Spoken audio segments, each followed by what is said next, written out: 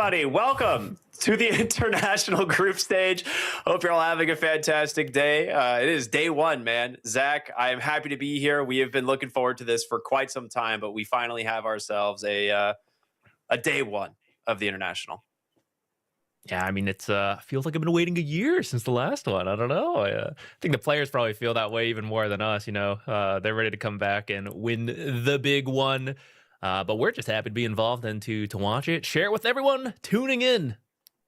Yeah, absolutely. And we're going to be kicking things off today with probably one of the favorites, I would say, of this group stage. I mean, based on everyone's predictions, at least, right? I mean, we saw all the posts about it. Team Vision definitely coming in off of a heater. They have looked very good for quite some time. So excited to see how they're going to do. But let's go ahead and take a look at the full schedule for today. I believe we've got everything lined up. Oh, no, we've got the teams. All right, very cool. Oh, Zach, a lot of good teams here today, right? Yeah, I mean, they're all good teams, right? I mean, this is the international to get here. You have to be some of the best in the world. Now, some of these teams are a little bit more known, right? Maybe a bit more consistently at the top. But that's the fun thing about TI. You got some of the best and maybe some dark horses mixed in. You never know, man. Like, TI is a place where, like, any team can actually, like, make their run and kind of upset a lot of people. I think there's no kind of exception to that rule. It's always one of those things that we have to, like, you know, kind of be aware of, be ready for. But yeah, I think, like you said, there's a lot of the favorites coming in, but I wouldn't really count out any team. There's obviously some teams here that and players that are here for their very first TI, and we'll see how they are going to, like, fare. And, you know, there's going to be a trial by fire for sure. Yeah, actually, what we're covering coming up here first, Team Vision versus Team Resilience. Most players, veterans, coming to at least their second TI, if not more than that. But I think Echoes, from what I was checking, he's been playing a while, but unfortunately, I think this is actually his first TI that he's made to. A lot of the qualifiers, he fell short in China just because, I mean, there were a lot of good teams there, but he has finally made it to one. And they could do the funniest thing by ruining so many people's group stage predictions and upsetting Vision in this very first series. Yeah, I can't wait to kind of see how this one's going to play out. Overall, I'd have to say, like, Vision coming in are probably, like we were saying, one of the favorites. They just came off of a big win over at EWC. They have had multiple tournament wins so far this year. They look to be in pretty good form. That being said, Resilience, a team that also maybe surprised a lot of people recently, like very, very recently, and we'll have to see kind of how that stacks up against Vision. Maybe they've got some extra prep. You never really know who's scrimming who coming into these events, and I think that's always, like, the big question. You know, which teams have been scrimming each other and which teams have like the best read on the meta, because that sometimes just, like, can make or break, like, your run at TI. Yeah, there was a small patch right before this, and there's not been a lot of, like, professional matches played on it, right? There are some smaller tournaments in this, but it may seem small, and for the average pub game, yeah, I mean, you can kind of ignore, like, an E patch, but pro Dota, you know, it's like, ooh, now that I have a 5% advantage here, you know, this changes this matchup, and that shifts this hero here, and that shifts this hero there. And so, like you were saying, that's where the scrims can matter a lot. Like, sometimes you just luck out. You happen to play another team that is also on the right track. The pros don't. They know a lot, but they don't know everything. So there can be a bit of luck who figures out the right thing first. But then who adapts the fastest, right? Fortunately, it's not just one series and you're out. They have a couple here, and you got to go fast. Like, once you see what is working for other teams, you have to figure out, can we do that? Do we have to stick to our own style? That's kind of true for any tournament, but there's, like, an extra pressure loader for the international. Yeah, absolutely. I'm just happy to be here, dude. Like, this is one of those things that we've been looking forward to. Everyone, Dota fans, new and old, look forward to TI every single year. And here's the thing that I love about this tournament is people that don't even follow Dota and don't even watch this event, come to watch TI. like people that don't watch Dota or follow the pro scene at all, like tune in to watch TI every single year because it is a pretty prestigious event and people love it. I think overall, we'll kind of see what shapes up, as we get towards, through the group stage and get closer and closer to the main event. But this is our schedule here today. Like we've been talking, Vision up against Team Resilience, and it's going to be a fun way to start the day. After that, we've got Yandex versus HULIGANI. We don't quite know yet what the final series for the day is going to be quite yet. Obviously, that is going to be kind of decided based on the previous series. It's going to be the teams sitting at 0-1. So those are going to be your teams that lose their first series will be put potentially head-to-head here in that third and final series today. Yeah, two of the top teams on D-Stream today.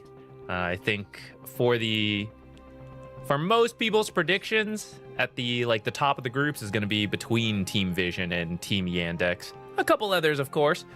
Who really knows when it comes down to TI? It's there's always some upsets, but I would be very surprised to see these two teams not do well.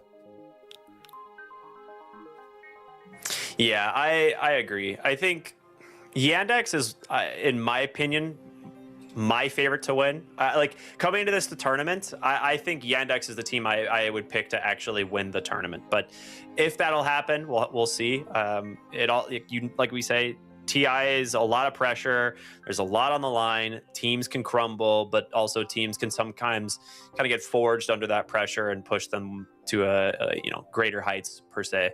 So yeah, we'll see what ends up happening. I cannot wait. It's going to be a great time. Yeah, I'm interested to see how Vision holds up under the pressure because I'm trying to think, has there been a TI where the favorite team actually wins, right? Most of the time, the team that has done the best throughout the year ends up falling somewhere because they're the most studied team, right? Everyone respects them. Everyone learns what they do, prepares the most versus them. And it puts you on hard mode to win TI. Yeah, perfect, right? Like, look at their placements throughout the year. The lowest is 6th, right? I mean, that's crazy. Yeah. They won several events throughout the year. So everyone looks at them. They know they're a creative team. They know the style. They're doing as much studying as they can. And that puts the bar pretty high for you.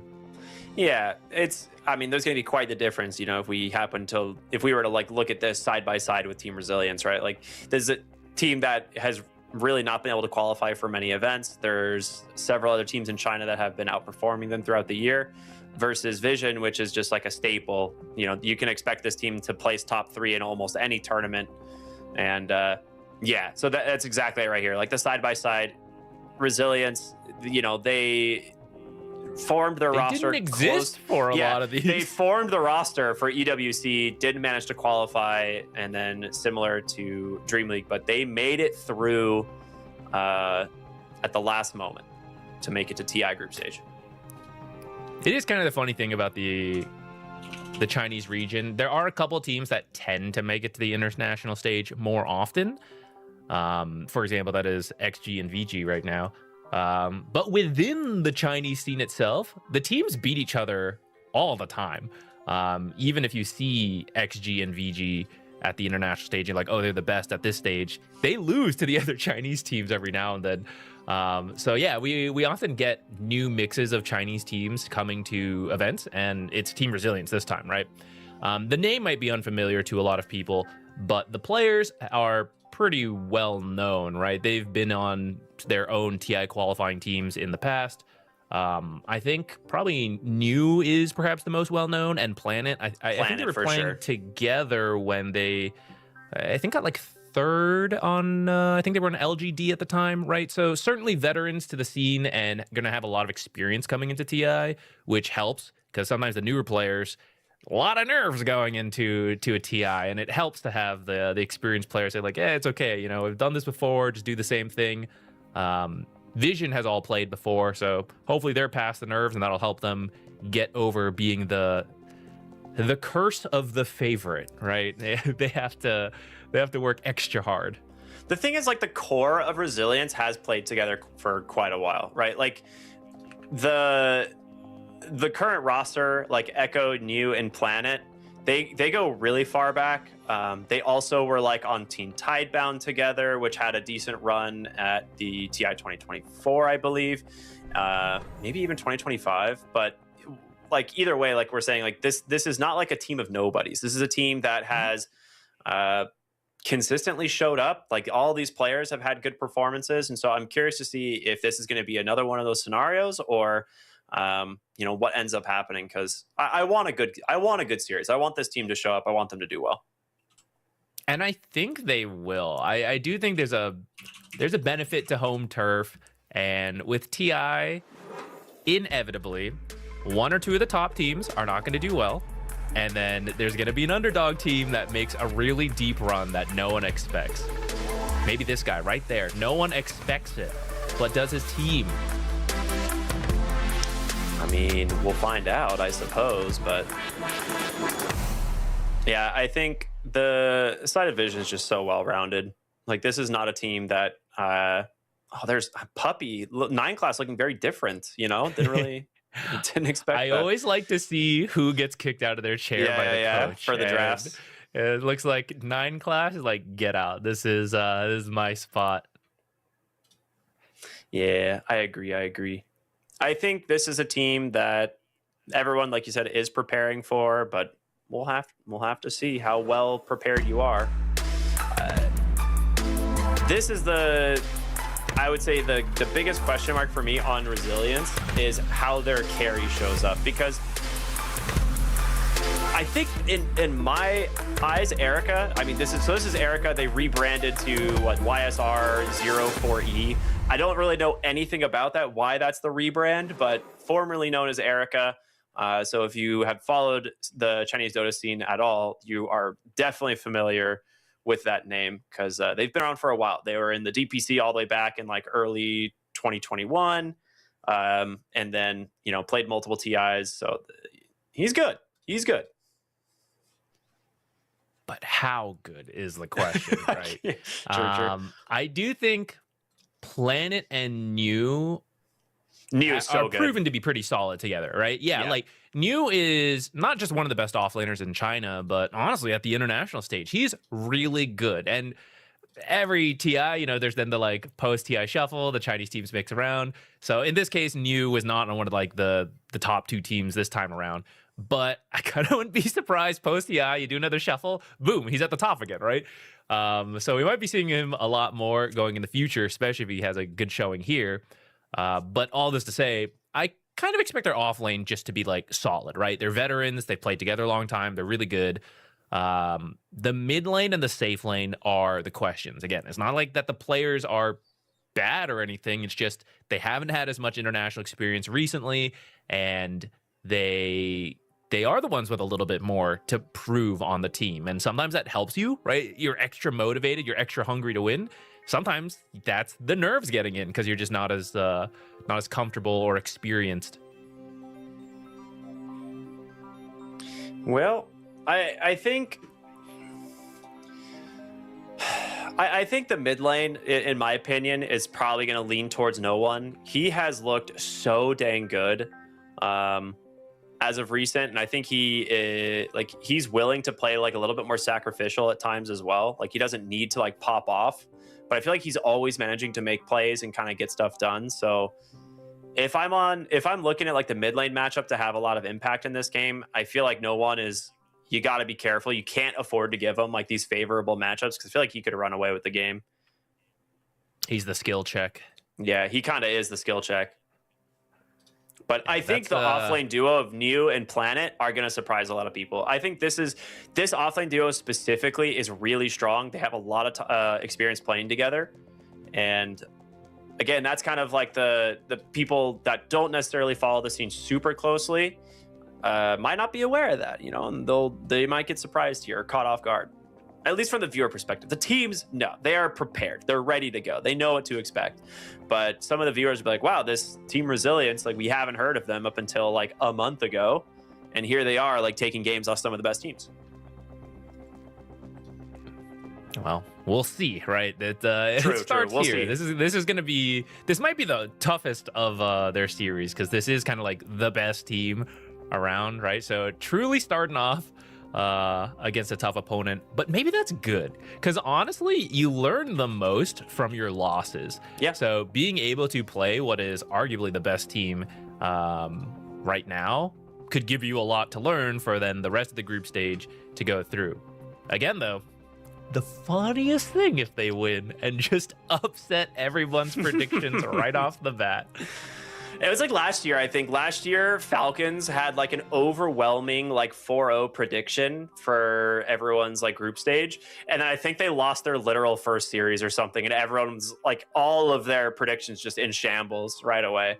It can happen. You know, it's always fun. That's the thing, right? You can always like use a bunch of statistics to try and see how your predictions are going to go. But everything's locked now. And it is time to find out, you know, where you're going to end up. I always love the fantasy and predictions part of TI, even though the compendium, you know, not as like fleshed out as former years. There's still a bunch of cool stuff in there that I like. Honestly, I kind of prefer this version. I know that's a controversial take, but I like that it's just like you now. Yeah, I like that it's just like a free celebration now, you know? Yeah. It's just like, this is Dota. Let's all be hyped for it, right? And I kind of feel like that's where it's evolved. There could be like changes and improvements to it, sure, but I like that idea. And yeah, I don't know. Here we are, but there's been some server issues, guys, which is why we're solving it. Don't worry, the games will begin soon, but it's day one, right? You gotta sort those out. It is day one. Teams, we're trying to start the lobby, trying to start the game. We promise. It's not like we're just sitting here, you know, for the sake of it. But we will be in the game shortly. I think with, like, I would say with the current meta, what we've been seeing a lot is that we had this small patch come through to try and maybe curb some of the stronger heroes. Maybe some of the, you know, Zeus work from home strategies have been removed. But I think overall, we're not going to see like a major shift in like the overall meta. I think a lot of the same heroes are still going to be viable. But I don't know. Is there any like standouts that are like heroes that you maybe have in your back pocket? You're like, yeah, we've been waiting for this one. This is the hero that, you know, finally is going to get its time and the spotlight. So I would say one of the parts of the meta, not like it was the only part, but I think healing has been really strong ever since they changed Shivas. They removed the anti-healing from it, moved it to Krella's Crozier, or just like added Krella's and put the healing reduction there. But that is a very strange item to build at the phase you need it. So like you open with Spirit Vessel. Okay, good. That item's fine. Then it's like, okay, now we're getting to the mid game. We still need anti-heal, right? They're picking up dispels. That was where Shiva's was built before. And then now it's like, well, do you go Krella's? It's a really weird core item, and supports are never going to afford it at that phase. Scotty was the other anti-heal, but that also feels like a horrible second item. You got 6,000 gold laying around. Yeah, so it just put a really weird spot. And then there were several healing heroes that were good, Necro being one of them. I think going into this like coming meta, those healing heroes, several got nerfed, not all of them, but several, like Necro. And then the anti-heal got buffed. So Krella's got made to be better, up to 90% healing reduction when it's active. Even Orb of Corrosion got buffed a little bit, though I still don't expect to see it all that much. Yeah. So I think there will be less healing heroes, but I think one, for example, that didn't really get nerfed is Io. 9 class plays I almost said core Io, which he kind of does. The way this guy plays the Io is very farm centric. I actually think Io is one of the few heroes who could reasonably build Krella's if you wanted to. So then it would be both good on him and good against other healing heroes. I think that could be one we see. I would like to see that. I think that's a good idea. My theory is Krella's is legitimately OP. Like, I think the item is ridiculously overstated now because no one has been buying it because people have been, I think, couldn't find a place for it in the meta. So they just kept buffing it and over. And I legitimately think Krella's is like overtuned. Now, I think it's like Wind Waker, essentially. Like every game, you're going to see a Krellas in the late game, like we're seeing with like Wind Wakers, basically. I do think the biggest issue with the item, though, is that it is hard to find the right hero to buy it. So I think that's where things are the most difficult. But I do think heroes like Sand King specifically can be a very good Krellas builder. The only thing I'm unsure is, because it does make you ethereal, does that literally negate Stinger, like the Aghanim Scepter? I guess that's an interaction I'd have to check. But I think like these Blink, like AoE stun or AoE teamfight initiators that like typically would build Shivas and stuff like that, I think can go Krellas legitimately. So I am a little bit curious to see if it's going to start to pop up. Like Darkseer, I think, is a potential Krellas builder. Yeah, I don't know. I want to see it. I really want to start seeing the item. The thing is, it's got a lot of Krellas and Hydra's Breath are like, they're interesting items and they're very good at certain things, but there's a lot of moving parts that make it strange. So like for Krellas, you're picking it to be this mid-game counter to very specific things, but it can just be dispelled, like at least a safety element for yourself. So like not only is the build up strange for the heroes who want it, but then like it can also be countered pretty quickly.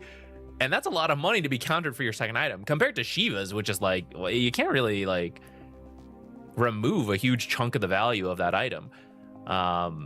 Hydra's Breath is funny to me because like it's supposed to be a ranged hero, but what ranged hero does not want Hurricane Spike for the extra mobility and safety? Like it doesn't solve the functional issue of those ranged heroes. But then it's also percent HP damage, which is good later, but then it's an early game buildup where percent HP is not good. Like it's a strange item. So it is, yeah. Yeah, those two items are weird, but like you said, because they're weird, and it's like, oh, no one's building them, buff it. No one's building it, buff it, right? So at some point, it gets broken. And we'll see if it's, is that now? Teams were definitely trying it at the recent tournaments. We were seeing more Krellas, not like every single game, but more heroes were picking it up. Yeah, absolutely. And I think it'll be interesting to see if some people find some like kind of creative ways to use it. Because I think that is where, like when you're coming into like TI, like pretty decent read on things, but you also need to try and break the meta and like find new ways to kind of exploit heroes and items. And I think the item has been underexplored. I think there are certain heroes that can build it. Whether or not we'll see it, we'll have to find out. I could be totally wrong, and the item could still be complete trash, right? And it's like the worst item in Dota, and it's just too expensive, and no hero wants to build it. I think it'll still be. I think it'll still be niche. It won't be. It's not trash. It just needs a certain specific situation to get it. Is my current take. So the question is, which players understand that? And is it even worth like having to do? That comes down to situation we don't know, which is what's been playing on scrims that do you even need it, right? We're talking about this anti-heal, but that could very well be last meta, right? Where there was a lot of healing, and this time it's like we're just bored of it. We're just not going to do it anymore, right? Yeah. So we'll find out in a moment. But I do think, at least to start, I was surprised to see some of those healing heroes like Io and Necro, even though we got nerfed, like in the right games, it's still a good Necro game. You know, he's gently good versus some very high health heroes. So even if he is bad, I expect to see him at least a little bit. Yeah, that's true.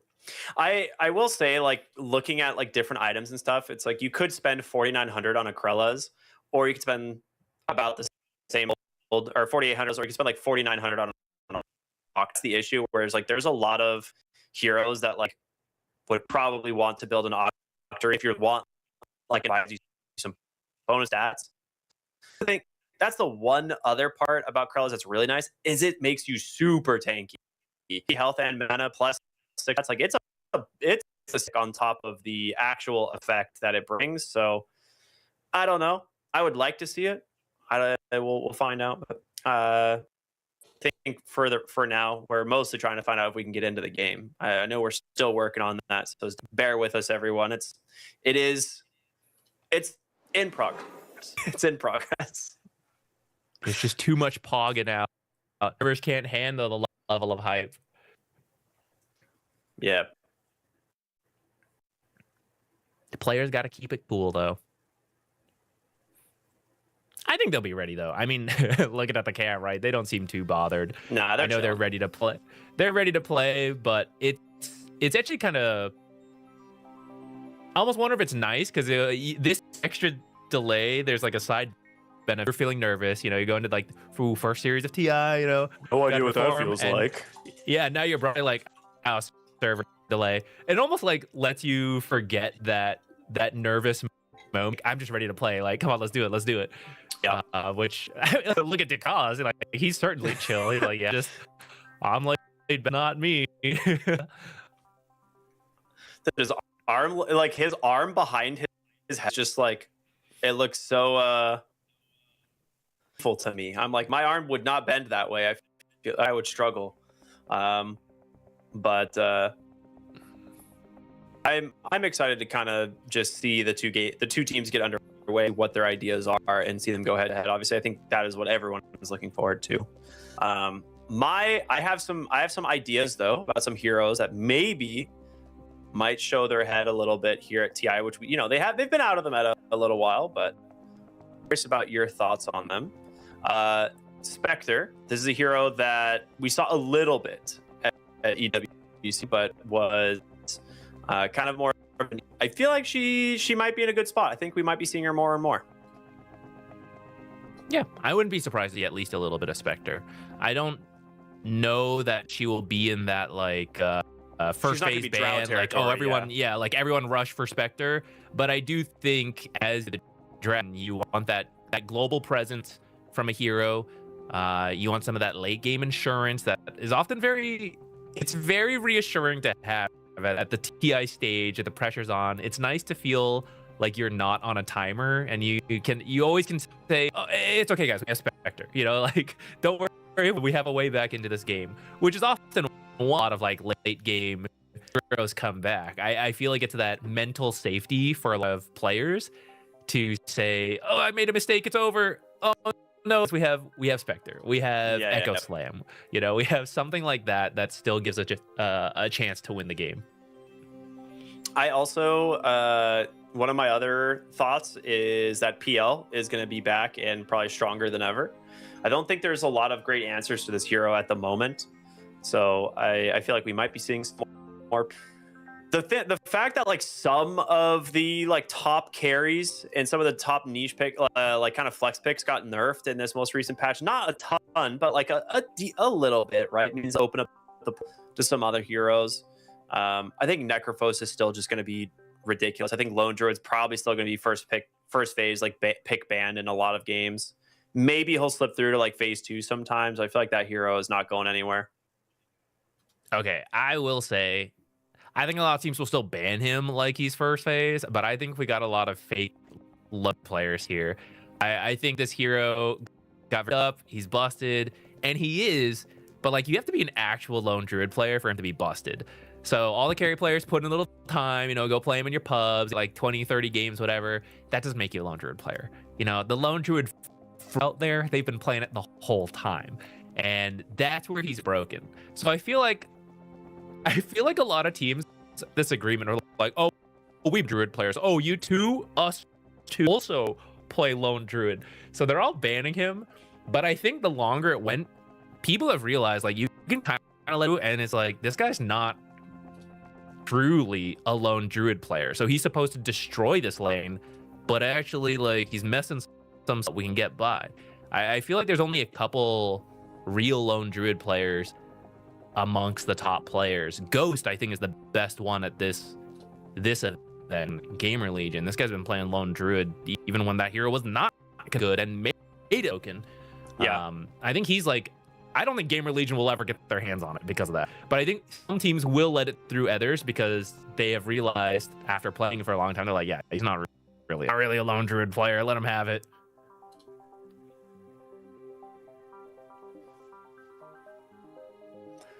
Well, it's actually funny. Vision was being like, hey, can we have a small break? Actually, we're struggling. Well, we kind of want to go outside and take a, small jump into the game, but I don't think that's going to be allowed. I think they want to try and get this away as fast as possible here. of, what I would love to see, like what the community kind of. I don't think there's any stats that are right. What the like number one like predictions and stuff like that are. I think a lot of people are putting Vision at the top, but I'd be interested to see where like general like predictions have like finished once this group stage is over.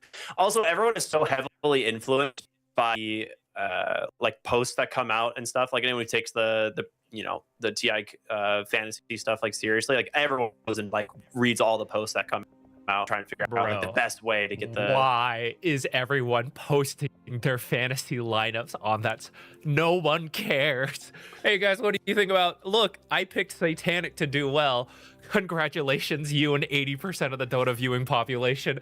Why is everyone like, hey, check this out? It's the same post time. It's like, it's the same top 3 teams. I don't know why there's so many posts on it. But Vision, that's what you can interpret from it. Like, Vision is clearly considered a heavy favorite. I don't know why there's. I mean, I know why, but like, they're all the same. They're like, I don't know. Do you guys think I have a chance? Yes. Picked Satanic Noticed. You picked like Malrine, Sumail, whatever. Like, congratulations. You saw the same Reddit post and also picked a lot of the top performing heroes. I think you have a decent shot at scoring well. Well, I think, everyone just rewards for the fantasy, and they're like, I have to place top 1,500, right? They're like, I've got to do it, because if I don't, that's where all my money's, those are all my items that I'm missing out if I don't get top 1,500. I'll never be able to play without this other terrain. Now I'm done. Gotta get them terrain. I mean, that's actually super cool. They brought back the terrain tokens. I think that's honestly really neat. So for right now, we're trying to get the tech issues. Some of the players are, like we said, we can't get them into the game. So we might be taking a short break, and then I think we'll be back here once we have a little bit more info. So stay tuned, everybody. It is day 1 here of the TI group stage. We are not going to go. We're not going to go anywhere. We will be back. We'll be ready with more games in just a little bit. We'll see you then.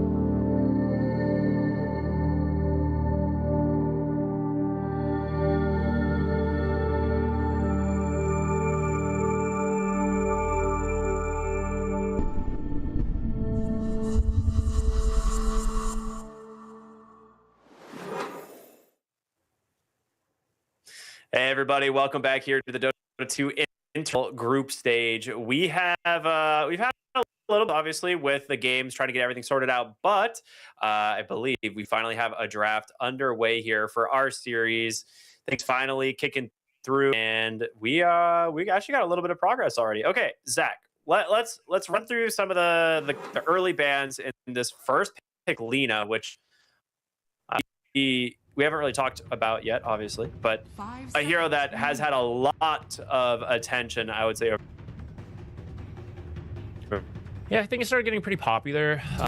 First as a mid, it was just good versus a lot of the other mid laners, and then they kind of like, can we do carry again, right? And then that showed some success, and so at that point you have a pretty safe, flexible pick, which doesn't really lose lanes, right? That's kind of what you need out of these early picks, because you're gonna get countered by all the other heroes. So Lina's pretty safe in that regard. The response of the Wyvern, that is a support that has been stronger, very strong team fight ult, and then the Arctic Burn has improved the laning stage quite a lot. Earth Spirit, potentially that mid matchup into the Lina. Now, you're not going to have a great time in the lane, but you're going to be able to rotate a lot sooner than the Lina. So while she is just statically farm, probably the boot to travel, you're trying to make plays, get things done. And your lane stage is like solid enough, especially because you have like multiple ways to secure the range creep, which is usually where the melee heroes get wrecked by these ranged heroes. But he can either kick or puck. So there's a couple different ways to go about it. The other thing, too, is Planet also plays a mean Earth Spirit, so they could move this to 4th position. Never mind, he also plays a super mean Rubik. So that will be Planet on Planet taking his Rubik to join New on the Axe in the offlane. Pretty strong offlane duo. Like, Rubik fell off a little bit, I think, right? We didn't really see as much Rubik as we did in the past, but it is something that Planet is very good on. It's picks. I think Visions to me is definitely a little bit more of this kind of new meta flavor. The Mirana specifically is a hero that has gotten a lot of attention. She seems insane. Like, this hero does not seem balanced. I'll be honest. I think this hero is going to be one of the like most contested heroes of the tournament if things kind of continue as they have been. Yeah, I think this Rubik has started to come back ever since Curiosity got added to his innate. That helped his laning stage a lot, because he's just like picking up, like if you think about early trades, you know, a couple spells get thrown and then you right click each other. So just getting like, you know, somewhere between 4 to 6 damage in the laning stage, which is kind of a cool idea versus this potential Lina carry, because she is going to use Dragon Slave and LSA a lot. So you might be able to pick up that extra damage in the laning stage, and then some great spells to steal, really just from these heroes. There's nothing you don't love getting Leap, I suppose, but pretty much all the others are quite solid. All right, there's going to be the Centaur. This is a pretty, I would say, like kind of standard offlane. Right now, like I would say it's fairly safe. It isn't like the most, I would say it's not like the most oppressive offlaner, but it definitely like be blind picked into the offlane. Typically do well. The Helm of the Dominator build has a lot of options, a lot of flexibility there. But yeah, I like it. Fares well with the Dark Willow. Does give you an eventual save in the Aghanim Scepter. Your Lina, if this ends up being an issue. Yeah, I mean that's one of the strengths of this hero, right? You already mentioned like stable lane. It was one of the more popular offlaners, and I think it still will be. In this case, it just slipped through a little later. But one of his best roles is protecting these ranged heroes in the late game. So, for example, something you might be worried about is that Winter's Curse or that Axe Call, just killing off your potentially carry Lina. Could still end up with a different carry in this final pick here. But he'll stay in the back, and then he'll BKB workhorse save the carry when it's time, right? I kind of am okay with the Lina carry if they want to do it versus the Axe, but I also don't know like what would be a better pick into that mid lane besides another playmaker, because that's the thing. Mirana as a support really wants to just be able to land arrows wherever she goes. Obviously Centaur, that's fine. Lina can work, but as you get past the laning stage, you want someone who just hey, you go in first, and then I follow with the arrow. And Lina's like, well, I also want to follow with LSA. And Centaur's like, I'm building a heart, so I don't go in anymore. Yeah. So I wouldn't mind just a Lina carry plus a playmaker in that mid lane, which could be the Tiny, unless they want to do like carry Tiny, but I think that's mid Tiny. Honestly, I think it's carry Tiny. Yeah, I think it is carry Tiny. Yeah. Satanic has played a pretty decent amount of carry Tiny lately, and it's not bad versus Axe. Like, Axe doesn't really have a ton of kill threat versus hero. Like, you have low R, good. You have really good ways of actually securing CS. So, like, Battle Hunger is not too much of an issue. And I think with Mirana, the Avalanche into, like, Arrow is easy to set up. Like, you're not going to put any real points in toss early. You're going to be obviously going to... Well, I guess it kind of depends on how he likes to play it. You can see what happens, but... Yeah, if you want to go for higher tempo... Yeah, if you want to go higher tempo, you just max toss and get, like, an early blink, and, like, you play around that timing, right? And let no one carry from the mid lane in a way. Yeah, I think no matter where these heroes went, Lina is kind of your primary damage-dealing carry, and then the other pick, whether it was going to be mid or carry, is supporting that, at least to start. So I like this idea of the Tiny. Now we'll see the build, right? I think it means he should be getting an earlier blink. You might still do like some kind of like farming item first. Yeah, Echo Saber into the blink. But with that, they should be... Like, that's the guy who goes in first now, especially as later on Notice is going to be playing in the back with a Centaur, waiting for that workhorse, or farming up the heart in that early game, if he still wants to go for that build, which I think looks fine here. You need someone who's going to go in first, and that's going to be Satanic. Yeah. I like everything right now. The Mirana has a lot of options. Like, it's been enabled very well. And I think a lot of times we talk about this Mirana hero, you'll see teams draft it because it's meta, but then you don't have a lot of arrow set up, so it kind of starts to fall flat, especially since the Aghanim Scepter build has become a lot more popular from the support role. Now, I don't know if Ducalis will actually get there, being that, you know, he tends to not build super greedy on his supports. Like, that's kind of 9 classes job. But you can still get a lot out of the Mirana, right? You have 4 different heroes that you can play around. Dark Willow, not the easiest, right? But you do have Curse Crown into Bramble. That's an option, maybe for an arrow. But LSA, Blink, Hoof Stomp, as well as now Avatos, right? Great ways to make this Mirana kind of shine in this draft. Yeah, I think the important part is that she can now go to any lane, which is... that adds a threat, right? Where you leave your lane, oh, maybe I'm still nearby, right? Maybe it's still an Avalanche arrow. Oh, maybe I'm going to the off lane. Maybe I'm in the mid lane. And now you're just really scared of any of these stuns. It puts a lot of mental pressure on all the lanes instead of just the one you're in. And then, of course, throughout the game, it just becomes easier. Like, whoever finds that first stun, there's a million follow-ups. You can just start with random arrows if you really need to. But you can also just go with other stuns first. Some interesting smoke path here by Resilience. They're going pretty deep back here.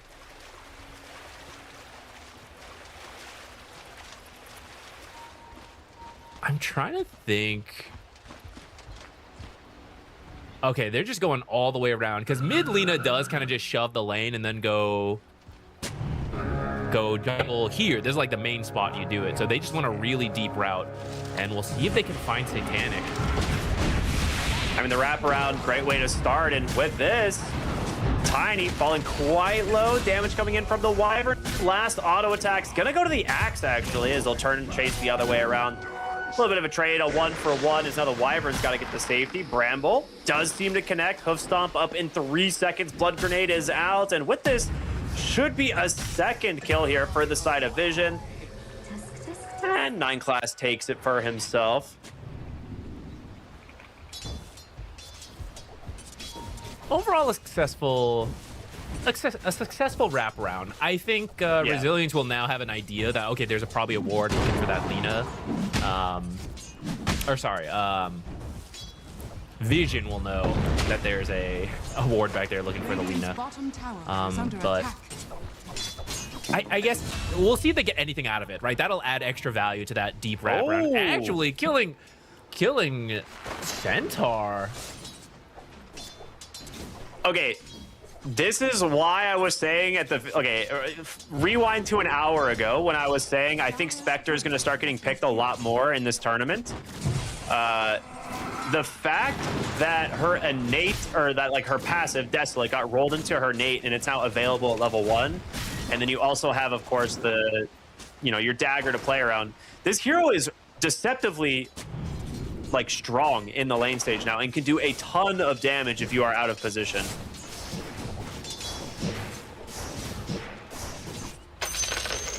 It's also a hero that is hard to kick out of lane because of that if she has a good start. So, I mean, one death is not the end of the world, right?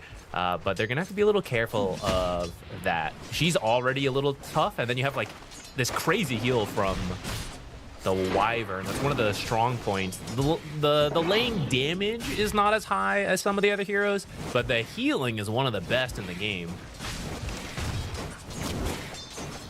Radiant's middle tower is under attack.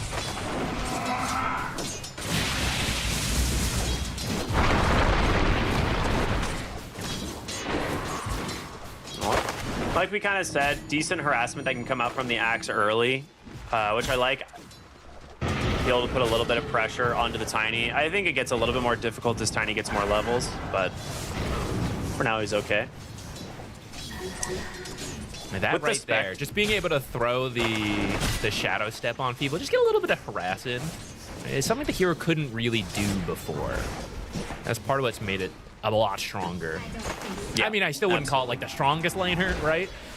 But it's much better than it was before, considering that really you're still playing for the late game. So any extra power you have in the lane is just a boost to make sure you're having a stable start.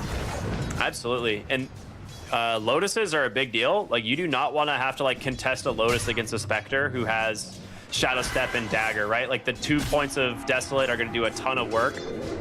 And as a result, yeah, Vision, just don't even bother. Give it up to the Wyvern for free.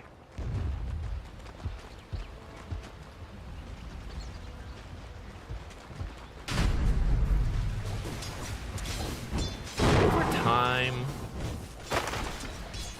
Resilience, probably feeling good about having that Spectre going into the late game. I don't think it's completely set in stone because Tiny actually can be a Silver Edge builder, which is a great tool to have to kill the Spectre. Actually, Lina could do it too. Shadowblade Lina is not too bad later on. Super common, you'll have, you'll have tools against that. But there's also the Axe Call that pierces BKBs, right? There's the Wyvern Curse. So I think overall Resilience has given themselves a pretty safe game plan here. And it'll be up to Vision to kind of find those kills early on, up the tempo. Don't just let this Spectre get out of control. And they've got heroes to do it. But those heroes will need a couple items. So I think they're going to have to bide their time for like 10 minutes. And then, especially as the Blink comes out for the Tiny, I think that'll be a huge window for them. Or maybe if they want Satanic to farm a little more, which usually is something he goes for, maybe Notice will get an early Blink on the Centaur. It's not something we've seen as much, but somebody needs it, right? So he's going Helm Dom. Centaur. He's got the Helm Dom queued up. He's maybe considering a Lotus after that, so he has no desire to go for the Blink quite yet, which is what we see out of Centaurs lately, right? Like, they play like a super greedy, kind of just split push, drag himself, play for his own farm. Eventually, though, the hero does some work. That hero does work. It is the definition of a stable offlaner right now. Your lane, well, I was gonna say the lane can't get shut down, but we did see him die once. But he will recover. He will recover with that Helm of the Dominator, with the Retaliate. And the nice thing about him is that he'll be able to match the global farming of the Spectre this game. Spectre did pick up an early Urn, which I like. So this is like one of those items that I think in terms of carries, like Spectre is one of the few that still buys it. I would say one of the others would be like Nature's Prophet, whenever like carry Nature's Prophet is in, right? But the hero gets a lot out of the Urn. So it's a decent stat item for this hero, and you can get the charges pretty quickly in the fights. Dire's top tower is under attack. We might see Nah, it's probably too crazy. I was gonna say, is there any world you get like Essence Distiller for detection as a carry? I mean, maybe you'd probably rather have an Essence Distiller than Dust, but it's a lot of money to put in. But there is the Mirana Invis and potentially those Shadow Blades we talked about earlier. Yeah, so more sources could be nice. Rubik is actually a great builder for Essence Distiller because of that extra cast range. First rune does end up going to Echoes. I was actually curious how that would go because no surprise, no one was doing quite well with his mid Lina. He had a lot of denies, so Echoes was a little late to 6, but it did not end up leading to a big fight and just gets an illusion rune for himself. Now, CS-wise, the Axe doing really well, but the Tiny is matching him basically blow for blow. So both are going to do pretty well in terms of their net worth. Mid, a little bit of a discrepancy, and obviously Spectre just a little bit below there. But yeah, I think Axe pretty happy with how the game is going right now.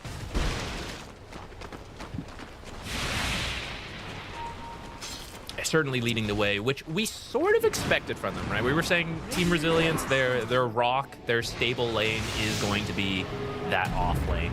Yeah.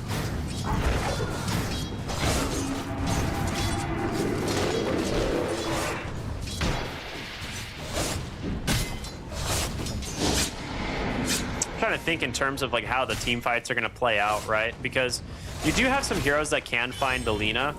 You have the roll from the Earth Spirit. You've got eventually the blink from the Axe.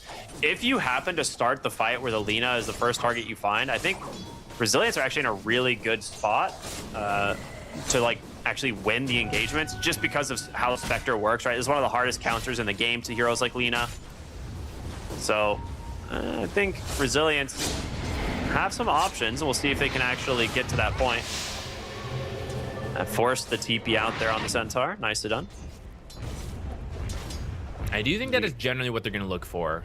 Axe or this Earth Spirit, finding one of these backline heroes like the Lina or the supports. Taking out the supports very quickly is also great. Well, speaking of taking out the supports, they're going to find the Dark Willow, the Magnetize being spent early, a lot of stones dropping, and yeah, Echoes will get the kill, but that was a lot of stones. They do manage to protect the Amplify damage top, though. Planet was here.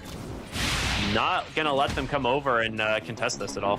I'm actually a little surprised no one didn't go for that, but I guess Planet was already there, right? I mean, you can go for it, but Planet will probably deny it, so why waste time when you just want your Boots of Travels?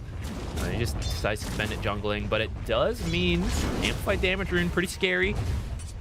They're not even waiting for Magnetize. I wonder if the speed of this gank will surprise them. They're looking for the Lina now. They got her. Nice roll in, and there's the Spectre. Jump on in.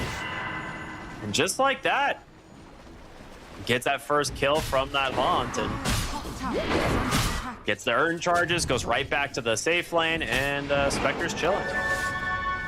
It's a nice move. Usually without Magnetize, you wouldn't really have the damage to get these kills, but not only do you have an Amplified damage rune, but then you have a Spectre coming in to get a little bit of boost in the farming speed.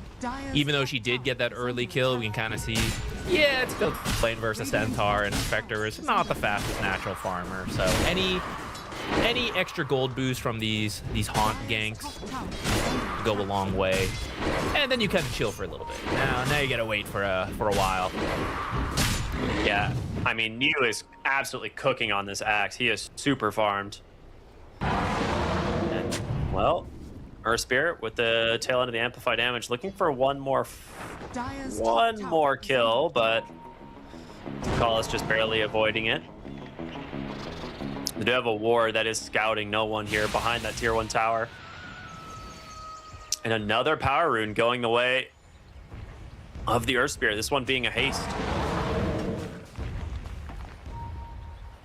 It's very good for Resilience. Not only does Earth Spirit obviously want them to be able to make some of these plays, which he's trying now, taking a look top, but Lina, she farms based on her mana, and she will eventually solve that with Boots of Travels, but for now, she really wants those runes to be able to farm faster to get those Boots of Travels, and having lost all of them is annoying.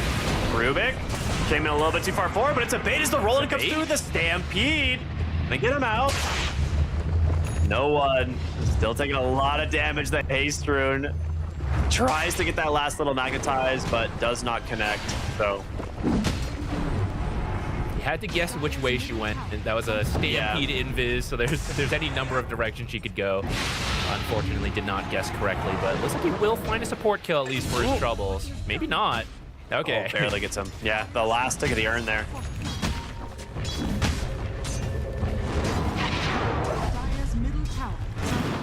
We're going to try and arrow the catapult here to slow down this push as they're putting a lot of pressure in. Really good use of that first, or I guess the catapult wave. One of the things we always see is like, teams trying to play around the catapult wave and push these towers. I think it's a good idea. You can't really mess with a centaur. He's a very hard hero to gank. And up top, tiny carry, not bad to mess with, but also pretty hard to kill. Especially when New's up here doing fine. He's like, yeah, I mean, I'm out farming, Well, okay, actually, Satanic's doing a pretty good job himself as well. But Axe is just farming to his items, so he doesn't really want a bunch of heroes up here. So they're just trying to pressure the Lina, who is the easiest kill in the game right now, slow down her timing, which I do think no one's going to be the main source of damage, at least for the start. Late game Tiny does a lot of damage, but it's quite a few items. In the beginning of the game, it's mostly some initiation burst, and you're going to depend on the Lina to do a lot of the follow-up in the mid-game fights.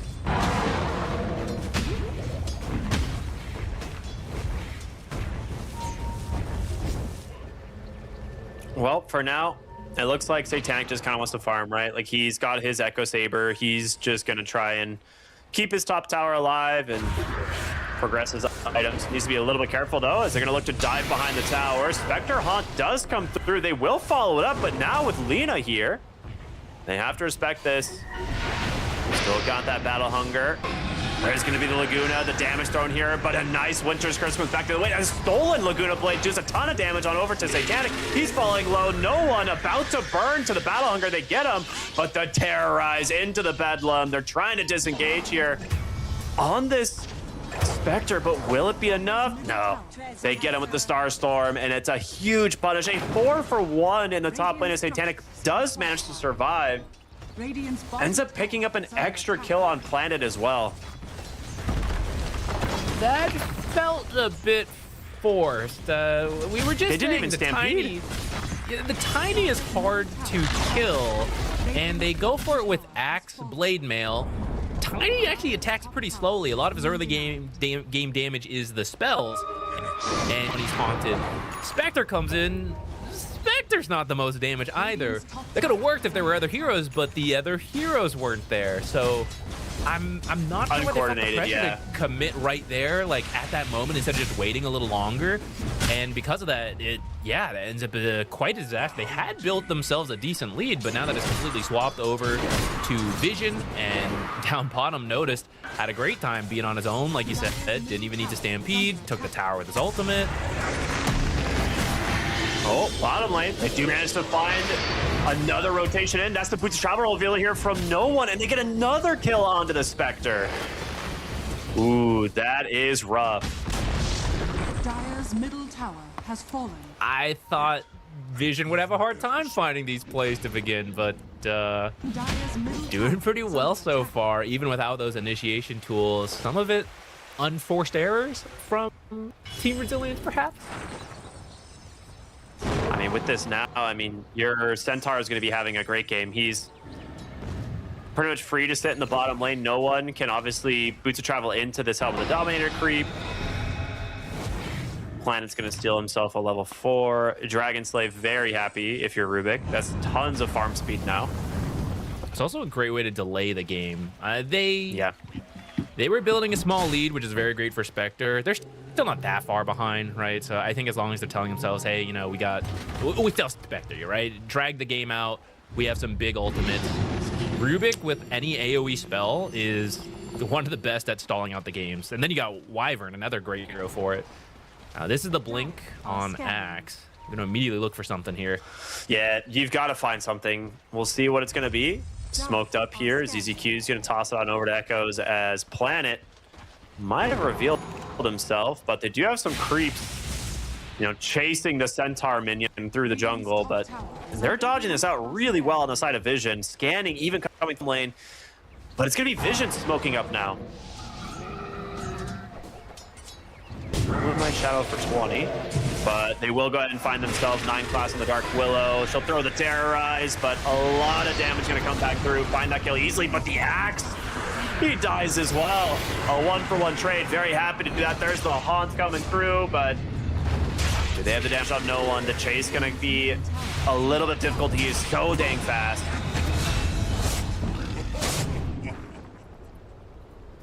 Looks like they'll just settle for the Mirana instead. Ducalis ends up dying at the tail end.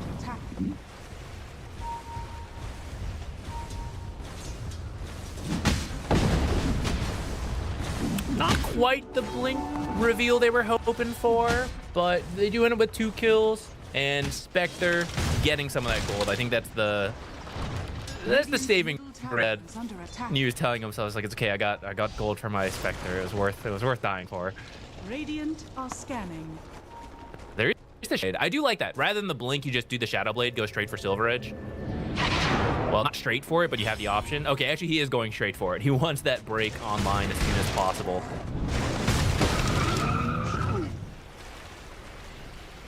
Dire's bottom tower. I like the Silver Edge, Tiny. It's a lot of damage. That sentry. Just in time. Odd sentry definitely paying off, but there's a sentry of their own planet. Very nice tumbler. Wait, did he use tumbler? And oh no, he has leap stolen. Okay. I see. I was like, what? How did he do that? I don't know if they realize he has leap. They're looking, but he is long gone. He's a lot nice moves faster from him than they expected. And that dragged him top. And here's the Spectre farming thanks to the Space Maid from Rubik. Pretty close to the Radiance, just bought it, so just needs the Corey to get here. And that's a lot of extra damage in these fights, especially on a hero like Lina, who is still pretty squishy. The Radiance burn is quite a lot. Radiance burn plus the urn. He is starting to tank up now that he has the... Well, he doesn't have it quite yet, but he's almost done with the Aghanims. Gonna make it a little easier to navigate in these fights. Chase the Spectre if they're winning. Perhaps run away from the Spectre if they're losing.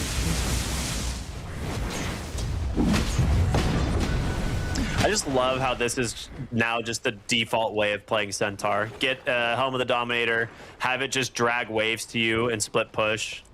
Meanwhile, he just like farms with return, right?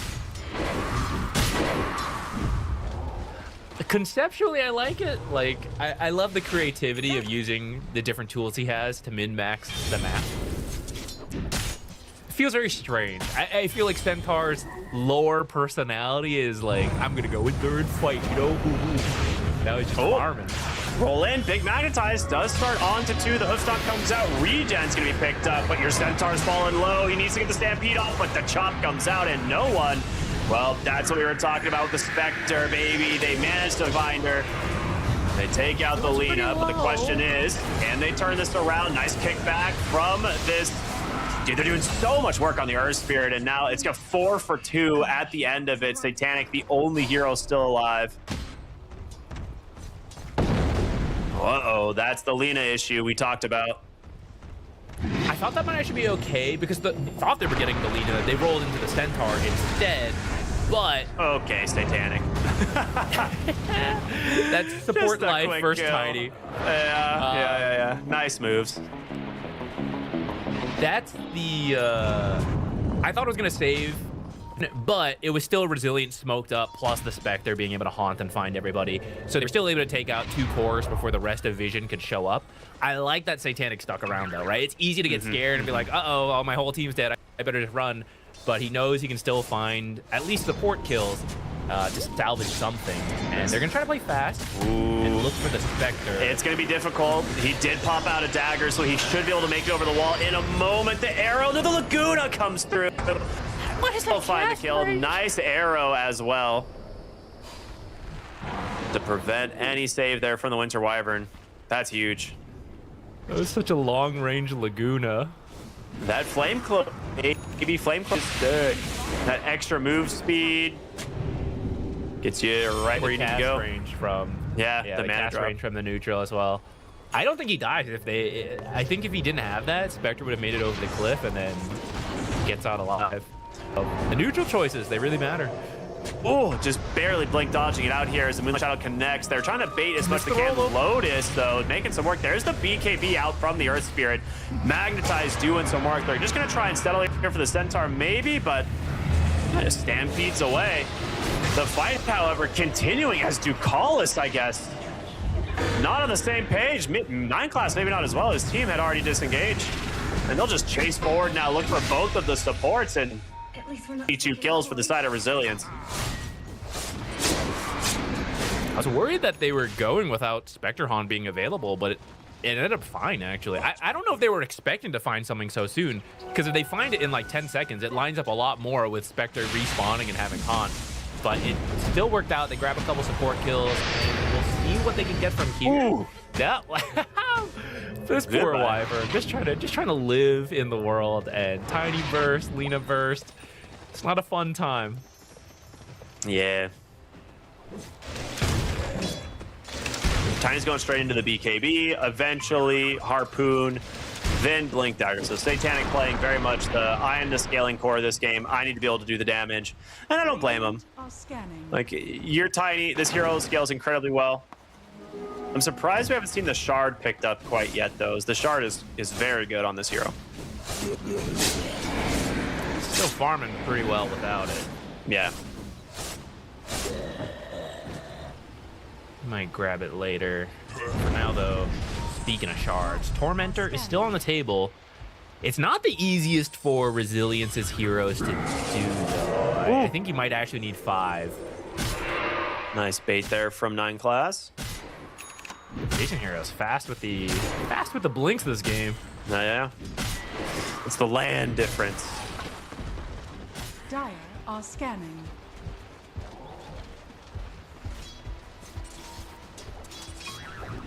Blinks once a shard. They're all posturing down here. Another okay, bro. They're fast fingers. What did 9 class drink before this stream, dude? I don't know, or before this game. Like, it's actually insane. Top lane, Spectre. Radiant Looks like Marana's just gonna go play some deep wards, and he is gonna go for the Aghanim Scepter. It looks like, so rushing that for himself. It's a great tool to scale up.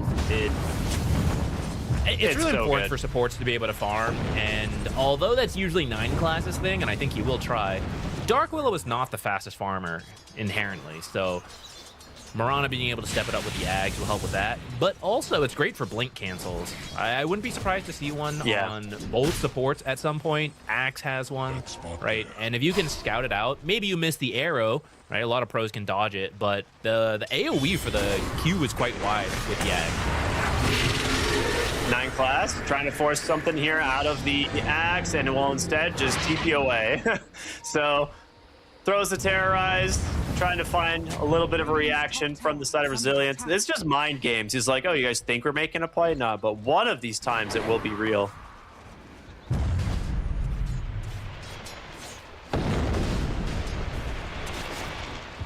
Resilience is pretty strong in the team fights now, so you do have to be careful. Yeah, like, you want pickoffs, but you don't want more than that. I do have to question hanging around bottom this long, though, as Resilience. They've been here for quite a while, and I know they want the Tormentor, but there's only so long you can commit to it. Like, Satanic is farming. They're growing a pretty meaningful gold lead on Vision. Even, you know, it's 14-13. It's not like they're getting a ton of kills and objectives, but there's just a lot of Resilience heroes sitting down here not farming, and it's kind of continuing. Now they're smoking instead of looking for it.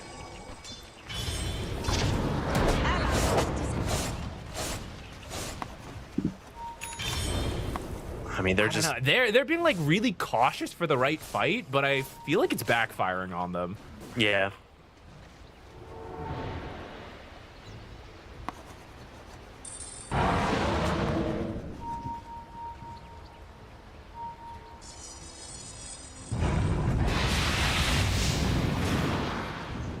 Well, with this, I mean, the more time... Oh, nice can't call. keep Doesn't happening. actually get the Marana, but will they be able to finish the job before the team shows? Yeah, no one's going to come in. They're giving it up. Ducalis, no love for him. He needs his own blink. I think he would have gotten out of it with the blink, but Leaf, Yeah, I it think, was still close. gets called as he's getting out. So Vision's strategy is just outpace them, right? Like that's what it looks like. They're building themselves a decent net worth advantage, mostly just the tiny, right? Pulling away from everyone. But is that gonna work for them, right? Because you're against this late game Spectre. Do you think it's enough? Oh boy, they found the axe. Well, with the blade mail, protected for now, he'll be fine. Tiny as a hero, not always the hardest scaling of heroes, but I think it'd be pretty good this game to take out supports, which is pretty important. And Well, actually more than supports as they find more hero than spirit supports, here as yeah. well. That's not the BKB you wanted. So they get themselves 2 big kills. I mean, Roche is on the Immediately look table. bottom. Yeah, Tormentor's on the table, bottom lane, though. Satanic really trying to find the kill onto, well, I say onto Spectre. Did you manage to cancel a TP? He's stuck up on the high ground. The question is, who's going to be able to finish the job? The rest of the team not here quite yet. Arrow off the mark. Spectre trying to get the kill onto 9 class, but the damage is not quite there. The dagger, he gets it with the last auto attack. But Satanic gets an ultra kill across multiple lanes. The Tiny is becoming an absolute huge problem. Yeah, his first job this game is to take out the support. And I mean, even without this amount of gold lead, Tiny's already great at that. And then once it comes down to Spectre, that he wouldn't have the easiest time killing on his own. But if you've taken out the supports, then the rest of your team is free to help you out, which is kind of what we saw there, eventually leading to the Spectre kill. Plus, hero aside, I think if there's any player to trust with a huge gold lead, it's Satanic. Dude, Okay, absolutely. just get farm man and carry me. Oh. Well, they're going to cancel their attempt at Roche. It's a nice find, though. They find the lead on the blink. The call comes in as well, and no one is dead. He's going to cost you both your supports, but Echoes with this magnetized will get quite a bit of revenge here. Double kill and just a roll to safety. Well, maybe not a safety roll, but he's okay. Going in Ends up gonna. He's trying to find more. They have the axe call. If they can try and find this opening, but Satanic, he's gonna be able to pop the BKB, try and find the kill. Big Terrorize comes through, fears away the Spectre. They take down Axe. They're looking for the Earth Spirit. He's low, but do they have the way to catch him? Or now it looks like he's gonna be okay. Radiant's bottom tower is under attack. I mean, that's so many times now. It looks like it might be a good fight for Resilience, but Satanic turns it around. Perfect BKB timing. Spectre doesn't quite do enough individual damage yet. Like, those are really tanky heroes. Tiny with this amount of farm, Centaur, they're not easy kills. And the Radiance offers a lot of team damage, but it's only after you finish the Manta plus like one more item does your single target damage start to get a lot better. And I think that's what they were trying to bait there. Like, they were looking for more fights as Spectre was respawning, but with the BKBs on top of already being tanky, yeah, just not enough damage to actually kill those heroes. Enough to kill the supports and Lina, but yeah. And this Lina died at the start of the fight too, right? Like, they're getting a lot out of these other heroes, even if the Lina dies first. But Has fallen. I feel like this is like the unfortunate side effect of picking Lina first, right? You know you're not going to have a free game on this hero, and I think no one, you know, maybe a little bit annoyed, but he might be able to itemize around it, finds a little bit more survivability. Roshan being attempted, was scouted, of course, by the Helm of the Dominator. It's not the Terrorize you were looking for.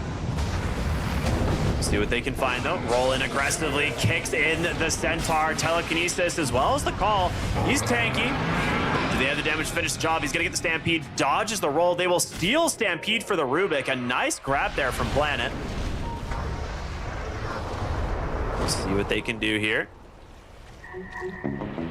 Essence Distiller giving a little bit of vision here.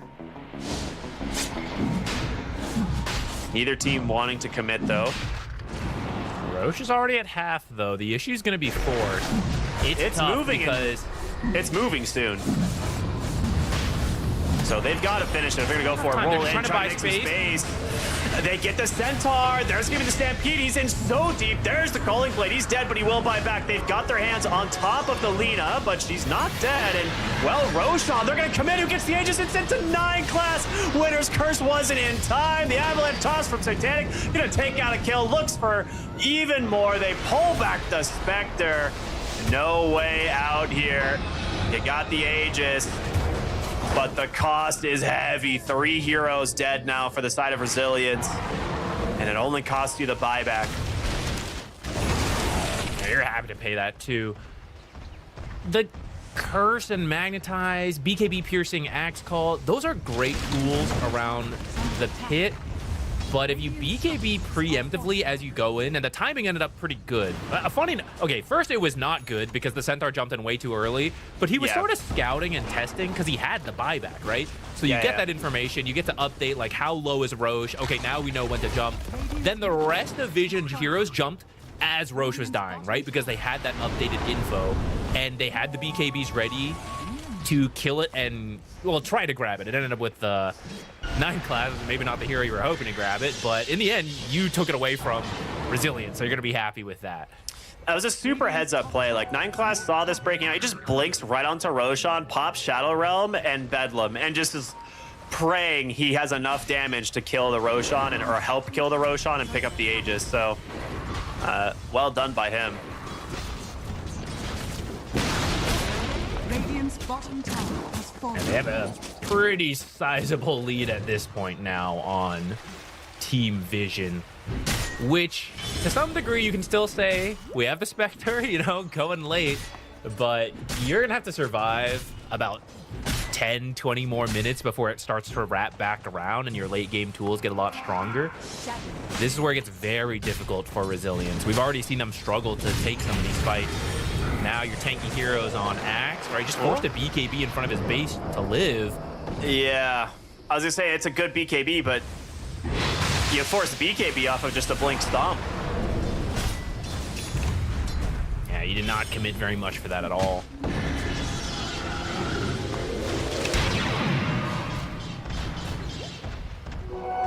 He's queuing up.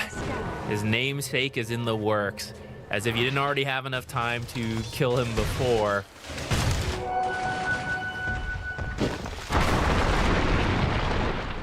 This is a tough one. The spells, I do think Resilience, the heroes have the spells to turn some big fights, to pull it back, but Vision is a very good team.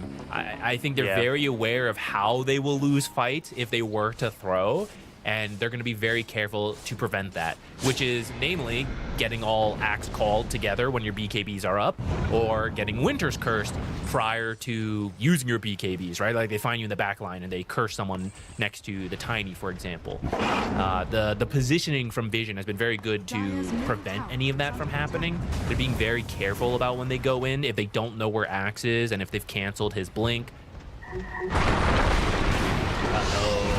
Well, that's Avatos into Arrow. A lot of damage. Gonna try and finish it off with the help of the Lina, or the Mirana. And that's that Aghanim stuff we were talking about. It's so much damage coming in from Ducalis, and the Terrorize after the Cursed Crown. He doesn't have the BKB to protect himself. He's gone on Axe. Just a couple seconds on cooldown.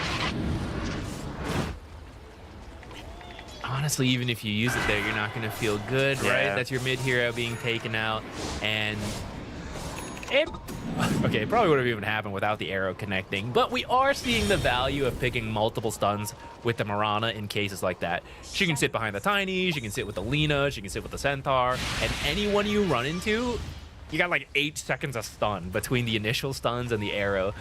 So it is very scary to move on the map at this point for Resilience, but obviously you got to move on the map to find farm to try to pull it back because you can't take team fight. And they're gonna have to try for the high ground defense. This is where people have to clump up a little bit, and you might be able to get some kind of curse. This was just the first Roche, so you don't have the banner helping out, but I don't even know if you need it, actually. Tiny just walks up, whacks a couple times, steps back down. You know, like, you're gonna work through the tower. Yeah. I guess he doesn't actually have the Aegis. I keep forgetting that because 9 class actually took it. So I guess you can just chill to the second one. Yeah, I mean, next Roche we'll find out in about 3 minutes, like just under 3.5 minutes. But Tiny has the AC completed. He's actually gonna go Swift Blink as his next item. Wait, is he? Swift Blink or Overwhelming Blink? Oh, he has Satanic on the way. Oh my gosh. Okay, well that's first. He's just deciding. He's like, oh, I could have any blink I want. No, yeah, he's got the Satanic first into the Swift Blink, and that's gonna line up quite nicely with the next Roche as well. I mean, he's running out of slots, right? So you grab the Aegis. Well, you could put it on Lina. It's not like he's really died at this point, you know? So Lina's been the focus of a lot. So if you give him the Aegis, but with these boots too, he might just sit in the back and like wait for the fight to happen and then teleport onto Satanic. An Aeon instead, so when they focus him, he will guarantee. I like that a lot. They don't have a Dispel right now, right? No one's really a natural builder. Spectre can eventually disassemble the Radiance, but there's a lot of items you want to get first with the farming speed of the Radiance before you disassemble it. But when you see that Aeon Disc come out, you might need to.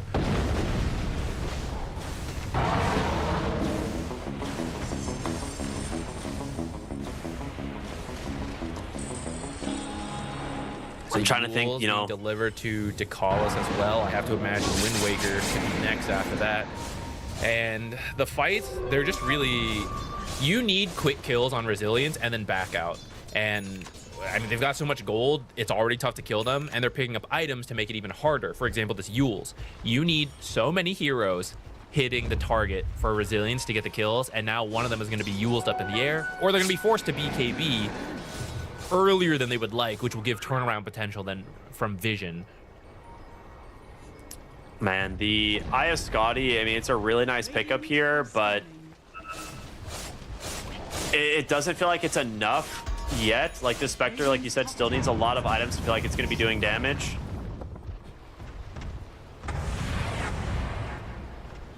They rolled in there as if they thought Tormentor was bottom almost, it looked like, but Tormentor is top. They were scouting maybe. You know, it's one of those things where like maybe they're gonna come through the Twin Gate, right? And you know, if you're on the high ground there, you see the gate, like that might give you an option to fight. But Vision, they're very comfortable in their lead. They're chilling. They're like, all right, we'll see when the next Roshan's coming through. That's what we're gonna play for. Until then, no big deal. We have the Aghanim Scepter now done on the Centaur. That's gonna give him the workhorse save. Dekalis underneath some Vision here. He's gonna get found. Very good play there from Planet. Good patience. Is that the gem too? Or did they just buy one? Drop, but I don't. I think Centaur's carrying theirs. Yeah, so I think it's someone else's. Now that timing. Let's see if they get a fast Roche respawn, because that could actually be quite nice for them. This gold lead is still quite a lot, but with Moran out of the picture, you know, that's something. I was about to say, before that Miranda death, this is where Vision has a lot of experience, right? They realize they have a good lead. They realize, how do we throw? How do we not? And, okay, we need to be patient here. Even though we have a huge gold lead, we should still wait for Roche. Whoop. And they're not really throwing and giving up opportunities. Well, that's awkward. They get the BKB out of the Earth Spirit. I think it was just an avalanche that came through and spooked them. Well, I say that. They're going to find their hands on Tiny, but does get pulled away to safety thanks to the Earth Spirit. They turn around with the Shiva's Guard, try and get a little bit of vision with the Hunt as well. The Blink, the Call. Stolen Arrow actually off the mark. Doesn't connect. Telekinesis will buy him some space to get to safety, but notice does not connect on the stomp. Vision, they can't find their openings here. They do force them all back into the base, though. Yeah, I was going to say, they force them all back into the base, and Dekalis is now respawned. Oh, they find the Dark Willow. Well, maybe. They don't want to make the play. Okay. Roche respawns. Blink Call. This guy's so hard to kill, man. Roll in, kick him even further back. Stampede's available if they want to use it. Nice Winter's Curse, but the Tiny. Is it going to be enough to kill him? The Terrorize back to the way, but the Blink Call onto 3. Can they take Satanic down? It's going to be close. He gets put in the workhorse. He's just slapping away, trying to bring them down. Avalanche toss onto two. Satanic still healthy for now. LSA connects. There's the Stampede. They're falling one by one. It's a disaster. It was so dang close. The break now from the Silver Edge. LSA connects 4 dead on the high ground. Vision. They get it done. That was actually so close. It was so close. They almost killed the Tiny, and I mean, there's still a lot to go after that, but that could have been the start of the comeback, because if you win that fight, you then get the second Roche, which buys you a lot of time to drag into the late game you want. Instead, the workhorse comes out at the last second to save him, and now you're actually losing multiple barracks. They don't even have Roche. They just killed you in front of their base. This is what having a gold lead lets you do, right? Tiny lives because he is so darn farmed. And the Satanic, right, made a difference. He comes out of the workhorse with like 30% health instead of just instantly dying. He has 2 barracks for this. Yeah, 2 full lanes. Just go Who back needs for Roche Roche on? top, which is perfect because the last lane left is top. So we're just going to be camping top if you're Team Vision at this point. Establish control here, remove all their vision, and now hold it.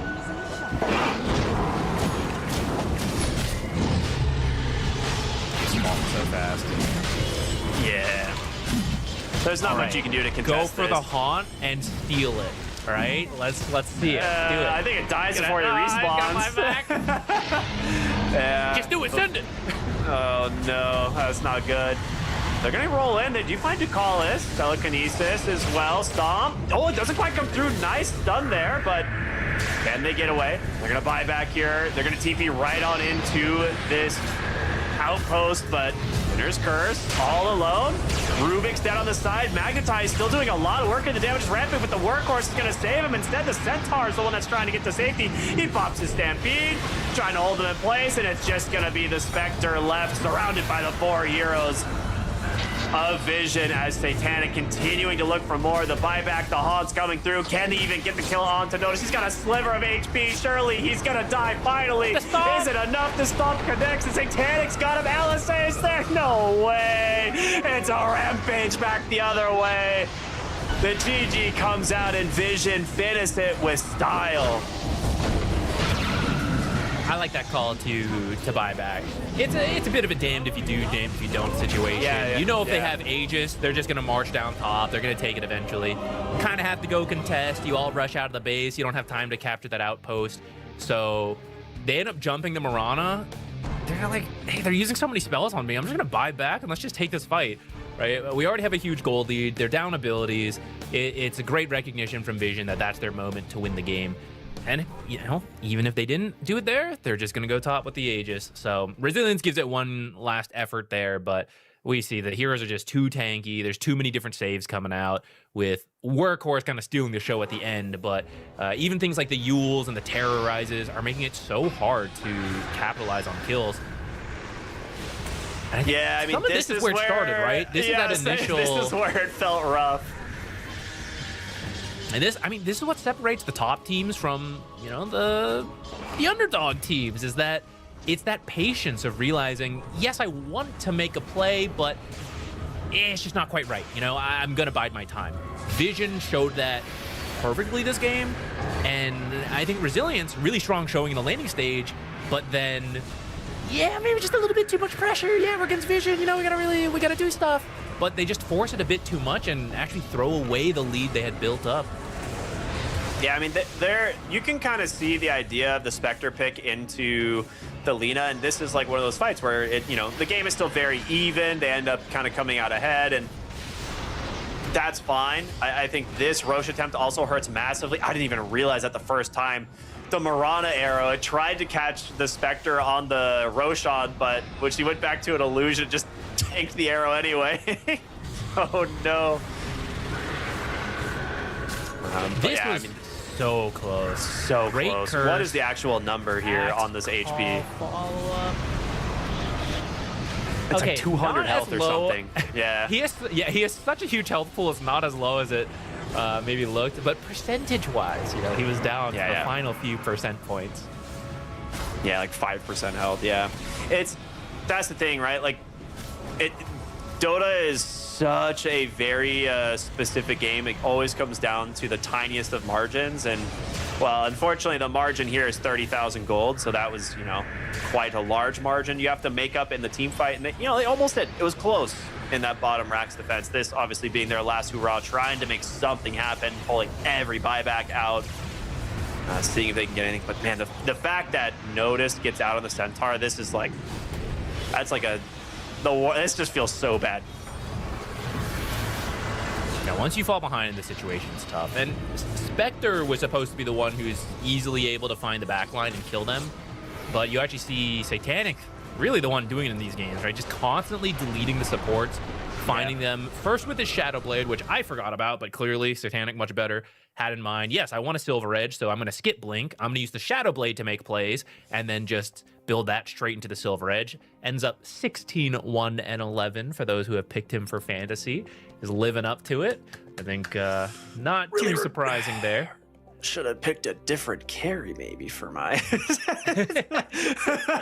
That's a pretty good kill score. 16, 1, and 11. Yeah, it's not bad. That's not bad. I mean, coming into this tournament, everyone really expecting Vision to do well. Maybe the 4-0 team, you know, but I don't think, you know, this is all that surprising for them to show up game one looking strong. Resilience, I don't want to say like I don't think this was like a really bad game for them. It was kind of a slow bleed, and Vision got kind of everything they wanted in the late game. But I think that they had some moments where it looked good. Just need to fix up maybe that one early game dive that kind of put them on the back foot. It was that and the Tormentor play as well. They spent a lot of time just sitting down there, and I think Team Vision built like a 3K gold lead in that time. So that's not the easiest thing to fix, but at the same time, maybe it's easier than getting completely crushed in the lane. You know, you can't just suddenly improve your laning stage. So the fact that they were at least able to come out even to a slight gold lead in the lane, maybe it is something that just a quick discussion like, oh guys, you know, we sat down there too long, we have to like think about it differently. Hey, don't feel too forced. Maybe it is something you can fix. Hard to say. We'll have to see in a moment for game number 2. Yeah, so I believe we're going to be going to a short break, and then we'll be back with game 2 of Resilience versus Team Vision. Everyone stay tuned for more here at the TI group stage. We'll see you in just a bit.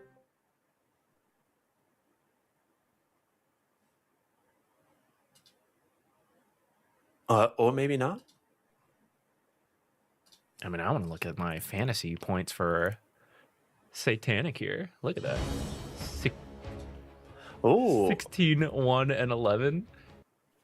GPM 850. Fantasy points off the charts. Yeah, he's looking good. Yeah, I think like overall it's just like one of those things like with Vision, like everything comes out really clean. Like I don't think there's not a lot of mistakes that they made. And yeah, Satanic MVP here, that's pretty obvious to me. Like he played a pretty flawless game on the Tiny. Enabled for it though, right? To credit some of his teammates as well. Seeing some of that Lina first pick, right? Forces so much response, and then you have like the freedom to end with the I guess you kind of ask like, okay, who wants to take the Lina? And it's like not me. I want a Tiny. So no, I was like, okay, I'll do my part. I will tank all the ganks and give you space. Yeah, absolutely. Well, I think overall, Vision happy with game number 1, but like we said, we're gonna be going to a short break, everyone, and we'll with game 2. We do have a short little video of something that we've prepared with Team Vision, so enjoy that while we wait for our game number 2. I'm here with the prodigy carry player from Team Vision. I'm joined by Satanic. Satanic, firstly, how does this international compare to last year's international for you? It's the same. Exactly the same? Yeah. Do you feel like there was any nerves or anything last year which maybe this year you aren't going to have? I mean, there was for sure nerves. I can't say that there's not going to be nerves in this year, so it's going to be the same. Is that something you've been working on coming up into this international then, like mentality and things like that? No, we just like came to bootcamp, practice to TI, that's it. That's cool. Well, I mean, what are your plans for the international, Leo? Do you keep on doing what you're doing, or are you going to change things up a bit? We just keep doing what we're doing. That's it. Just trying to get better. Right, is there any other carry player that you feel like is playing very good at the moment, other than yourself, of course? I think Skitter is playing better right now. Mickey is playing good. I think Pure is a random guy, you know. Watson, I think he's stable, good. Itor, I think, gonna play better. Kiritic, I think will be playing good as well. Okay, well, it's a lot of players you mentioned there. You think it's going to be very competitive then? Yeah. In terms of the game itself, I mean, what heroes are you enjoying the most at the moment? Right now, I enjoy playing Sven if I get to. Lifestealer. Hard to say more, to be fair. There's not much heroes I enjoy playing right now. Why is that? I mean, I noticed you didn't mention any ranged heroes there. Is that not what you're enjoying? Nah, they're just not that good already. Is there any hero that you want to be buffed so you could play it more? Maybe some Void I want to be buffed. Morph for sure I want to be buffed. Of course. And TB. I think TB deserves maybe more buff as well. A lot of teams I've talked to have put you guys as their #1 to beat, and they want to play you really badly as well. Who are you looking at as your biggest opponents in this international? I think maybe Spirit. Yeah. Because they're just casually good, I think, in this tournament. They didn't win anything, and I think they have new captain. Yeah, and I know like Miposhka is super good coach. He'll improve Spirit a lot, so I think this team can cause us troubles, I think. But we'll see.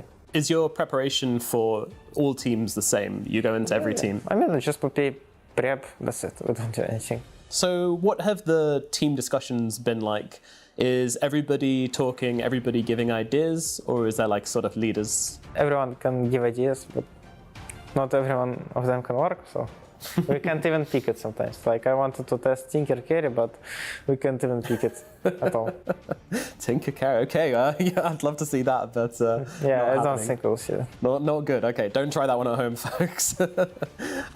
You're playing under Puppy, of course, who's been playing Dota pretty much the same amount of time as you've been alive. What has that been like? Good. Yeah. Yeah, he's a smart guy. I mean, he improves team a lot for sure. Is there any game which you remember really enjoying playing this year that stands out for you? I think we played versus Boom Boys on Valachia. I played on Medusa versus Jagger, and we come back like super hard game. It was good. So Boom Boy is a team which you always enjoy playing against? It was always not easy to play versus them. I think now it's going to be easier. So how did you feel about, I mean, I'm guessing the biggest win of the year for you in Paris? I mean, first game it's just hard by draft. It's super hard. We lost, and then second game we just were missing buttons. That was the main problem. Then it was kind of easy series, I would say. Is winning the international still your ultimate goal as a player? Of course, it's a goal for me, but I want to win more and more and more. Be like super good player to remember. I think people will remember you for sure. Maybe. Satanic, thank you so much for coming to talk to me, and good luck at the Thank you. international.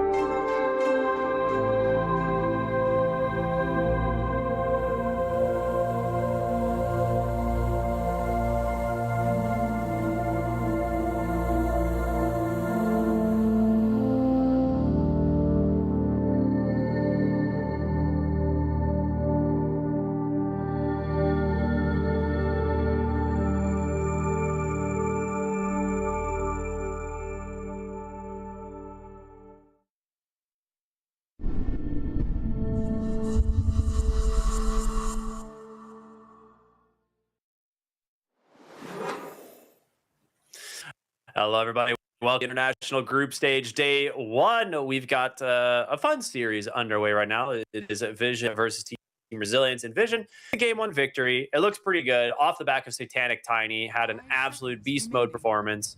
But we'll see if they can replicate it in game 2, or if we're going to see ourselves game 3. So, Zach, what are we maybe expecting to see change a little bit here? 5 seconds remaining. I mean, from Resilience's side, I don't even know if they need to change the draft that much. Like, I think they had a fairly playable game. It was more some decisions in the game that I think made it a lot harder. With that said, Clear Vision showed know how to play pretty fast. Like, you wait for the right items, but then you make use of those items, right? I think you could switch the draft up to, instead of going game, you do something more game, so that maybe you have a bit more control, right? You're not waiting for Spectre to get farmed, and you're like, oh, we gotta dodge Satanic, or we gotta dodge these heroes, this hero. That can be tough. At the time, it's really like pick your right. You could also just keep playing late because it feels a little safer, you know, like drag the game out. And actually, I think that's something they could have done. They didn't need to feel forced to make those plays as soon as they did, because I think they had a decent start, and you just let the timing carry itself, right? Let the heroes get the farm, make Vision find the plays. Yeah, I definitely agree, and we'll be hoping to get that draft back up here in just a moment. I think what I saw was a first pick or Spirit Resilience, which I'm not shocked that they go for this hero. Like, Echoes did play it quite well, but it also did feel like it fell a little bit flat sometimes. Like, if the initiation didn't quite connect perfectly, you know, you're not getting like you'd want out of it. Really win the lane a lot of times when it's in a blind pick scenario. But we'll see if they try to pair it with something a little bit different this game. Maybe it will be Planet playing, you know, the Earth Spirit, and they'll be, you know, picking a different mid hero. I think it could still be fine in mid, though, right? I mean, he was even behind a bit from the Lina, kind of expected. No on Lina. That's pretty scary to lane into. But they had some good rotation. They were finding some kills. And so I feel like they were getting what they wanted out of it. But it just goes back to those early plays that weren't quite aligned. Once this hero falls behind, it starts to feel really bad. A lot of your damage culls. So if you throw a fight or two and they start picking up either dispels, they get to the BKB sooner, or they just tank up, right? It takes forever for Magnetize to kill 1,000 AP Centaur or Tiny, right? So I don't know. Like, if you wanted a different hero, sure, but I do think you can just go for it. It can be stable mid laner, your playmaker, and hey, at least this time Shadow Fiend should be a little easier to kill, at least until he gets a Manta or a BKB himself.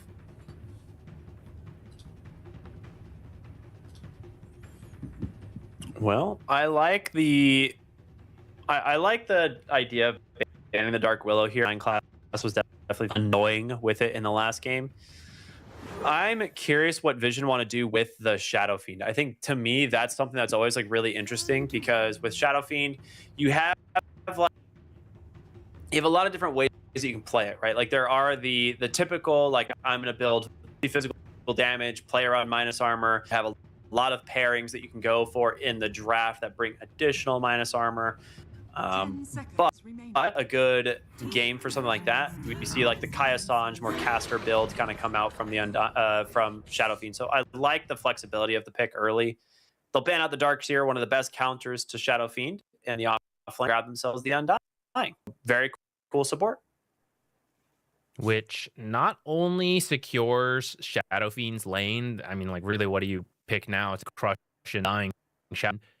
But if you look at the bans, there's actually quite a lot of supports banned out here. So not too many of the best ones left, and you went ahead and grabbed Undying for yourself, which could end up flexing as well, right? This could go to the off lane. We were seeing that quite a lot in the last patch.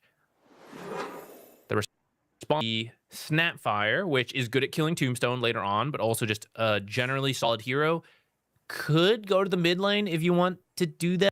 I feel like with this Earth, I still prefer Earth Spirit mid, I think, and I'd rather see a support Snapfire. Maybe they run an off-lane Snapfire. I don't know. I guess that's possible. But either way, wherever it goes, this ult combo with Clockwork is very nice. Same with the Earth Spirit, right? A lot of ways to set up an easy ult, which can easily kill this Shadow Fiend. Ooh, Rubik. He's back. And there's the Slardar. So, like we were saying, there's a lot of times options when picking the Shadow Fiend of like where you want to take the build. This one clearly going to be on the physical damage side, right? You now have the minus armor from the Slardar. You've got the Shadow Fiend bringing all your physical damage. I think the Star could still be flexed into the mid lane. Like, it doesn't necessarily have to be the off lane. Into Earth Spirit, I think it's a perfectly fine pick if they want to take this mid. Okay, Drow. I think now you def the Slardar, and then you maybe look for... Oh, there's no Darks here, of course, because it was banned out, but... Could pick like another type of initiator in the offlane. Something like Centaur is honestly not bad. 5 seconds remaining. Axe is also one of your last options. Team Vision's turn to ban. With a Rubik, I do think something... we do see the Centaur ban you mentioned. That would have been nice because like the combo's there, right? Telekinesis into the Stomp. If you can actually threaten Drow, that would be great. But a lot of laners will not, right? Drow Clockwork. So many ways to keep you away from the Drow Ranger and for her to just farm. So I think, and that you can just give up on the lane almost, right? Just go creep drag, just start jungling. That would have been good. And so Centaur bill, right? Maybe you can't kill with the Stomp, but you just farm. You mentioned Axe. I am open to that, but Axe needs a couple more items, like really at least one to start jungling efficiently. I'm like looking at my hero roster here for offlanes. Yeah, me too. I'll try to see what else you could go for. Tidehunter is not bad. The Watermelon with the Aghanim Scepter build does give you more minus armor. Does team fight. Decent in lane versus the Drow. Underlord is a pick as well, which is just more of a global kind of join the fight, team fight hero. Well, they get rid of Largo. Okay. This hero is strong versus Drow later on. The lane is still a bit of a struggle, but when you pick up BKB, you have like a late game Ags. You can just run at the Drow, stop you. The slows don't really matter. The silences don't really matter. You're just playing the song, sprinting at her, keeping her out of the fight, or killing her, right? If you're having a good enough game. So they're trying to secure the later stages of the game with that ban. I would like something from Vision that plays quickly in the offlane is my thing, right? Like, you have this Slardar that's going to be playing mid. It wants to get his Blink online very quickly, as well as the Aghanim Shard. So I'm trying to think what from the offlane that you can bring that gives you that. I guess they could still put Slardar offlane, but I just don't like that as much. I think it's going to do perfectly fine in that mid matchup, so you can just give notice to different hero. And they do have last pick for it, so they'll be able to kind of move things around as needed. As they get rid of the Elder Titan. I think anticipating here an offlane Snapfire. This has become a little bit more popular as she got nerfed a little bit in the mid lane, so Snapfire offlane is still pretty viable. I also think most melee offlaners just don't have a good time versus Shadow Fiend. Yeah. Nor Undying, and definitely not versus both of them. So having someone like Snapfire to keep her distance and get away. Maybe you're not winning that lane, but I think you can go more even than a lot of the melee offlaners. And as soon as you hit 6, you can instantly kill Shadow Fiend. Just send the Clockwork in and launch the ult. And Undying can't stop that either. Phoenix, okay. Very cool. So that's a strong, could be offlaner. Run the like Phoenix or the Snapfire in the offlaner. I think that's fine. I imagine it's for ZZQ, just your one of your remaining supports after so many got banned out in this drafting. One of the stronger supports left that covers a lot of bases. It's got some good team fight. It's got the fire spirits, the healing. Like it. That's a pretty good matchup into the Drow. More minus armor and does play quickly. So that does fit the bill of kind of what I was thinking. I'm not really sure how well it's going to play in lane specifically versus Drow. I think obviously once you have Shapeshift, the matchup is fine, but until then, the lane might be difficult. Maybe he'll be able to drag the wave with the Wolves. We'll have to see, but overall, I think the draft is quite good from Vision. Yeah, I think it'll be a similar style last game, which is that, yeah, maybe the lane is not the easiest, but they have some timings in mind. When the Ultimate and Helm of the Overlord are available for the Lycan, you can do a lot.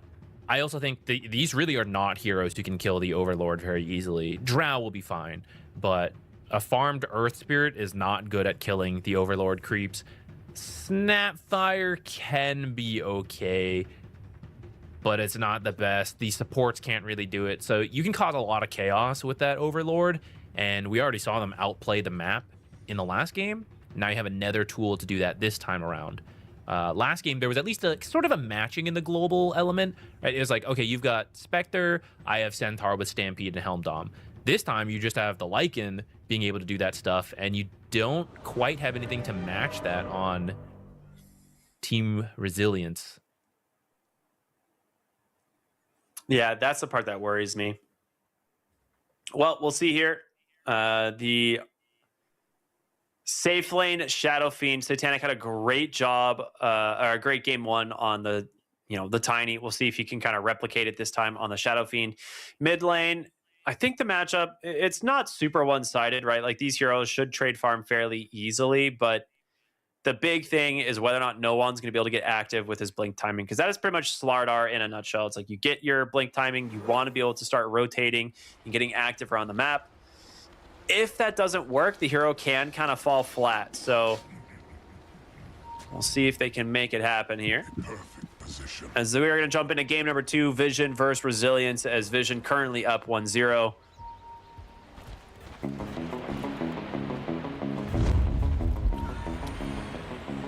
Oh, are you surprised to see the Snapfire? Ooh, that is a unlucky smoke there. That. Yeah, it definitely did. He pinged it immediately. Now, to be fair, you kind of know the enemy team is going to smoke, right? So it doesn't strictly mean you know where they're going, especially from a central position like the mid lane. They could go top, they could go bottom. But you know it's a later smoke rather than an early smoke rush out. So it's yeah, that was a little unlucky on that. The offlane Snapfire, it did get a little bit worse, but I still think the late game is quite strong. And I was going to ask how you felt about overall. Yeah, the options you have versus Shadow Fiend carry plus Undying, there's just not a lot. So I think in that regard, it's a good pick.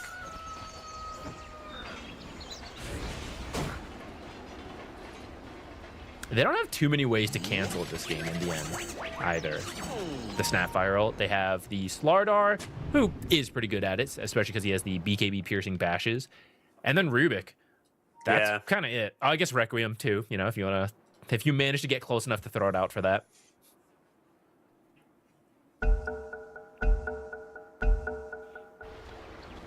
The last game, some of what allowed Resilience to have a strong lane was the really deep smoke wraparound, which maybe was not perfect, but I think it still generally helped them. This time, they're going to the lanes, much more even game.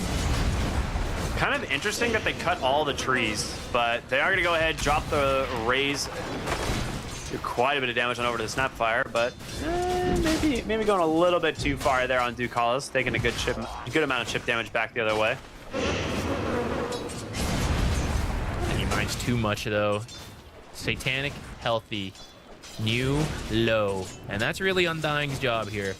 Okay, just make sure your carry has a decent time, and you'll steal health as you decay anyways. Yeah, see, this is still rough. So imagine if you were actually a typical melee offlaner. I think you would have died earlier. Ooh, accidentally, I don't think he meant to pull him in.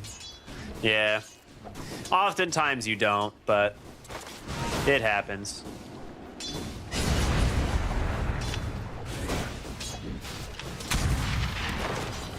Good creep drag here by the Clockwork. We'll see. Also gets the Courier. He's happy about that, but Ducalis does manage to pull the hard camp over, trying to deny some of this wave, but you'll get all three of the melee creeps. That's good.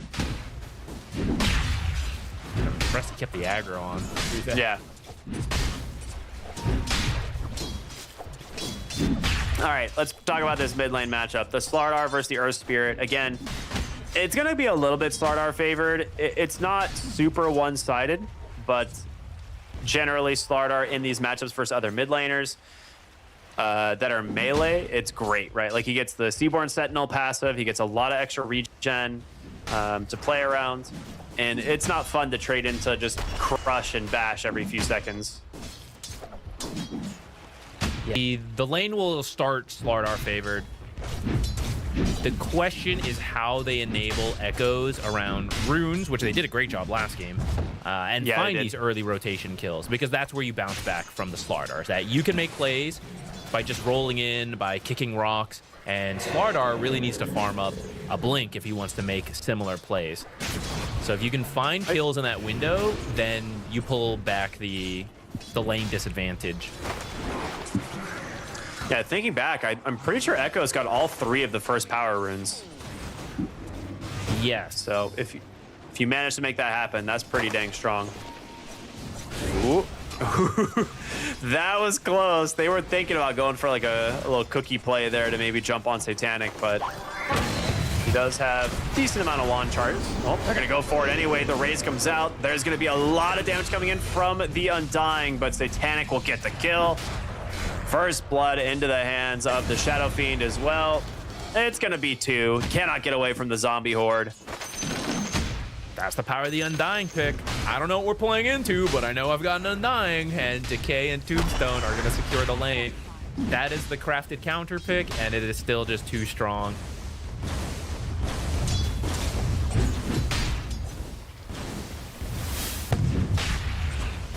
That's tough, because I do think you need that early damage from Snapfire. She's still going to have it, right? She'll eventually hit 6, but part of that idea of the Snapfire was to not let that happen.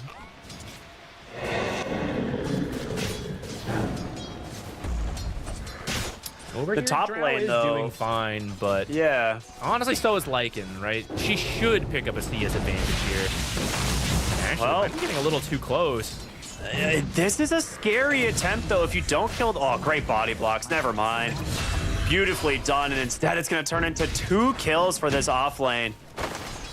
9 class and Notice. Get it done. I was going to say, it's scary playing into the Phoenix because it's so much damage this hero can do with just a couple of levels, but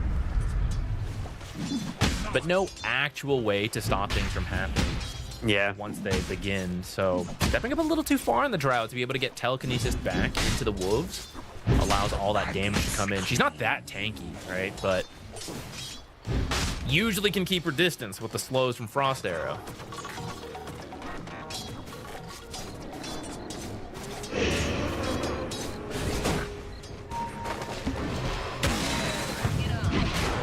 Bottom lane, some TPs coming through.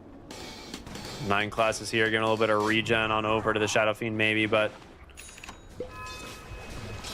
does get immediately scouted by the Clockwork Flare, so I don't think there's really a whole lot of stealth happening with this play.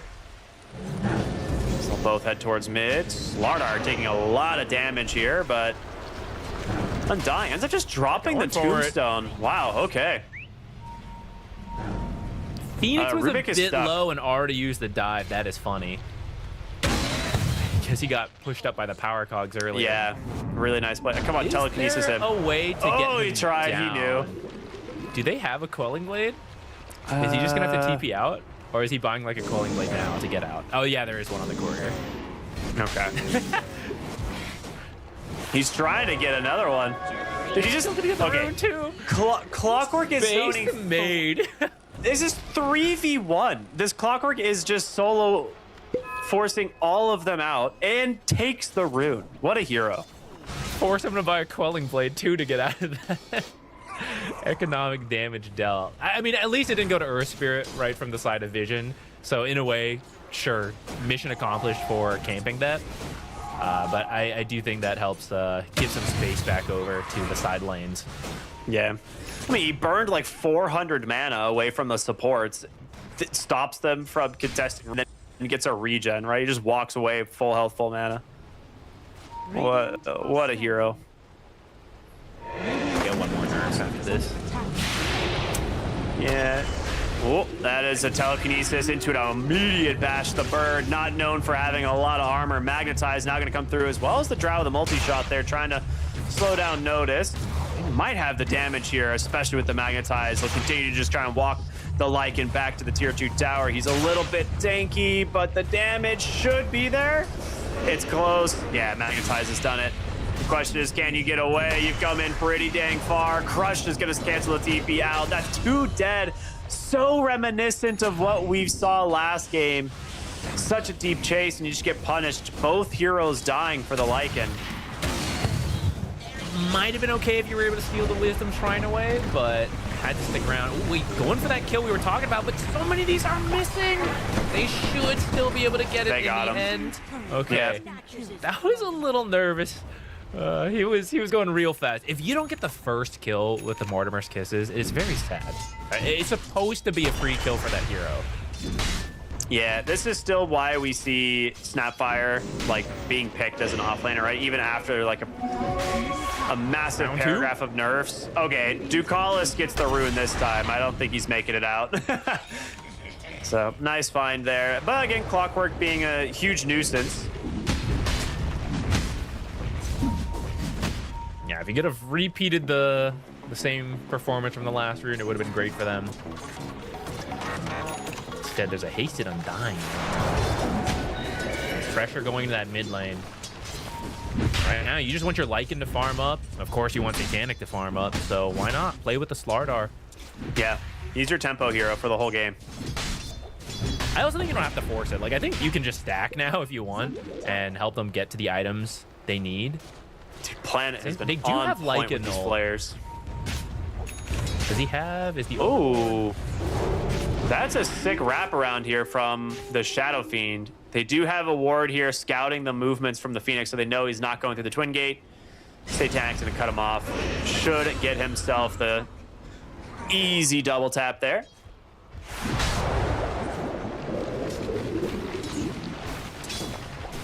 Despite that death, still looking good.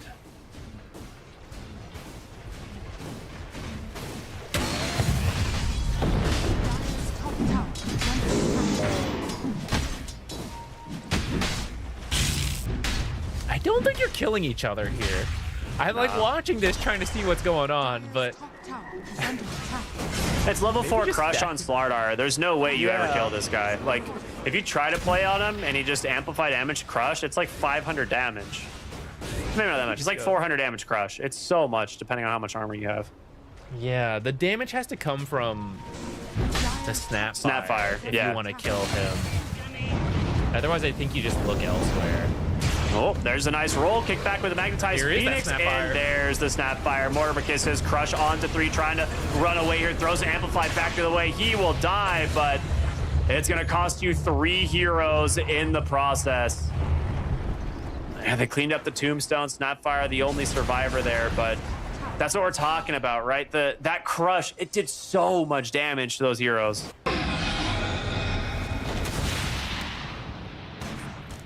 He's in here messing with him too, not even giving him any space. Do you have an Atos? Maybe he stuck around a little too long. Here comes the Clockwork. Yeah, with Clockwork here, I don't think he's getting out of this one. Nicely done.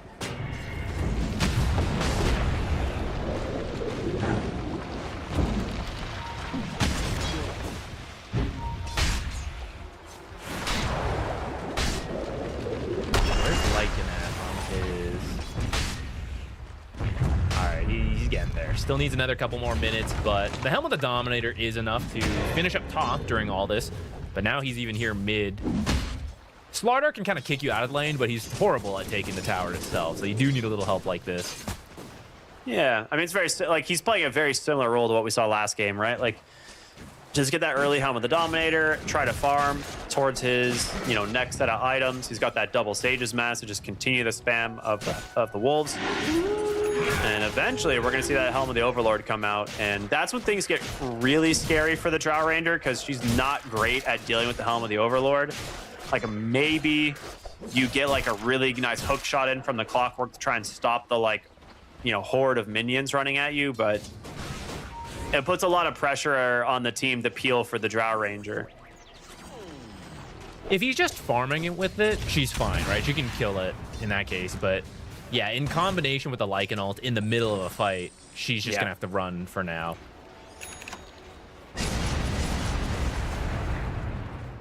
Well, Vessel is done on the Earth Spear. We could see them try and look for a fight. There's a stolen Scatterblast for the Rubik. They do have Mortimer's Kisses again. Yeah. I mean, they've got the hook shot too, right? Like, this is a classic combo, like the Clockwork and Snapfire. It used to be just like a 4 or 5 support duo, but with Snapfire being, kind of upgraded to a core role, it's a lot more common. And because they know he can die, Satanic just goes to the jungle and they just leave the lane for the Undying. Yeah, they don't really want to have to pop hookshot and Mortimer Kisses for Undying, so, which I say that, maybe Clockwork coming in a little bit too far. He does manage to trap he traps the zombies actually in the cogs. That's hilarious. I didn't know you could do that. He wants to farm it, but he's thinking twice about moving in that deep. Oh, nice roll in, Vestal. Everything holding this Undying at bay. I mean, he's gone in really far for this. He's just pulling a bunch of heroes, though.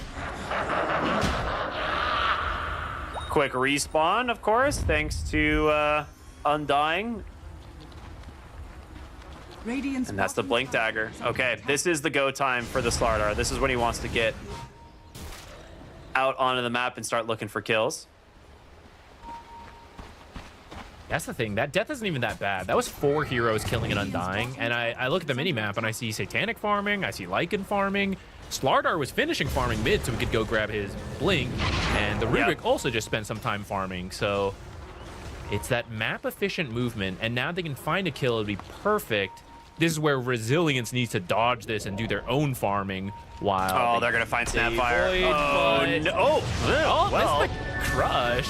Actually, that's not supposed to happen. So that is really rough. He was too fast, He's like moving in the river just too far. Crush, though. They got him. Yeah, I was going to say, they're trying to make a play on the Phoenix, but the minus armor was so much. Back the other way. Need to get this Blink Crush back through. They've taken down another. They get the Snapfire, their eventual kill that they were looking for in the first place. Yeah, playing in the river versus Slardar Shadow Fiend is spooky, man. They are so aggressive. A Flare here to try and make some space, gonna try and grab himself. That Wisdom Shrine, he does hook shots up, but he knew it was coming. Beautiful read there from No One. Gonna try and walk down this Clockwork, but he just can't hit him. The battery should end in a moment here. Super annoying, but they get him. Egg still available. Will commit it right away. Do they have the damage, or the attack speed rather, with 9 class? They do, yeah. Oh, man. Bleeding kill after kill. Yeah, things are getting messy for Resilience. I think after Snapfire gets out, you're good, but Phoenix was so far forward there, so they want to fight, but I don't think that's where you fight. The fight seems to be done, It's like, okay, at least we got our shrine. And then they bring the Phoenix in again instead of just calling it out a little sooner. And clearly they don't want to fight because Drow has not left top, right? If they want to fight, then Drow needs to come over. So I mean, she's got nothing. She's going for the Aghanim Scepter build this game, so she has it now. Join. So I think you just leave bottom where there's 4 Vision heroes and you just try to farm somewhere else, right? And that's kind of what Vision has done, right? Well, okay, Ducalis is dying, but who cares? It's 4 heroes, just go play the map. Resilience had that option there. I mean, they lost a couple heroes already, but you just go play somewhere else while you wait for everyone to respawn, and you'll kind of cut your losses. But when you don't, the gold lead grows really quickly, like what we're seeing. Very quick Mortimer Kisses as a response here. They're trying to finish off the Clockwork. He's going to live for now, but The zombies will get the job done. Here comes the Lycan with the helm of the Overlord. Slardar's in deep, but just gets shredded by the Drow Ranger. Beautifully done. Great TP on over. As the question is, can you get out now? Lycan going to continue the chase. Essence Distiller is there. He needs one auto attack, but the attack slow from the Phoenix. It might have bailed him out. Instead, the Phoenix will die. Drow lives, but a triple kill for Satanic at the end of the day. And you're still bleeding heavily in every exchange. That's nearly a tier 3 tower dive at 16 minutes, showing the confidence and also highlighting the Overlord, right? With the Lycan ult, you just can't really deal with it. You just gotta run away right now. Eventually you'll be farmed enough to just kill it, but I forgot the fight started all the way over here. The Mortimer's Kisses, again, killing the Undying. I feel like you're kind of getting baited. As soon as that's down, so much of your damage is gone. They're like, yeah, just send it. A-click the creeps and go. Yeah. They were really close. If Slardar did not die on that initial blink there, like if he had caught the Drow, there's a decent chance that, you know, this ends up as like a 4 for, or a 5 for 1, I guess. Only the Undying going down there, but they just feel so confident to just continue their aggression, right? They know they're pretty strong right now. The funny thing is, after that fight, you usually think about going to go, like, oh, go get Tormentor, go get Roche. It's actually so early, it's a little hard to do that. Maybe they could steal a quick Roche with the Slardar and the Undying. But I think you also don't even need to force it, right? Because that's just a way that you could end up throwing. Like, you miscalculate, Resilience comes, fights it. At this point, if you just keep playing the way you've been playing, keep farming up, it's going to end up very similar to game 1. You'll just grow a big lead that Team Resilience can't overcome. And I they don't do even worry have the same that scaling as the last game, right? Yeah, I would say my biggest worry is the BKB timing for the Slardar, right? Like, he has Blink, he has Shard. Once he has BKB, I'm pretty sure he just runs down your team with his, you know, anybody following him, and you just die. You can do to stop it. And not a typical BKB builder, but he probably goes for it this game. Like, a lot of times you want to build like AC and, you know, some other fire and stuff, but maybe he'll go BKB.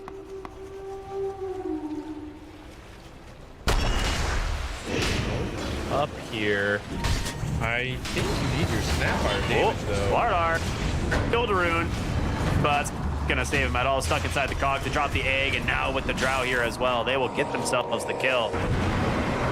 Do they turn this around, though? Phoenix comes up onto the high ground. Oh my.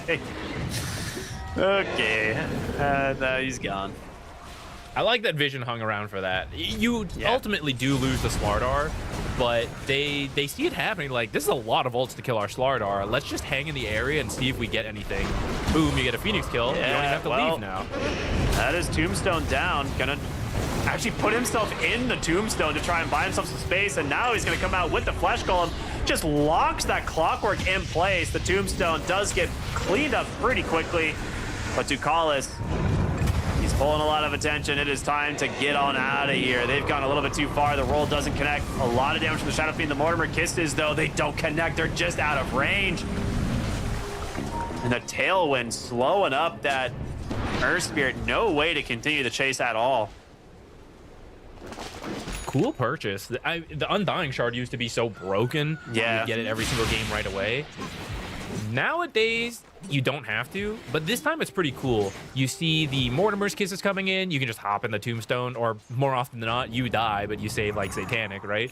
Hey, hop in the Tombstone, just hide from the Kisses, hide from the Magnetize, hide from the Egg. There's a lot of cool uses for it here.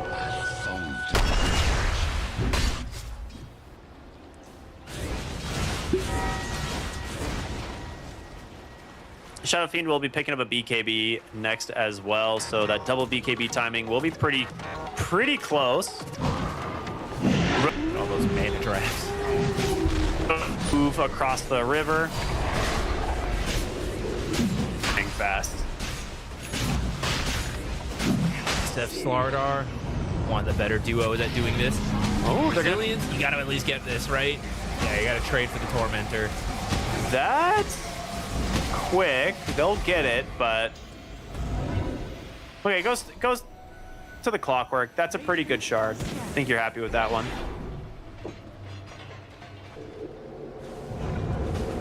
Radiant's bottom tower is under attack. Or the Roshan. I wish it showed you which hero killed it, you know? For the fantasy players out there. not me by any means. I didn't accidentally get happy Roshan about kills. this right now? Radiant's bottom tower is under attack. Oh Dire's top no. tower is under attack. They're so strong. They don't even need to wait for their BKBs. They're just pushing these down. I mean, you will wait before fully committing Before to high ground, yeah. high ground, but You just for now, sweep the move map. around the map. Yeah, that's exactly what they're doing, which is kind of sneaky, right? They're showing SF top. You assume they're backing him up, but the rest of the heroes have already smoked over, looking for something like this. They'll grab a clockwork. Not a core kill that they were maybe hoping for, but you'll start with this, and there's no reason to stop now. You just keep going. Dire's structures. See Trout down bottom, right? He's like, yeah, my half of the map sucks. Just go farm somewhere far away, but still scared, has to come back. It's so cool watching good Lycan players. Like when you have a Slardar like this and you have a hero or a player on Lycan who's just able to patrol the wolves next to like an enemy hero and just constantly give you vision, it just like they're just always under threat of being jumped by the Slardar now. Multi-shot roll in. Okay. Don't wanna. I was like, you gotta be careful. You do not want to commit into Satanic now, especially that his BKB is done. Looks like no one. Just about. What's that? I can't do math. Like 600 gold away or something. Maybe less. Never try to do math on stream. Yeah. There's the AC for the Lycan. Okay, so he did go for the AC. He's not gonna pick up a BKB quite yet. He'll go for it after that. There's not that much he needs the BKB for. Because once he's ulted, he's just sprinting around. He doesn't care about any of the slows, anything like that. Doesn't have to worry about Mortimer's kisses. You know, he's like, yeah, good luck hitting me. He's just sprinting around. So Yeah. he can do something like that. Here's like SF, who, yeah, there's no way you're dodging any of that. They need the BKB a little bit more, especially because he's going to be the one hitting the buildings.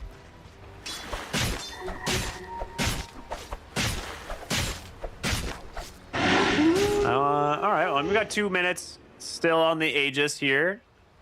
I imagine with the BKB coming out from the Slardar on Courier, this is going to be time for them to try and get together, look for another move on the map. You have the bottom tier 2 tower still standing if they'd like, but... And a gem, actually. This is huge. This is like the timing you want to play around. Remove the vision, play around your BKBs,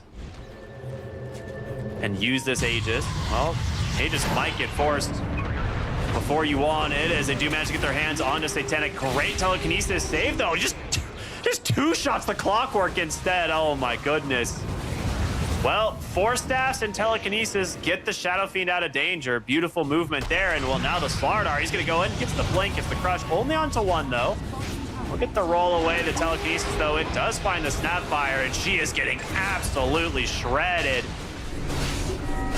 Godlike spree for the Shadow Fiend. He was 16-1 last game. We'll see if he manages to make a repeat, up to 11-1 this time. It's a safe bet. Invest in Satanic. You know, this guy's going to be farmed, and then you're going to buff him up with AC from your off lane. You got the Corrosive Haze from your mid. The supports double shards. Oh, just that keep hurts. our Shadow Fiend alive, and he will do the damage. Yep. It's a great draft. Like we were talking about it right away. Like there's so much you can get done with this.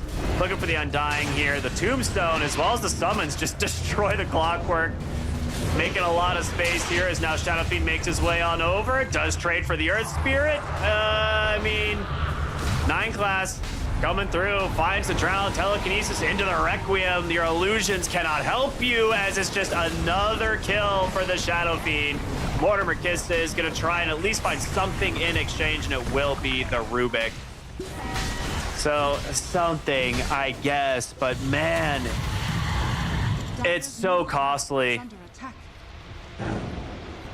At the end of the day, that's the first Aegis. You've cleaned up the entire map.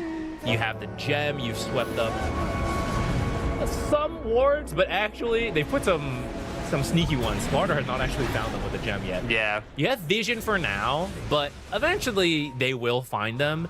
and they also have their own wards, and they also have these invisible wolves. So the game is now just so difficult for Resilience.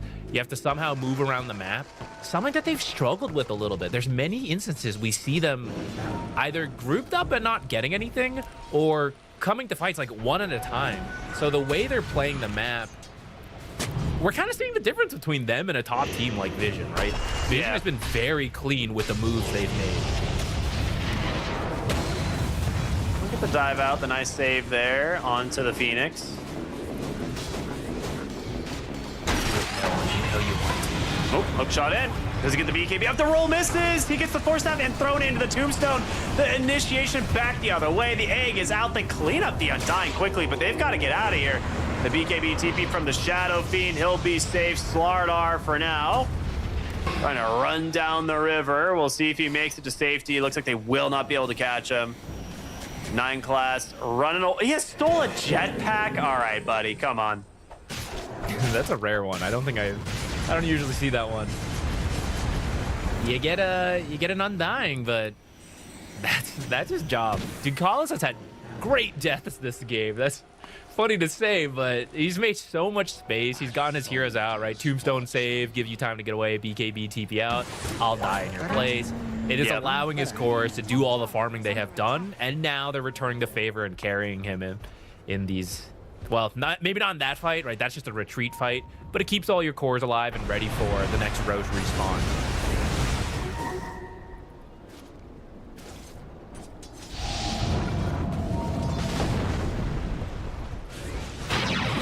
Whoa. That's a lot of damage. A quick little love tap from the Slardar to help finish the job. That's that Silver Edge paying off big. Ducalis once again tanking a gank here as the rest of Resilience comes through. Do they want to turn this, though? It looks like they're positioning to do so, but the Drow Ags does clip the Slardar. Someone will get away. I will say this was closer than last game. You're down 12,000. It was a little bit sadder of a game for Resilience, and I think they do have decent team fight with the Egg and the Snapfire. The big thing is you just got to make sure your Drow does not get found. Like, she has to play safe. Drow is a hero who always has a shot, especially around the high ground defense. Yeah. She has the Ag in him, so if you kill a hero and it splits, it's a lot of damage being dealt. But I think with proper patient play, Vision can deal with that. Either you find a pick off before going high ground, or you get Roche, you farm a little bit, you push with the Aegis plus banner. Oh my god. Yeah.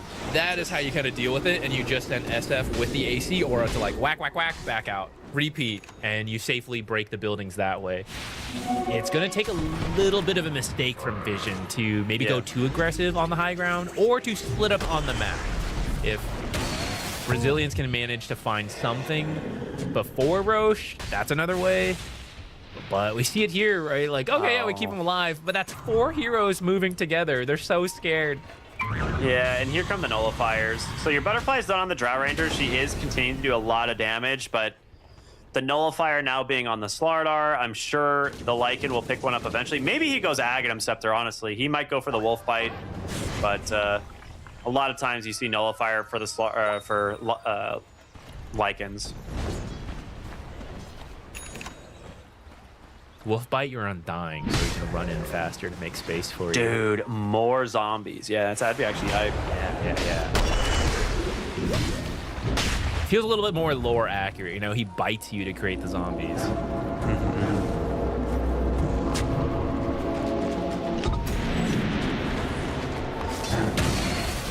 God, I loved the old, like, Rotting Myths facet for Undying.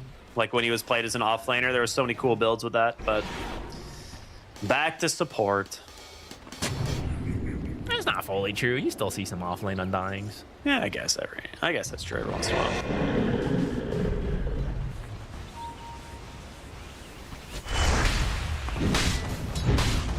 That Roche posture. This is the patience from Vision. To make sure not to go too crazy here. They have a great lead, but yeah, you need to not lose heroes before securing Roche.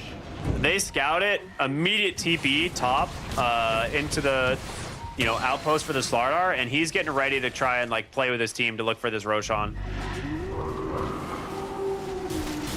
Scouting with the gem here, trying to remove as much vision as possible.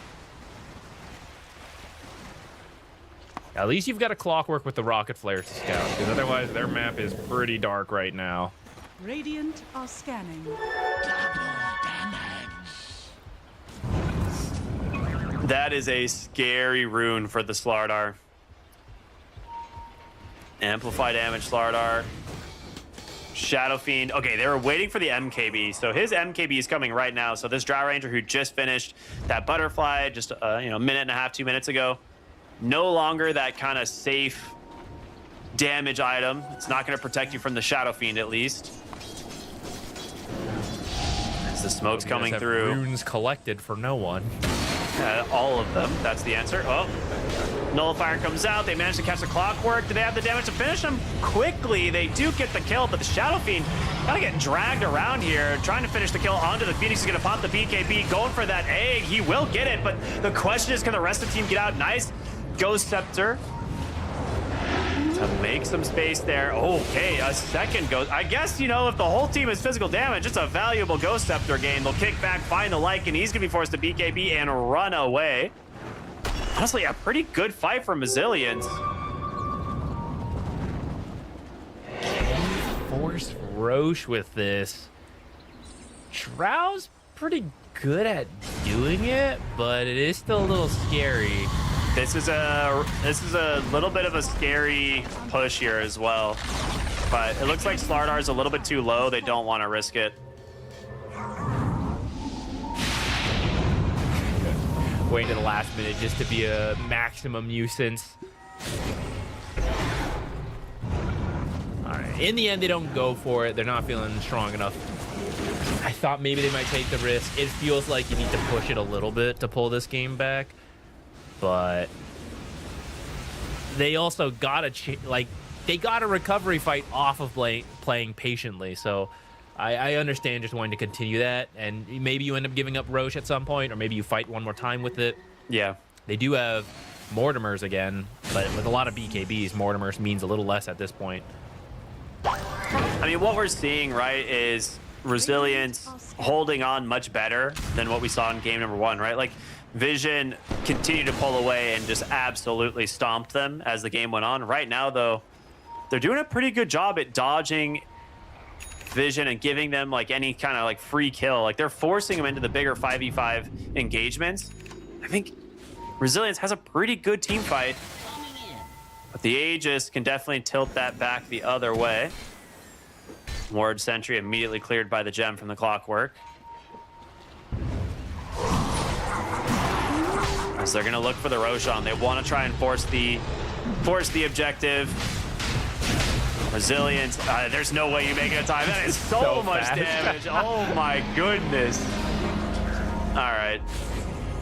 They're still gonna smoke.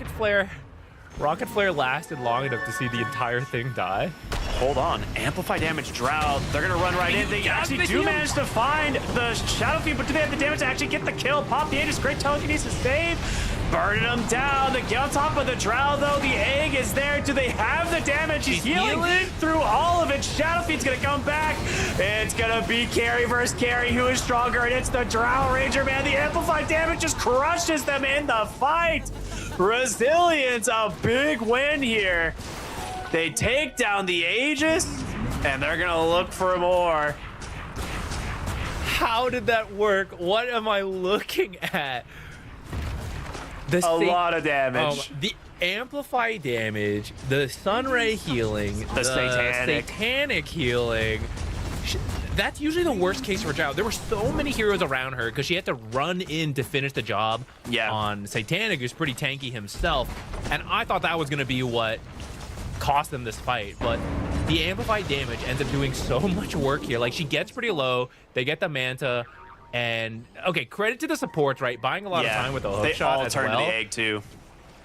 But then she's able to just stand her ground and attack with hypothermia, and like when one hero falls, the rest falls so quickly.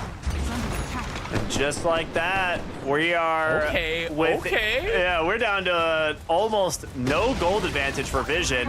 2 tier 2 towers cleaned up, and Drow Ranger now top net worth. I mean, this is the thing with Drow, right? She can like always pull the game back with that. Oh, yeah. That was an extremely fortunate amplify damage rune. Sometimes you need a little bit of luck in Dota, but that has just made their game so much more playable. And were they able to steal the gem? No. So that's unfortunate. If they were able to at least steal the gem, that would have been huge for their Vision game. But you take away the Aegis immediately. We got one. Akrella's. It's finally here. All right.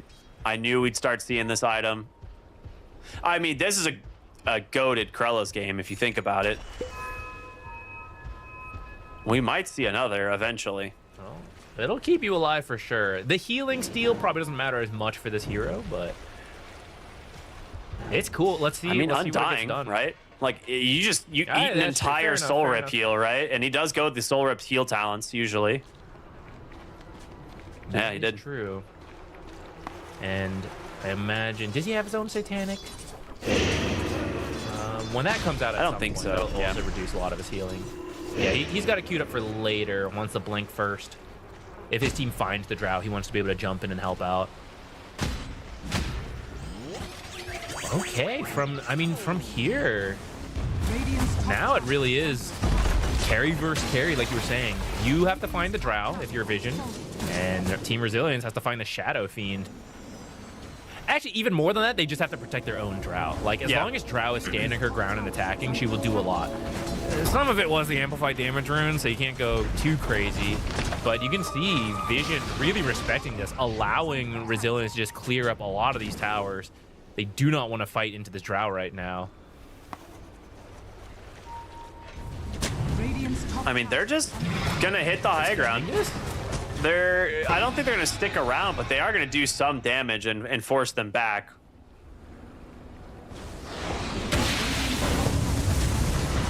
Well, they are just slow sieging.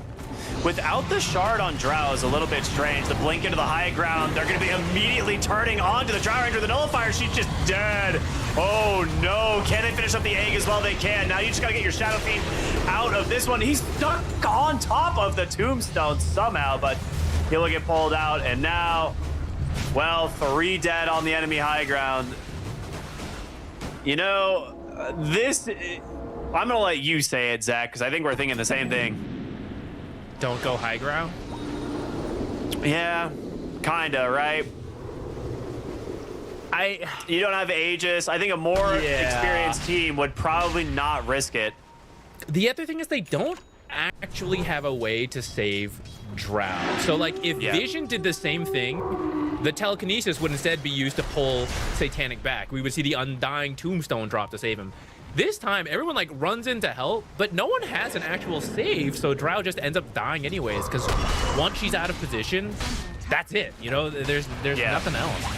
So I was gonna say, if you had the Aghanim shard, I think it's not as big of a bait because you can attack from way further back, but also if they make that play, you can pop the Glacier Satanic and just start attacking people and you can't miss, right? Like, I think that's definitely a better option, but we'll see what happens. Big play here. Mortimer Kiss is coming through. They're just gonna burn them down. The Krella's just slowing them up. The Shadow Fiend is dead. Taking a page maybe out of the Resilience, but going high ground without the Aegis, you lose 3 heroes back the other way. Okay, Team Resilience is so back. Run it back down, The boys. Go pendulum finish that swings. top tower.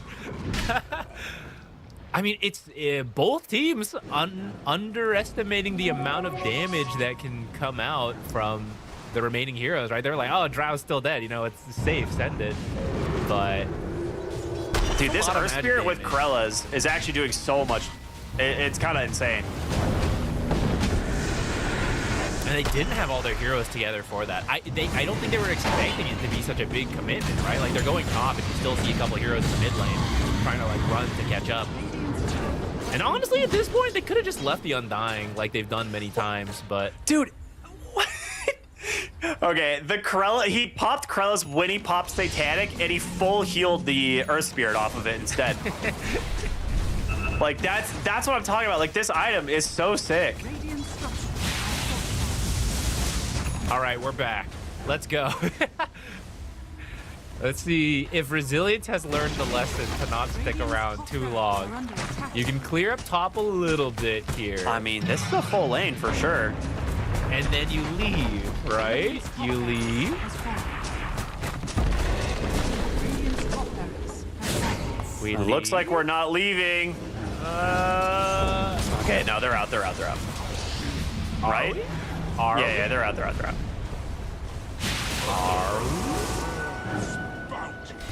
Fake back? Bro, actual bat. Your Snapfire is not here. Radiant's middle tower is under attack. So a 4K lead here now for the side of Resilience. Like, at this point in the game, it's not that big of a difference, but the fact that you now have that lane of Rex, you have Roche control, this is a big deal for them, and they really just need like one more good 5v5 engagement. And oh, I actually almost managed to find the drow there, but I was gonna say one more heads up 5v5 from Resilience where, you know, the fight starts in their favor. I think they got it. I think they have the ability to win this game. Losing the wrong fight. Like, if the fight ends too near your base and you don't have buybacks, drow can end the game with the Yeah, absolutely. point. So you have to be really careful. You have to at least lose the fight further out. Trying to get the SF out. He should be okay. The Hurricane Pike has done so much work this game, plus the telekinesis. A pretty long Roche spawn. Both teams will have to be camping around here for a while. Dire. Smoke up. They know they're Smoking for the chase. Oh, the hook shot. on the retreat. There's going to be the perfect stun. He gets stuck on the tombstone again. This bug is so weird, but now notice. Will be okay. He's going to survive. They get a dieback on the Earth Spirit as a result, and the tombstone is causing a ton of issues. They'll have to pick it up for now. Does get a nice heal with the Sora, but now the Drow actually gets pulled to the low ground. Hold up. The Bash is not going to let you run away. The Drow just continue to stack up as much damage as possible. Is going to force the BKB. The Mortimer kisses into the hook shot. Wait a minute. Satanic. He's going to die. Oh, it's a disaster for Vision. They keep everyone nice and healthy.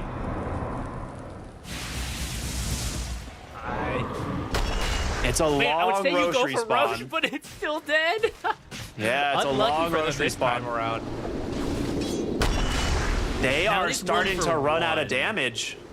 It is 1 for 1, the Earth Spirit for the Shadow Fiend, so both teams will be a little cautious here. I think it's less about running out of damage and more just you need the right fight, right? Like Shadow Fiend does a bunch of damage, Shroud does a bunch of damage. But now we've gone to the point where the Lycan running in is not as viable of an option as it was like 20 minutes ago. So now it is really just about what Slardar finds. Well, that was a little close. Now it's just about what Slardar is able to find. But on the other side, it could be the Earth Spirit, as it was in this case. But it could also be Clockwork. It could be New jumping in with like the double cookies and everything. They have more ways to lock down a hero for the Drow than Team Vision does. I'll take that. But if Team Vision manages to find the right separated hero and Shadow Fiend's able to stand his ground, then I'm sure they can do the same thing. But these last couple fights have been easier for Resilience. Yeah.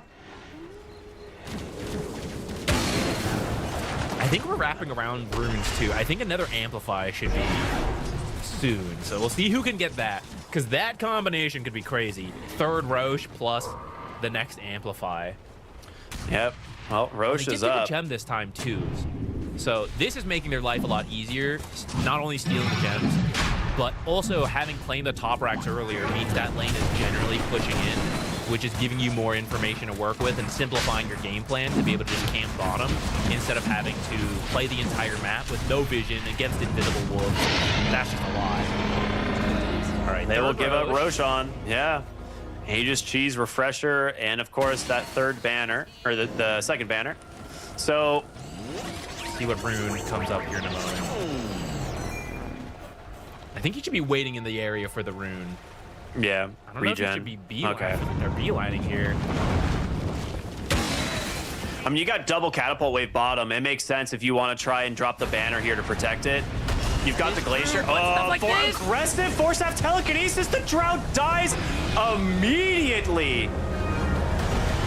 Can they bail you out? Crush is not going to connect to jump in aggressively. Force staff back, but a hex back the other way. They're going to try and get the kill on a satanic. He just dies to the double cookie. Oh no! And now they got to try and get back to the base with the mortar. Kisses just raining in. The magnetized doing so much work. 3 dead on Vision as your base is crumbling and the magnetized continuing to keep them at bay.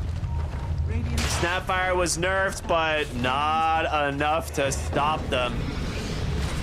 They're gonna play. They probably could rush the end of the game, but they don't know the buyback statuses, so they're gonna play it safe. They're gonna go for megas. Have they done it? Have they brought this to a game 3? I don't think you can stop them. We're saying I that think after the first 20 it's got to be minutes. over. Your Shadow Fiend's dead for 60 seconds. It's got to be over. They're just baiting Don't get close him. to the fountain. Don't get close to the Force staff, fountain. again, aggressive. There's going to be stolen mortar kisses, but they don't have any real follow-up. They just walk away. If you just let Drow hit, I think you do have it. That's 1 tier 4 down. Yeah. The next is pretty quick, like another 10 seconds for the next one, and then SF still there. Oh, the nice grip. Oh, hold up. Snapfire, quite low, but there's Cookie 1, Cookie 2, Sunray, kick back. Your Slaughter's gonna die back. Oh, no. Stolen kick, actually. 9 class is trying everything he possibly can to keep himself in this game. Now the magnetizes back up, kicks back the Undying. Jukala's gonna put himself into Tombstone, but you're thrown. It's exposed. The Tombstone, it's gonna shatter your Shadow in Fiend 5 seconds. several seconds before he's back up, but can they actually get on top of the Drow? She puts herself on the glacier instead, just raining in arrows from the high ground as the throne. It's about to explode instead. They get the Drow into the fountain, but can you keep your base alive? Big Requiem, but the BKB is there. They've done it. Resilience will take game number 2. I can't process what just happened. Oh my goodness. I cannot believe Resilience pulled that one back. It doesn't seem like they can believe it either right now. They don't even seem that happy. They seem like shocked. Like, did that just happen? Is this real? Is that a fever dream? Yeah, I don't know. What was that? That was like 12 or 15K down pretty early on. Yeah. So that's what we were talking about. They were holding on much better in this game than they were in game number 1, and then they just relied on their team fight and the Drow, right? Like, this is the big difference. Here in the mid lane, this amplify damage completely changes everything. They find the Shadow Fiend, they get the kill on that first Aegis, and then they Satanic and the egg timing.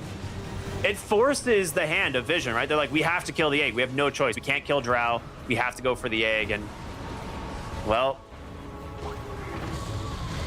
Yeah, I mean, this was also another moment, right? Like, we saw Vision make a mistake on the high ground, and then our Resilience make a mistake on the high ground, and then Vision do the exact same thing. They're probably flustered from the fact that they're even in this situation, right? Yeah. So just a couple mistakes cost them a huge lead into some good luck. You know, I will admit that play does not work out without that Amplify rune spawning at the exact perfect moment. You find the right target. It's like the dream case. And I think as Team Vision, maybe you, like, the lesson you take away from that is, okay, if we're getting Roche and you don't know what the rune spawns, right, like, we just have to run away assuming it's like the worst case. Because most of the time it's fine. Like, without that rune, you take that fight, you win, and then you run it down. But that is like the one rune that can cost you the game. Now here, I honestly thought they might, like, oh, Drow stepped up too soon, the team's not ready. Thank goodness Mortimer's Kisses fires across 2 screens and still does so much damage, even though Drow is like by the barracks. Snapfire's like, yeah, I'm still in position. Look, I'll kill all of them, plus magnetize. Yeah, it's just such a sick dive into Hex there from the Phoenix, right? Like, knowing that if they find the Shadow Fiend and they're managed to lock him down, like, the game is just over for them. And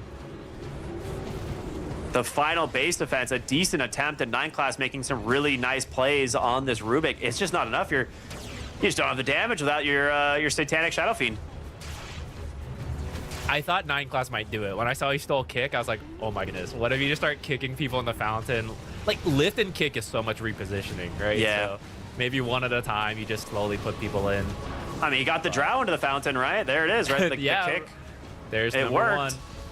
But at this point, too little, too late. The double BKBs here from the cores allow them to finish the throne, and that is it. I mean, a very cool game, back and forth, echoes. Feeling the confidence, right? You know, didn't have necessarily a win in game 1 with the Earth Spirit, decides to first pick it here in game 2, and he showed up big. I am still in shock, bro. I cannot believe they just pulled that out.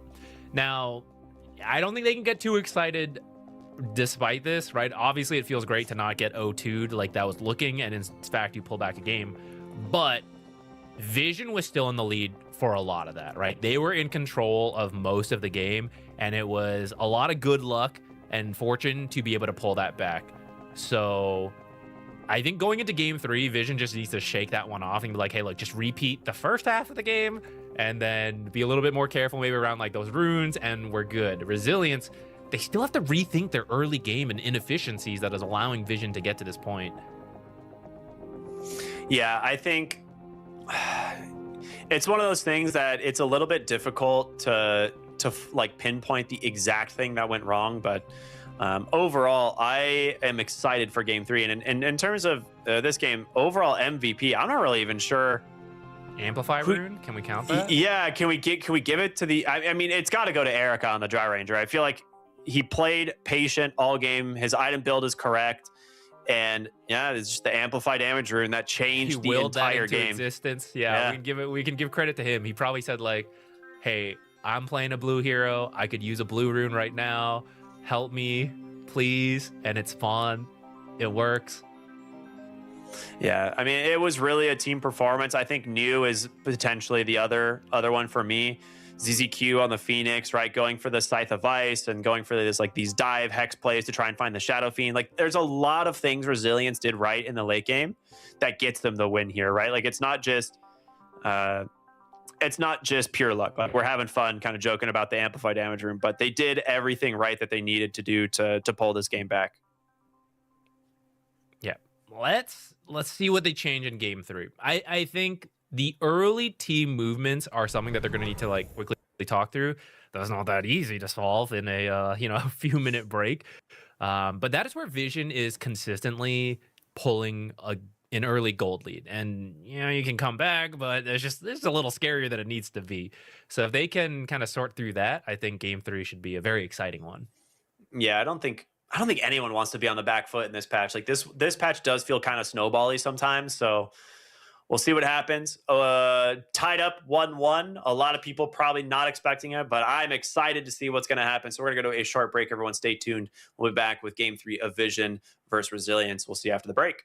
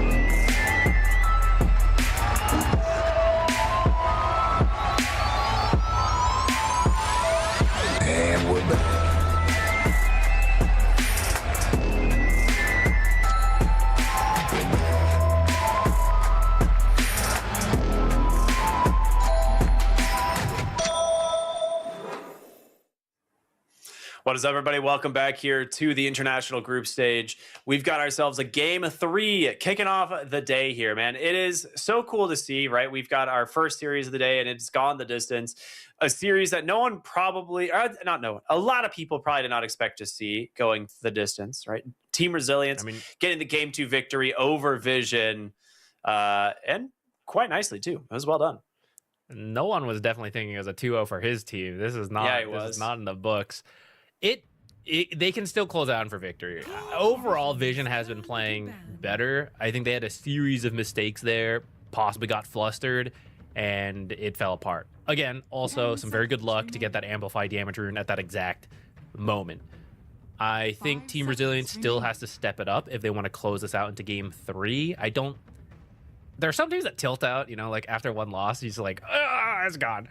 But Vision is not usually that team. I think they are typically able to keep a pretty level head, and so then they should be able to still pull this back if they play the same way, get a 2-1 for themselves.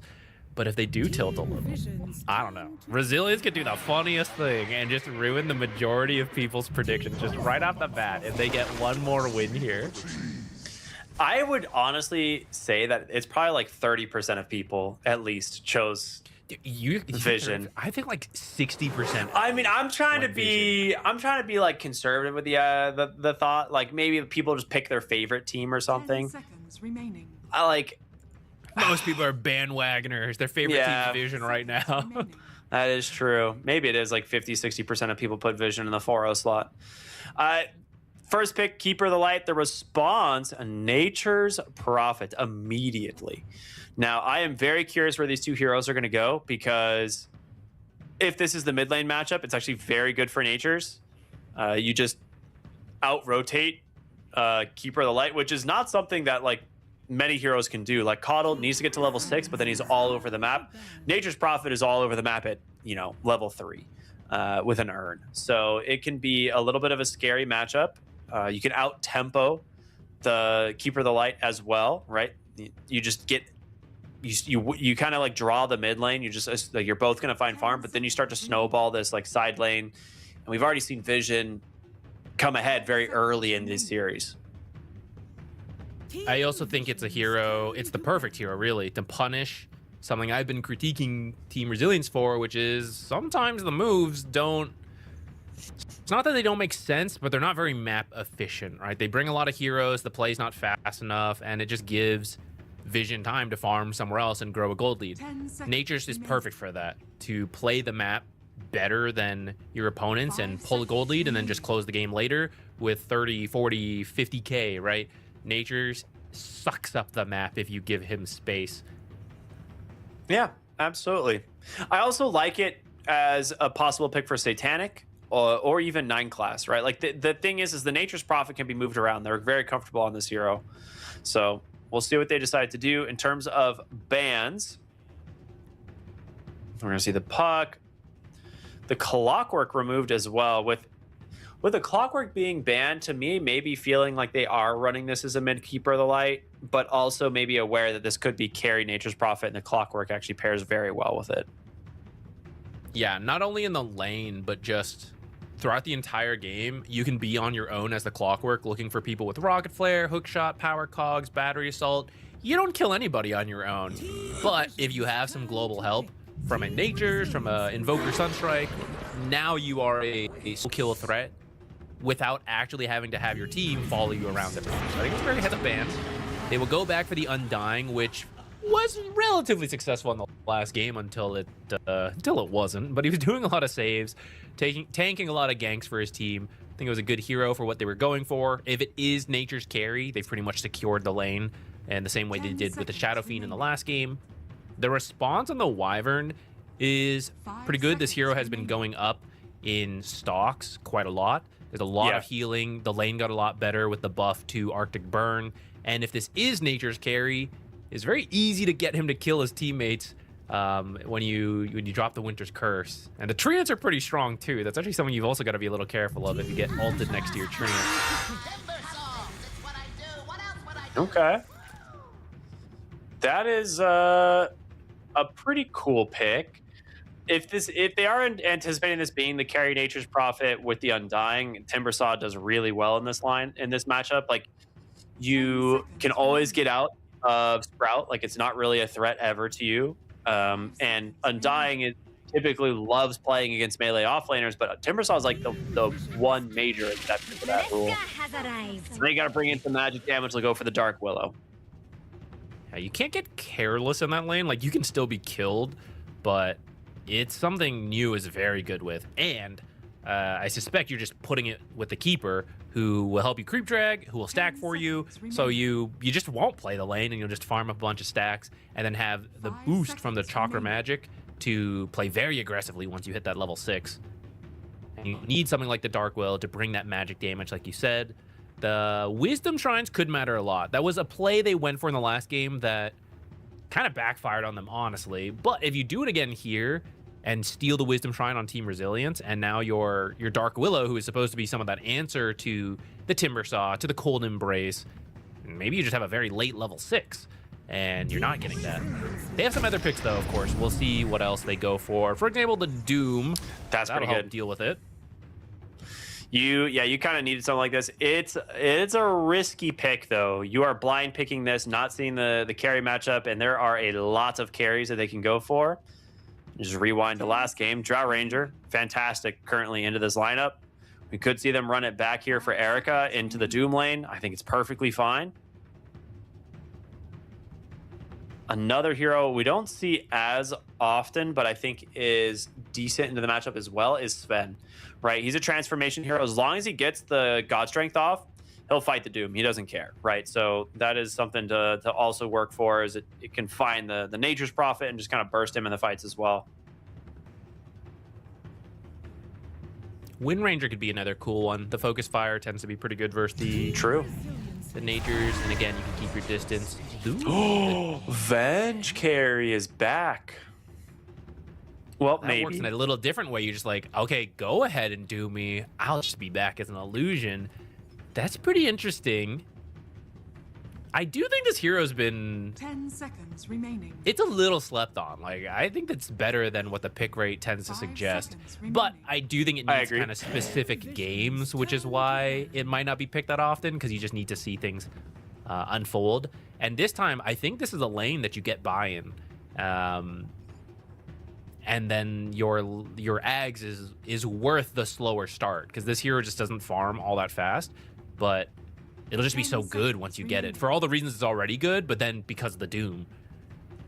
I don't think it farms as slow as like it used to, because like nowadays you kind of do just go for an early Hydra's Breath on this hero, and I know it's like not the best early game item, but the buildup is quite nice. And like once you get your Specialist Array, you can either go like Specialist Array and then directly into another item, which I think a lot of times has been something like Manta or just straight Aghanim Scepter, and then go into your Hydra's Breath. But she gets a lot of damage, like just 1 point stun, max out the aura and the minus armor.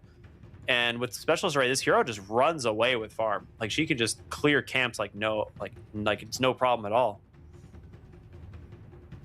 And late game Venge is terrifying. This hero, like, yeah, with all of her talents, full build, like she actually just crushes team fights.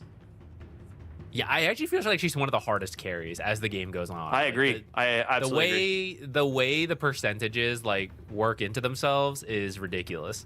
So, yeah, this is a very fun pick, but there is a reason it's not that common, right? It can fall flat. I think you need a playmaker for your final pick on Resilience. I know that Timber needs time to farm, Venge needs time to farm. We're talking about like the Hydra's Breath and the Ags, right? It's going to take a while to get there. And these supports, they're not bad, but they don't start anything. You need someone for the Keeper to work with. And I think they're banning out some heroes to protect that, right? The Viper, the Huskar, they tend to punish a lot of the typical mid playmakers, of which Pango has been taken out, and now Storm. They banned Ember and Puck earlier, so a lot of those playmakers are out. The Earth Spirit earlier too. Okay, there you go. Sand King. Cool. I'm fine with that. It's really good. They need a Blink Initiator, and Sand King is a perfect pick for the mid lane. They've gotten rid of basically the two worst matchups, right? The Viper as well as the Huskar. I'm trying to think what they can pick. You really do not want to run the mid lane Nature's Prophet. Like, this needs to be your carry for Satanic, so you need a mid lane here for no one that really slows down the Sand King and brings damage. I mean, you could do Lina. Like, that's not bad here. It does bring you some magic damage, and early Flame Cloak can definitely help shut down the Timber Saw. Someone who could steal stacks would also be nice. I feel like Keeper should just stack, and help the Sand King and the Timber. Snapfire does fit what we're talking about. She crushes a lot of melee matchups, but then she got a lot of nerfs. So we're going to see how that fared. I'm sure no one practiced it a lot to see if it felt any different. The fact that he's willing to go for it suggests to me that he's going to be feeling good going into this matchup. I mean, we saw how effective it was last game. You know, at the end of the day, the Mortimer Kisses are still a incredible ability, even after the nerfs.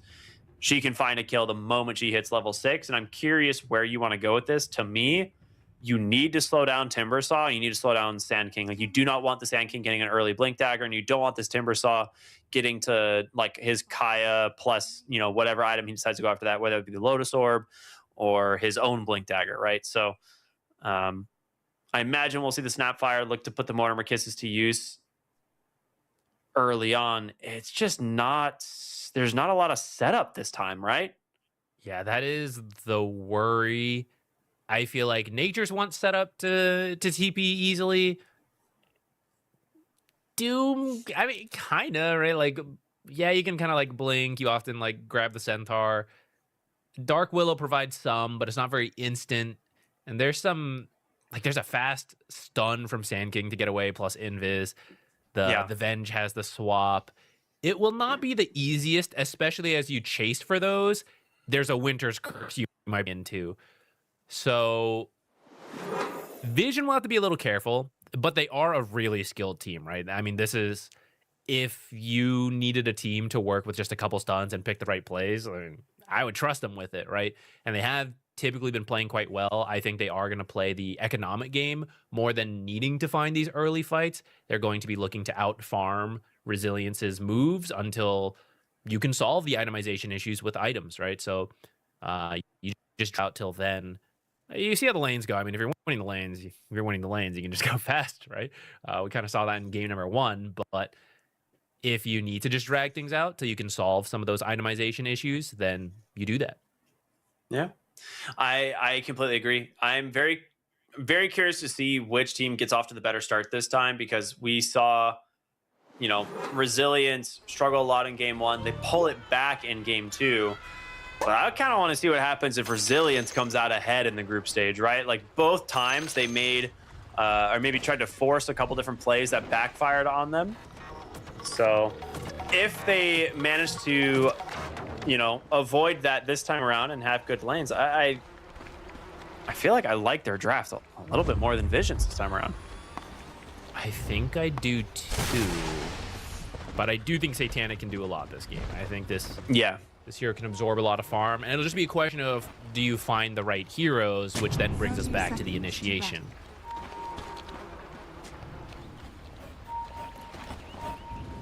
And boy, do I favor the initiation on Resilience. Like, Sand King is the king, you know, when it comes to initiating fights a lot of the time. Or at least you can also counter initiate, so it's one or the other. Like, he's either just going for a quick blink burrow strike, or he's letting the Timber Saw kind of dangle in the front and then turn it around with like a blink epicenter. All right. Well, it's going to be a easy 2 for 2 on the runes. Decent amount of damage thrown into the Undying, though.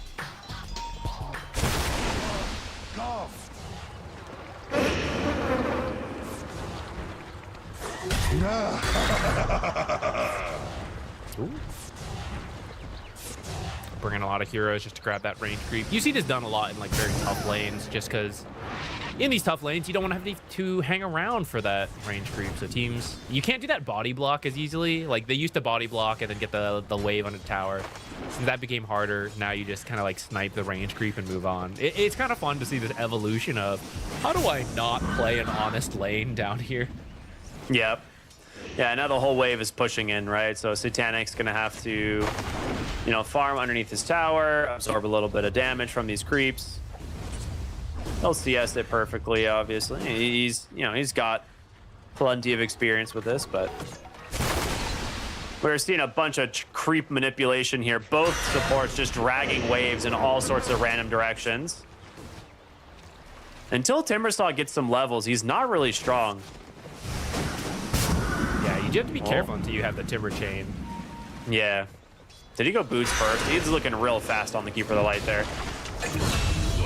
Speaking of that Timber Chain there first. It is. Yep, there it is. We were mentioning, right? Like, Timbersaw's not strong these first few levels, and with the level 2 of the Nature's Prophet, puts that teleport to good use. Not very often you teleport in your own lane, but that worked. Bit of an overextension from him there. To a degree, it's not that bad because it was kind of expected that they would lose the early game, but I think they were navigating it well, and then just got a little greedy, I feel, walking up there. Mid lane, I wasn't sure how the Snapfire would do with all the nerfs, but currently looking like she was nerfed. But maybe there's just no one and his laning prowess.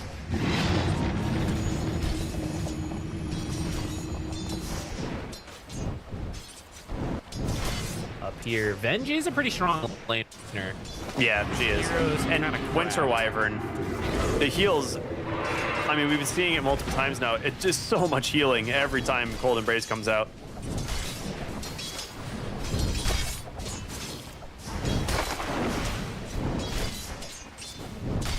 It's like, am I losing this trade or am I just healing? Yeah. We're gonna see the fight for the Lotuses here somewhat soon. It looks like they're just gonna give these one. I think both lanes go into Vision.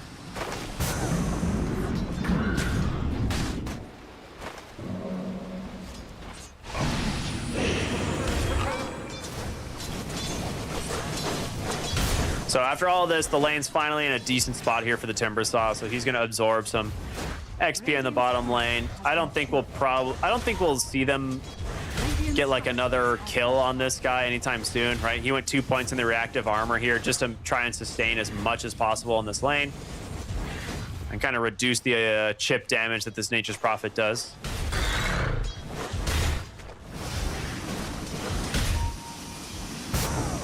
Now begins the endless keeper stacking. Plus, Titanic's up on his own a little bit, but yeah, without Timber Chain, you can't really chase that far.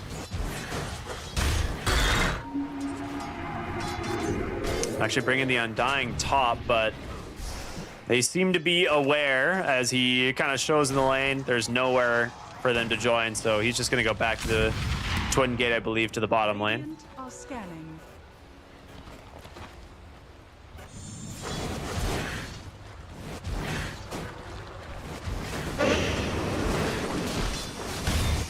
Not a little bit more stacking quite yet. I think they need... Oh, go ahead, sorry. I just think with the Snapfire mid pick, you kind of know the Sand King's likely to struggle a little bit, and getting the stacks ready for him to recover could be helpful. I think you were leaning in to say, like, you kind of need the Cuddle down here to help out the Timber. Yeah.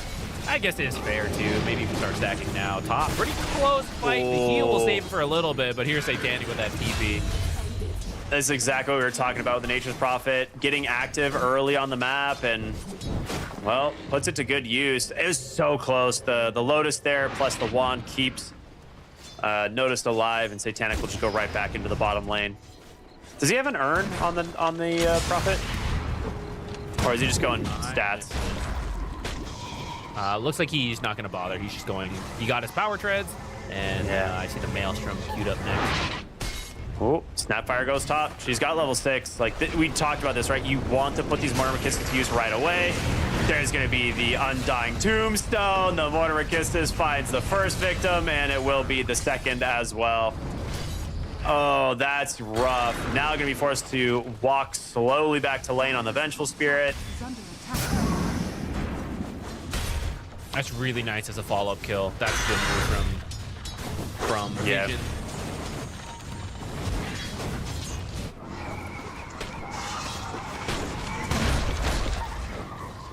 Really smart TP. Is under attack. I mean, he's not really struggling too much on CS either. We'll see, right, where this power rune spawns. It will be an amplify damage. That's a really big rune. You would have loved to pick that up on fire, but I assume that Sand King can get done with it. I'm not really like an not easy epicenter without hero the blade. early. Yeah. Yeah, maybe if he was against the melee hero, but Snapfire should just be able to keep her distance. So it looks like, yeah, like just shove it out and we'll leave. He's gonna go maybe look at Could stacks. Maybe try for top, but it's really, yeah. Okay, yeah, if the enemy has stacks and you just steal with the amplify, that's pretty worth it. They You have might Wisdom try to Shrine. force the Wisdom Shrine. They sort of did it last time though, and I think it's really hard. It backfired on them last time, and this time it's even harder without Earth Spirit. I guess that forces the epi though, right? Like if you're just there in time. Radiant's top tower. Well, You walk into Sandstorm's pretty good. Oh, well, he's already Okay, dead. well, Oh, I take okay, it all never back. mind. Yeah. Well, I was gonna say, well, maybe with Sandstorm it'll be fine because Sandstorm's so good at holding a location, but that's not good. And Oh, you can't Ducalis, lose this. he's gonna win this. He's got a You tombstone. must bring heroes. You must bring heroes. I don't They're all think top. They can't Yeah. bring heroes. he's Oh, gonna no. die.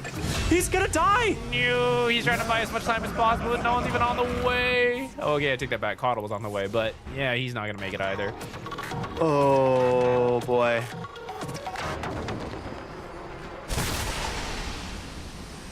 Okay, so they're gonna have the levels on the support, guaranteed.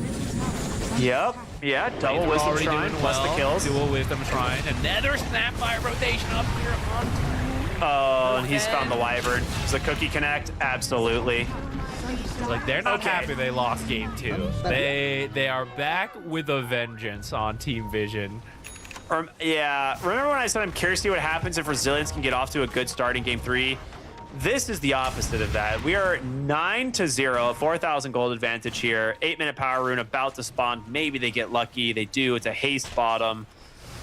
You got a long way to go. It's going to be an uphill battle here. There are some stacks for the Sand King, but the Snapfire is huge. You could maybe have forced a fight with the haste rune, but I think Amplify is just a little too hard. There's too much televised time as you go over to the Wisdom Shrine, and I don't think it's a play you can force every single time. Even though it is great to steal the Wisdom Shrine, like the enemy can respond appropriately. I don't think that's... Maybe old Sand King could have forced that, but I feel like this one is not as strong. Yeah, well, we were talking... Yeah, I was talking about the Dark Willow pick into the Timbersaw. This has always been one of the primary support counters for the Timbersaw because it's a support that brings an immense amount of magic damage. And, well, Usually that unfortunately... magic damage comes a little later. Yeah. I'm gonna say, unfortunately, he's got it maybe 2 minutes earlier than you normally would. You look at the Terrorize, dies in the Okay, process. All right, okay. That haste rune, it's paying off. Ducalis punched away. Uh-oh. All right, he will survive. Well, Yeah. Ooh, maybe. more Mortimers? He was hunting for it. I don't blame him, but fortunately for Team Resilience, they all get out. Something going their way. But it took Team Vision invading their triangle, right? They really pushed it on that. At the end They of the really day, needed despite that. those deaths. It is still 4K up at 10 minutes, and that might go up a little bit here as they're going to pick up. Imagine another kill once this Cold Embrace. Well. And then it should let you go for the tower. Oh, God. Watching Undying just beat an old man on a horse to death is just... Bottom tower is Something's not okay with that. Oh, seen this one before. That's another Doom. That might have been a little overkill, actually. Really sending a message with that. Well, they are power down. Yeah, continuing to play the aggression. The thing is like those kills going to massive. He definitely needs to get to the blink dagger, and he got a lot out of that fight. I just worry that the support difference right now in terms of XP is a little bit too much. Like if 2 level 7 supports basically on the side of Vision and your Wyvern is barely level 5. Like it's got a long way to go. Oh my goodness. He just TP's out. Does he have the damage? He does not. Yeah, that's kind of what I'm talking about. That's the level difference right there. That's also why I feel like you just stack earlier, because it's difficult to force plays with what you had. But your advantage is that you have initiation. Easier to execute initiation later. You need the blink to do it. So I think Resilience just forced the issue a little bit too soon. I feel like we've been saying that all game, all series, but it happened again there, and it really cost them 6K down. Well, quick little find. Mortimer Kisses coming through. You're gonna actually find some good on the back line. There's gonna be the epicenter, the blink, and he runs into a bramble. Oh, that hurts so bad. Does at least get the kill, but now Nature's Prophet's gonna come in. Great swap, actually. We'll get them to safety. So they don't manage to find anything else here on the side of Vision. That Dark Willow kill is actually worth a good amount because Night Class has been doing so well. So that's not too bad of a blink kill. That usually you don't really want to support with the blink reveal, but a good chunk of gold from 9 Class this time around. And they are getting some good rune luck. Again, shield over for the Sand King. Oh no, He's having a rough game, but he's going to survive this time. Blink in, throw strike. A lot of damage coming through. Bait. They got him. Yeah. You can't kill me 4 times with the same play.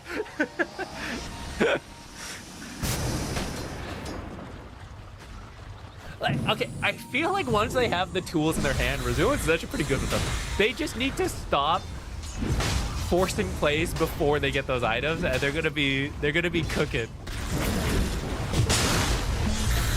Oh, blink, burrow strike, diving in. However, they've got a Snapfire nearby, so time to run. They managed to keep Ducalis alive once again.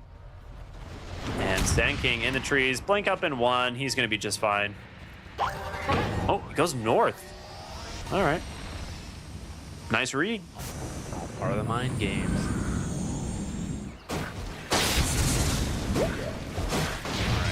Alright. I'm feeling the game 2 vibes again, where some slip-ups, but Team Vision is still pulling a pretty big lead early on.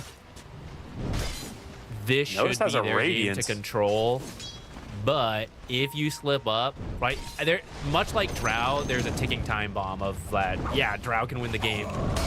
Venge is the same. Like if she gets to the ag, gets to another item on top of that, gets very scary. They will find 9 Class again. Does get the Terrorize off this time, and the damage in from the Nature's Prophet just takes out that Keeper of the Light. Mortimer Kisses coming through. Okay, well, now we're seeing the Nature's Prophet damage. No longer just kind of tickling these heroes. That's a 3-for-1. You're very happy about that one. You get the mid-tier 1 tower as well. Love to be able to threaten him, but I think this Maelstrom actually gives him enough magic damage to threaten the Timber Saw on his own instead. Yeah. So you just It's get now a Mjolnir. Is under attack. They have to enter delay tactics for Team Resilience. They gotta start dragging this one out. I agree. See if they gotta hope for another good rune.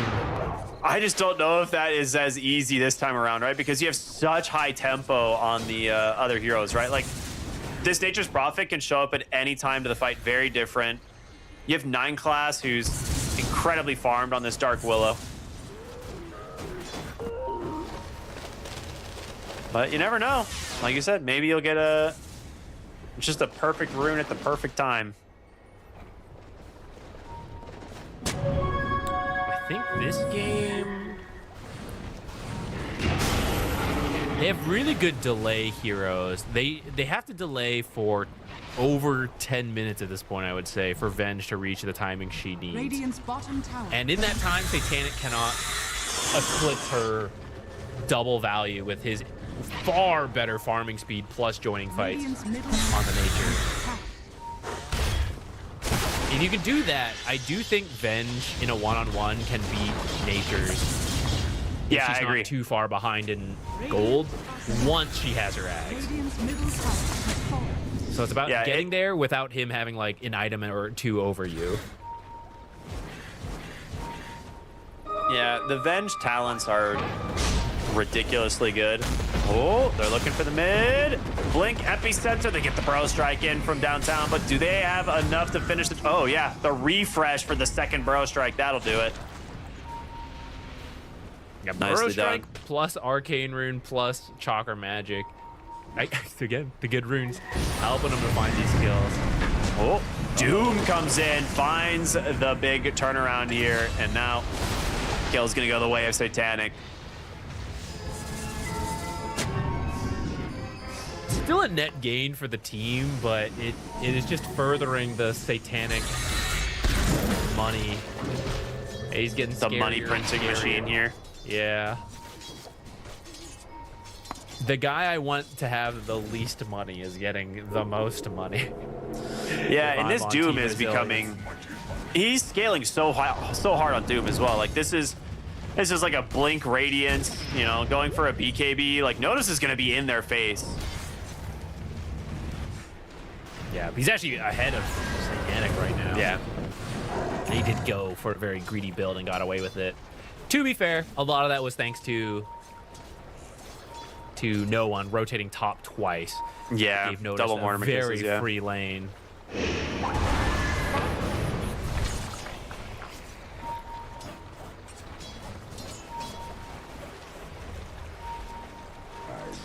Nice little deep wraparound, but Dire's top fully tower in is under vision attack. of Team Resilience. So they're going to smoke up in the mid lane, maybe look for a play towards this power rune. Spawns top, it's an Invis Ducalis. All right, very fortunate for him. Mortimer Kisses going to get interrupted. The blink, the epicenter, a lot of damage. Great swap. They take him out. Can they find more now? They're looking for 9 class, and it looks like they should find him. Goes for the Terrorize, does connect onto 2, does have a Curse Crown, but there's no help coming their way. 2 dead. How close is he? Oh, he's actually going for the Manta Dire's first. bottom tower is under attack. Dude, is Ducalis just about to go kill the old man again? No, he's gonna go for the Venge. They bring in the Nature's Prophet. They'll get the kill. God. Yeah, that amp damage, the amplify like damage from Flesh Golem is still no joke. But we're seeing the Sand King do what he needs to do, right? He's finding the Snapfire and killing her over and over, and he just finishes up his Aghanim Scepter, so his damage output even more terrifying now. Oh, okay, don't want to go that far. No real follow-up if they go for him. But a Dead Winter Wyvern to 9 class, and that's going to give him his Blink Dagger. He's been really focused on trying to pick up this for quite some time. Blink before he even has a level 2 ultimate. That's Yeah. really Dire's That's gonna be middle quite tower is scary. under attack. there's a lot of scary heroes for them. The gold lead slowed down at least. Like they were down 4 or 5K around 10 minutes. It's, you know, 8K down at 20 is still pretty rough, but it could have been a lot worse. Team Resilience is managing to find a couple fights here and there to give themselves some room to play. You just have Well, such a rough time here. Epi, again. okay, turn around. It is a good turnaround. They get the nice 2-hero trade. They're trying to finish off 1 hero, but they can't do it. Doom's going to come through, finish off the Sand King, but you need to get the rest of these heroes out of here. The blink on over. There's the Winter's Curse. That's 2 dead, maybe a third. Well, hold on. I mean, so much healing from the soul rip. He's got the Tombstone shard again. He's got the tombstone shard, buying so much space. But I mean, unfortunately, Satanic, he left this fight so long ago. He did not want to stick around. And I kind of wonder why. I think with the Sand King dead, I guess he's worried about the Winter's Curse, but I don't know if he needed to leave that soon, but I missed exactly when he left. How does Team Resilience keep finding stuff like this? It's Echoes every time. Dude, he's finding Snapfire and killing her every single fight.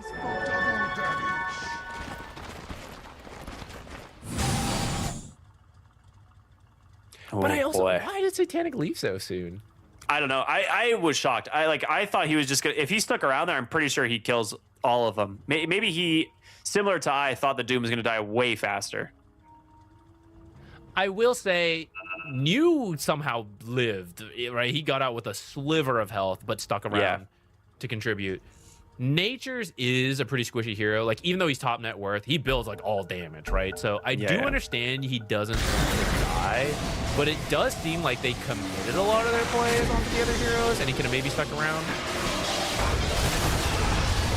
Oh no! Oh no! All right, it was fine.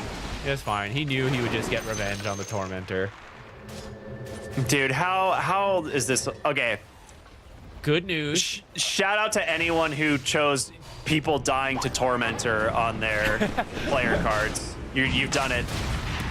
You got one. Yeah. You're gonna be so rich after this. That's the good news. They'll actually go for Roche instead. Ooh, Sneaking, barely getting away again. And now you can probably just head back for Tormentor afterwards, healing too. Oh, it's so close. Did they have a wardy from earlier, or it's just 9 class checking from the It's high just ground, 9 then class doing blinks 9 in? class things, dude. Huge Wrath of Nature. Like, the thing is New would have died as well, but like one tick from the Tormentor did it.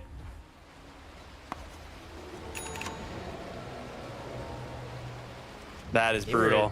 They were kind of pulling it back up to that point too. That really put a damper on the vibes for Team Resilience. Hey, Pretty man. hype play from 9 class and Satanic though. Yeah, I don't know how they got wind that was happening. It could have just been a really good call from 9 class. That's what I'm willing to bet, right? Like, he was like, guys, they're tormenting. They have to be. Like, where else would they be? Right, and that's the value of the Blink Dagger. That all starts from him getting this super early Blink Dagger, whereas, you know, normally you probably wouldn't have that.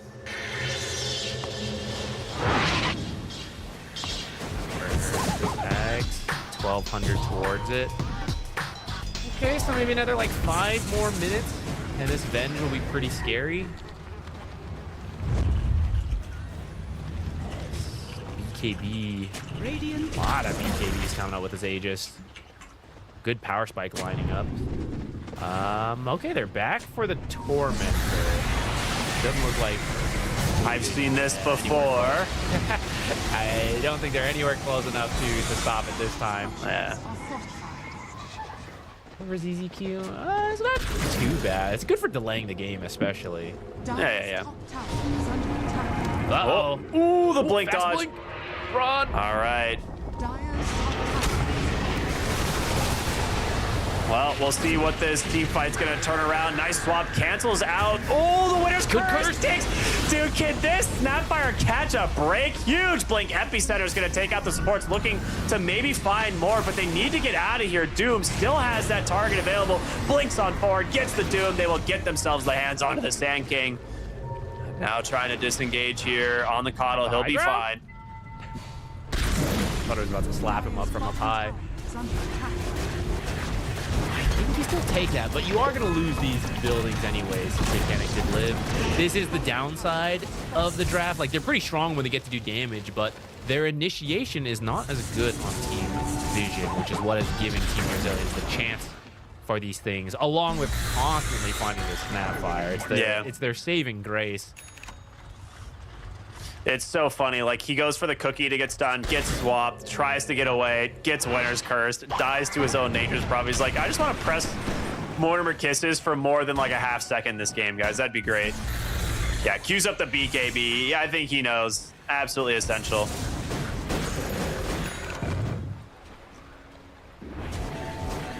What's that a Daedalus? Oh my god, this is scary. They've struggled to find the right fight, but as soon as they find the right fight, they're killing everything and then running down. It's a 10,000 gold advantage. It's a decent chunk, but it's, you know, it's pretty much all this Nature's Prophet, a little bit of the Doom, making up the majority of it. 9 class. Well, I mean, trading 1 for 1 in a 3v1, not that bad. Bottom lane, they're looking for the coddle. He's gonna force staff to the low ground, right into the hands of the Nature's Prophet, though. Satanic now godlike. Can this guy, what is his skill now? Is that, or is his score? Is that 12 and 0? I saw 10 and 0. 10, 0, 10. Mid lane, Cookie into the Mortimer kisses. That will be enough? Question mark? Okay, a little there. Okay. He knew he had Satanic coming in. Satanic was telling him to shoot over. I need another kill, bro. I put myself for my fantasy.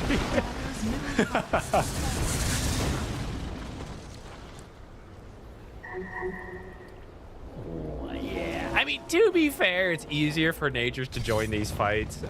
But yeah, I mean, we're feeling the impact of this Nature's pick. Very early Nature's pick as well.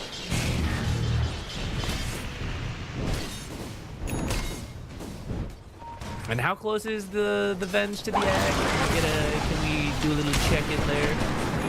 I mean, it's gonna be a moment.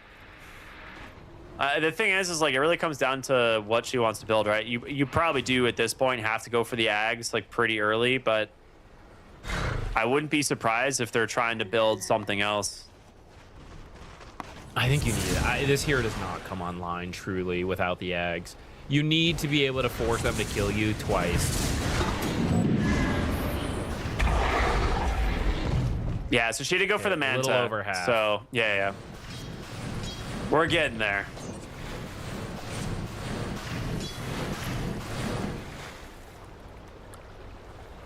I mean, you do have some decent team fight potential on the side of Resilience, similar to what we saw in Game 1 and Game 2. If you take the heads up 5v5 and you're starting off the back of like a Sand King initiation, especially once the Aghanim Scepter for the Venge comes out, I think the fights get a lot easier.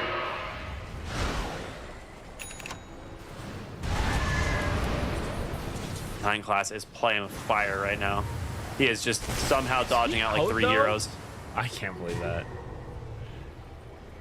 I mean, throughout this series, the Vision heroes, Vision supports have been very good about doing the aggressive thing and taking the risk, or just even if it's defensive, positioning in the most dangerous angles so that they're the ones who die and the cores get to live and farm.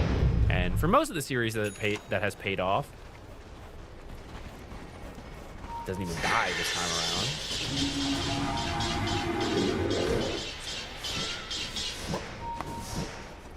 Not finding anything with this smoke though.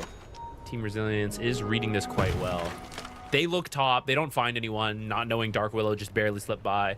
So they're thinking, okay, Vision must all be somewhere else together. We better be very careful. Going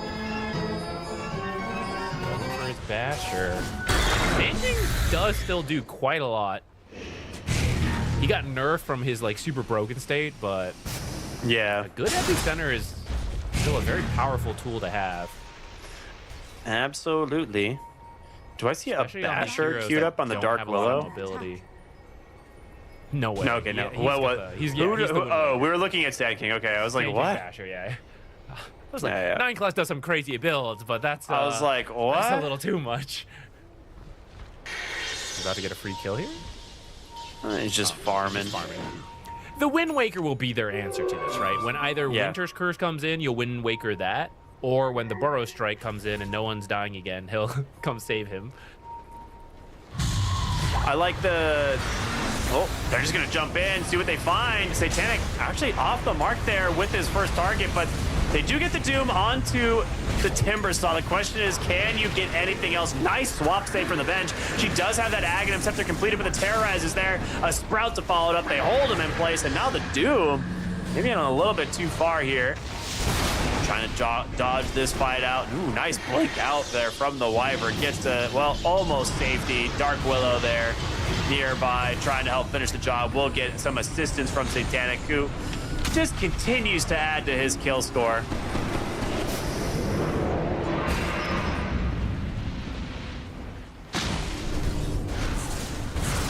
Yeah, this is kind of what I expected. At some point, the Stand Kick Burrow Strike, it was carrying them pretty far, but at some point you pick up the tools to deal with it, or it just doesn't. Like, sometimes you don't connect, right? You slip up. Yeah. Finally, it happens once where they live through it. They have enough heroes, and yeah, they just clean up the entire rest of the fight. And with that, the rest of the base, because Satanic is so farmed, even has some catapults here, nicely timed.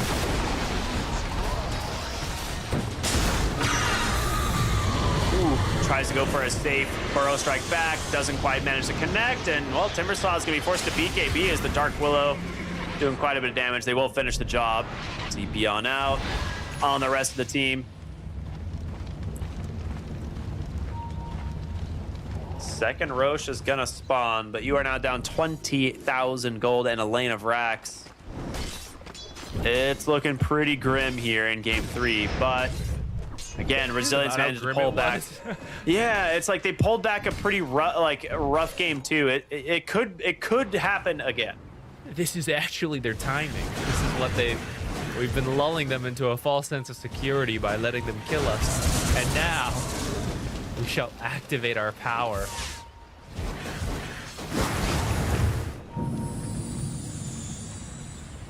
Dire are scanning.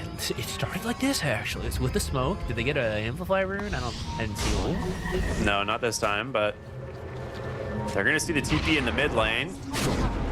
They're gonna find the target. Great swap, but he does manage to get the Shadow Realm off. Doom's looking for the target. He gets the Doom once again onto the Timbersaw. He's just removed from the fight, and the Tombstone just wastes so much of their time. The Epicenter completely wasted, and they just turn around, take down 3 instead. Oh, it is not good this time around. They just GG out. They know this one is over. Oh, by my the time goodness. By the time they respawn, Team Vision can run down. And if they don't go for the end of the game, they can just get a second lane and probably more, because Nature's can just keep on. Exact moment when she TPs in and instantly disappears, you need to process that means there was someone with a smoke there, and if one person's there with a smoke, the rest of the team is there. They commit anyways, like maybe they can't call it off fast enough, or maybe they felt forced to do it anyhow.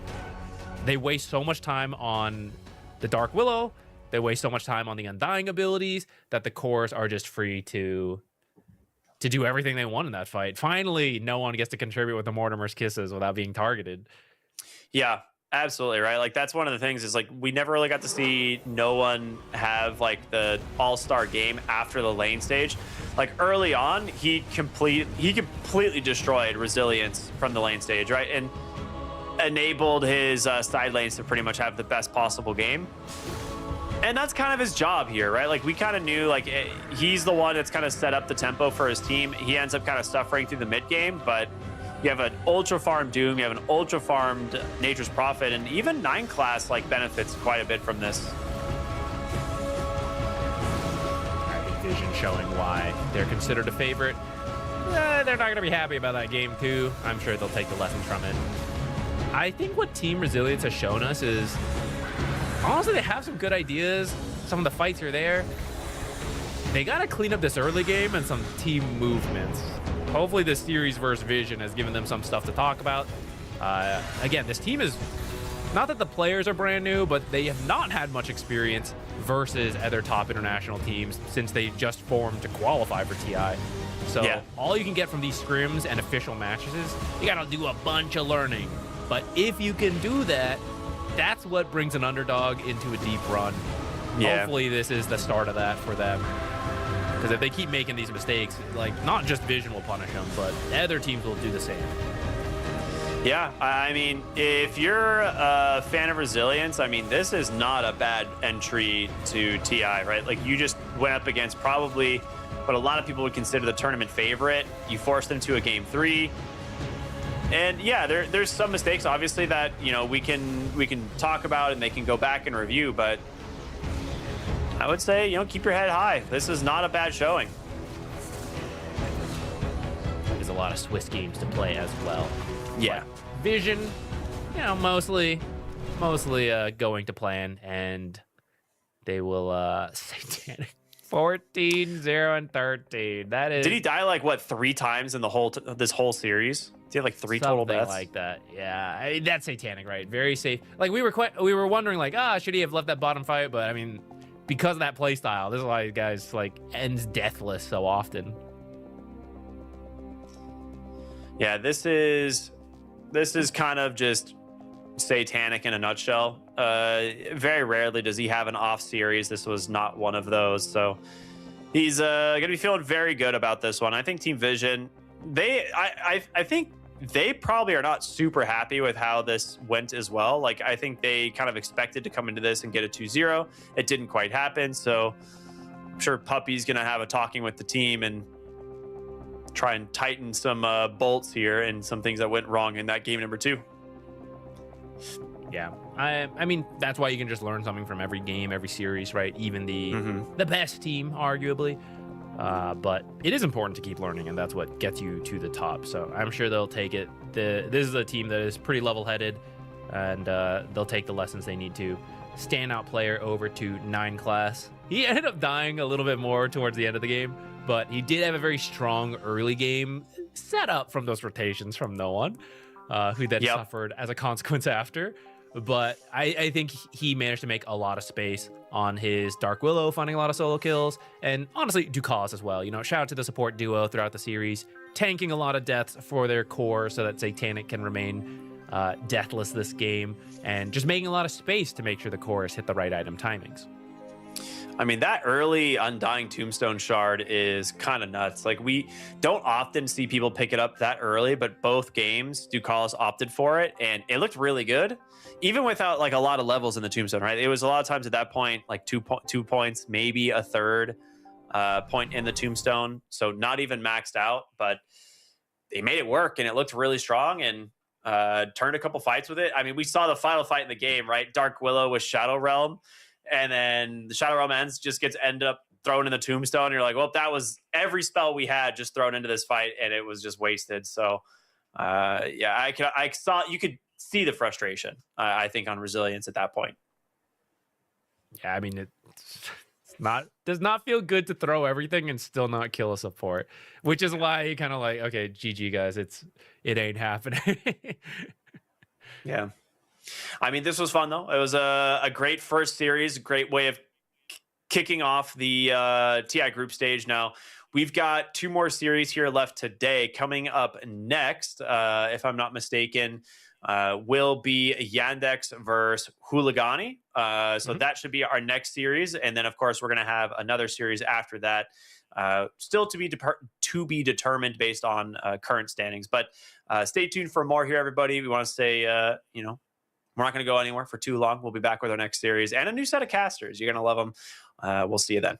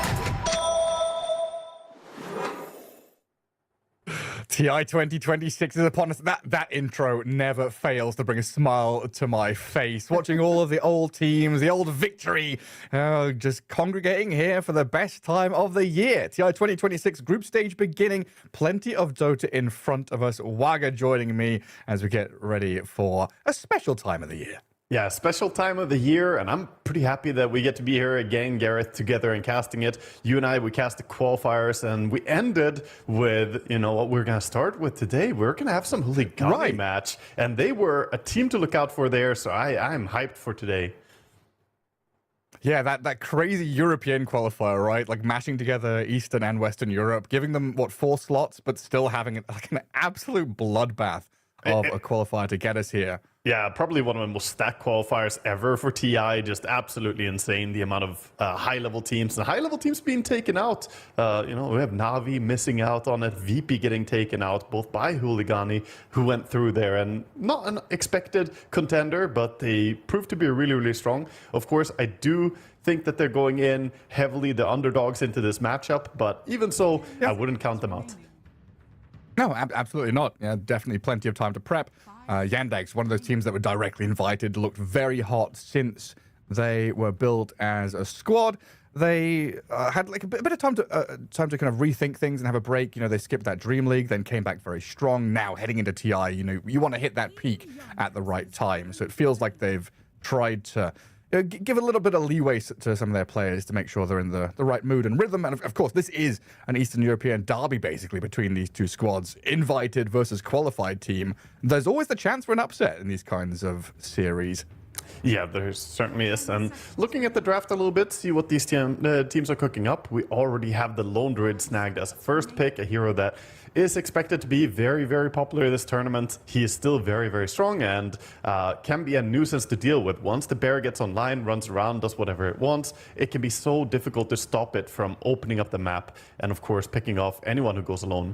We'll see if HULIGANI can get their usual playstyle going, though. They open with a Hoodwink, who's versatile enough, can play into any sort of offlane duo. Another hero to look towards that isn't banned for them is like Ringmaster, a hero they played both on +4 and +5. Some flexibility between the supports. Yeah, definitely plenty of options there. Also got to consider where we're going to be heading with that carry as well. I'm looking at this ban pool, honestly. Lina has been a hero that's been rising very quickly. Watching Pablo pubs and every single game has got a freaking Lina in it. The funny thing for me, though, watching those pubs is a lot of players complain about that hero and they think it's bad. Like, they don't like playing with it. Never mind playing against it. I mean, just like 2 weeks ago, I was playing Lina a lot before sort of the surge of Lina came in. Even before. Oh, you hipster. Yeah, of course, being hipster. And I got people flaming me like, that's a hero that can't win. It's unwinnable hero. And here she is, first phase ban, in TI. I do believe you can possibly win with Lina after having seen what she can do in a lot of lanes. It's absurd. Her damage is crazy right now. And she seems to get pretty tanky as well. Like, having 3,000 HP is like ranged turret hero. 3-year itemization feels pretty good. It's the Aghanims build. Gives you a lot of magic rest as well as the mobility. And if you do take the magic rest talent, which a lot of teams will skip to get even more damage on the stun. It's either stun damage or magic rest, but the magic rest is insane. You actually get more magic resistance than anti-mage if you take this and you have Aghanim Scepter. You're absolutely crazy. That's so stupid. Yeah, it sounds weird, right? That's You're great. ranged anti-mage. Yeah. I mean, on the anti-mage topic, we just saw their Lone Druid 1 win, 4 bans. So early days, but looking good already in terms of his participation in the draft. This hero, you talked about him like hitting that timing. He feels like the anti-mage of old, where you have to deal with him. There's this element of, oh my god, that looming threat. We've got to deal with a bear. You've got to make sure that he doesn't hit his timing. Because once he does, gets into that stride, he's very difficult to stop. Because he's sat back farming deep on his side of the map with the hero, and his bear is just going out doing whatever it wants. It's got 2 lives. Yeah, but instead of having to deal with a greedy little anti-mage who has nothing to say in laning stage, you have to deal with a bear and his hero. It's not 2 heroes, to shut him down. Yeah, in the laning stage, he is a phenomenal threat now, especially with the ranged root coming in, even the ranged auto attack, and of course the ability being able to pop that root is hard to play against. Well, this is a hero that can maybe deal with it, having that Arctic burn, some percentage-based damage. Nice with the Winter's Curse against that bear as well to try and turn it on its master. And a hero that's, you know, kind of been prophesized as a hero that's meant to be good because we've been in a tanky meta for such a long time. Winter Wyvern has taken her sweet time to actually get on the board. That's so true. The amount of massive HP pool heroes that have been played for a long time and still no Winter Wyvern is kind of crazy, but I think Winter has started to eke out an advantage over the likes of Ringmaster and rise in that popularity, and largely not just because of the protection and the Arctic burn, but more so about the turnaround. We saw the previous series, the Drow and the SF, these type of super right-clicky heroes can absolutely destroy their own teammates with Winter's Curse. They sure can. 10 seconds remaining. Kotl and Undying. Maybe the two supports from Yandex. I'd assume this is going to be Saxakotl and have Malady on that Undying. So you've got Undying Lone Druid as a lane, which is going to be very difficult to actually go head on into. And then Kotl, potentially flexible, 4 and 2, but I'd kind of just shove it to that 4 roll at this point, honestly. Yeah, I think so. I think it's quite likely, but it's got that minimum level of flex at least, so you can put it where you want. Of course, you can always pick up early Spirit Vessel into Orchid, and that can mess with something like Ember Spirit. But I think Ember is happy enough in the lane against the Kotl, so you'd rather pick something that pushes him a little bit more. Do we still Huskar people in 2026? Is that a thing that we do? People do still Huskar. It happens. But the Slark pick coming out. Interesting. This is definitely showing some spin on the draft. Cool. Is this a particularly good hero against Darkseer? Not especially. Yeah, like it can be good, but you need very good catch to go on Darkseer on level 1 before he gets level 3. If he gets to level 3 safely, Iron Shell is just gonna bully you, and it's very painful for Slark to lane into. Of course, normally you want to be some form of range hero, stay out of the Iron Shell range to deal with it. So they have some plan here. There's also potential for Slark mid against Ember Spirit. It has been done before. It's similar to Huskaring. It's very cheesy, and while it sounds like, wait, shouldn't he just lose that lane? I've seen Slark absolutely destroy Ember. It's funny you bring that up. Because I have a bank of heroes in my head that I always scream for when Ember Spirit comes. You know, the Necro comes up, like, where's the Necro against Ember Spirit? I mentioned, are we going to get Huskard here? Slark and Ursa are two heroes that are in that bank. A little bit further to the back in the corner, but they are heroes that can go mid and dominate the Ember in lane. Yeah, also synergizes quite nicely with Kotl later on. Slark is a fantastic hero to refresh the spells on using the chakra. The Dark Pact is, of course, insane with it, and then even just a pounce, holding someone in place for a long time, can mess with the Darkseer Ember who needs to get away. Right, and I guess here you're looking at Bushwhack, Searing Chains as the two main forms of lockdown. You just Dark Pact everything off. You're not silenced, you're not stunned, you don't really care too much about anything, apart from maybe the Winter's Curse later on. 5 seconds. That seems like a pretty solid pick all around. Now into that final round of bans. Spectre removed, looking for that carry over on Huligani. And then offlane hero for Yandex, looks like. Yeah, of course, unless they want to still run that sort of offlane Undying, but I don't feel like it's a good game for it. You don't see fantastic options. Darkseer can easily run away, Ember will jump away as well. Normally, if you play offlane Undying, you want some heroes that don't have easy repositioning, so that when you hit them with your ulti form, they just get stuck. Here, I think you run it support. Yeah, I'd imagine so. It's a very strong lane with that Lone Druid. Yes, Darkseer and Hoodwink might want to try and skip waves and stuff against that. And we'll have that situation where you're probably going to have a couple of 1v1s, but then when you have these 1v1s in a safe lane, when you've got Lone Druid, it's not a 1v1. You have that bear to actually additionally help out. So you get a lot of value out the decay and the Undying's pressure. Yeah, it's Lifestealer and Spectre, some targeted bans. I do think it's smart as well by Yandex if they put a lot of emphasis on shutting down Huligani's offlane, because what we've seen in the qualifiers was that Corrupted was a pretty big reason that they were able to win a lot of those games. Him having some great games actually on Darkseer as well. So this is his chance to have a repeat of what he did in the qualifiers.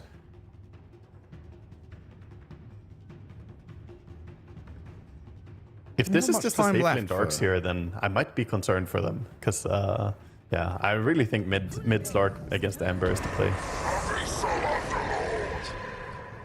Abyssal Underlord.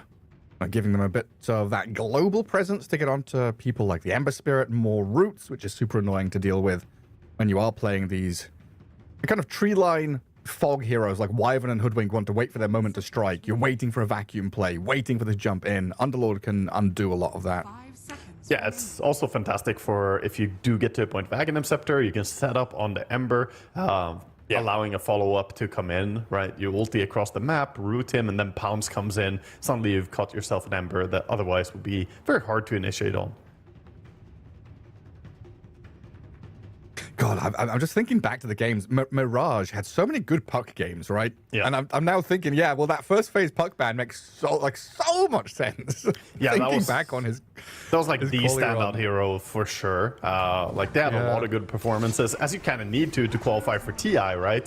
In such a hectic qualifier, you need to have a lot of good performances. But I think if we had to name one MVP hero, it was Mirage on puck. He looked phenomenal on it.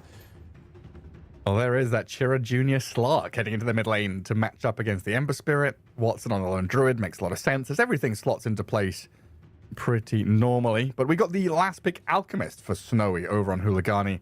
A hero they did play once in that qualifier, looked reasonably good, hit a timing. And that's what Huligani are aiming for, is that really strong build-up around their cores. Yeah, I'm not 100% convinced on Alchemist's place in the meta right now. I do fear the matchup a little bit, carry to carry here, the Lone Druid versus the Alchemist. But if you get off to a good start, it can snowball quickly. And if you have the 4 protect 1 type thing going on, where Darkseer, Ember activate a lot with Iron Shell combinations, Iron Shell Flame Guard, burn people down, I could see this draft working out for Huligani, for sure. Was it the... it wasn't the Alchemist that got them here, was it? Because they picked that in their game against Virtus Pro. And maybe a bit of morale boost there as well, thinking, okay, that was the series that got us to TI. This is one of the heroes we won with. Yeah, it was Alchemist, Darkseer, Ember, the Tricore. Actually, the same 3 heroes. Yeah, the same 3 heroes that got them to TI. Right. They picked here again. Yeah. It's very similar. They had different supports in the Ringmaster and the Clockwork, but yeah, otherwise this is the heroes. And Ember was, of course, a hero they utilized a fair bit in the qualifiers. It was basically either Puck or Ember that we saw Mirage on every single game.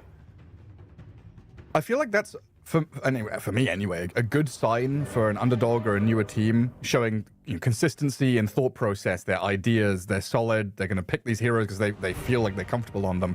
Whereas, if we talk about Team Spirit or, old Virtus Pro or something, we're like, well, if they're picking the same heroes, they've got to be bored, It's a good sign if they're picking different heroes every game when you're a top team, because you're finding different avenues and angles to try and get an upper hand in the draft, like the Slark. I would bring one little point up, though, that obviously since the qualifiers, we have had minor balance patch since then.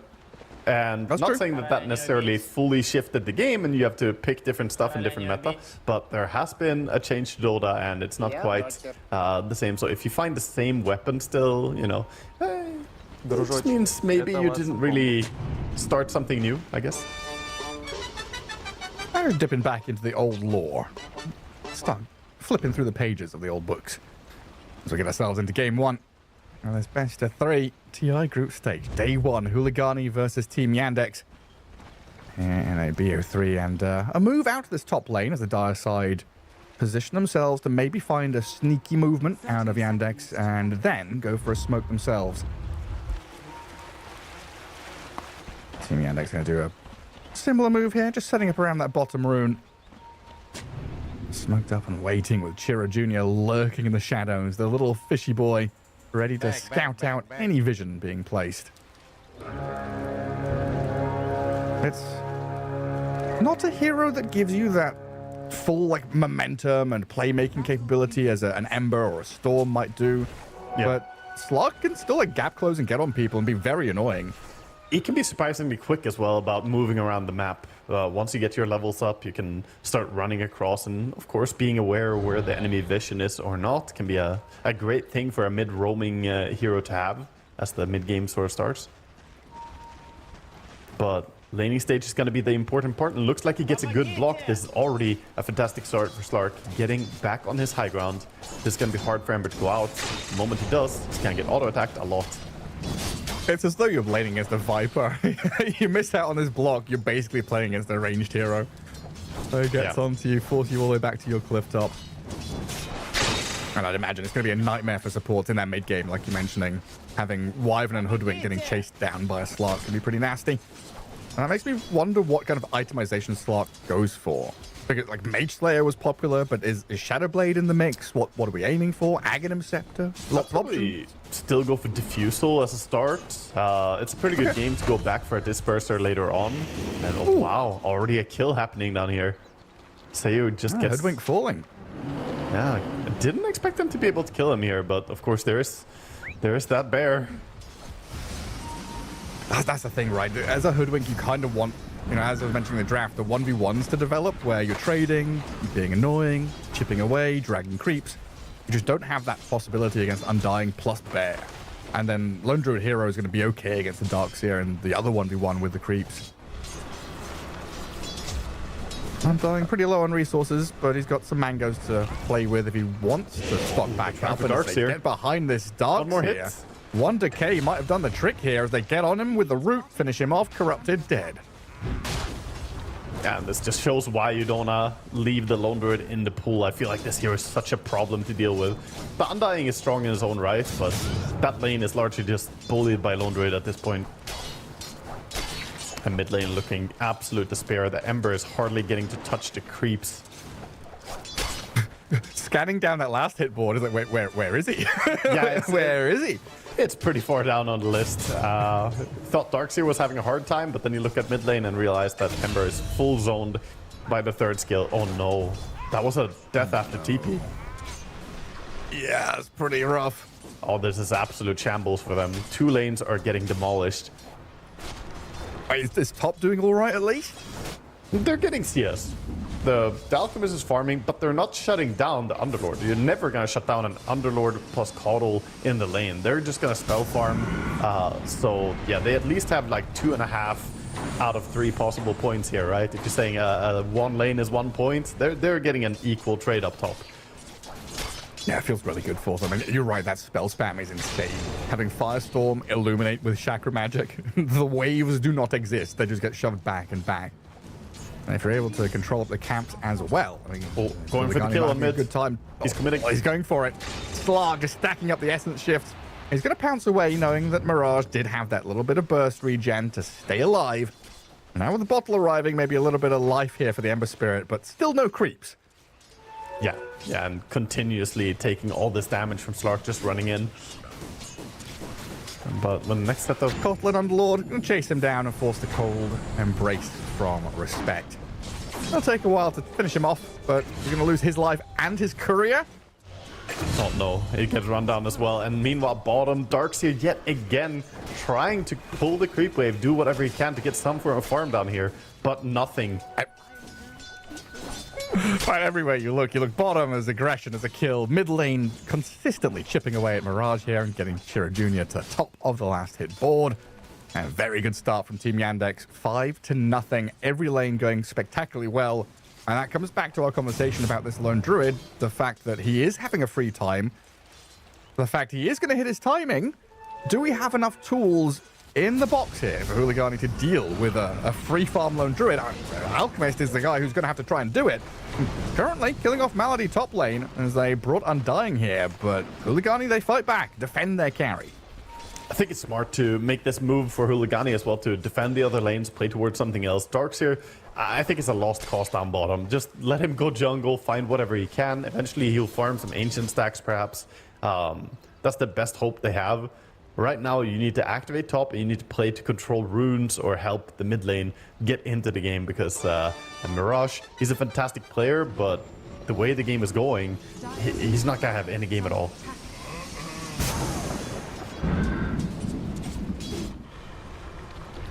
just watching Mirage. Like, he's walked all the way back through that top lane. Slow walk too. Get back to base, and then Corrupted is doing a little runaway bottom as well, trying to get some distance from this Undying and the Bear. They've put themselves in between that tower and the wave, force him all the way back, and of course Watson can just return to free farming. Just look at the last hits and denies coming in on the Slark and the Lone Druid. Two bring down Unlord. Pretty successful kill for them. And I think this is necessary. You need to somehow turn this into a game where Alchemist just pops off. For now, he's had an okay lane, but maybe you can play around him, activate him to get really, really early timings, and then that could slow down the Lone Druid onslaught. Maybe they've got to give it a shot, one way or the other. But you're looking at Mirage just getting run at. He's in so much trouble. Blood Grenade and Tombstone. In comes the Slark with the Essence stacks and his little invis as he pops into the cloud of smoke, and now Sayori's in trouble. Hoodwink wanting to give some assistance to the Ember Spirit, but it's going to be even more chum in the water for Chira Jr. to gather up. Lovely tasty morsels, hits the deck, and a double kill for the Slark. While the other lanes, Corrupted has bailed, farming jungle, giving Lone Druid even more free farm time.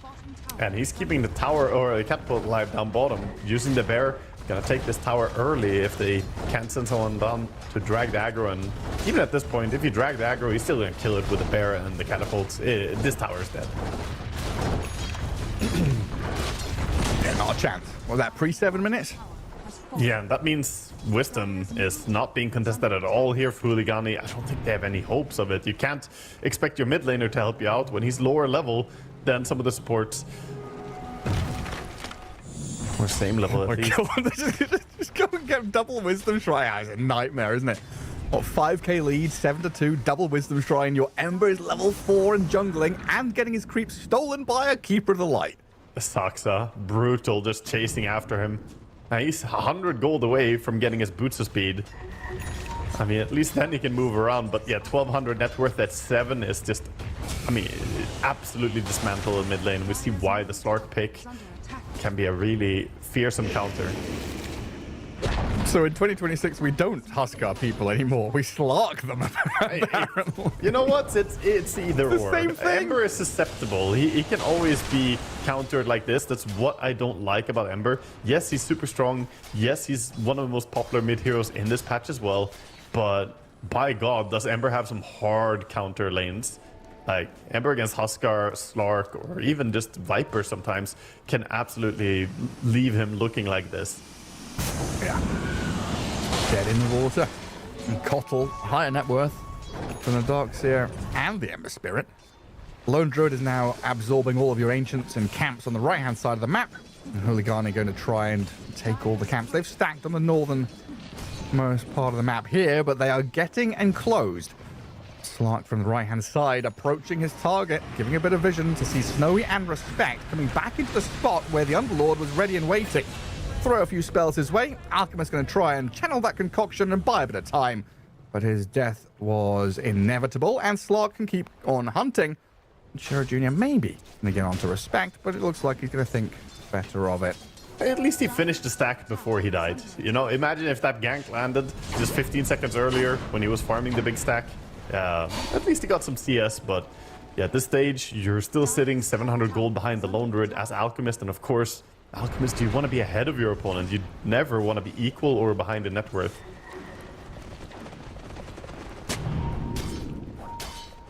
It's crazy how much space they take. Like we saw this effect from 9 class position 4 Slark, right? Where he gets a bit of time, laning stages, whatever, but then mid-game, he takes that space and he plants himself on the enemy side of the map. Kind of Schofield clockwork style, right? You make sure that you're in position to see enemies entering and exiting, and then gives your teammates the opportunity to fight or farm. But this Slark is fighting and farming and giving information at the same time. He's doing so many jobs, keeping pressure on HULIGANI and taking parts of the map for himself. Yeah, the dewarding as well is a big portion. He's probably going to buy a few more sentries soon because he dewarded something, but there's more wards. He pinged it out when he walked under it even. We'll likely see him just keep taking away, as you see, chasing after the Ember. I mean, what can you do about this? Who's going to get surrounded? So many heroes from Yandex. Just swarm into that mid lane.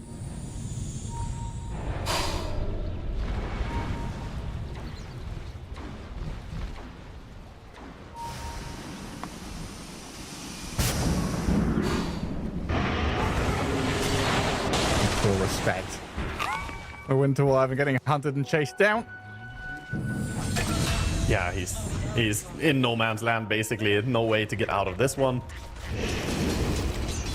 And they're trying to get creative with, you know, a dire situation. They don't have any safe lane. The jungles are both compromised by Slark, and they're trying to get out on the map. But right now, it's just nowhere safe. Nah, you're really just scraping the bottom of the barrel, trying to find whatever you can. Get every little jungle camp, just the extremity to the map. You know, imagine. I imagine we're going to have some of these heroes just sitting on the Radiant side of the river, like farming those deep pocket camps to try and get whatever they can. Dire's bottom tower is under attack.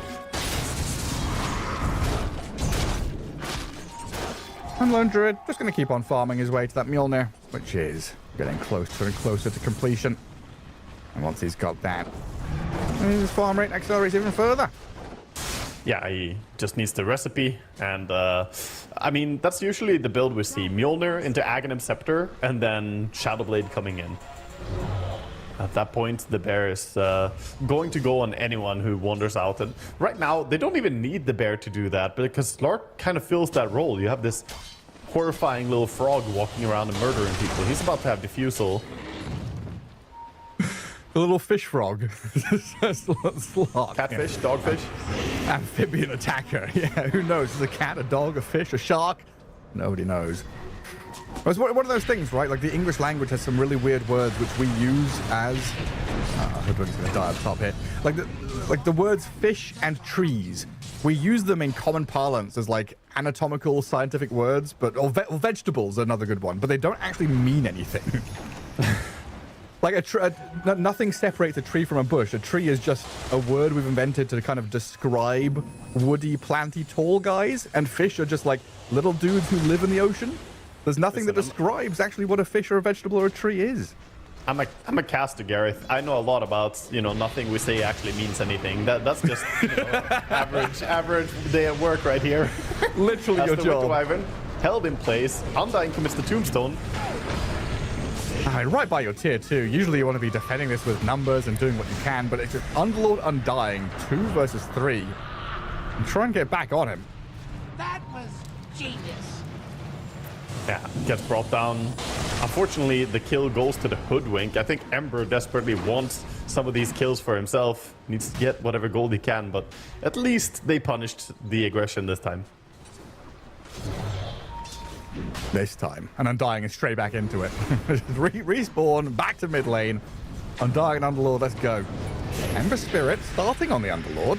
GM puts down a Pit of Malice. Saosin Corrupted trying to back up Mirage in this mid lane. Drop a few spells in towards DM, but Underlord shrugs it off. And with a root and a catch back on the Ember Spirit, I'm not sure if they can actually deal with him. This Diffusal by Clark is an absolute monster. Kill off the Ember Spirit. And look for all the stragglers as well. Saosh Hoodwink going to get munched on by Chira Jr. Just all falls apart for Huligani. Having some issues here with my my views. I'm gonna refresh.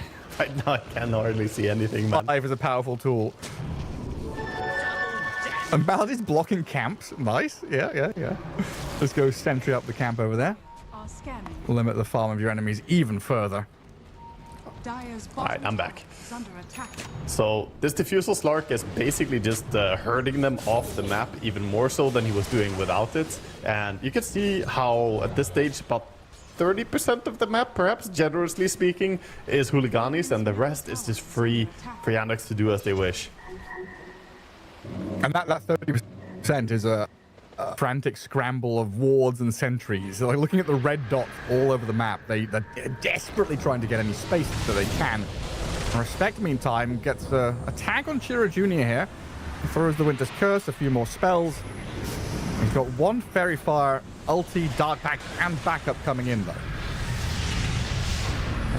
Gets away.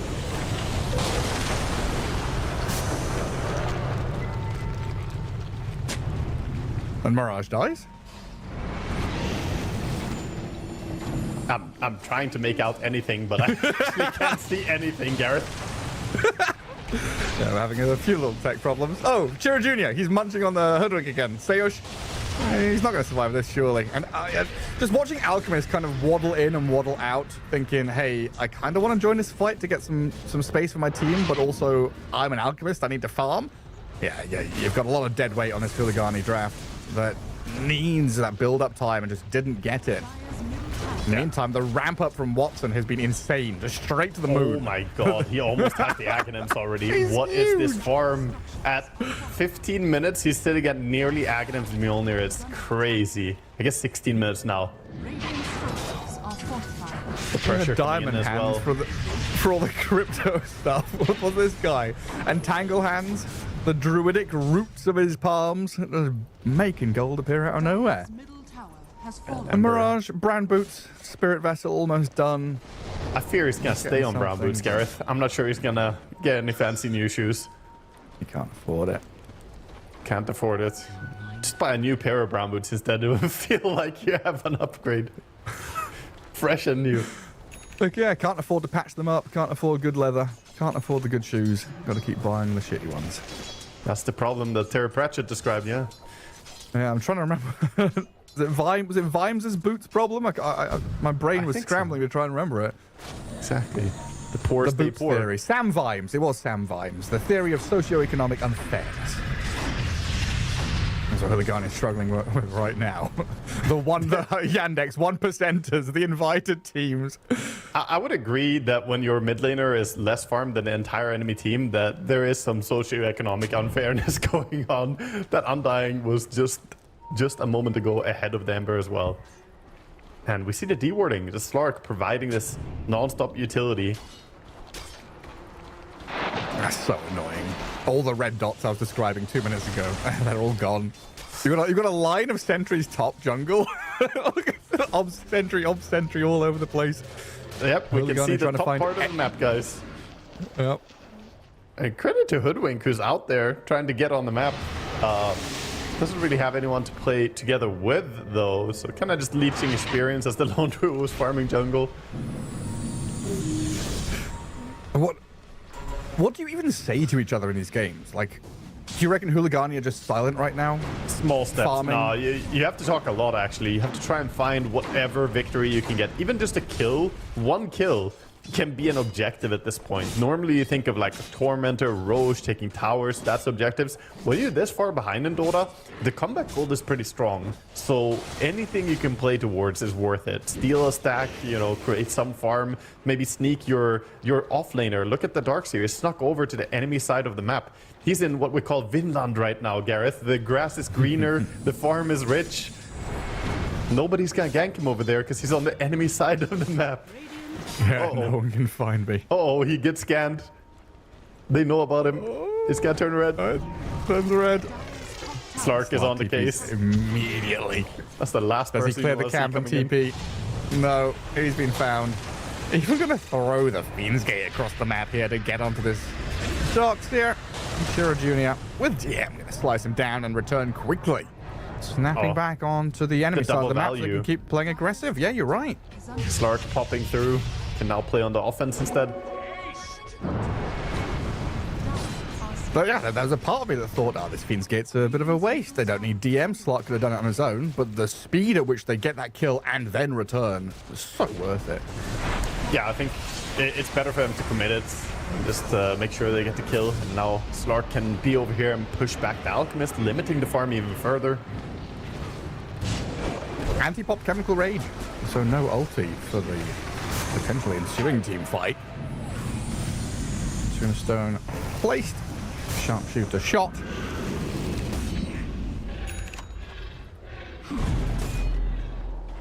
HULIGANI got so much on their plate here. Malady's toying with them, stepping in and out of his tombstone, but Snowy's going to gather it up and get some bonus gold for himself. A little bit of extra gold at least, but they're playing the map for just a little while longer. Yandex working on their timings. Aghanim Scepter and Rod of Aethys on the Underlord means that the next ulti is going to be just devastating. Whoever clicks it on basically is dead. There's no way out of that. Respect is trying to tank the gank for his carry. Or maybe just maybe he leaves him behind. What happened to the tanking part of this He's out of here. situation? He's trying to run. He's going to get caught up in the Combine Harvester, though. Throws out the Winter's Curse to delay the approach, but a good gate and pit landing onto this Underlord and Wyvern.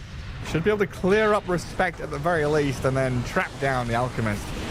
Snowy, HULIGANI, even on their side of the map, no answer. Yeah, no, the Pit of Malice just comes in and locks them in place.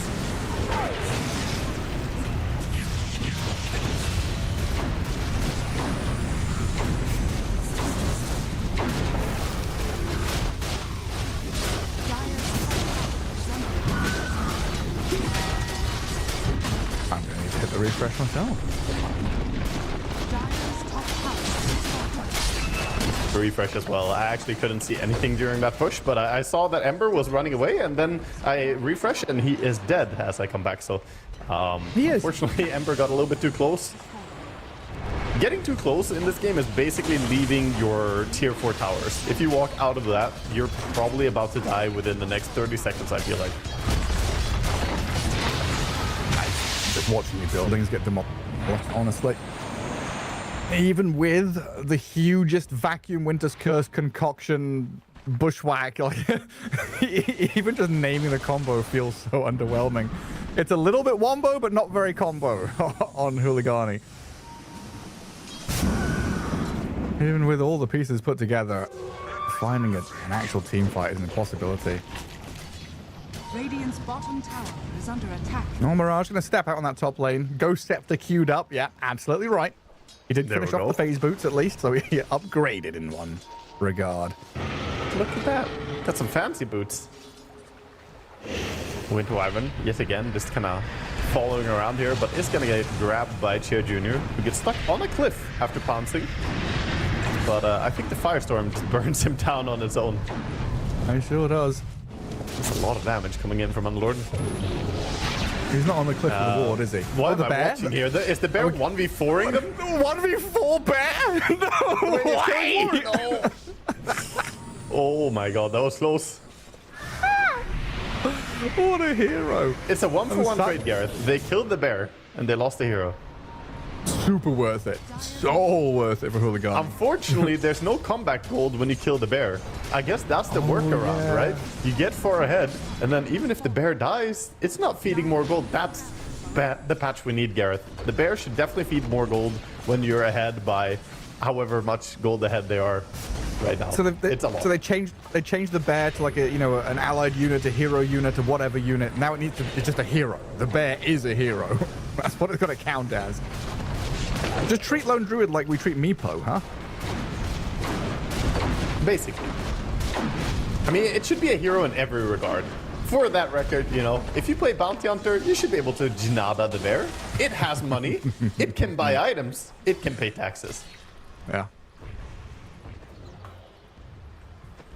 Typical bounty player thinking about himself and his income. No, I'm thinking about the bear and its money.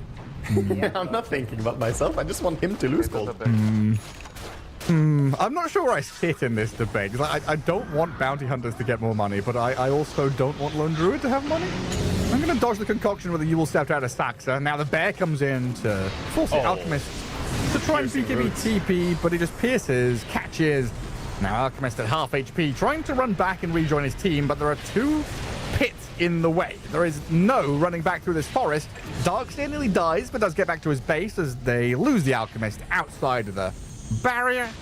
No buyback on him.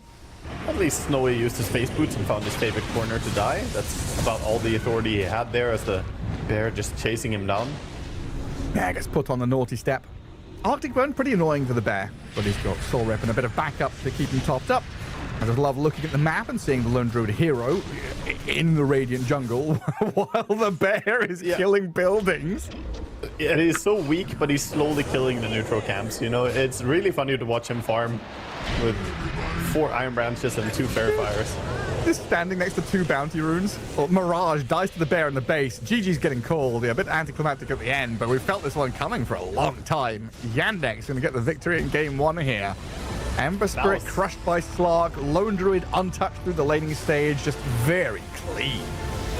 I think there were some massive draft issues for sure, and obviously they got the comfort core heroes that they enjoyed on HULIGANI, but the Lone Druid being left through the ban phase, and we can see that they clearly could not deal with him in lane. I don't even think that the Undying was a very relevant part. Yeah, it's a strong laning hero, but that could be replaced with literally any support, I think, and the same outcome will happen.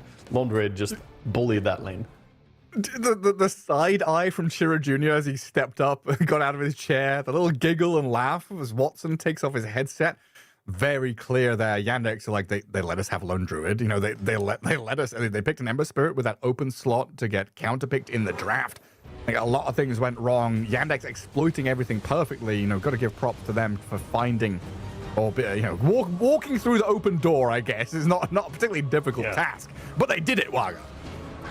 They did amazingly, because as much as we talk about hero counters and the Slark countering the Ember on mid lane, how many times have we seen an Ember lose lane and then recover as well? But that was not possible. Saxa was all over him.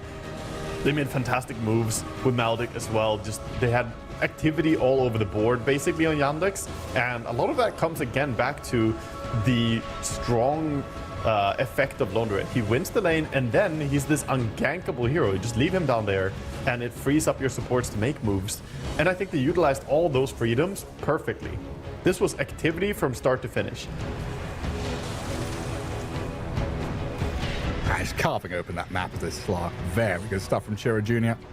Winter Wyvern, Hoodwink, two heroes that kind of want to sit in wait or play Fog to set up for stuff. There's 1v4 killing Hoodwink. And then they realize, hang on, we've got to get something out of this. Please go kill the bear. Yeah, those Mjolnir procs really hurt. And then, of course, the attempted BKB TP out by Alchemist here, but does not work against the bear, who has so high attack speed, just roots you quickly and easily. No, Mr. Alchemist. No escaping from us.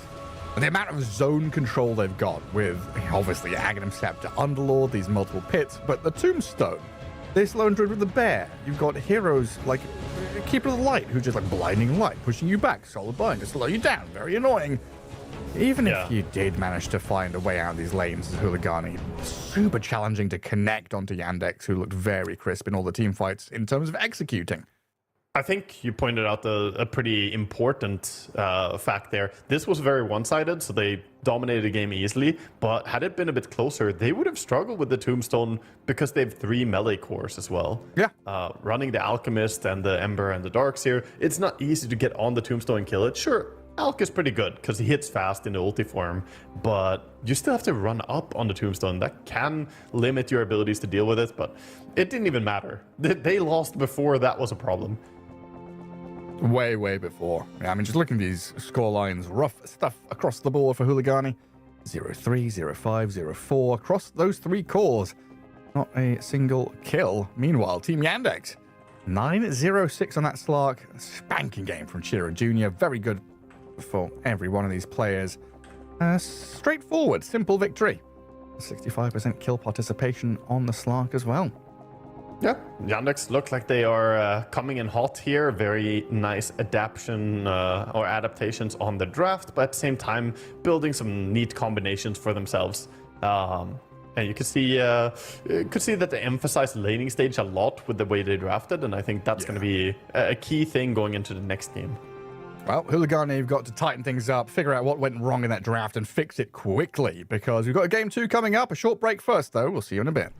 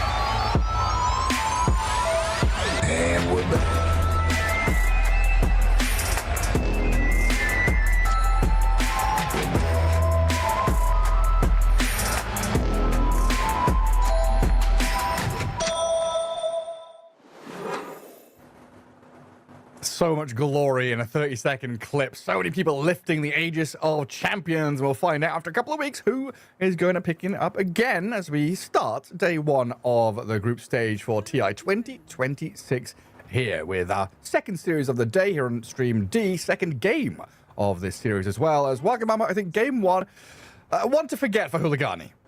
Yes, I think it all started out pretty rough for them. The bottom lane and the mid lane were just completely one-sided. Normally, if you lose 2 lanes in Dota, it can be hard to recover, but they didn't even necessarily win their safe lane. They got some farm on Alk, but the Underlord was still getting farm as well, so it was pretty mediocre start for them, to say the least there. I think back to the drawing board. Largely, though, that game was a problem from the draft. And they have improved the draft, Gareth, by banning the Lone Druid.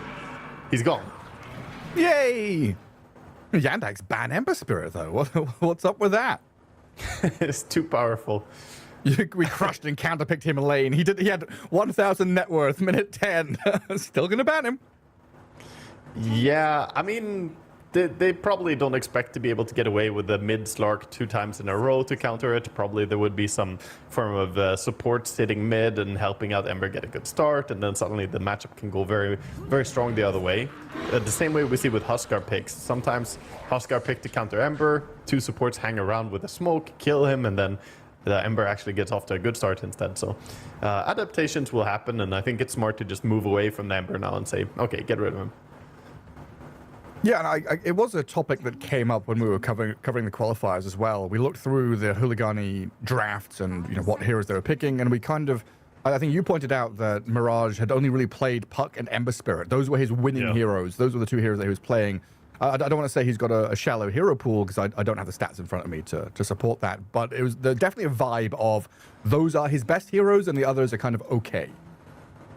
Yeah, it was pretty interesting to see how it went throughout the qualifiers. Overall, it felt like a lot of teams were emphasizing a lot on shutting down the carry, trying to ban out, Snowy's different hero pools. Even in the final matchup they had against the VP, they were banning a lot of Snowy's heroes, and even some attention being given to the offlane. But never did we really see Mirage targeted that much throughout the qualifiers, which was kind of strange to see. Yeah, he got that first phase Puck so many times. He's like, okay, the game's good now. Mirage is on his Puck. But he's not being given that free ride against Team Yandex. No Puck, no Ember, no Lina. As we also remove the Treant Spectre, and then Enigma, Timbersaw, Lone Druid, Kotl, and Nature's Prophet with the bans out of HULIGANI. So we got Centaur into Undying, Shadow Fiend now grabbed up. So we've got this classic SF Undying lane for Watson and Malady. Centaur there for Corrupted. Centaur Hoodwink has always been a classic go-to. We'll see if they line that one up. They do, but Clockwork was a little cherry thrown in there. Clock is still amazing in this patch. A very, very strong hero. The Cogs mana burn is super toxic to lane into, and also later on to set up ganks is fantastic. I do think I still favor the Undying SF versus the Centaur Hoodwink lane. You have some kill potential if SF misplays or if Undying gets a little bit too isolated, but with just decay spamming non-stop, SF should be having a very easy lane. And I guess this Hoodwink has always been very, there's a signature hero, Satyrs, the man on the screen right there, has been very good in his hands. We've seen a little bit of Snapfire kind of come back into things through the qualifiers, through recent time, even as a support. Against an Undying, I guess I would always lean towards this, like, Snap Centaur lane's pretty cool. Snap against Undying's nice. Ooh. Magic Burst damage also in lane against Shadow Fiend feels really good. Hey, look, we were talking about the Bounty Hunter the previous game, and here we are, Bounty picked up. One of the heroes that can enable Bounty is, of course, the Darkseer with Iron Shell. And, yes, you start talking about your depraved, nasty... And you responded. We were talking about it, Gareth. You were part of this conversation. Yes, okay, taxation. Okay. Some Janadas coming in. This hero has had a very, very good win rate in high-level games. Overall, in top MMR games, this win rate is actually sitting fantastically high, but we still rarely see him utilized in Pro Dota. And I think one incentive to pick him is when you see Hoodwink on the enemy team.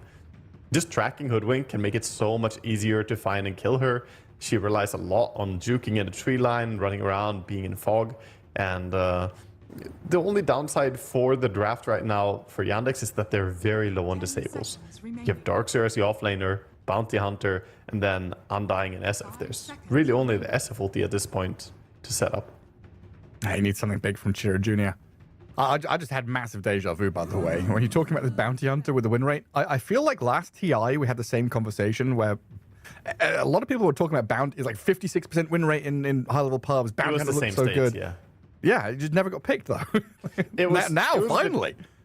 It was a bit different before when he was using the through-and-through facet, which was very strong. Now he doesn't have that, but what he does have, what happened to Bounty Hunter, was they increased the movement speed on his Shadow Walk.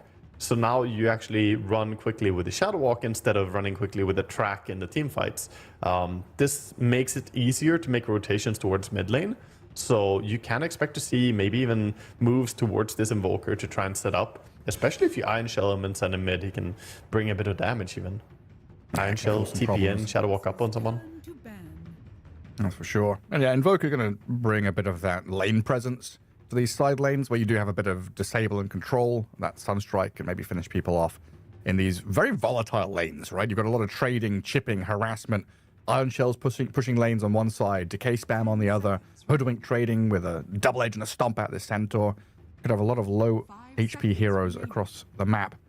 So a Sunstrike or Bounty Hunter rotation, like you're saying, could tip the scales a little bit. Yeah. Right now, they're probably thinking if they want to get rid of the Luna or the Drow Ranger, two of the heroes that normally pair very well with the Clockwork. Banning Sven and Spectre, I mean, yes, they're very meta heroes, but with the pairing of Clockwork, I think the Drow Ranger is insanely strong, and being a range hero is quite natural against the Darkseer.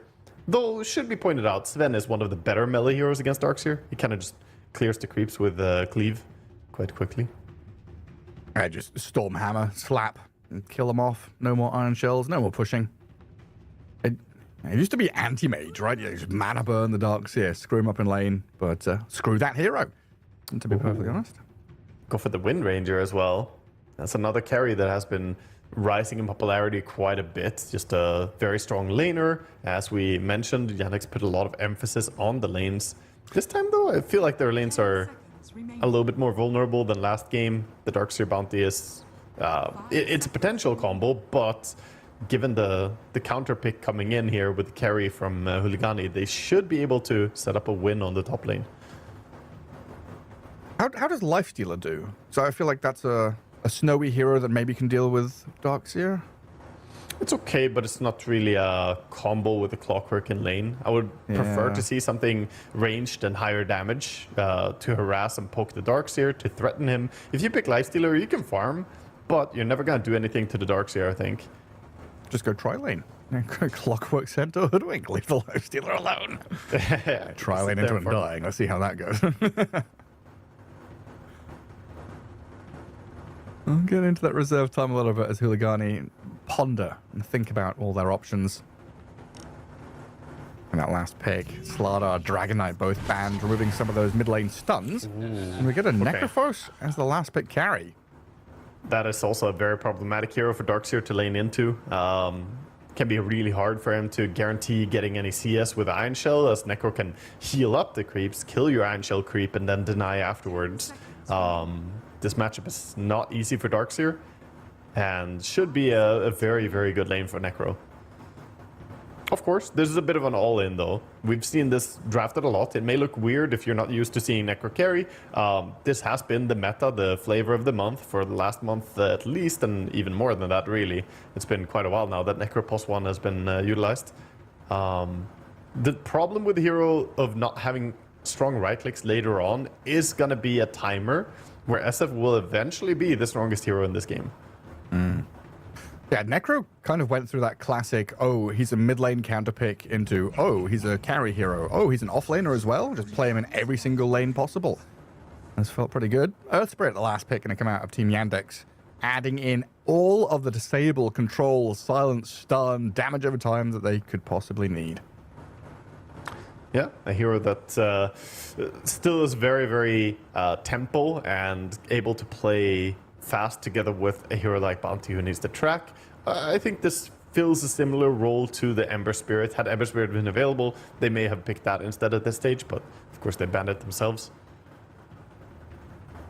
A pretty good gap closed to get onto people when they're stampeding away. There's some decent disengage tools that HULIGANI have, but seems pretty answered by the track, the movement speed out of Surge and Roll. Like, having these guys run at you with iron shells on them is pretty scary, especially if you're getting vacuumed back into like a Requiem Fear and then getting tombstoned and tracked up and killed. Also, a big thing is that it brings some low cooldown disable in the roll. Once you get it maxed out, you have very low cooldown on stunning someone, so you don't just have people TPing out, because when you run this this draft coming out from Yandex, there's the problem that you don't have good lockdown. And honestly, I think draft-wise, HULIGANI are in a much better spot than the previous game. They don't have any terrible lane matchup. Everything looks very playable. They should have a good lane on their carry. And like offlane, I did say I favor the Undying SF, but it's not a bad lane for a Centaur Hoodwink as well. And Corrupted, Respect, they've played this combo before. Yeah, and maybe quite easy to send people to the Twin Gate. Get a bit things going on there. And you have setup, right? On the side lanes, you can set up either with the Bushwhack or together with the Clockwork Cogs. You can set up for Sunstrike kills. So look towards Mirage and see if you can find kills. Oh, is it Sayers on the clock and Respect on the Hoodwink? Did they swap lanes? That's how they laned it? Yeah. Okay. Yeah, we'll see when we get into the game. Just move people around.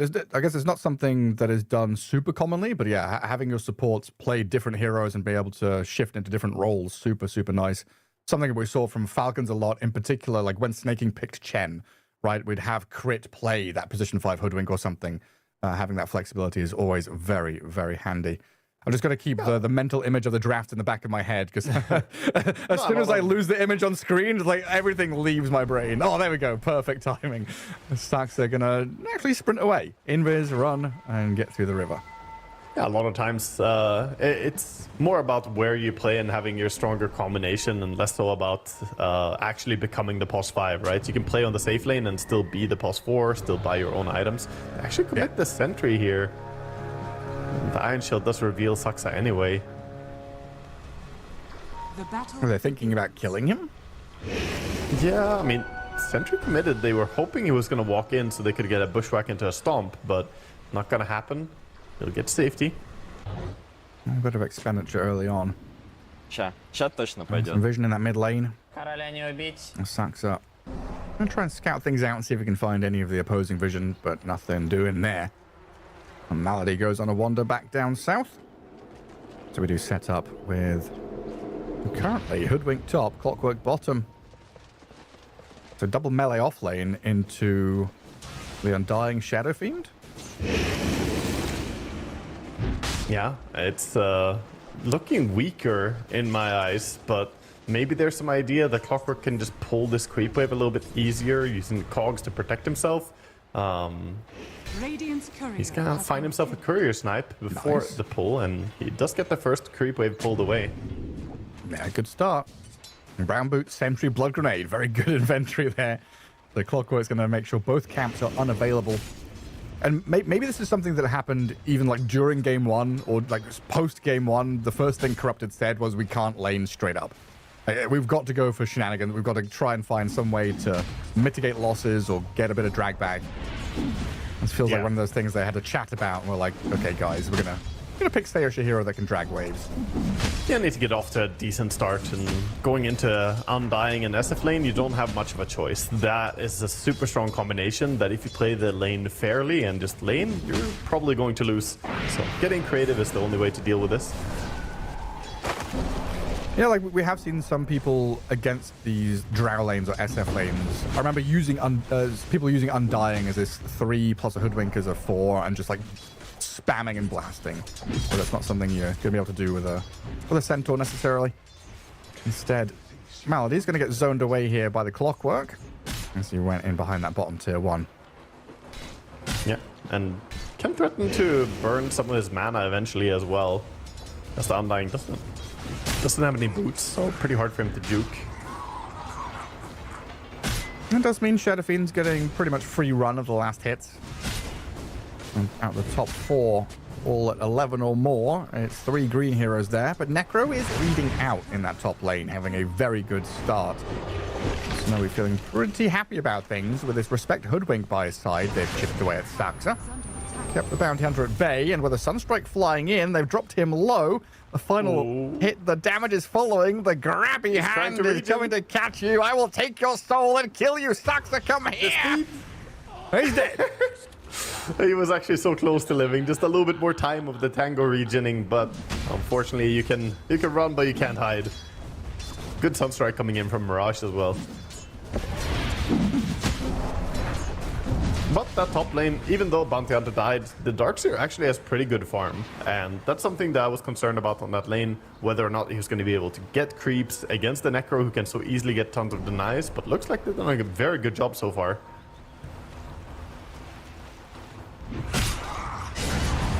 A good spot to be in. Now, maybe the chance to drag some wave back as well. Shadow Fiend going to get pushed around by the cogs. Sarah's going to land at least one of them, but a little sidestep from Watson gets away from the other two. I did pull into large camp as well, just trying to reclaim a bit of lane space here. But very difficult to hold on to it when Malady just walks in. Forces your Centaur back. Yeah, loses quite a bit of HP in the trade though, but of course he's trying to bait. He has the Blood Grenade ready, got the Lotus and the Magic Stick. Spirit sat around waiting for the Water Rune. He'll gather the top. Invoker doesn't need any, so Clockwork gets to the bottom. And Mirage so far, decent on the last hits, having an okay time. And threw that Sunstrike early on, putting a bit of pressure on side lanes, but you said the word playable at the end of the draft, and that's what this has been for Huligani. Everything is actually going through the motions. The mechanisms are working, the gears are all greased up. You just got to make sure you've got enough fuel to get through this laning stage and into that mid game. Yeah, they're maybe not winning the lanes, but they're getting something. In bottom, they're actually setting up a kill on SF. Oh yeah. Sunstrike's going to come in, not even needed though. Malady trades out for Corrupted. Respect has fallen, and now Sayer's going to die as well in a 3-for-1. When you threw everything you could at that Shadow Fiend, you got him. Yeah, 3 heroes and a Sunstrike committed as well. And I think SF is just going to say, okay, you know what? You got me, but at what cost? Tons of gold and experience going the sports way.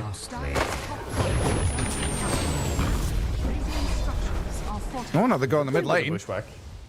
Oh, Chiro Jr. is so close to death, but he'll survive. And that means Mirage can get slain by Saxa. Sneaky Bounty Hunter comes in. Vision control in mid is going to be ever so important, so new sentry dropped.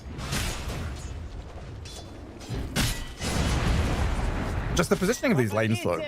You can feel the comfort and the ease from Yandex. They're by the enemy tier 1s. They're pushing lanes in, doing chip damage. Oh, that's so close. Oh, the rocket goal with a rocket flare's got him. Nice. Finished the off. combos. Well, yeah, we don't always see too many points in the rocket, but making it work here. But yeah, like the map looks and feels easier for Team Yandex, but I really respect the pushback from Huligani, bringing numbers, fighting back, making sure that you're not giving away free runes or free space on the map. And these Sunstrikes, they're not finishing people off and getting kills for the Invoker, but they are doing the damage that leads to the kills. I think Mirage, he was the big question for us, right? He played so much Ember, played so much Puck. What is he going to play now? But he has been playing amazingly so far. How many Sunstrikes has it been that he landed already so far? It's looking great. I think we're up to like all four of their kills have been from Sunstrike damage. Yeah. Now this top lane, bringing numbers again. The Clockwork and the Hoodwink in tandem, just holding hands, roaming from bot through mid, now up to top to kick DM out of lane. Darkseer dragging wave with the Iron Shells ticking over. Some Deny's going to come in and a Rocket Flare to slow him down. Can he escape with a Surge coming off cooldown? Oh, gets a cheeky Iron Shell out as well, so going to farm the creep wave and then run away. That's at the timing for the Wisdom Shrines. Chiro Jr. going to get the left-hand side while Malady went and snuck the right. So again, 7-minute Wisdom Shrines is a double for Yandex. And DM actually managed to shift all the way through, bypassing the Hoodwink, but he's walked into Mirage. No, he's not. Never mind. He's just The on a Invoker's journey, like- man. He's walking. Oh, he's playing DayZ. He's going all the way to Northwest Airfield. and then he got there and didn't like it. Now he's heading all the way to the east. Yeah, Oh, it's go a jungle find camp. Yeah, don't mind if I do. Find some canned dog food over here. Find some good loot over at Satyrs. See what he can get. Yeah. Yeah, neutral token. That's something. Oh, he's got the key for Deer Isle. He'll get there. Shira Jr. getting pinged. Mid lane being eyed up by Team Yandex. I'm thinking about going on this Invoker. But again, we've got HULIGANI bringing a few heroes in to defend this middle spot. And the active rune gets grabbed by Respect. And Invis, see if he's able to do anything with it. Because play. the Invis bounty hunter, iron shelling and dropping the wall on his clockwork. Well, it looks like a freebie kill with a roll in, gets the finishing touch with Shira Jr. grabbing Sayush.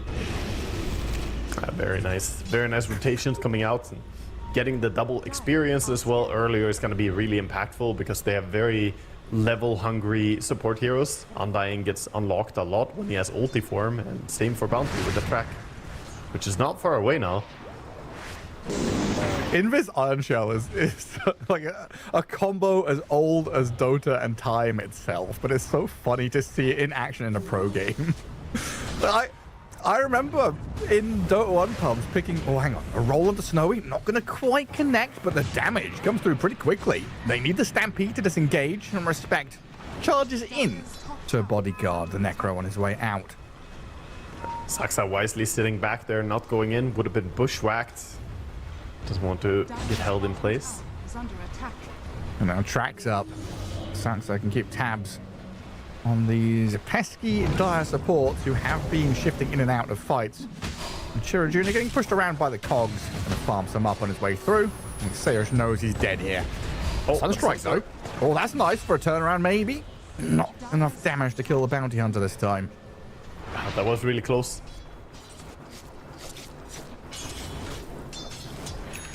Meanwhile, while all this is happening, the SF is having a pretty grand old time down bottom, just freely farming.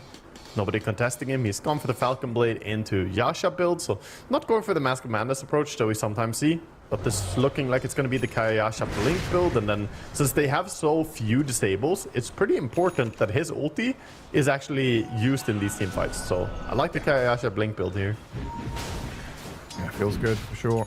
I'd forgotten there was an SF in this game. We'd spent so much time looking at mid and top. That's where all the action is brewing. So, but that shows it's been a good job by Yandex to take the attention away from that bottom lane and force HULIGANI to keep reacting and responding, putting out fires up at top and now in mid. Mirage gets back to his tier 2 and the dive will stop there from Yandex. I don't know if they can stop the tower push though. They want to defend, but it's not that easy. They don't have the Meteor Hammer yet on Invoker, and of course without level 6 on Clockwork and Hoodwink, maybe they can get the Undying at least as he gets stuck in the ice wall.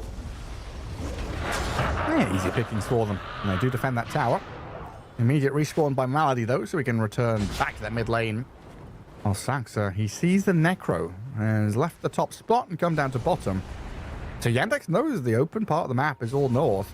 They've got the choice there if they want to try and dogpile down south or take all the space that has been created for them. Snowy gets confused as the stack didn't work. I think maybe it's blocked, but of course just body blocked by the bounty hunter, who tracks him again. It's so annoying. Getting tracked and blocked and tracked and blocked. All right, he's got his radiance now. I'll farm some of these ancients. It's very irritating. All right, yeah. He's done to farm quite a bit as well. I remember in Dota 1 pubs picking Weaver Darkseer together when Weaver had the Revenant Shades, because they were invulnerable invis units that you could put Iron Shell on, and they couldn't die to anything. Scouts. Yeah. The nasty things. They just put them on patrol in the river and they just kill people. It's definitely a balanced thing. They should bring it back. Nope. The concept of just a hero having like 4 walking wards that are invulnerable. Yep. It was great. It's like incredible stuff. There's a lot of things in Dota that maybe shouldn't be brought back, but you know, we've seen some interesting stuff. And repair kit. I think repair kit is my all-time most hated item, honestly. Well, you don't like being close to finishing tier 3 tower, cracking high run, and then it just starts repairing itself? Repair kit plus living armor and lich armor and stuff like that. No, don't want that anymore. Like, people always complain about Iron Talon and Jungle Legion and shit. I think repair kit was 1,000 times worse than any of that. That's Well, Malady can have some deja vu as well in that mid lane. He's all alone this time, though, as the rest of his team are trying to move top. So you lose your Undying mid, you're onto the Necro top with a roll in, but he's killed off Saxa first. Now he's going to burst heal and regen back to full, and Chira Jr. knows he can't continue. That was nice recognition that he had enough damage. Pops the ulti earlier than the bounty expected, but still works. That's 6 to 7, not much of a net worth lead. Yandex. I'm going to try and hold on to this.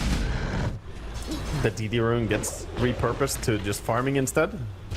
And that guy killed Necro with a gank. And it has been a lot of activity from HULIGANI to run around the map and put out the fires. Like we were saying earlier on, they've done a lot of reacting. Now it might be time to make some moves of their own. You know, have a smoke gank, have this level 6 on Clockwork and Hoodwink that you were mentioning were lacking in the previous fights. Now unlocking that capability, the potential is there to go and get some snipes. The difficulty is getting past Saxa. Exactly. They need to have dust wherever they go, and they almost need to have some random sentries on lanes just to spot Saxa as he's walking around pretty uncontested.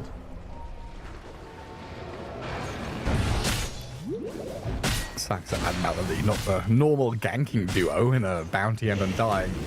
But paired together, they can offer a decent amount of damage and a lot of annoyance.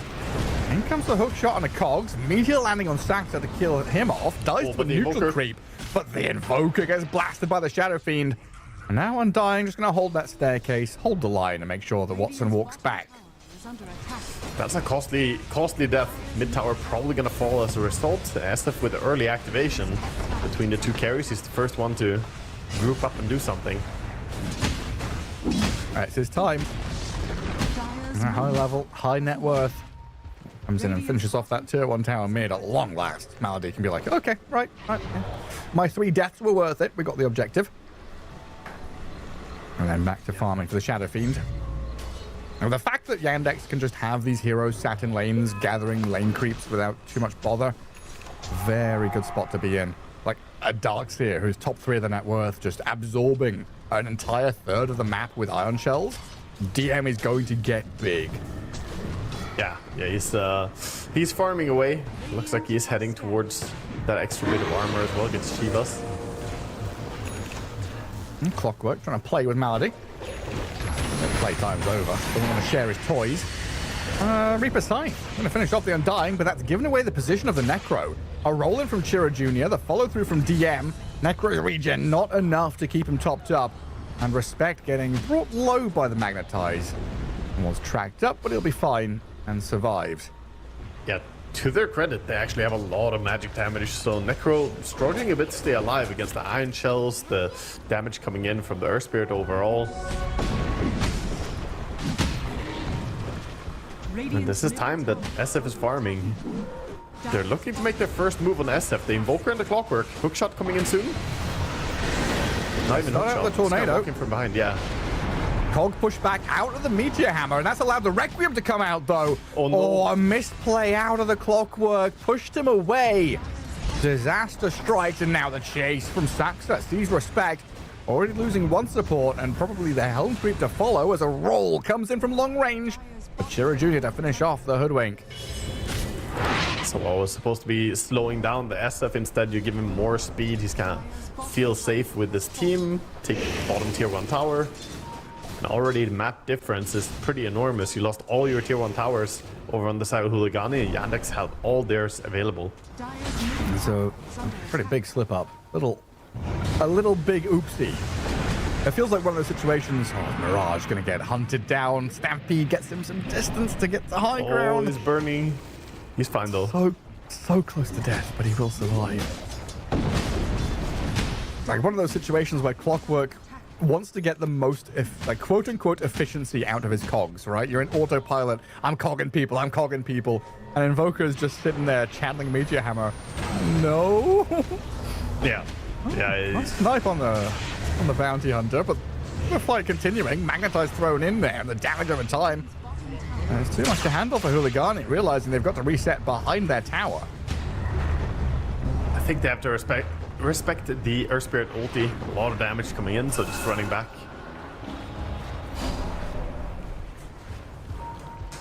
And meanwhile, the Earth Spirit actually getting pretty good progress towards his BKB. 2,000 gold to go-ish. Jump in from Centaur. I was going to say, a surprise for me is the Undying's net worth being where it is. He's going to die down that bottom rune spot. They've shown his place. Got a roll back in from Chira Jr. Gets on top of the Centaur, looking for revenge. Saxa and Chira force the stomp. Mirage kills off DM, but the Shadow Fiend unloads his arsenal, takes out Corrupted as both offlaners die on opposing sides of the map. Yeah, some serious damage coming in from the SF at this point as well. And we're starting to get to that territory where a few more one fights and we might see Roche be on the menu. SF takes it out pretty quickly. Necro significantly worse at taking Roche. Mirage trying on Malady. Throws a complement of spells at him. Sunstrike is not going to land, but the damage over time is enough to tick him down.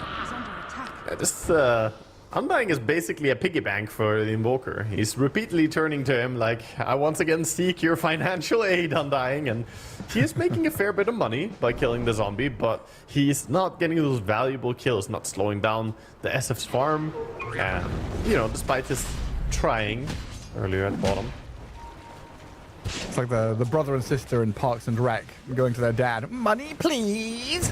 Every time Invoker just runs down a lane and looks at the Undying. Undying's like, fine, you can have some ice cream. Opens the wallet reluctantly. Like, okay. So supportive, supports both teams. Good boy. In credit to Yandex. Malady, he's tanked a lot of the rotations as well, right? He's put himself as the front liner. That's the reason we've seen so few moves actually go over towards the SF. Radiant structures are fortified. Waiting for an active rune, which is an invis up at top. CG up bottom is a pretty good move right now. If they do get this tower, Tormentor is available as well. Question is, can they get it though? They are ditching. Yeah, they're immediately leaving the area. They realize Yandex heroes went into fog from mid. Okay, they're heading bottom. So pretty quick pivot up towards top, playing through Snowy now, gathering their forces up there. So they've got Stampede from range, and they're going to need it if they want to get onto Saxa here. He's currently invis, and no nearby dire reveal. Can't fight what you can't see. Well, they see the Invoker. They see Invoker, so they can fight him. Straight through the middle. They can fight him. He doesn't want to fight, though. He wants to Stampede and run away. Puts the cold snap on Chira Jr. A hook shot in to give a bit of space to Mirage. That damage over time with the Spirit Vessel magnetized. Gets the dominating streak for this Earth Spirit. Oh, and in comes Watson. A few hits to tickle down Seush. And another decay in the backline to kill Respect. Getting slide kicked over to the SF is pretty bad feeling as well there. Just being served up on a conveyor belt. SF is happy to kill anyone who gets close to him. Definitely the strongest hero in this game right now. And he's playing pretty safe. Didn't go for the Blink Dagger. Went for Hurricane Pike against Clockwork. Always a sensible choice to have Hurricane Pike. And into a BKB next item. Obviously, what you're telling me is Invoker and Necro, you want a lot of magic protection. So Shadow Fiend is the furnace in Toy Story 4, and Earth Spirit's the conveyor belt for sending Woody and Buzz into... I just imagine it like one of those old-timey, you know, animated movies, the mechanical hungry. doors. The mechanical doors with sharp teeth chomping up and down. He's hungry. The belly of the beast is empty. Sharpshooter into the pit looking for something, but it's just ages for the Shadow Fiend. I see the SF more as Calcifer. You know, he's a hungry Calcifer. Needs some fire. Clockwork down. Is it Calcifer, the Howl's moving castle? Yeah. Fire, the spirit guy? Yeah. Funny little dude. Radiant's middle tower. I don't think I've ever watched that movie all the way through. Really? So usually when I want to watch Studio Ghibli stuff, I'm kind of like sleepy, tired, you know, I'm bored, I don't know what to watch, and I just put it on, and I take a nap. So I think I've watched the first like 45 minutes or hour of Howl's Moving Castle and never finished it. So I don't know what happened. It is really good. Oh, poor Corrupted. You're gonna get stunned up, and the vacuum back's good as well. Necro is in, looking at this Earth Spirit and hoping his BKB expires. He's going to have to reap aside Saxa first, though, just to stay alive. Oh, very close to dying, but that BKB TP gets him out, at least safely with his life. Oh, into Tombstone. Yes, another safe haven there. Earth Spirit's protected. Doesn't a nice get taken timing. out. The tornado and Sunstrike were nicely top lane overlapped. as well. Oof. Good fighting coming out by Yandex. I think HULIGANI has some neat combinations, but not quite enough there. And of course, any one fight when you have Bounty Hunter as well is just gonna feel even nicer. This is what the hero needs. The downside with Bounty is that he's very bad in passive games, but so far they've been able to create activity, looking for these kills, despite not having the best initiating heroes. That Earth Spirit kind of solved the draft for them. Yeah, it's looked vitally important. Especially in unlocking this mid-game for the Shadow Fiend to allow him to do the damage, which he is so capable of. Well, the fact that that fight as well was, like, Watson wasn't there. He was almost solo killing the Invoker. A very good sign for Yandex. A potential signal of sad times to come shortly for HULIGANI. As we have, what, 3 minutes left on Aegis. Shadow Fiend gonna look at this tier 2 tower mid lane. And Shiro Jr. keeps the space open nearby. It has to be a painful spot for HULIGANI as well, because you feel like you have to win at this stage of the game. The more you go into late game, the more it's going to play into Radiant's draft. Just with the scaling.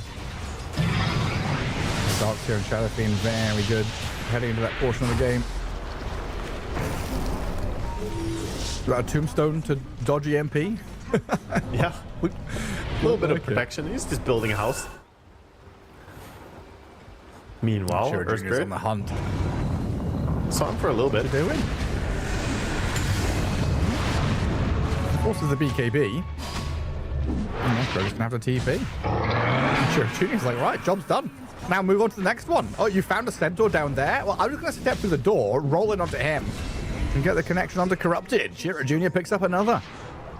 Who's that? Oh, who's that? Hoodwink? Another one? TP mid? TP mid? There's Earth Spirits everywhere. Yeah, mobility is very high. Mid lane, sadly. Wouldn't be surprised to see him make some plays with the Blink Dagger style as well. An item that was very popular in Earth Spirits. Ooh. He also gets him in time. Cancels the TP. And in comes the Darkseer. Respect. It's easy pickings. Saxa gets a B for that catch. He didn't Janada him. He could have taken 15 gold as well, Gareth. He could have. That's crucial gold. That's money he otherwise wouldn't have had.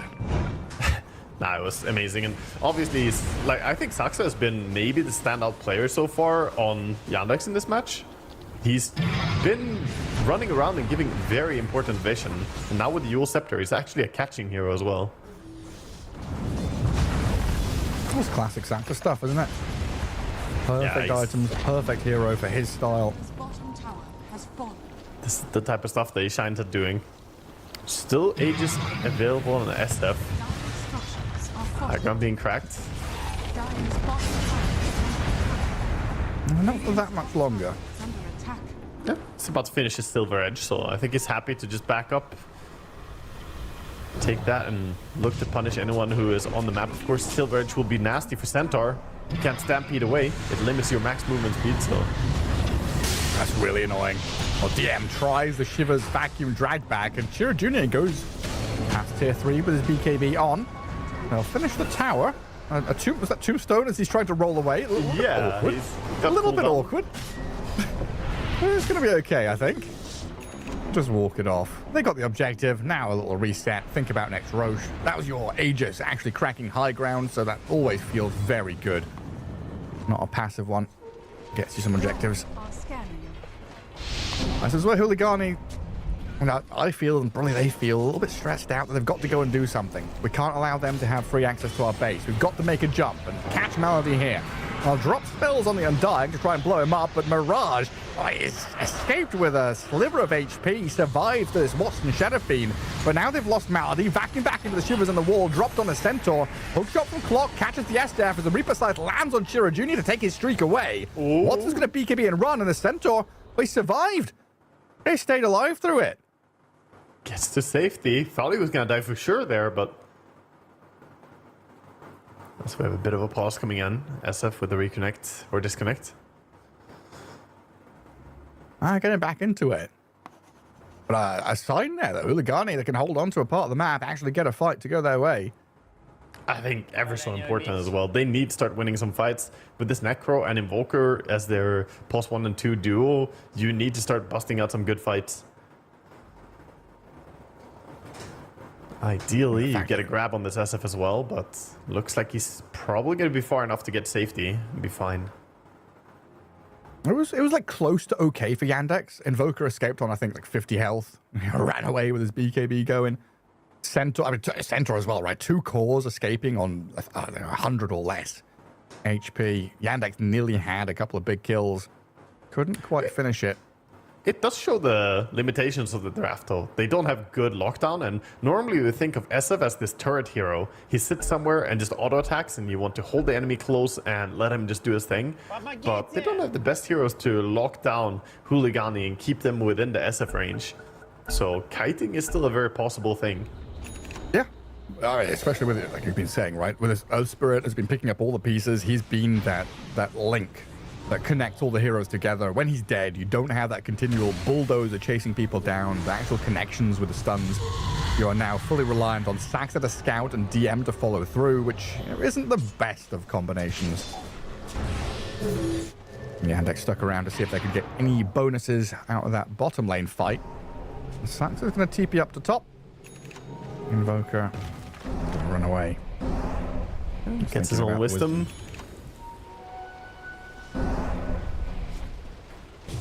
Mirage Going for the... Oh, they're going to go on this Darks here. DM, the damage. It comes through so quickly. Yeah, it's quick burst. A lot of magic damage very, very rapidly, and Darkseer is not quite that tanky yet. Corrupted trying to figure out where Sax is. Throw a dust and then a jump. Doesn't find him, though.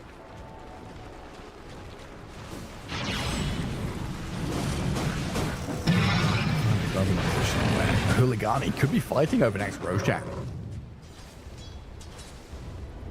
And Necro, pretty good net worth. I feel decent about where he's currently sat at.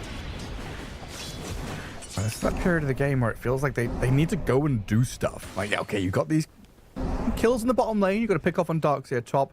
No real map space or objective gained, right? They're just kind of pushing back and reclaiming what was once theirs. They've got waves to the river.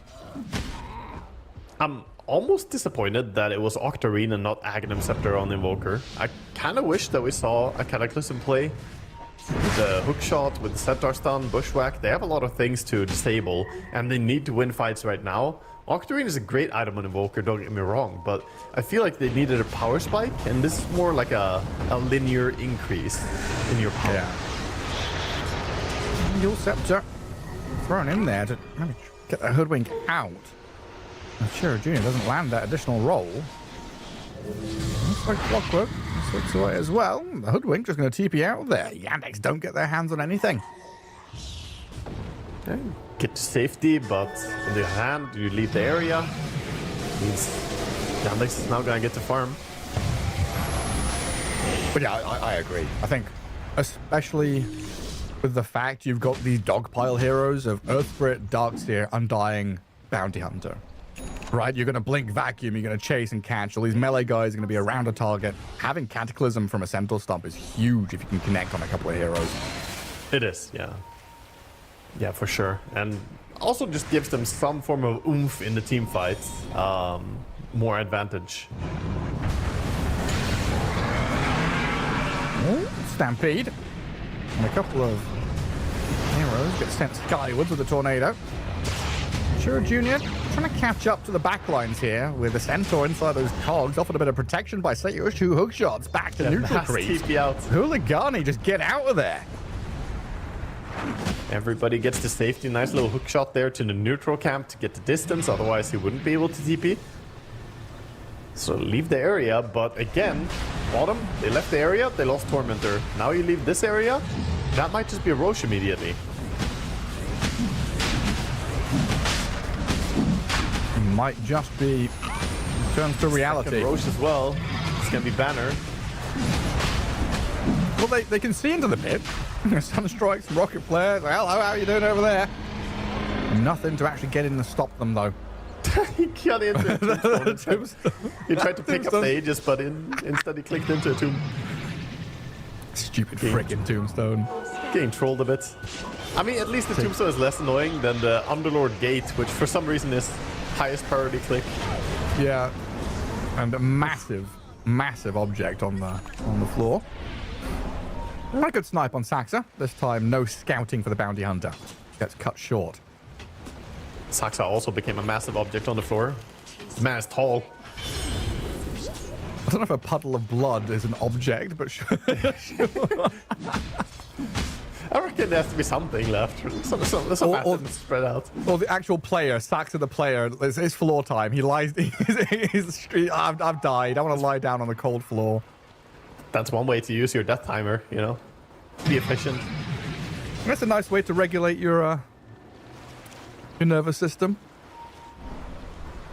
Just get on the floor. Have a bit of lie down. Dire are scanning. Yeah, moves coming in towards top lane right now. Looks like they're just gonna shove the lane. And this Aegis timer is gonna be the scary one. Second Aegis is always the one that's looking to crack the high ground, and it's gonna be with a Daedalus as well coming in for SF. Whew. Now, this is the typical build, right? Getting Daedalus on SF. It is weaker than before, though. Level 25, you won't have that power spike of critting on the raises, which was an insane power spike to have. But it's still obviously a good item.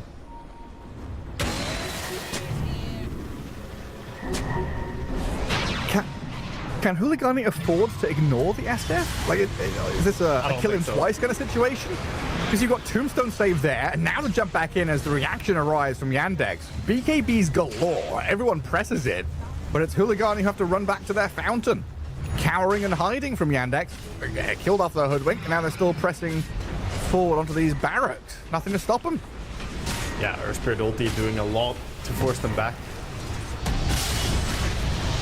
I'll go again on the SF trying to poke at him, but this is the response I'm trying to elicit from you is that it's catch-22. You go on this SF, he's got 2 lives. You don't go on the SF, he's got so much damage.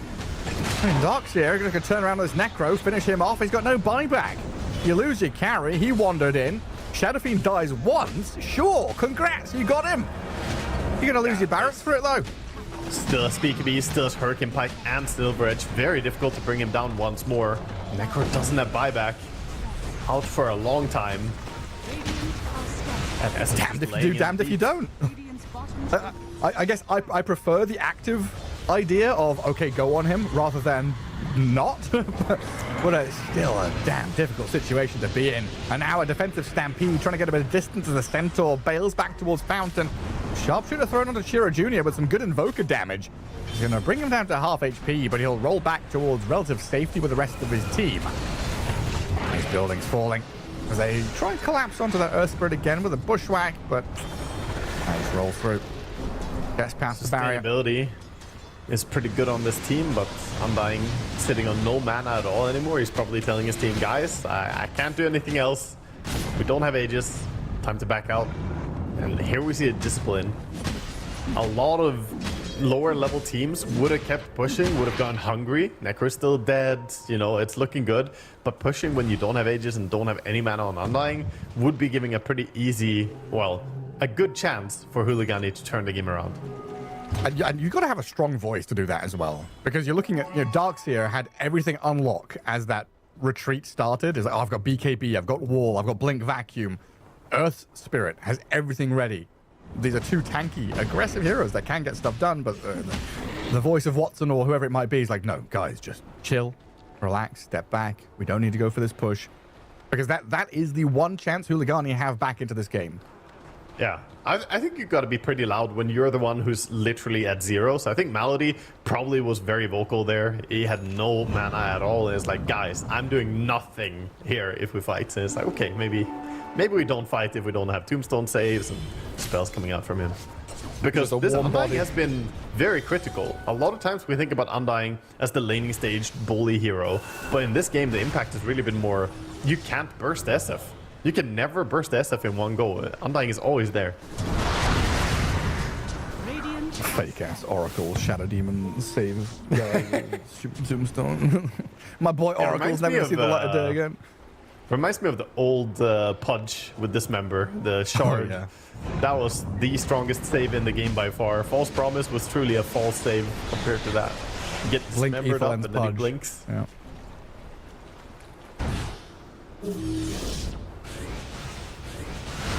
I'm trying to remember, was it Pudge Dismember saving people from Black Hole?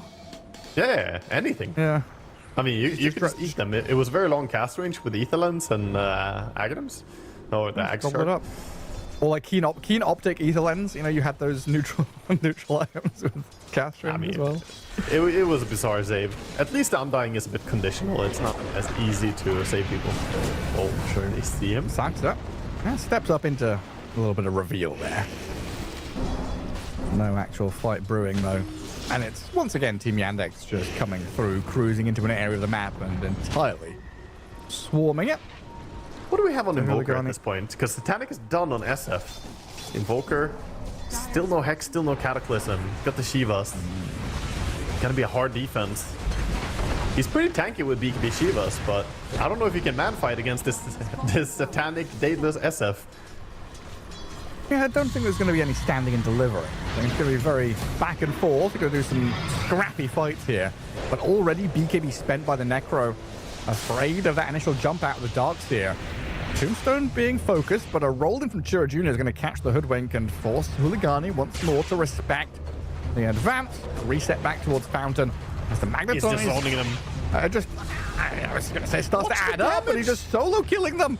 Chira Jr. kills Respect, and he might get the Clockwork in the Fountain as well. While your barracks are falling, he 1v5 zones the entire team.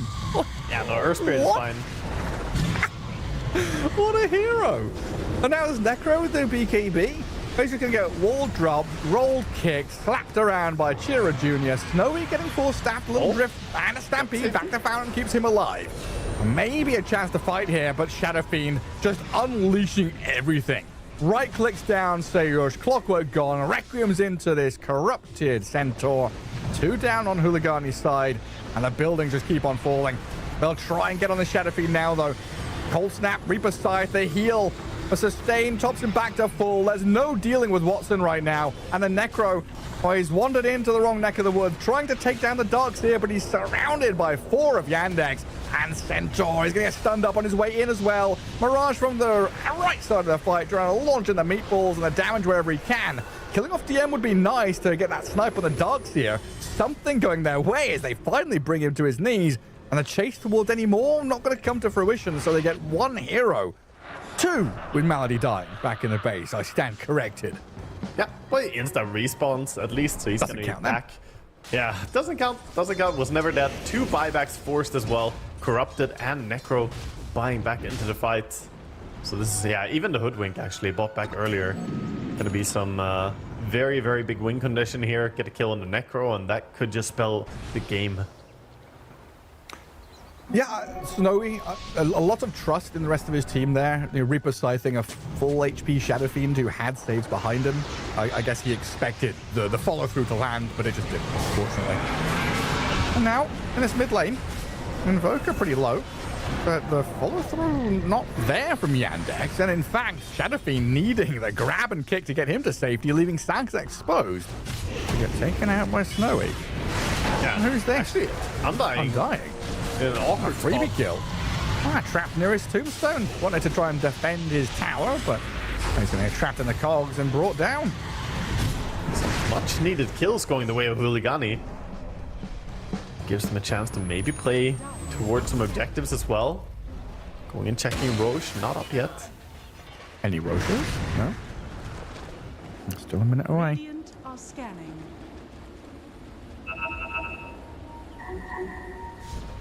SF is getting close to that point where you can hardly get stronger. He's queuing up the Agi Blink, but looking at his inventory as well, it's not easy to slot something out.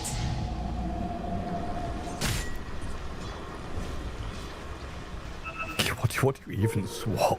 Like, I think you could swap out something and Blink initiate with the ulti and then swap in, right? Have like Satanic Backpack while you jump in with BKB and then bring in the Satanic after you Kayasha ulti.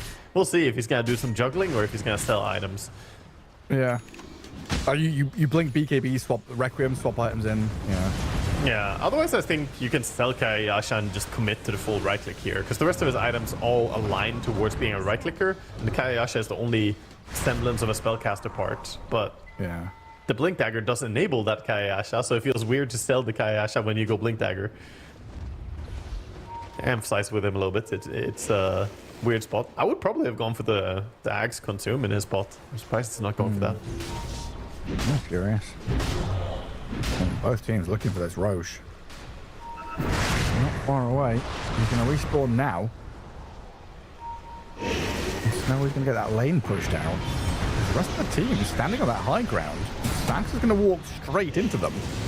Good move there with the Yules and a forced staff to drift away while Respect got picked off in the back.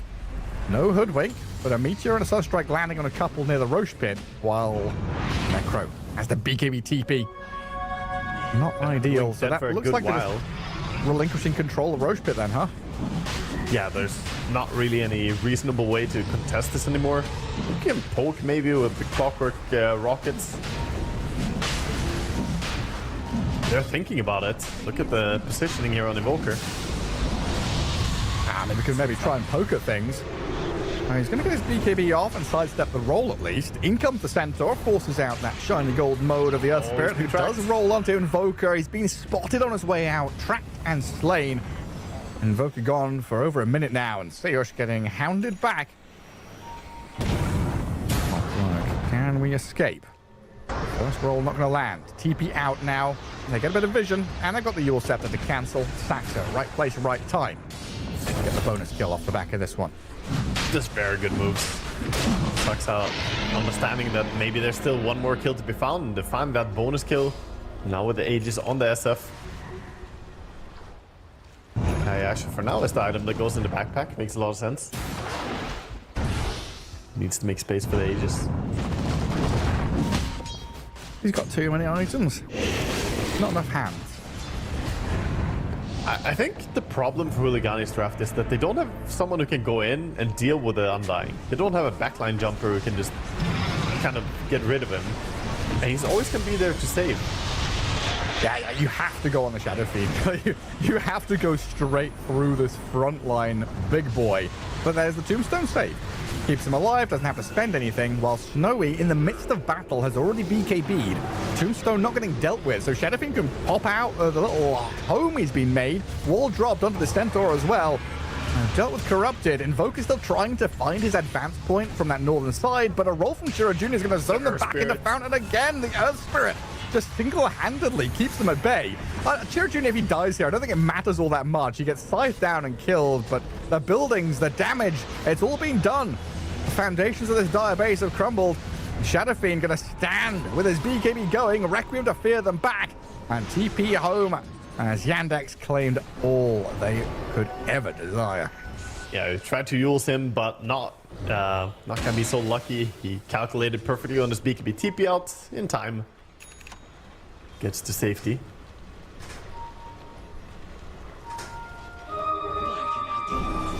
And his Wind Waker as well, Bounty Hunter. So now, even if you do find Undying, you still need to jump Bounty as well. What's going on here? Hoodwink dies, we're doing a bit of Connect 4, a bit of chain feeding. Well, looks like they're going to get a good hook shot in there onto a couple. Uh-oh, damage Necro is here. standing forward, but the damage from the Shadow Fiend just allowed to unload his arsenal on them. Necro's going to step back to high ground and get a bit of safety, while the Centaur low HP and Mirage on this Invoker finding Malady. The Shadow Fiend couldn't stay. Wasn't able to find any kills. It's HULIGANI who come out on top in this team fight. Ooh, 3 takedowns. Skill up top, and that's Gem on the ground.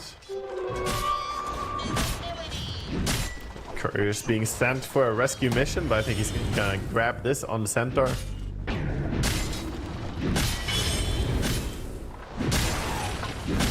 I like the choice to go for the Krella. Haven't seen Krella Centaur ever, I think, in any game that I've played, but it makes sense against SF, these like hyper damage dealing heroes, and even against the Bloodstone on Earth Spirit, you can mitigate some of that healing, redirect it to yourself. Yeah, this Earth Spirit is doing insane work, by the way. Like, his damage dealt has to be crazy high by now. Every single ulti where he zones people back to base alone, it's just overwhelming the amount of damage he's doing.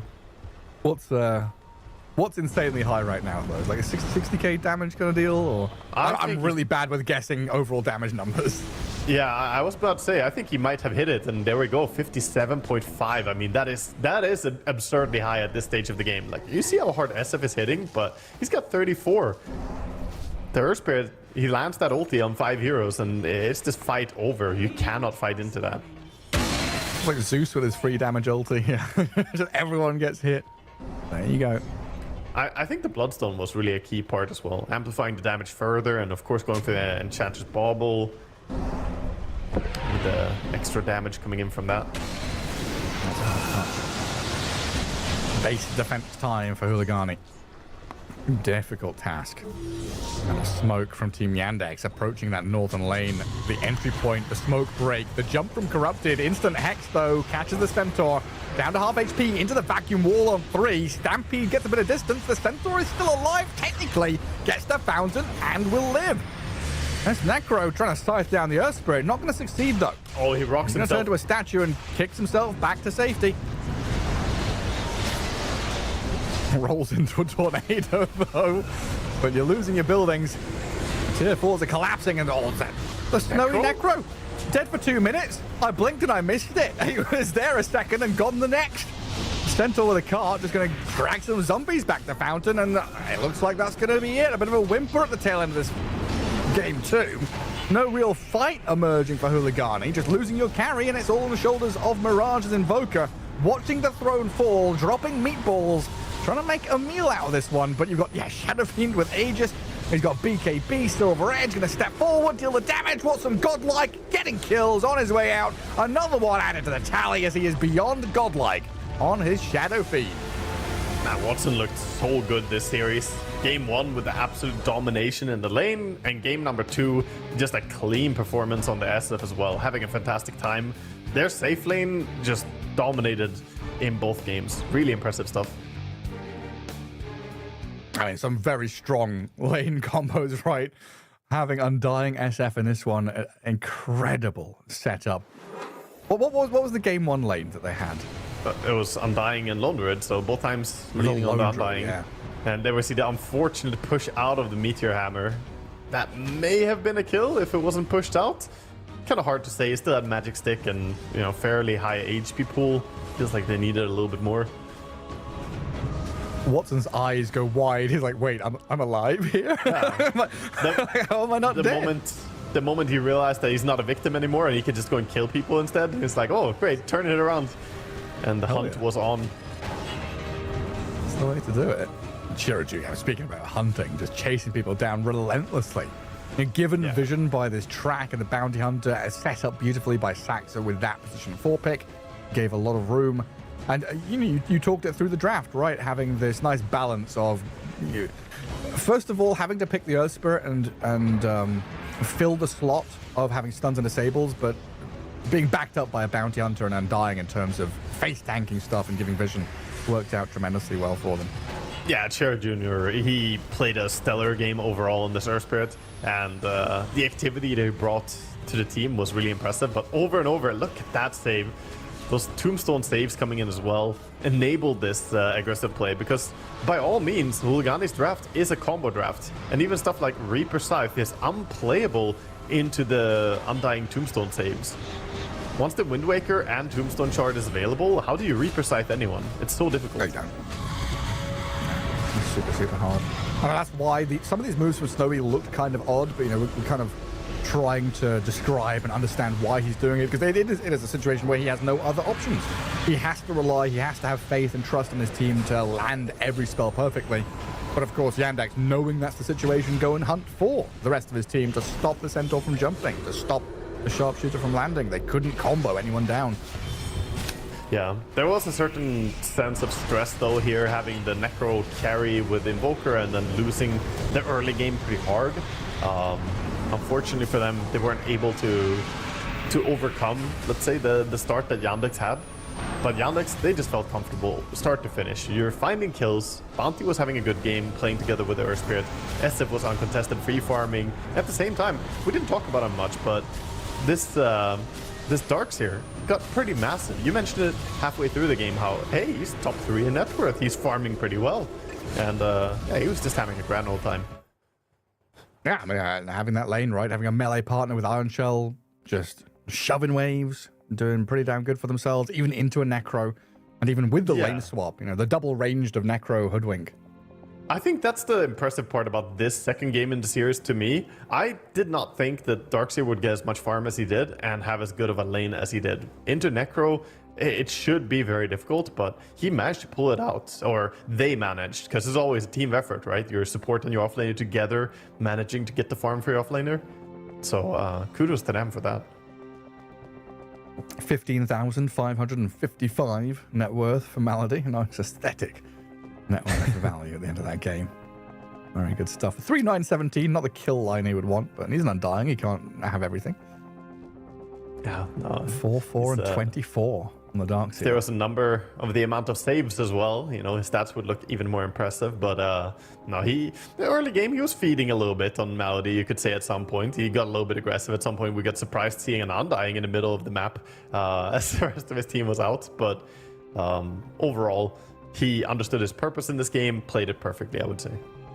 Yeah, there were like 4 deaths, right? Where it's like, Malady, what you doing? You know, die, respawn, die again. He's just trying to defend. He's ahead areas of the game, Gareth. He's burning the enemy mana pool by going in and making them waste spells on him, so they can't go and kill the SF. You say that ironically, but I mean, you do run out of resources. It is a thing. That's an argument. I, as a position 5, sometimes Undying player, have used that exact argument as my coping mechanism. Like, I died. But you know, you just go, they use black hole, they use Reaper Scythe, they use ravaged guys, they're ravaged for me, it's fine. I mean, big spells is a normal thing, but if you ping the enemy mana pool after you die as you're hoping, that's really the strong stuff, you know. He spent a clarity to kill me, guys. Economic damage has been done. We've sanctioned the enemy team, but they've killed my Undying. Well, that wraps things up. A pretty straightforward one for Team Yandex and a 2-0 victory here. Day 1 of the groups for them. But we've got a banger coming up next, though, as we've found out who our next series is. OG versus Nigma Galaxy going to be the next best of 3 up on the stream. So make sure you grab a drink, come back, ready for it. More Dota coming your way.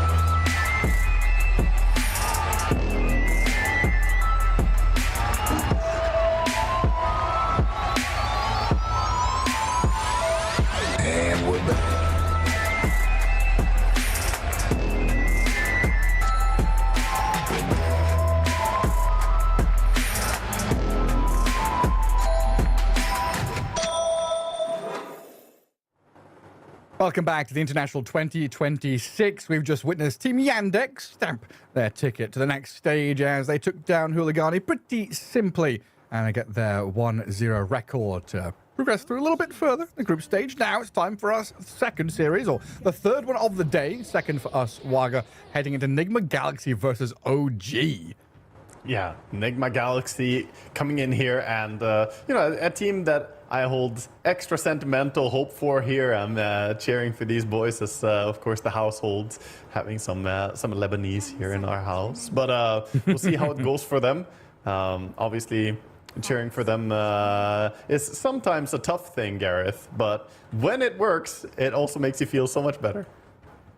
It does, yeah. I mean, it's definitely been a tough ride. You know, a lot of expectations around that team being built around Kuroki, and then moving into the manager slot and the coach and all this business, and struggling for what, 2 years to really find a roster which makes sense, which works. You know, trying a little bit of this, a little bit of that, grabbing from one region, then another.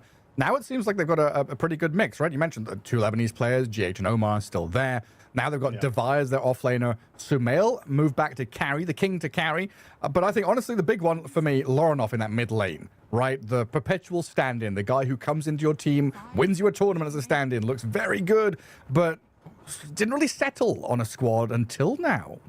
Yeah, 100%. I mean, Lorinov is a fantastic player, and he has a lot of experience playing on different squads, and, you know, he's been a phenomenal player for a long time, and it's about time that he finds a team that he can really call home and be in for an extended period, because I really think this guy deserves more success at the big stages. Not to say that he hasn't had it. I mean, the guy has won plenty of things in his days. Yeah, and then OG on the other side, you know, you're talking about sentimental value and the struggles of being a fan or a supporter of a club. I think that story runs deep for the OG fan base as well. A team, of course, you know, 2 TI wins, we know and love No Tail Seb, Tops and all these boys. Anna, when's he coming back? Where's Jirax? What's he up to? And then you think, okay, well, they had that period, you know, where they won like Stockholm Major, they looked pretty good. You know, they had Amar playing for them, all this business. And then what, 3-4 rosters later, it's like, where are we? Until now, again, a situation where I feel like OG have found a stable squad, a squad which has the foundations. They just need that little push to get over the line sometimes. But I think this one, you know, the start of things to come. This is the big match. 2 household names, a lot of well-known faces there on all the rosters, and it's going to come down to this to see who takes a victory. Yeah, we see all of Nigma chatting and getting into it. It's very important to get a good start to the draft. So far, this draft a little bit different from what we've seen in the previous series. Lone Druid being completely ignored. So it is sort of true that not all teams have a Lone Druid carry or a Lone Druid player who really wants to play it, but if you're playing it, or if the opponent plays it, then you basically have to ban or pick it. Here, we might have a truce for now. But it surprised me a little bit. I think Natsumi definitely could play it. And as for Sumail, I guess it might not really be his style. I know he has played. I remember watching a couple of games in the past few months. Oh, he did pick it? I'm pretty sure he has played it. Yeah, I mean... I'll start with the Ember Spirit. Everyone will try their hand at anything that is very strong, at least, or broken. Broke. Yeah, I was gonna say broke. Lone Druid is in the broken territory. Yeah, it's a funny old hero. And now we have the names correct as well, as we got the OG squad. 5 seconds remaining. We had remnants and lingering memories of HULIGANI, but they are gone now. The ghosts are gone. But yeah, Lone Druid is one of those heroes that gets the most recent tournament, the Essence 2, 30 bans and 10 picks. So he's banned 3 times more than he's picked. So yeah, definitely surprising to see him get ignored completely. Yeah, usually you play it safe, but it could be that both the teams are prioritizing other things. As long as you pick with, you know, Lone Druid in mind, that you can deal with him somehow. And all the heroes so far are heroes that can bother a Lone Druid player quite a bit. Stark Willow. I've lost track. What was the pick order here? Who first picked? It's the Largo, right? Do you remember? It's the Largo. So the Wind Ranger is a response to Largo? Is it? I remember maybe you saying that Wind Ranger does well against Largo in lane, and then the Maelstrom and the chase down's pretty good too. It's a bit both ways, right? The Largo has the lick to dispel the Wind Run, but yeah, I think carry Wind Ranger punishes an offlane Largo really hard. So that part is definitely true at least. And Largo kind of struggles against heroes who have continuous damage dealing. What he can be good against is limited burst, because then he just starts healing and he heals throughout it. But if your hero has focus fire, for instance, with Maelstrom, like you mentioned, then it can be hard to sustain through all that. And then we come with a Dark Willow as a bit of control, pretty good when you're trying to dance around and juke back and forth. Having these brambles and stuff like that can be very annoying, as well as just a Shadow Realm to hide yourself from any danger. Then Earthshaker, mid lane Earthshaker against Ember Spirit, and then we go to Dazzle Shadow Shaman, going for some Troll synergy. Going for the backline, yeah. It's pretty interesting to see the Shadow Shaman come out, but does give them some good catch against Dark Willow. Can always be hard to kill if you don't have proper disables, but now with a blink on Rasta, you can actually burst down the Wind Run or the Shadow Realm. These defensive tools are not going to be that good once blink comes in on Rasta. And Murta pick as well. Now it has me wondering if this is truly going to be a carry Wind Ranger. At first I felt like that was going to be the case, but now carry Murta, of course.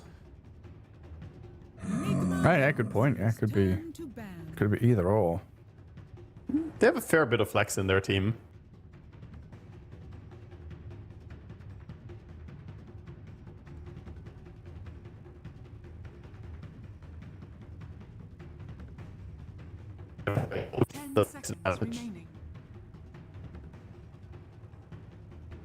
And just to think about how we got here as well. And of course, we've had our first round of games. This is the second round, as both of these teams dropped their first game. Nigma Galaxy against Iron Wing, getting 2-0'd, and Boom Boys 2-0'd OG as well. A couple of longer games though. Nigma Galaxy game 2 took about 55 minutes. A couple of like 35, 40-minute games from OG. So it wasn't a super easy, straightforward stomp, but they definitely got outdone in their first few games. What's the 2-1, right? Iron Wing, I think. I got 1 win. I'm looking at Dota Buff, and it looks like there was a bugged lobby and a remake, and then a 2-0, but maybe that's also incorrect. That might also be wrong. So I'm going to double check that now quickly. Yeah, that could be somewhere, and it said that it was 2-1, but it says 2-0. Yeah, it's the trusty one. Yeah, 0-2. Yeah, it looks like there was a bugged lobby and a remake, because there was like, you know, picked heroes and then no kill score or anything like that. But yeah, so game 1 was Wyvern, Visage, Death Prophet, Chaos Knight, Ember Spirit against Luna, Snapfire, Shadow Shaman, Earthshaker, Chen. Actually playable draft. Yeah, true, actually. Could have been much worse. And I think in this game as well, they're pretty playable drafts. Hope not hit. Yeah, Yandex against HULIGANI, and they absolutely destroyed the mid Embers using a mid Lark. Here, that's counter necessarily. 10 seconds remaining. 5 seconds remaining. It's very argument, and looking at a sport as well, we're getting a lot of these being removed. Ordinarily, we'd be looking for Fiend, Drown, guys that come out last pick mechanics.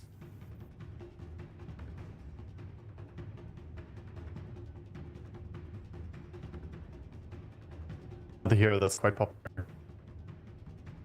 OG's turn to pick. We're not going to deal with that one. And Beastmaster going to be the last pick for OG. It's a bit more tempo and control. Big discount onto a Spirit for a ton from the rest of your team. 10 seconds remaining. 5 seconds remaining. Deal damage. Just taking damage. No, that's no fun.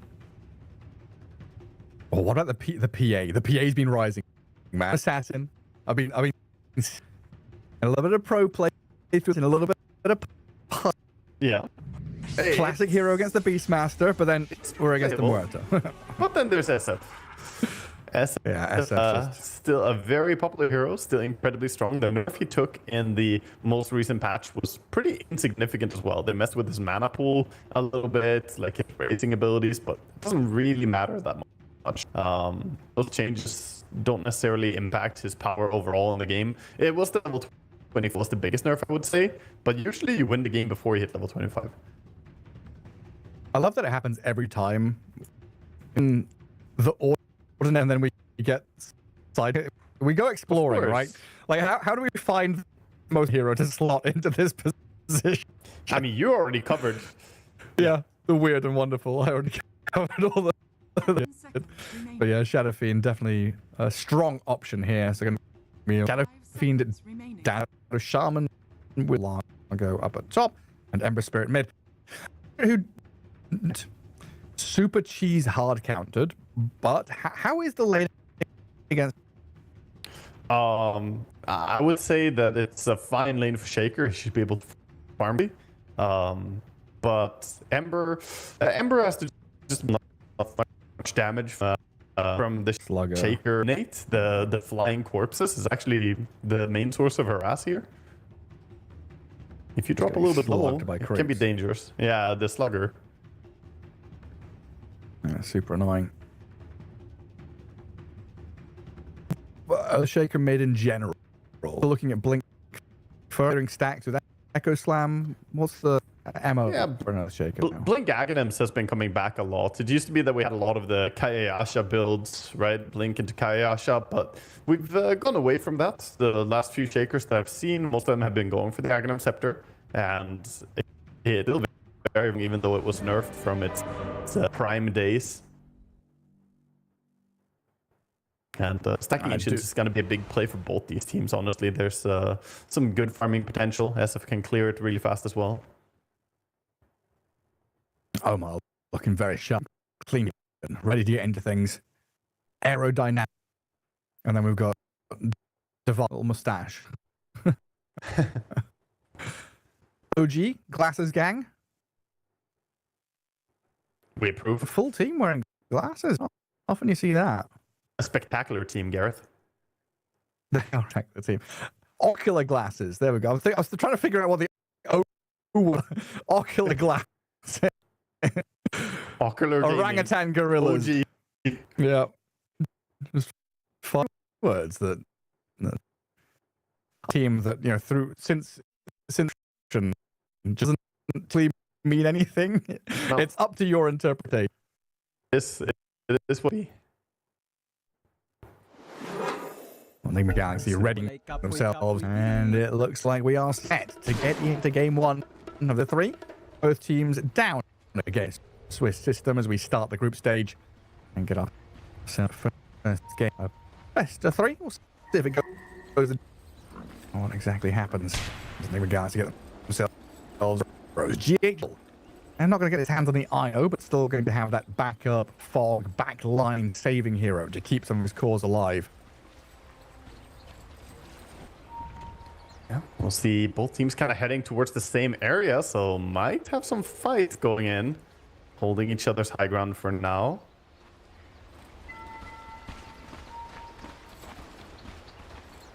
Up the staircases and wait to see who comes. Yeah. Until Galaxy are going to reposition themselves. The same thing. Oh, you could have a big. Gets the cheeky ward across on the enemy side. Very deep. Oh no! Don't avoid you. You're meant to go and run at each other. Yeah. What the hell? What do you go down here and then smoke the top? It's this non-conventional. Now the invasion from Nigma Galaxy. So blocking up the amp to try and limit the stacks that Raven would be.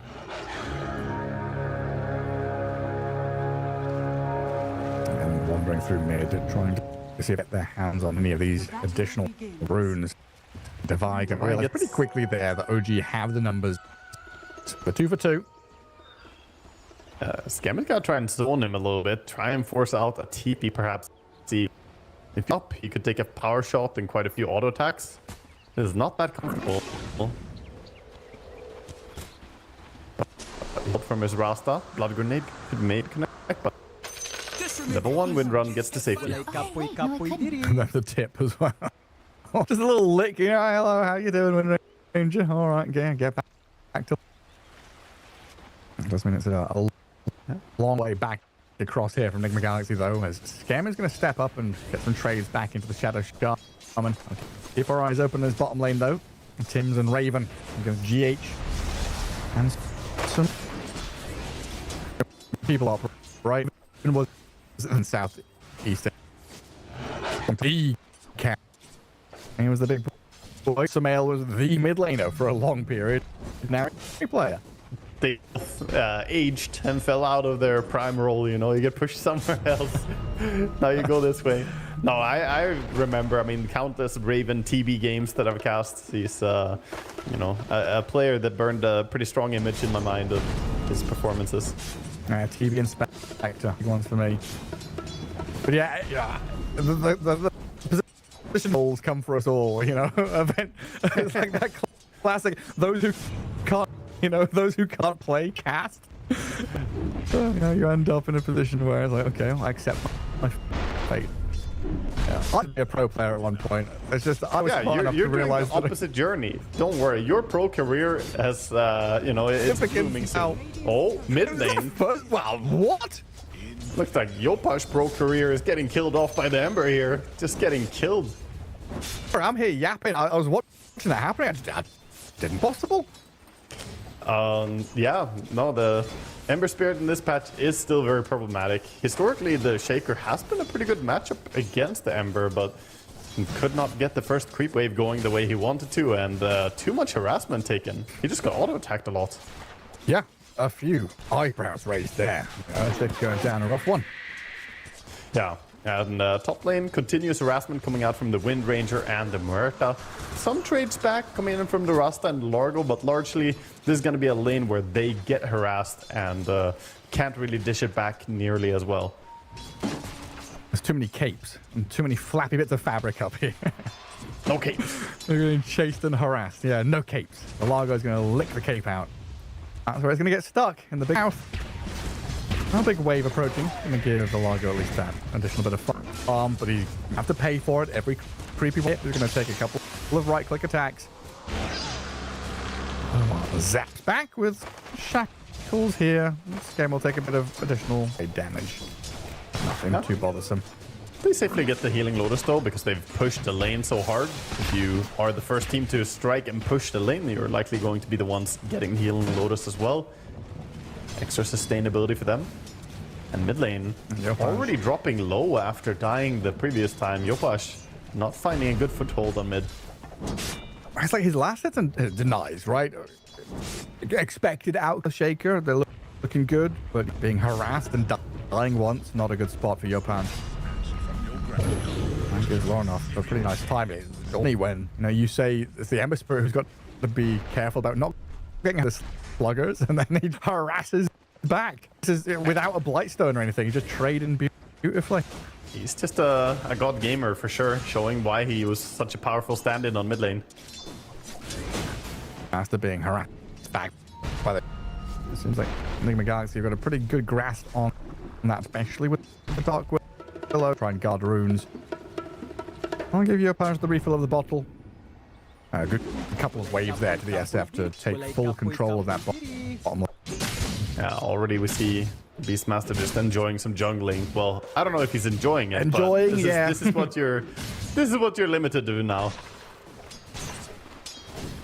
You get relegated from the Premier League down into League One. They're enjoying it down there. Don't worry. Shit. It's having a grand old time. Radiant structures are fortified. Yeah, unfortunately for them. Cool. You get relegated, drop against all the bad teams, then you're like, okay, we don't belong. We should be over there. Back stronger. Oh, blood grenade on mid lane. Trying to go for it, yeah? Yeah, spells onto Lornoff, but he's got a fire. And a little bit more, which he just doesn't have, and now trolls. The synergy arrives, killing the Earthshaker. Further response from OG. Man, the rotation coming in. That has to feel so rough for Shaker. He thought that maybe finally he can get revenge for that first death on the lane, but instead he falls yet again. And Ember gonna make some serious progress towards his levels as well with this. Once he gets level 6, control all the runes, start being active. On him again, but yeah, there's that level 6, making it close to impossible to just go straight for it. It's like a script, right? Every time Ember gets level 6, he always does the TP base. Always gonna be low mana, low HP. Sure. It's in a but Defy is a pretty tanky frog, so shrugs off the majority drag back to safety. Ember Spirit looking for the active rune, which has spawned up at top, covered by the remnant. So the invis. That feels like the momentum of the game definitely going Nigma Galaxy's way. They're being faster, a little bit cleaner with all their moves. OG Sleepy starting things off here in this game 1. Yeah, not quite as strong lanes, and oh, the stacks. This Shaker's comeback mechanic. If it gets stolen, it's really bad for him. You've got the Shadow Fiend coming in as well. Triple raise. Get straight out of here. And the shackles in the back of the earth. Ah, it looks like they might. Gonna track back to Remnant forward from Ember. A job and kill off the Earth Shaker. He tries to deny with a Wind Ranger. He's under tower. Blood grenade thrown. The cat tracking back in behind tier. Wind Ranger chasing Omar. Looking for the kill on the Shadow Shaman and brambling him to find a takedown with Raven. Not finishing the job because oh my god, the heals. Licks back up. The heal Omar is perfectly fine. Earth Shaker out of here, sure, but now you're going to stop the ports falling. Tim's getting burned by the Ember Spirit. They've got another sleight of fist to come into play. Oh, I mean, OG, they tried. It's succeed against Nigma Galaxy. The sustainability is crazy coming out from Nigma with the Grave, with extra healing. And Rasta even healing himself with the shackles as well. And they do manage to clear out the big camp. So without the big camp, killing the Ancients isn't even that easy for the Shaker. Obviously, he wants to go and ulti and get his Blink Dagger, but if he's not able to pull a big camp into it, a lot of his initial game plans are ruined. Hey, look at him. Yopaj is like, well, I guess a rune to refill the bottle. Just hiding by the trees. And then I've got Omar and Lornoff running him straight into that mid lane. He's going to get the haste rune. Back, Echo Slam on the Shadow Shaman. Chasing Yopaj doesn't quite have enough. They're a little overzealous from Nigma. Got an additional kill. Instead, giving away a support. As GH is going to be okay with the raindrops. Yeah, that's painful. Sure, you get one kill, but you used your Echo Slam that was meant to farm the stack, and all you got was one support kill. This is not ideal for Shaker still. And you rotated your Myrtle, so she was having a fantastic game, leading the way, but now gonna fall behind a little bit. It's the classic lane bleed, right? One lane is so much, you try and come in it up, stem the flow, try and stop things from happening in this mid lane, but then side lanes start bleeding. The Shadow Fiend is just accelerating so quick. Large space to farm. For network. And we've got not just Earthshaker struggling, but now Beastmaster, the knock-on effect, he starts to struggle to his bloody camps anymore. He can't jungle. He can't. He's got no game. Raven sat here like, what am I meant to do? Yeah, this is not what he had happen in safe lane, you know. This is not what we saw for his Terrorblade in the Primal days. Now he's thrown down here, getting the off-laner treatment. Probably crying about how broken the carry heroes are. Laning just SF. You picked Beastmaster, mate. I don't think you should just have that picked hero was Terrorblade. so broken for so long. Playing TB match with TB Rush. The Sunder gameplay. Yeah, when Shard was too busted and you just farm super fast with Shard only. It's like pipe Shard, and you'd have like tiny carry with like on the enemy team, and you just sunder him. Like, okay, nice, cool. Enemy carry's useless. Not this game. Nigma Galaxy gonna come back out, get another rune for Lornoff. A shield this time bottled up as he gets pretty close to that Spirit Vessel.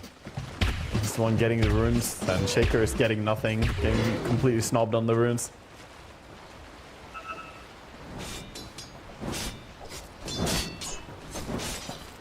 Largo lane getting one tax? of those nice ganks where he's just here to gank your creeps. Yeah.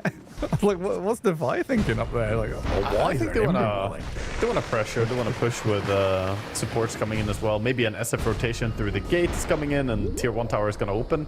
This does give time for Yopaj to finish the Ancients, but this is normally when you want to have your Blink Dagger already. And even after farming this, he's still got a long way to go. Dire's structures are fortified. A pretty distant journey for him. And there is that move, just as you called for. Zooming up to top with a catapult by his side. No real reason to come and defend this. Just let the tier 1 fall, and that's going to be a little additional map space for these heroes to farm. One more camp, another lane to push. A good place to play from. They don't have the classic like Clockwork or Bane in terms of, oh, we cracked open this tower, now they can go and live in that top jungle to start a fight or scout someone out. But Shadow Shaman is kind of in that realm of, hey, I've got double disable. I can buy time for an Ember Spirit to get here. Yeah, it's a little bit greedier. He wants gold a little bit more than a Clockwork would. So if Rasta gets to the point of having a Blink Dagger, would feel amazing for him. And obviously, levels are also very nice. He just cracked level 6, has his ulti available. So, might be possible that they just drop the wards here and take... And no reason not to.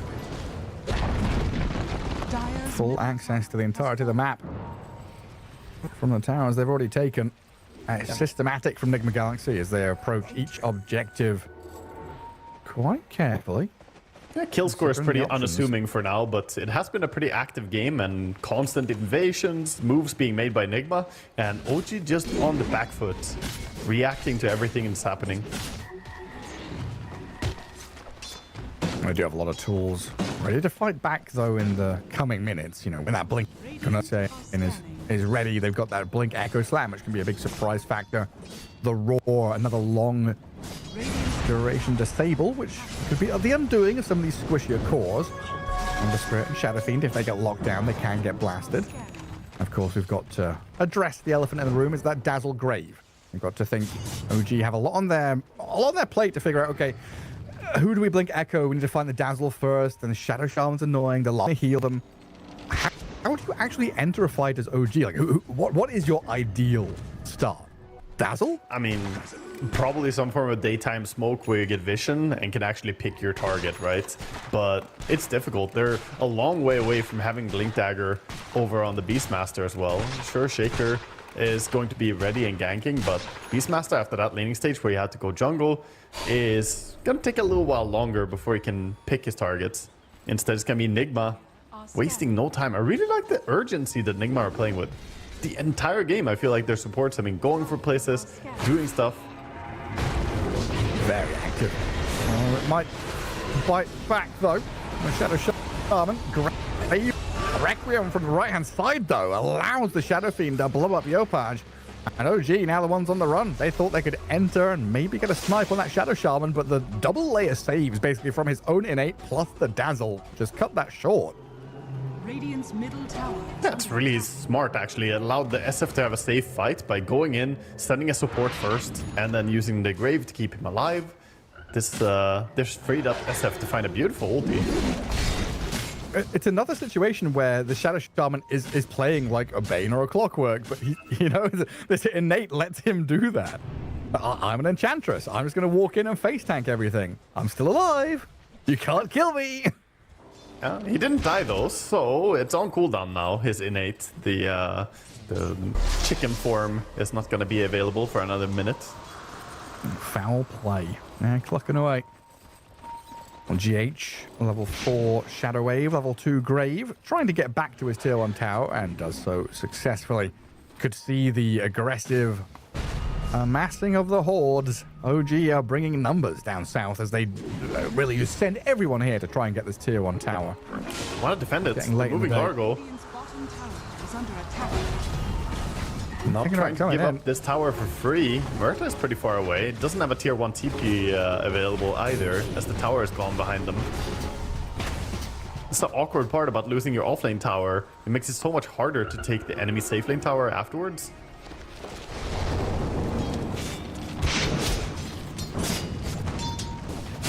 So we send 4 heroes down here as OG, and then 4 heroes run away.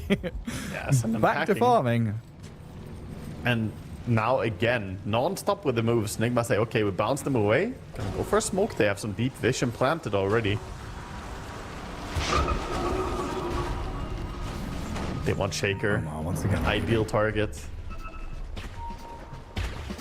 Are they gonna bump into him, or is this Wind Ranger gonna rustle the smoke somehow? Scam is trying to approach from the right-hand side, but it doesn't look like he's gonna bump into any of them. Instead, they have gone all the way through that jungle. Come into contact with Yopaj, who gets a bit of distance now, but the TP cancel onto Natsumi's Muerta. The frog has found her, but the damage coming through pretty quickly with a Fisher to line up the stun. Devi is dead. Now the Serpent Wards, though, into the disables. Muerta is going to be the trade out here. An off-laner for a carry. Nigma Galaxy going to be a little bit happier with that. Have you seen what Devi is buying first item, by the way? I haven't seen this build on Largo before. It's interesting. He's going straight into Octarine Core, going for the Tiara first. For extra regen. So his regen is very high. He has a lot of mana, but yeah, this is a pretty squishy Largo at this stage. Radiant's bottom No, I've seen plenty of the Kaya first, or like a Spirit Vessel here, or whatever. Seen like BKB rushes on Largo sometimes. Yeah, plenty of different builds, but I mean, Octarine Core Octarine. isn't a bad item on him. However, I don't necessarily like it that much, as I feel Octarine is an item that scales the more items you have. Right? You get more cooldown reduction on existing items, or you power up all your high-level abilities. We'll see how it works out for him. He's been having a pretty free game. That's a cool option to go for. Show us the limits of this hero. How far he can go. I would have Yopaj, on the personally other liked the hand. blade mail in this game. Against Muerta, it absolutely deletes her a lot of times in the ulti. Yeah, it would have been cool. Quite a lot of spill damage there. Return to sender. He's got the Mjolnir coming in on Muerta now. Damn, getting backstab. Fish, they're gonna clip onto this Ember Spirit. Can I think about chain stunning him with a Blink Echo Slam? I turn back and kill the Shadow Shaman, but that Grave has kept Lornoff alive. GH saves the day for the Ember Spirit. OG spend quite a lot there, and in the end it's a 1-for-1 trade with OG spending some of their big ultis. For me, the big surprise is Raven Star's Roar. It's painful having to commit the Echo Slam like that when you see the Dazzle right next to the Ember. Oh, now a lick back in. Devi has the SF by his side. Oh, Nail, who's gonna jump in. Tries to kill off Tim's, but that's a roar back into the Muerta damage. Grave there, though, from GH. I know he can't die, and that's why he's playing so aggressively. Yeah, some very, very aggressive blink forward, but fast reaction from the Beastmaster. Does mean Roar is on cooldown now, so they can't really go for a move on their own. Gives some time for them to just farm away. Good SF to that BKB. Yeah, big timing in this game. A lot of BKBs for these cores. You know, desperately AoE spill disable and everywhere. Oh, hack on the Wind Ranger. And wards as well. Quite a bit of scam. At this time, he didn't have any friends nearby, so Muerta is just gonna go the other way. Says, I don't know you. I'm leaving. Beast thinking about a BKB next item, as there's a lot of spells in this game. Not even going for the Blink Dagger. But free money for Sumail. Grabs up that extra bit of. Maybe he can upgrade to business class on his way home. Octarine Core is complete. Cool. What did it do? I mean, low cooldown on the spells. Invested in gold invested into something which I don't know is. Yeah, I mean, it's very good sustainability in mana. He does have crazy mana access now, and the HP pool you get is decent, but it is a pretty greedy first item. it doesn't hit with a tremendous power spike. It's more like allowing him to just scale from here. He's going to farm a little bit faster. Radiant are A smooth curve. Holy Lock on Dazzle as well, giving that extra bit of burst heal. Looking for a Blink Dagger, which is pretty cool to be able to jump and save people from long range.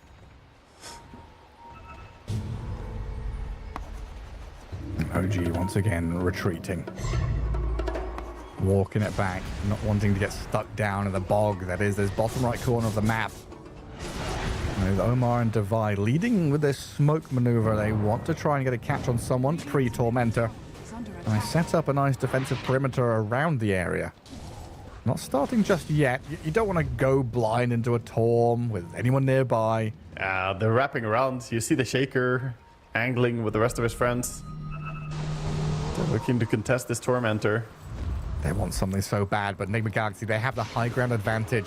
Smoke's going to break. Omar gives vision. Start out with the Serpent Wards and Hex on the Wind Ranger, but getting turned on quickly. Got the big purple boy whacking into him, so he's going to have to turn into the sheep and get graved up. Lorinov, meantime, has found the backstab on the Dark Willow, blown up quickly. And OG, I mean, their line has been broken. They're trying to reset and find a new position to fight from, but they're low ground in the river. They've got to jump back in to kill off Omar. The Frog has been slain, and the Shackle Shot on the Shadow Fiend and the Ember Spirit looks damn good. The Grave is needed to save up this Ember, but Lorinov getting chained to stable by the Shackle Shot, and the damage comes through too quickly. OG find that spot to somehow turn it back, thanks to Yopaj.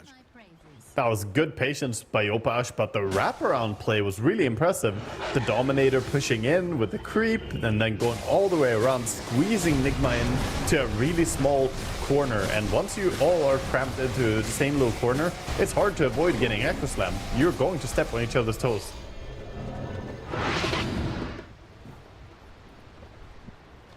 Really well played in that fight. And Murta starting to scale pretty hard. And if you have an even farm net worth between SF and Murta, Murta definitely in my mind is the stronger carry if she can keep the pace in terms of farming.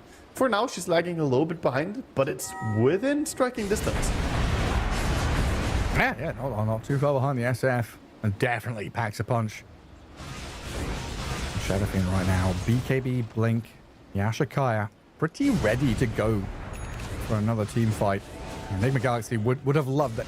The sequence of events, right, is Nigma Galaxy, they fight, they Torm, they fight, they Roche, and that is the snowball effect that picks up as Nigma Galaxy have been running this game from start until now. So vitally important that OG find that opening, win a team fight, level the playing field, and now they can think about, okay, how do we approach these lanes? How do we approach this Roshan fight? Rather than being the ones behind and reacting, they can actually make moves of their own. Yeah, finally, we might see the Beastmaster start activating. That was already a really good contribution on the bottom fight on the Tormentor. But we need to start seeing some impact from him. He has quite a bit of farm, and he needs to make his presence felt. Oh, good chain disable, but the Grave is there again. And that gives Ember Spirit complete freedom to zip away to his remnants. GH able to bail any of his teammates out of that immediate danger, but still getting run at here. With the Gale Force and the Brambles out this Cursed Crown, Omar, he's getting hunted down in the little forest area. The copse of trees offers no protection to you. Timms walks over him. Tower claimed by Natsumi. And OG, they're in the driving seat the past couple of minutes, actually dictating how the game's going. Yeah, they are, and they have a very, very fearsome lineup in terms of taking Roshan super fast with Beastmaster as well as Murta. So if they win just one more fight, that could be Roche for them.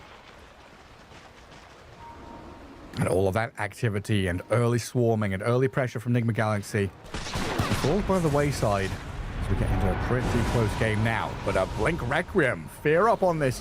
We're at the top lane, getting raised down. Natsumi getting soloed by the SF with one more hit. That's all he needs to do the trick, but the Gale Force and the pushback and the dead shot. In comes the Frog with a lick, though. The lick from the river to the Muerta. Kills him off, gonna get ravaged up, congregated by the deep frogs. He's an overlander frog, this little Largo. Not able to catch the Wind Ranger, but man, Muerta dying there. That sucks for OG. Yeah, it looked like he was gonna live, and then we saw him come in. The Vital, a little bit of extra damage towards the end. And that puts him very close to having his entire BKB on Largo. Not too long ago since he finished up the Octarine core, and now the entire BKB is just finished. Just so funny how we have a hero that licks people.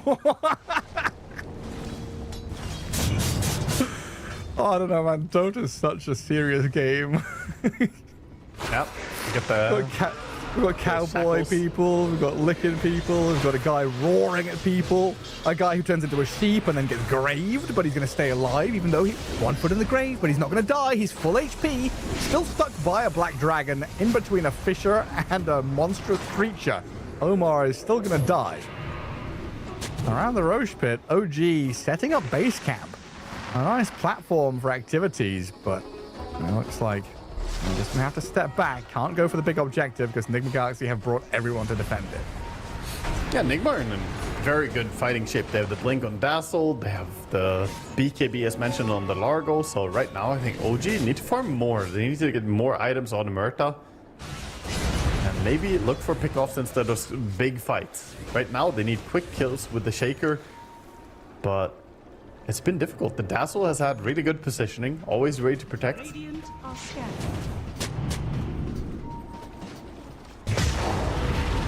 Steps up, immediate blink echo slam. BKB though from Sumail into Requiem.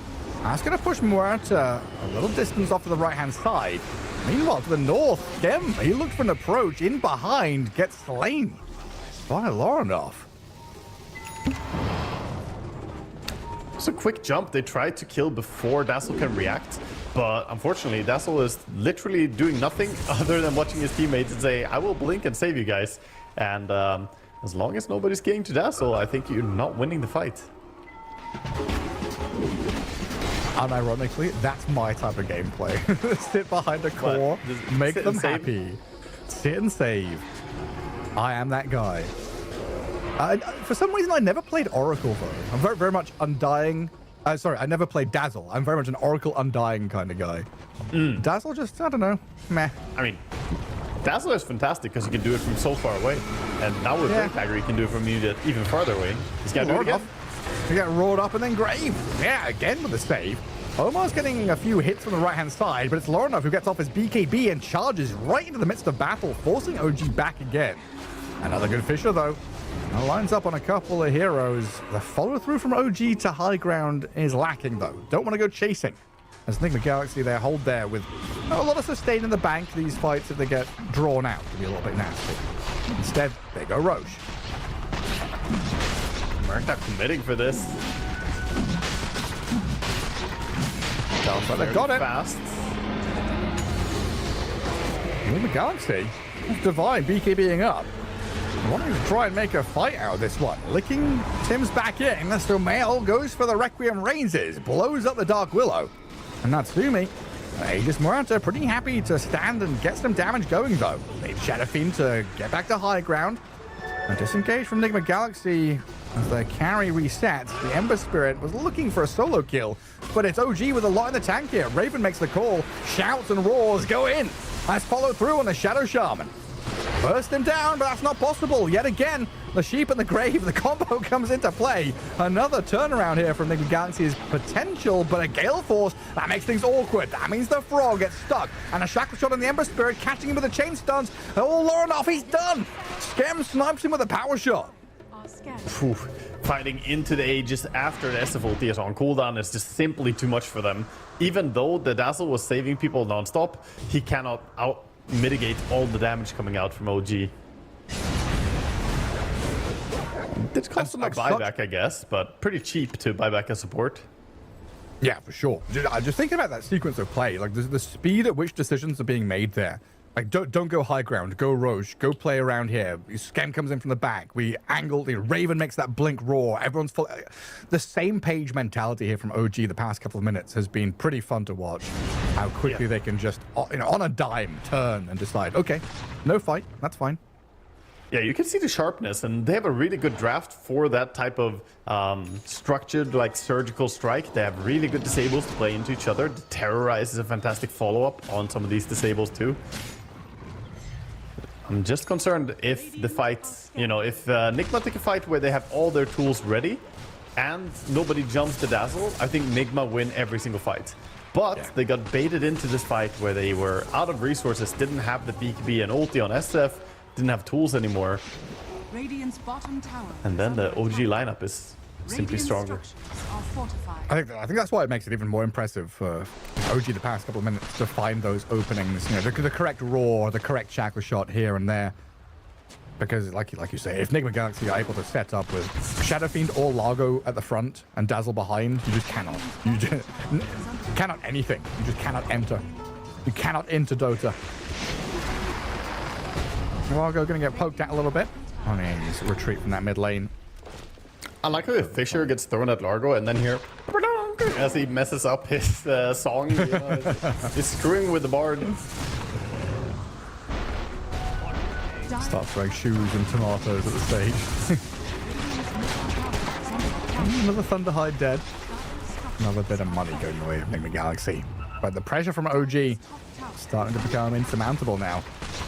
And the triple BKB timings on both teams is there, but it's OG holding Aegis, getting some good damage on this mid-tier 2. And Nigma Galaxy looking for a way to stop the push. And playing from this left-hand side without a great hero to just jump in.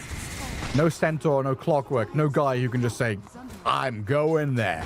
You are still relying on that conversation we had about the Shadow Shaman needing to act like those heroes, but also, you know, being a little bit squishy and not having the best time straight up initiating head on. Yeah, I think the Shadow Shaman is struggling a little bit now. Can't really be quite as aggressive as like a Clock with a Shard who just hook shots in and then flies away.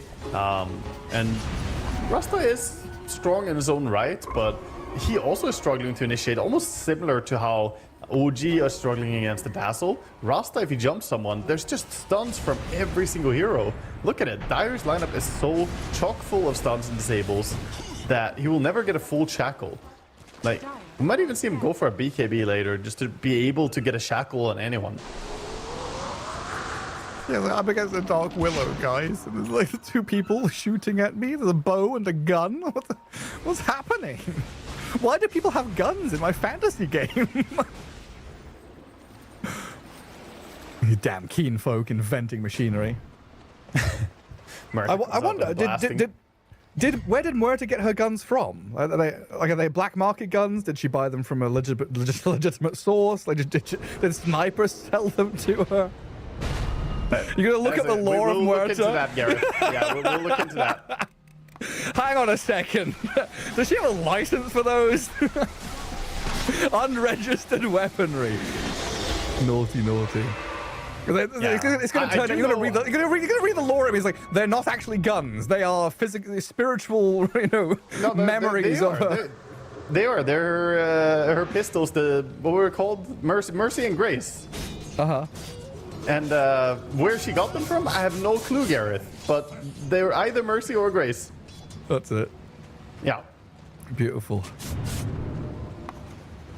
Now, most of her lore is about just, you know... death. Yeah, death, really. Ghostly green deathy stuff. Oh, who's this? Shackled up inside Serpent Wards and Beastmaster, even with the BKB dying. Muerta trying to do something to the Shadow Fiend there, forcing a full retraction from Nigma Galaxy. Big wraparound play. Damn, in from behind again, this Wind Ranger finding openings for a Blink Echo Slam. Connects on a Shadow Shaman. Not the ideal go to continue this fight. OG have forced out a bunch of BKBs, and it looks like they're going to get a snipe on Omar to get a bonus kill. Still alive somehow. The heals are sustained. Just keep him topped up. The shackle chop from Scam is good. The Fisher is nice. Sumail, though, is going to approach the fight and offer some damage here on the condition that OG stick around and play with him. Big win for OG. Even though they lose their Beastmaster, a lot of resources being committed as well. The BKB on the Ember there for the jump out. I think OG are still in a good spot to keep playing the map. The sustain is incredible though on Nigma. I almost want to see someone just pick up a Krella, get the heal mitigation going in here.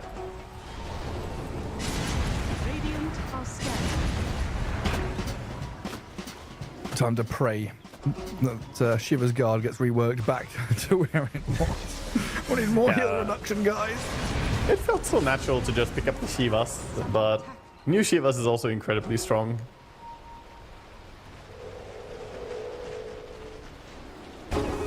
Skem has been doing such a good job with his angles. I don't know, he's studying Pythagoras or something, but he's coming into every one of these fights from the most, like, for the enemy, the most awkward angle possible. You know, his team is attacking from the east, he's coming from the northwest. Suddenly there's a Wind Ranger shackling you, and you've been repositioning to dodge it, but you can't.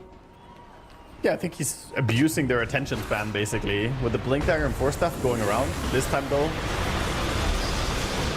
Wind Ranger. Fisher and follow-up. That's my fault. Praising him too much. Curse the Wind Ranger to die. OG trying to step back, but Lorinov, he's got different ideas about this. Starts out onto Natsumi, drops him to half. The Blink Echo Slam looks good. I'll try and finish off this Ember Spirit with a bit more damage, but the Grave comes in. GH saves the day, and Sumail, he opens up the kill of Natsumi. Scardy slow on Raven to get on top of the Beastmaster. BKB up, sure, but it means nothing whatsoever. 4 down as Nigma Galaxy cruise through the team fight. Sumail, he found his moment there. He saw that Murta did not have a response, did not have ulti available. And he just runs her down, pops a nice ulti, and then follows up with some right clicks. The King's in his DPS castle. may be good, but she cannot take the right clicks of the SF. No, you can't touch this. Can't touch this. So Mail just comes through, kills him off now into that tier 2 mid lane. And the rest of his team pushes through towards top. And Lorinov sits bottom, shoving all of the waves to set up this map. The potential of that next Roshan, but we know he's a little distant. The Aeon Disc into Aghanim Scepter next.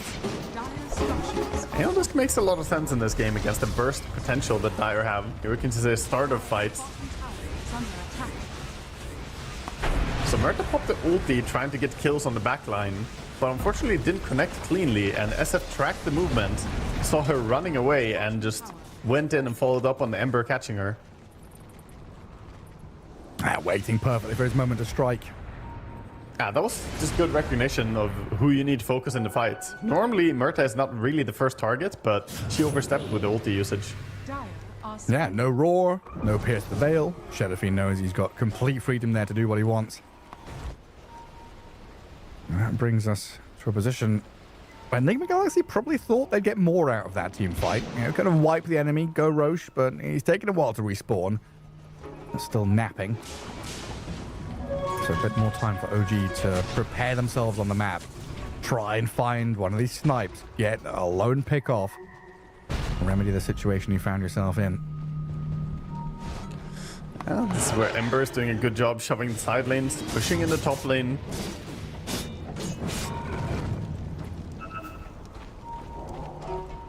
He's going to tank up now as well, get the armor. Previously had the BKB, but having some physical survivability against the Shaker, against the Beastmaster is very important as well.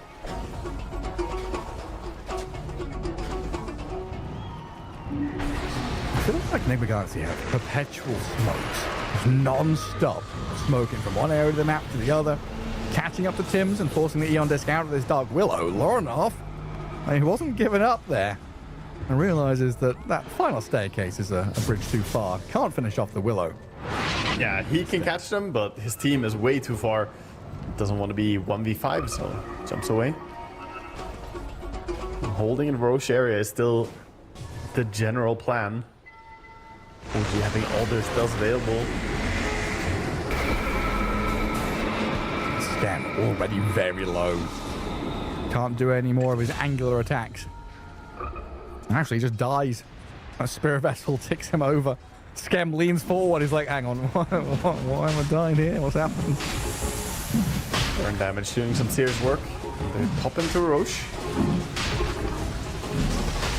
No contest at all here, as they're just gonna go and farm, and OG running very close together as 5. They don't have a hero that can naturally just go and shove the side lanes and then join. I guess they could use the Dominator creep for it, but they're getting a bit stuck in this 5-manning and falling behind a bit in net worth from it.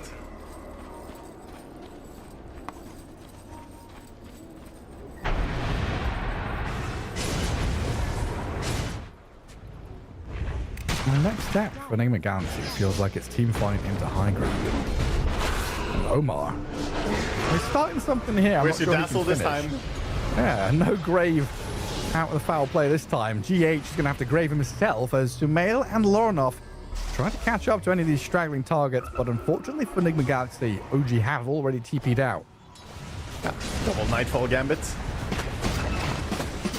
Double BKB on cooldown though.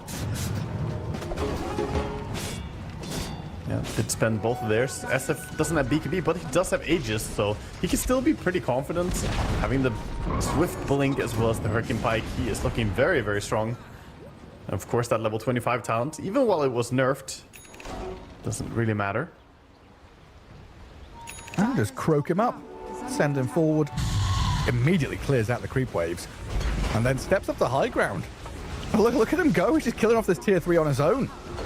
Oh gee, you've got 5 heroes alive, but you've got to run back to defend your base. They've got Roshan's banner on the floor, Catapult Wave, and a Shadow Fiend on high ground going to work on these barracks now, and OG are still yet to answer. The doorbell just rings and rings and rings. The Sumail says, screw it, I'm going in. Blinks up to this barracks, looks to finish it off, and Nigma Galaxy get everything and more. They've got fissures, they've got this fear, they can try and push them around and be annoying. No full commitment at all from OG though, as Lorinov bodyguards and zones them away. The amount of heal is crazy coming in from this Largo plus Dazzle. SF is completely fine.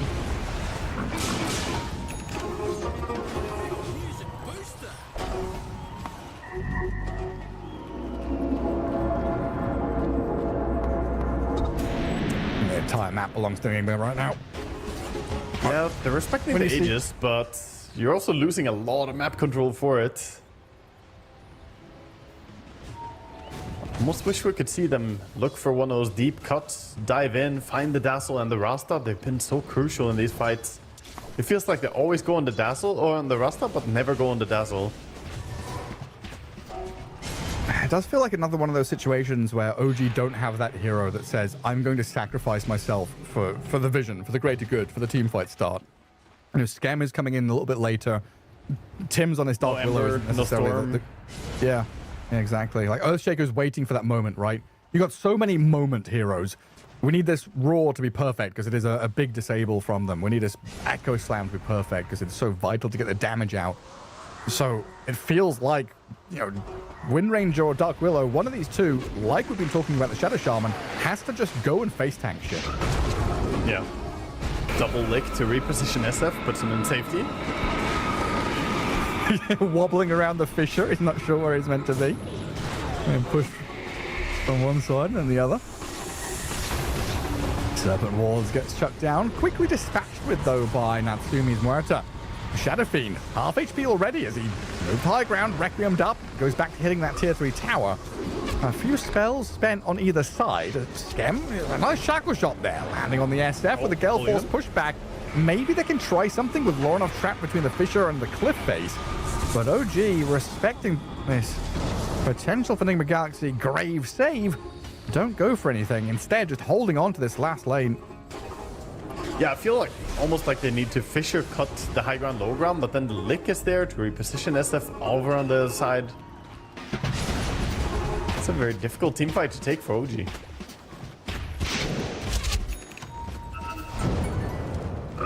At the same time, don't really feel too much stress over inside Nigma. Nah, just step back up high ground, hit buildings. That's the way to go. A good connection here on the Muerta. OG in some trouble.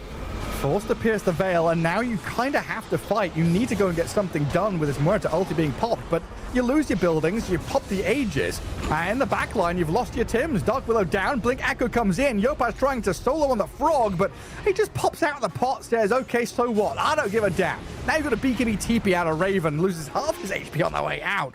Does escape with his life, but you're stuck in your base now. OG with no real answer to all the questions being posed at them by Nigma Galaxy. Cruising up the high ground every step.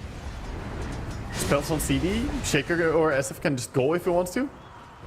That's his team behind him. Of course, Dazzle is still dead, so maybe he wants to play it safe. Indeed, you're in bottom as well. That's a nice one. Refresher available as well. All those remnants, the Ember can do some tremendous damage with this build. All those remnants from the Aghanims and the Shard. Especially when you've got heroes who are relying on like Shadow Realm and Windrun to stay alive and skirt the edges of the fight. Ember just says no. That's not happening. I'm gonna burn it you all through the comes down Shadow to how Realm. much they're gonna stack up if they hug just a little bit too much. They're trying to push out lanes now. Beastmaster doing some pushing up top.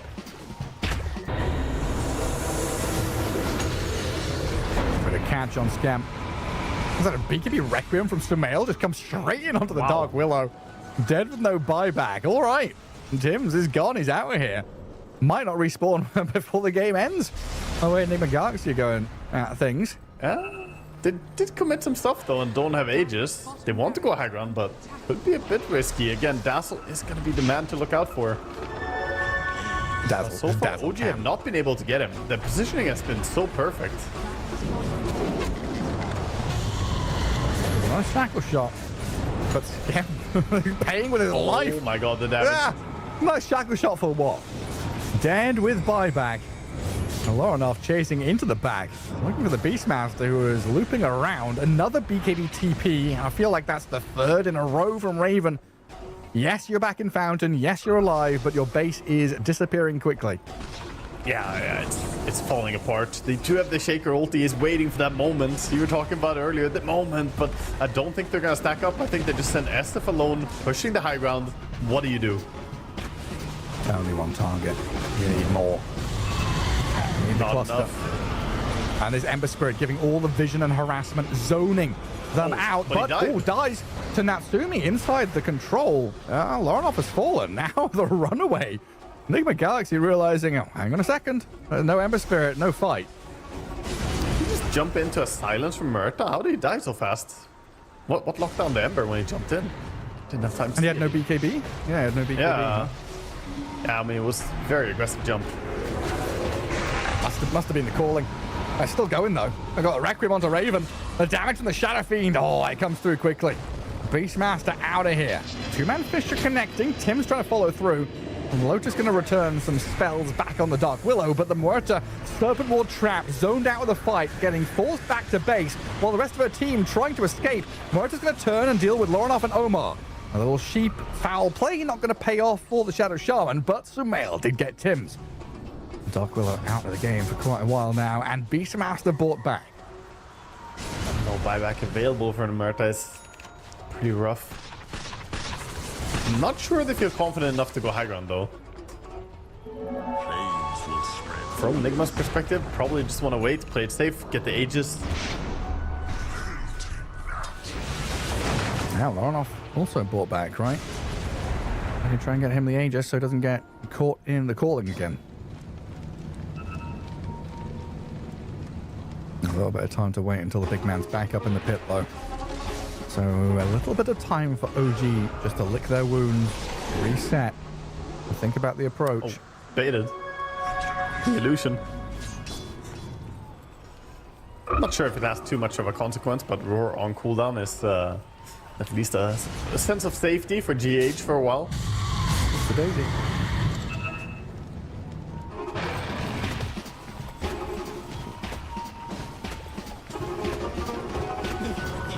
You don't have access to your ancients. Trying to weasel out of your base is a difficult task in its own right. Never mind trying to defend it. He queued up the Ether Lens on Dazzle. I was thinking if he's gonna go Aeon Disc as well to protect himself, or if he wants to go for the Ether Lens. He prioritizes his cast range. SF with a spicy item in the quick buy right now. Oh, hell yeah. The Rapier. Radiant's top tower is under attack. Get that Yashikaya out of here. Yeah, Don't this is wanna a see problem Shadow Fiends have. They always have 7 items instead of 6. What the hell? Get rid of one.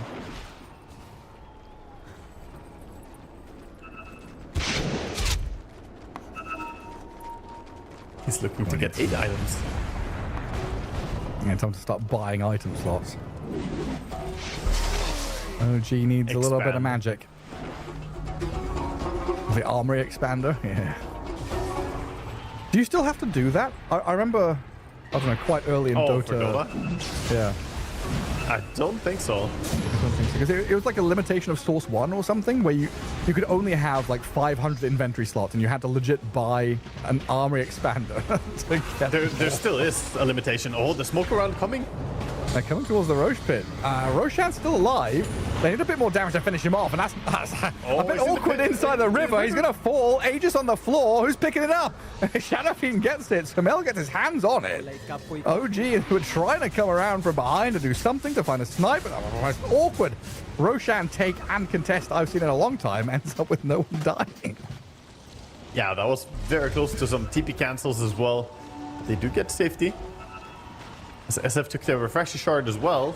He certainly doesn't have space for the rapier now. He needs to buy more hands so he can hold more items. He needs a basket. That should be a DOTA item. Just a prosthetic. It just gives you more space. Little bundle. One of those little red wagons, you know, that kids carry around. You know, Matilda carrying her books, a little trailer. you drag behind a stroller. Yeah, exactly. Hold up, let me pick up my Daedalus from my stroller. The reverse centaur cart. You know, people have those little teacup pigs or a chihuahua inside the baby, the pram, the pushchair. Yeah, it's my rapier. It's my Daedalus. I'm pushing around my baby. I spent $6,000 on this. What do you mean?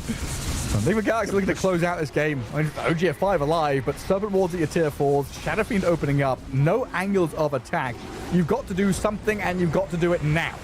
You cannot let Nigma Galaxy just finish off your base. So you blink your roar, you catch the Shadow Shaman. He's getting drifted around and saved, though. He's fine. Perfectly safe. The only casualty so far is in Sumel's career. With the echo. I think it's too little.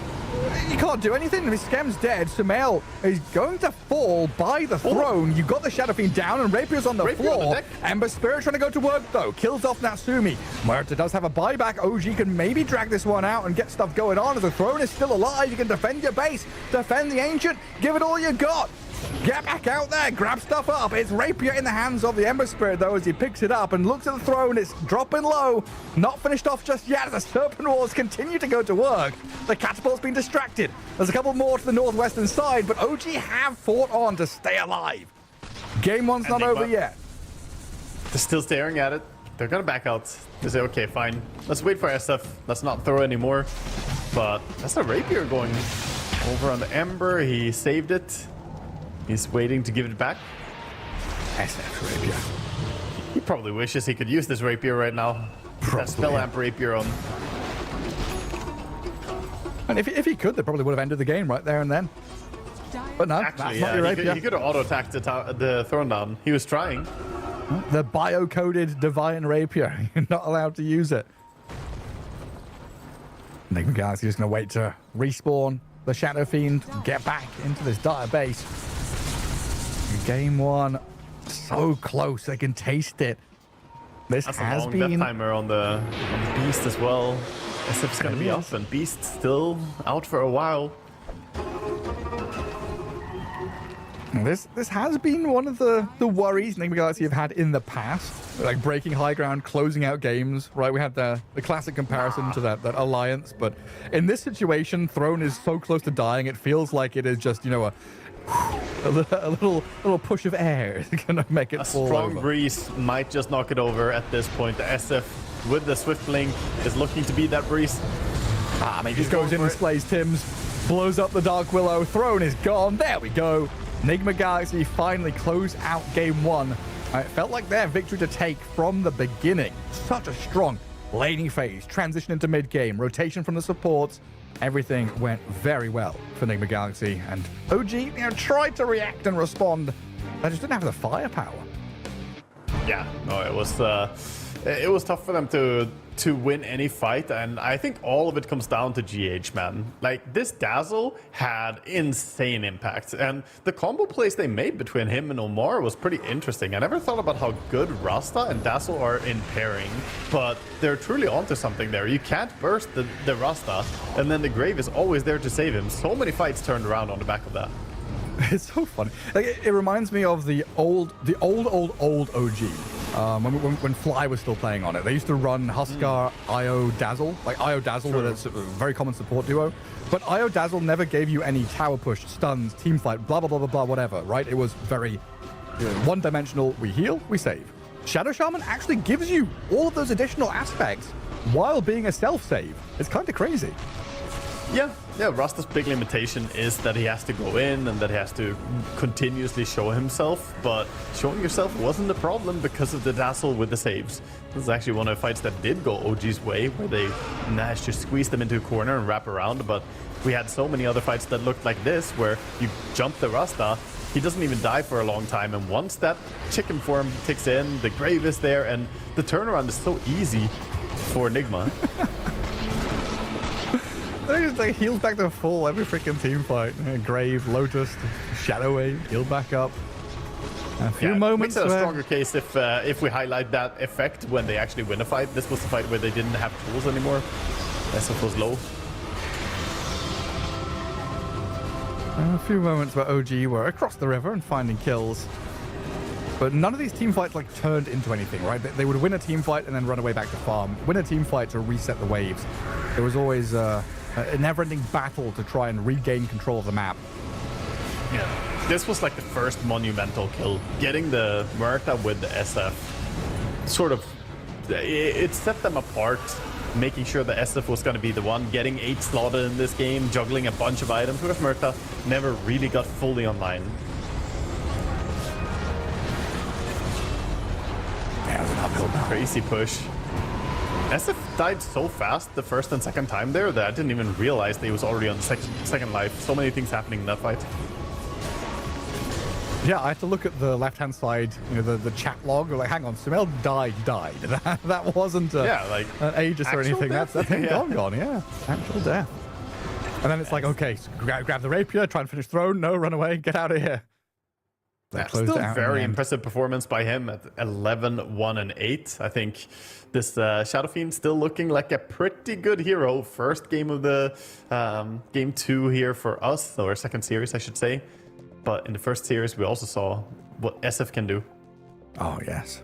Yeah, 11, 1, 8. 2, 2, 13, 16,000 or 15,500 net worth on your Dazzle. A lot of impact from that net worth, right?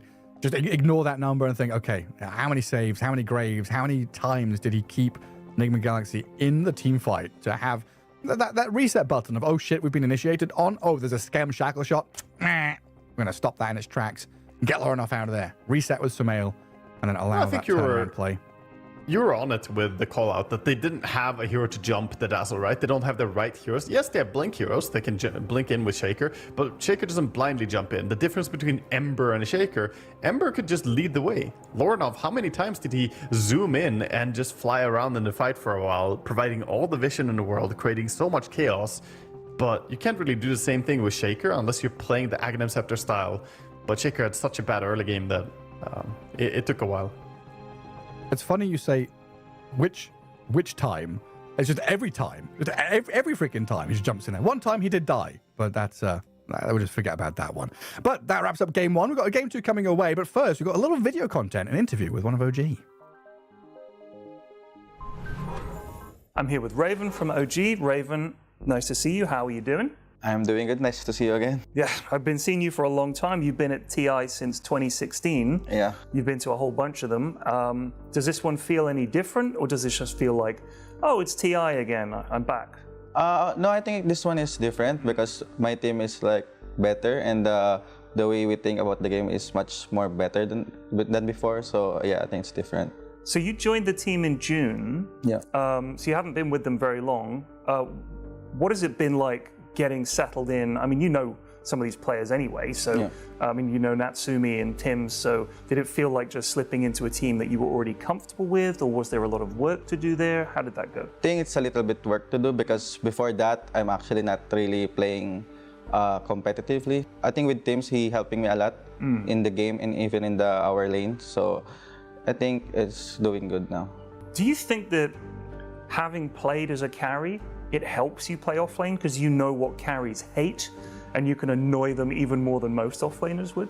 I think it kind of does that because I have like knowledge on how to play certain heroes and who I don't want to play against. And I know that also, so I think it helps. You know the pain of a carry player in a bad matchup, right? Yes, I know. So let's talk about the meta in general. it always feels like people have a meta that they think they understand, and then once the tournament starts, it completely changes after a few matches.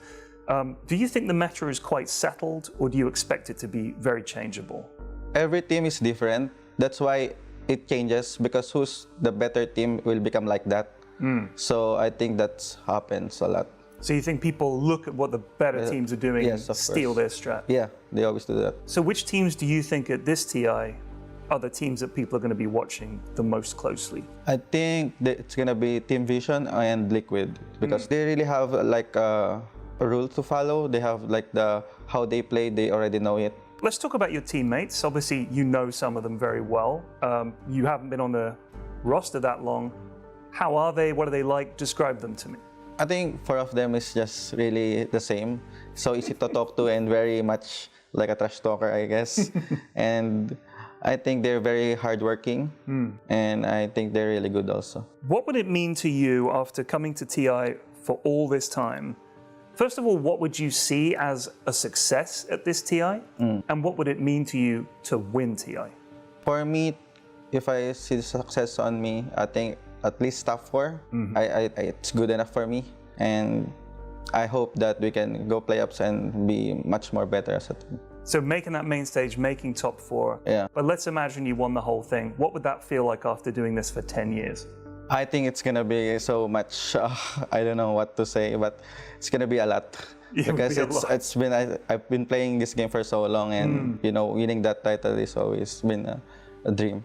And what would you say has been the TI highlight so far? You might make a new one at this TI, but after all the TIs that you've played, what was your highlight across all of them? I think there's some highlights that I've been playing good, but I always remember just the TI6, the TNC. But so that one is a lot. That's a big memory for you. Yeah. Well, look, I hope that you can make some new memories at this TI. We look forward to seeing you guys. Raven, thank you so much for taking the time to talk to me, and good luck in the tournament. Thank you.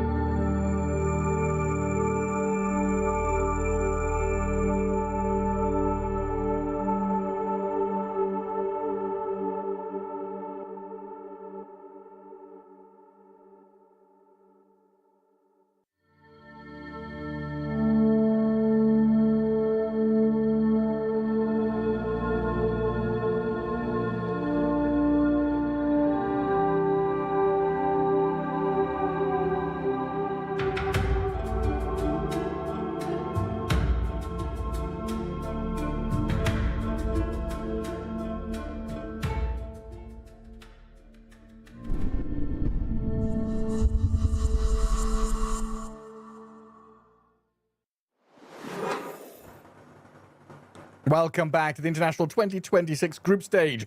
We've got Nigma Galaxy versus OG in a best of 3. Both teams lost their first series, and in this one, OG lost their first game. Nigma Galaxy, Waga, looked very good. Yeah, they looked pretty fantastic there. There were moments where OG bit back a bit, so perhaps Nigma, like you mentioned, struggled a little bit to close out the game entirely, but overall their draft worked wonders for them. They understood how to play it really, really well, and honestly, gotta give some big props as well to that mid lane. I mean, getting the solo kill 1v1, that's not supposed to happen. And I think on the back of that, they had a pretty cruising start. So OG, they need to change it up. You know, they need to sharpen up their laning stage. That cannot be a repeat. Yeah, when you don't have one of those stepping stones and you're trying to jump across this massive river, you're gonna struggle. Yeah, you don't have that initial jump from that Earthshaker. All of his timing has got thrown out of the window. So OG spent a lot of that first 20 minutes just recovering, trying to find map space, trying to find Blink Dagger, trying to find anything. We'll see what they find in this draft, though, as we start out with the Mirana first pick, and then Wind Ranger comes out second. That first pick, though, Mirana, the past couple of months has been rising very quickly, thanks to Starstorm being such an incredible damage tool. 10 seconds remaining. Yeah, she does a fair bit of damage.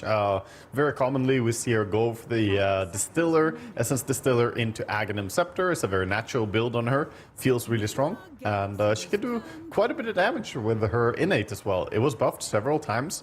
I saw people try it out as a core, but I'm not fully convinced on the core position yet. You run out of charges, your damage isn't there. But on the support position, it's pretty damn good as a harassing tool. Yeah, and then you add in the fact that, we talked about Nigma Galaxy. You mentioned their speed and how quickly they were, snapping into one move, then another, ganking, roaming, map controlling.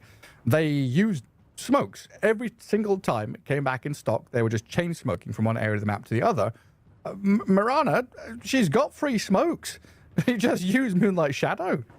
Yeah. I think Kuroki's looking at game one thinking, you guys, you spent 450 gold on smokes. How about we just pick a hero that gives it for free? It's also very good to use in combination. When you smoke to gank across the map, pro players are very good at reading how long time it takes to go from point A to point B in smoke, right? You have a very good sense of, okay, I can farm this camp and then get out. But when Mirana ulti comes in as well, throwing that little bit of extra movement speed is quite a bit on high level. 15% more movement speed for your team plus the smoke movement speed. Suddenly you might miscalculate and you get caught. On top of course, the favorable smoke break. You go out of smoke, but you're still invisible. So you might get the first vision on your opponent and you catch them. That's usually how it feels. 5 seconds I'm wondering if this is a switch up now from OG to put this Wind Ranger into the hands of Natsumi. That was definitely a flex they had at the beginning of game 1, but they decided to flex Wind Ranger, and Natsumi ended up on the Muerta. But Wind Ranger Undying could be a lane that we see together. This also could just be a 3 Undying and a support Wind Ranger. The flexibility of OG is definitely there. Let's see which way it goes. And then Nigma Galaxy got to come out into this next phase. Where's one of their lanes? Yeah, see what's going to be they go for the Enigma. Seeing the Wind Ranger and the Undying, they pick up the Clockwork themselves, so one of the pesky heroes when you play Enigma, but also a very good combat. As it can always lane support the Enigma quite well. Trap people and the Eidolons will deal tons of damage. And you can also just run it together with the Mirana. It's fine either way. So they have some flex themselves on Enigma. 5 seconds remaining. It feels like Tombstone's not going to last too long in this game. Mirana, Enigma. Enigma has been an anti-Undying hero for a long time. Having Eidolons, not being a strength hero, being a ranged hero. Basically everything that Undying doesn't want to lane into. Yeah, Undying doesn't have a disable for the Black Hole, and then you have Midnight Pulse doing insane damage to a high strength hero. The list goes on and on. That's not really a nice matchup. You've got summons, Yeah. No, it's pretty tough, but Undying is still a strong hero in his own regard, so while the matchup may not be great, he can usually secure laning stage for a carry quite easily. We'll see which one they're going to go for. Well, we could get a Tim's hero. It could be a core Wind Ranger as well being played, but I feel like it's unlikely here. It's probably going to be the support duo. Okay. Yeah, there we go. See, Enigma, pick Gyrocopter. It honestly is that straightforward sometimes. Just have Flak Cannon and the lane is going to feel so much easier. And a Rubik to go along with it. So that potential to stop the black hole pre-BKB or steal it, definitely there. One of the hardest counters to Enigma for sure. But this also means that either Wind Ranger or the Undying is going to be playing as a core. I'd imagine the Undying now, right? Yeah. Yeah, I feel like they're throwing Undying to off lane. And you can have a pretty strong lane down bottom. I wouldn't even mind seeing them just put Rubik and Gyrocopter together. It's so easy to get a ton of damage with Telekinesis and Rocket Barrage. You lift someone, throw them onto a Gyrocopter, and he just deals whatever damage he can. Which is usually a lot. Big brain move, honestly. Like flexing this Undying, the Enigma pick kind of gets baited, and then you turn it around like, gotcha. We solve the Undying problem, and we solve the Enigma problem with one hero and one move. Yeah, and it picks Sven. If it's an offlane Undying, I think Sven is completely fine for you to lane into as well. Assuming it's +3 Undying. Take all his strength, you probably win the last hits on that lane, to be honest. 5 seconds. Sven is in my head as one of those heroes that, I don't want to say counters, but like goes toe-to-toe with Gyrocopter and does well against him once the game has developed. Because you get to that, like, 25, 30-minute period where Sven is potentially an item ahead, blah, blah, blah, whatever. But he has that blink, jump, slaughter, where Gyro doesn't necessarily have, disengage tools or save mechanisms. He could just get blown up. Yeah, whoever can, like, get more stacks in their jungle and get a little bit of a cleaner laning stage is going to have a big advantage here. The power balance between Gyro and Sven is interesting. Usually they just work on killing the entire enemy team instead, right? Like Sven will look for picking off heroes as fast as possible, so unlikely to burst the Gyro a lot of times. And Gyro just dishes damage to everybody. So whoever can dispose of the enemy faster is going to be the one winning, most likely. But yeah, I'm just thinking about Rubik Shard, Undying Shard, couple of saves there, could be annoying. Telekinesis can always lift you out of cogs, which is super handy as well. This is a little worried for... Yeah, sorry. I'm just a little worried for OG's like teamfight starting. Same problem as we had earlier on. True. Yeah, they might get to a point of just having to initiate with like a blink dagger on Undying. Blinking in, hitting someone, and that's your initiation right there. It's not as clean as having a Storm or an Ember zooming around. The Lina pick coming out. I have to say, I really love the heroes that Nigma have in terms of how well they function internally. Like, there are so many combos here. You have Cogs to set up for Light Strike Array. I feel like Clockwork and Nigma work really well, like I mentioned before. You have 4 stunning heroes paired up with a Mirana, so she has an easy time following up with stun. There's a lot of synergy going on in general, but I'm still not fully sold that they have the outdraft because of that Rubik X factor. If you ever want to black hole, you have to make sure you kill the Rubik first. That's true. I do like this. Like the fact that they don't like damage either, right? Like you're going through that checklist and you think, okay, everyone's got a stun, they've got all this set up. Tons of damage from their core heroes, or whether it be Midnight Pulse or Laguna Blade or God's Strength. They've got so many ways to get on top of people and get the kills. And then they've got tower damage. They've got potentially Roche taking capabilities. If, Enigma goes auras, Sven has God's Strength. At any point in the game, I see Nigma Galaxy having like multiple avenues to objectives or kills or whatever. And I love that the DK comes out from OG because that gives them the same thing. Yeah, I've seen a few people try the Dragonite against Lina. I think it's still skill-based, this matchup. It's not like Dragonite solves Lina and you don't have to really work or, you don't need to think. But it is a playable matchup. This is going to be a very interesting mid matchup to keep an eye on to see who gets the edge in terms of last hits and trades. Dragonite has the amplified regeneration, of course, regenning a lot, but Lina's damage is just so high. I'm sorry. I spent a long time casting DK versus Queen of Pain, DK versus Lina for like years on end. Like this matchup would just keep coming back, I don't think I've ever heard anyone call a DK lane interesting. No, I actually think, well, now it is interesting because for me it's make or break. Either the DK will be able to do the DK thing where he gets 2 bracers, power treads, blink dagger, and then plays the game, or he finds out that Lina hurts a lot in this patch and he struggles a lot. Both are very possible here. Normally, DK used to be a really boring hero where, you know, and he still is boring, but the matchup is fun due to the fact that Lina is so busted. Her damage is maybe threatening even DK in lane here. Can he follow the righteous path to defeat the nasty red-headed fire-launching woman to take her out of this mid lane? We'll see if that Dragonite is able to do the job that he's been picked for here, right? Is that stable, solid, blink initiator, tanky boy who can deal damage to towers. That's what he's being grabbed for. But, you know, across the board, I think OG doing a very good job draft-wise to mitigate losses, do a little bit of gotcha, swap around with their lane setup and make sure that the matchups don't get completely crushed. Because that's something we've seen a little bit today, is people like losing a lane and then that bleeds out. Yeah. I'll be a bit concerned being Dragonite going into a lane, you know. You're the Dragon Knight and you're going up against someone who has a Dragon Slave as one of her abilities. No. I'll be very concerned in that regard. Just lore-wise here, isn't he at in a little bit of a pickle? Disadvantage. Yeah, yeah. I think so. he might become her Q. Oh no.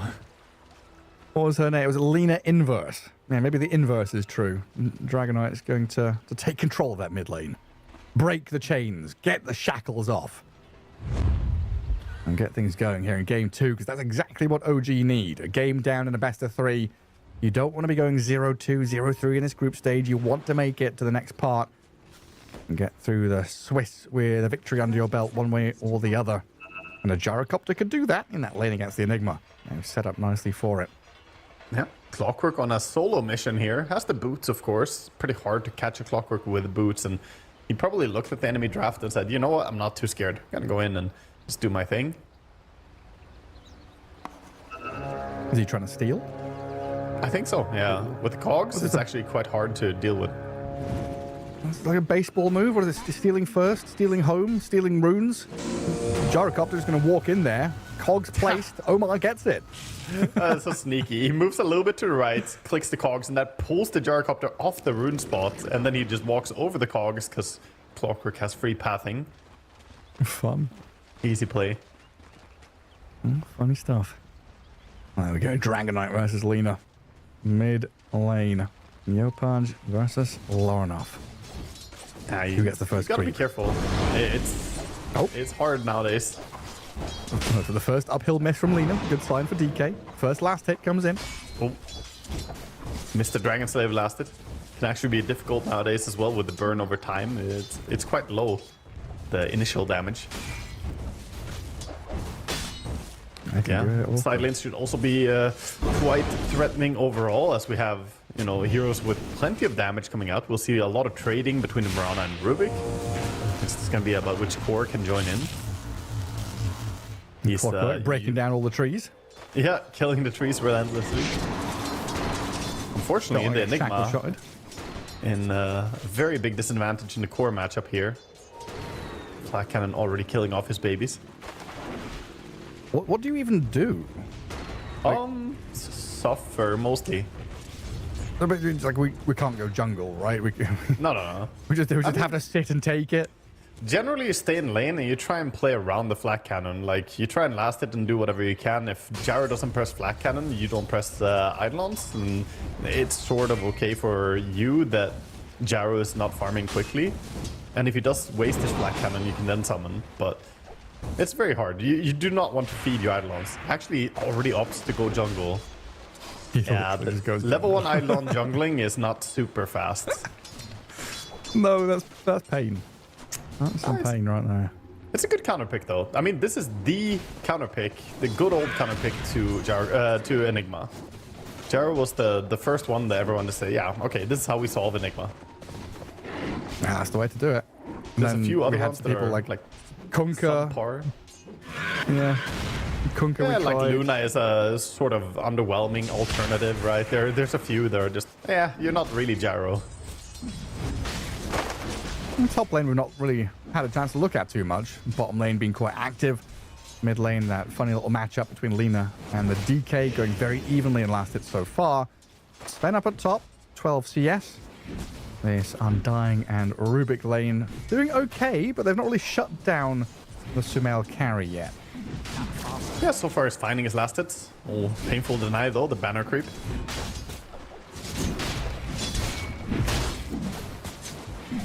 See the Mirana angling for continuous auto attacks, but I think good priority coming out from Tims as well. Just saying, you know what, I'm gonna bully the Sven. Don't lay everything into trading with the Mirana. It's a distraction, waste of time. If you decay spam on the Sven, the harassment becomes more effective, right? Since he has less HP to begin with, you are stronger.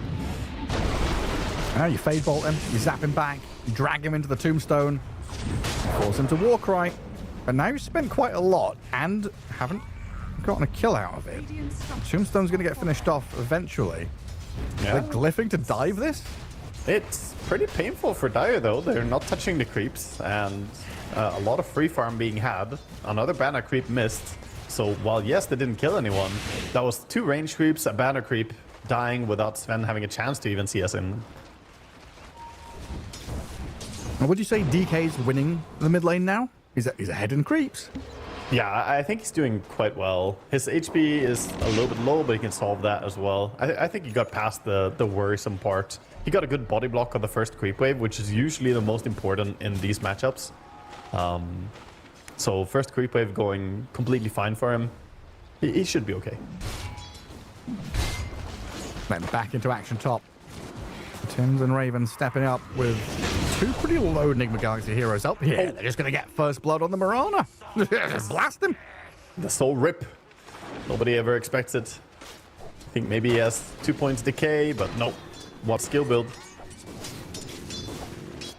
Always funny when that comes out. Sudden burst of damage. Looks like Lina still doing pretty well in this mid lane. Yeah, they're both going blow for blow, getting the last hits. But Lina with that ranged advantage is ahead in terms of regen and stability in this lane. And DK just has to kind of sit and wait for that regen to kick in. Yeah, it's a painful lane. You take a lot of damage from the Dragon Slave. But if Lina doesn't have a chance to really kill the DK, oh, maybe now with the clockwork move though. Is Clock gonna dive it? Yes. Yeah, Blood Grenade, Rocket Flare, Cog sent over, and a final Dragon Slave to take him down. But we do have a Shackle Shot into Telekinesis to get the trade out. 2 supports rotate in from OG to kill Lina. That's a good return kill and some very, very valuable experience on the supports now. Getting themselves a mid-hero kill and getting a creep wave under mid. DK not going to be as happy though. And that's also what, you know, I was referring to. Like, you take so much damage on mid. By the time Clockwork showed up, he had about 200 HP. It's pretty easy to gank a hero who's sitting at 200 HP all the time.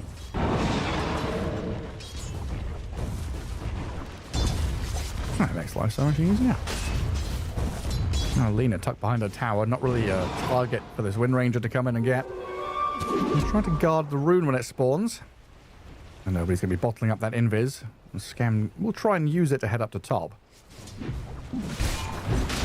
Top lane where Sumail is still getting decent farm despite the pressure earlier on. He's got 2 points into the stun actually to try and be a little bit stronger at fighting. But have this pinball. He's got a sentry to see Scam there. He walked under it. Yeah, it's just I got a bit of vision on him. That's unlucky. Well done by Omar though, right? Yeah, for sure.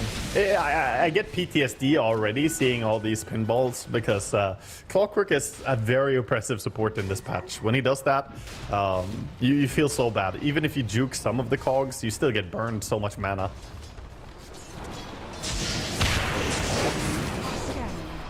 It's some bullshit. It's like when you get stunned when you're playing D&D, or like someone hold per counter spell, hold per. It's just non-stop. It's just bullshit. It's the lane version of OD imprisonment, is what it is. Look at this. This is OD imprisonment levels of fun. He's getting the tips for it as well. No actual like facial reaction, no smile from Omar. Just like another day, another He's locked in. Clockwork game. He's going for the pinball high score. If there was a Clockwork Arcana, that would be the high score thing, the Arcana. Yep. Bing, bing, bing, bing, bing. How what are we many doing? Lifting keybumps? Sumail? Shackle shot latching onto the Sven and the Clockwork. I was wondering if they were able to easily finish that one off. And the answer is yes. Good move into that top spot. While DK in this mid lane is popped his dragon form, getting eyed up by Omar and Lorna, but don't go too far. And now we've spent a long time not looking at bottom. And Devi, pretty low on the net worth board. Natsumi right up at the top. And they tried so hard to get around behind for a black hole attempt. Still going to be able to get there as Omar makes the gyro go the long way. Black hole into what? Eidolon Clockwork damage? Not quite enough just yet. They need this Dragon Slave from Lina ASAP. Lornoff has got to come in and finish the job, the final touch to kill him off, because that was a kill they could not afford to let free. It was pretty scrappy. It took a lot of effort, and meanwhile, the Radiant effort is towards this tier 1 tower up top. So yeah, you get a kill on the carry. It's not bad, but opening the map might be even more valuable. Oh, sick arrow. And too bad he's gonna take a lot of damage on the way out. Maybe even die. Pops the wand. He's got no more leaps. Oh, he's fine though. Power shot. Power shot. No. Oh, breathe fire. Breathe fire. Yeah, and we see power treads are here. The blink dagger is in the quick buy. Yopash, he's played this style before. I've seen him on Dragonite. I know he can play this active mid laner build. The moment he has blink, it's going to be easy to play for any ganks around the DK.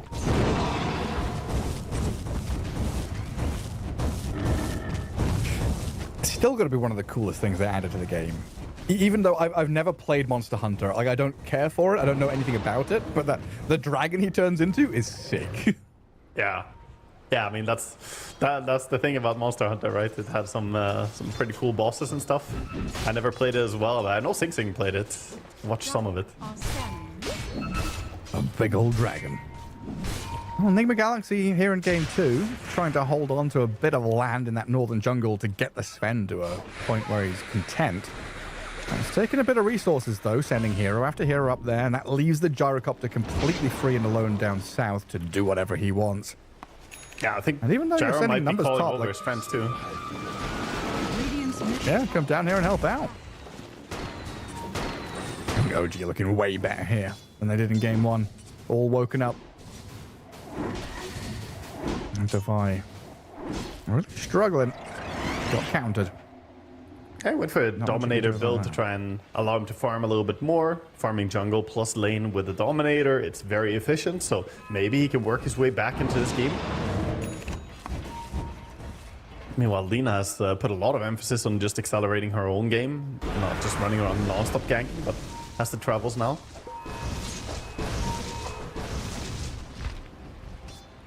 Yeah, even though Lornoff, is quite well known for his Storm Spirit and his Ember, I feel like Lina is a very Lornoff hero. He's so good at farming and hitting that critical mass point where he's like, okay, I'm the big boy. Yeah, I feel like his Lina and his Timbersaw, are up there in terms of heroes where he takes over games. He plays Lina and he plays Sniper as well, and they're quite similar in how you approach it from mid lane. Just a bit more spell casting on Lina. That just shows the depth of, not like, the depth of hero pool is one thing, but you could have like 4 heroes who all do kind of the same thing, right? The fact that he has this depth of playstyle as well is always really nice. Yeah. Like, sure, you can play all the spirits and you can play Puck and all these slippery heroes, but playing one of these turret, stand your ground and deliver kind of guys, that's where the real For sure. I actually feel like it's been more and more common that players have one playstyle and just find many different ways to do the same thing. But yeah. There's a fair number of players, and it's good to have players who can play different styles as well, because then you can mold your draft into what makes sense.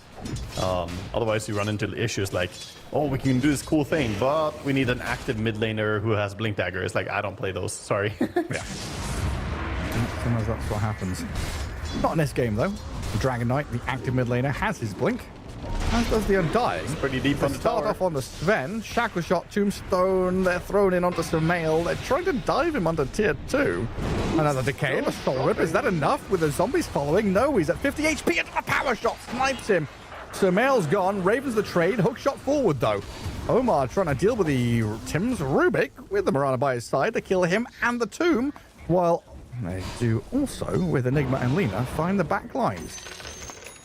That was pretty slow reactions actually when he got jumped there. I don't know if they had some cooldowns on their TPs, but I'm surprised the dive wasn't punished harder. Dire's top tower is under attack. Meanwhile, that bottom, Gyrocopter and Dragonites finally gonna take out the tier 1. Full payload of bombs dropped on a Helm creep. Make sure he's dead. Worth. Yeah, right here. Like, this is pretty far under tower, but I suppose the Enigma doesn't really want to TP in without Blink Dagger. You just want to farm, get your items. And unfortunately for Sumail, he kind of gets sold. Yeah, that's why I'm kind of thinking, and I guess I'm trying to build a story in my own head as well, of Lorinov being the actual carry in this game rather than Sumail. He might be. He might have to be, but it's... Yeah, it's going to be interesting to see how it plays out as we go later into the game. For now, the farm is developing quite well on Enigma to recover as well. Yeah, looking like he's found a way back into this, but Ben has not. And bottom of the net worth of the cause and still being run at by a Wind Ranger. Focus fire, he's going to break free thanks to Lorinov's stun. Omar hook shot it into the back as well to keep the Dragon Knight away and keep the Sven alive. But he's 5,600, 700 net worth, something like that. He's down in the dumps a bit. How similar is a Sven to, like, you know, Alchemist in terms of inflation? He's a bit stronger in regards to like value per net worth, right? He doesn't necessarily have to be super far ahead, but he is dropping a concerning bit behind the Gyrocopter now, where Gyro might just start taking over the game, go for those earlier objective plays, tier 2 towers, Roche, Tormentor. Sven might not quite be ready as early as Gyro is. And again, he's gonna go for the gold dominated creep, always nice money. Yeah, easy stuff. That's the thing, right? It's that comparative net worth that you're talking about is always the big problem. Because we can have, you know, hero A is countered by hero B, but if hero A has, you know, 3,000-4,000 net worth advantage, that counter may not exist anymore. You might have itemized your way out of it. Yeah, and even then, I think the matchup is pretty neutral to begin with. So if Gyrocopter and Sven is a... Oh, nice black hole blink. Oh, he got the rocket out so fast. Yeah. Device, like, reflexes. Where's my team? Who's going to help me? Oh, Lina's coming. There's my team. Thank you, Lorinov. Save the day, please. More damage. Kill the Gyrocopter off. It works out in the end.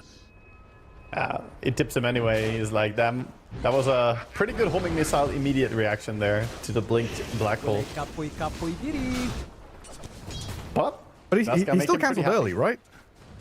Yeah, he canceled it a little bit early to just run away to have distance, because the homing missile was coming to him and he didn't want to get rocket barraged right next to Gyro. Makes sense. So, but yeah, he held him long enough. Lina got there. Coordinated play. So down did the trick. And that's all room for Sumail. That's, you know, a nice sigh of relief, nice bit of breath of fresh air. Like, okay, right, Gyro's dead. I can catch up. I can farm. My Lina got involved with another kill. She's accelerating quickly as well. OG trying to get something going in that top river, yeah. He blinked behind him to block it. Very nice play. Oh, clever stuff. That's what we were talking about as well during the draft, how Blink on Undying is gonna probably be a crucial item for them to have just to get in there. Dire's bottom tower is under attack. And when you play against Lina, you really need ways to catch her. So now with the Blink Undying and Blink on Dragon Knight, you're starting to build those pieces necessary. Damn, she does so much from such long range. You need to get on top of it. And this game has felt like a reverse of game 1 in terms of the vibe and feel. OG have been the ones making action happen, stepping forward, playing aggressively in the face of Nigma Galaxy, with Nigma reacting and responding. but it doesn't feel as like, you know, disastrous as game 1 did. Nigma Galaxy have Enigma. They have this Lina. They're scaling. They've got some mid to late game prowess and team fight, but they've got to weather this storm now with the blinks available and the catch from OG being very strong. They've got to keep Laurenov out of danger, and Omar doing whatever he can with the cogs. The push back, but the Dragon Tail comes in with the fireball. They're going to chase Lina down. She's burning low and decayed into the ground behind her own tier 2, and that leaves all the supports isolated, so Mirana falls shortly after. That was actually some really nice plays by Omar. He almost saved the Lina. The Cog immediately canceled the Undying before he could get an auto attack on Lina, so the slow didn't apply, and she started running away, and then Dragon Knight breaks in, gets immediately hook-shotted by the Clockwork, but even so, his efforts were in vain, and she still died, and now he falls as well. Oh, quick TP's bottom. Sumail thought he could get an additional wave down here, but the Power Rangers are arriving. In they come. Dragon Knight jumps straight in onto the Sven. They're going to try and Moonlight Shadow him out of here, but they've got sentries, they've got reveal, they've got the way to chase him down and burn him out. Sumail, very low, gets back up the staircase to the high ground, but he's down and out. Yopaj picks up the kill and dominating Dragon Knight, making his mark on this game. I swear Skem is getting more value out of Focus Fire than any support Wind Ranger I've seen in a long time. He's just shooting a lot, you know? He doesn't have a DPS build, but that ulti is always working. Feels like anytime he runs into someone, he starts by clicking ulti on them, and then we see from there if we have any blink follow-up. It's like, he's a threat, but he's not the biggest threat. He's like a little mosquito buzzing around, but eventually, I don't know, you contract malaria from Focus Fire or something. Hurts a lot. Shit. Oh, God, that's really painful. Gangrenous legs and stuff. But there's just so many other people you have to deal with. Enigma going to get lifted up and stunned down to half health. Midnight Pulse is getting thrown on the ground as well. And Divide, they're getting solo killed by a Rubik, just stealing spells, and then dies to an Undying. Yeah. Does get one kill at least onto Skem, but another good takedown for OG. And like you said, they're just not relenting at all. Non-stop aggression, making moves. Absolutely love the playstyle coming out from OG. And on the back of that, they have Gyrocopter, of course, just farming and getting big as well. Not to mention, Dragon Knight, like, his net worth is impressive in this game. Keeping pace. Yopaj just really switched it on. Game 1 was not good for him, right? Getting the first solo death against Laurenov. Unless they could die to Ember Spirit. I've seen this as well on the last few Dragon Knights. I've seen the shard purchase immediately at 15. Just get the shard. It is so good. It farms a lot. You can farm dangerous areas from pretty far away just by using the DK shard as well.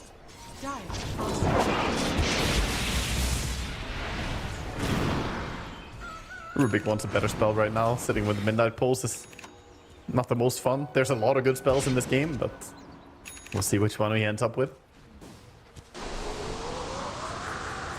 He's got a Blink Dagger now as well.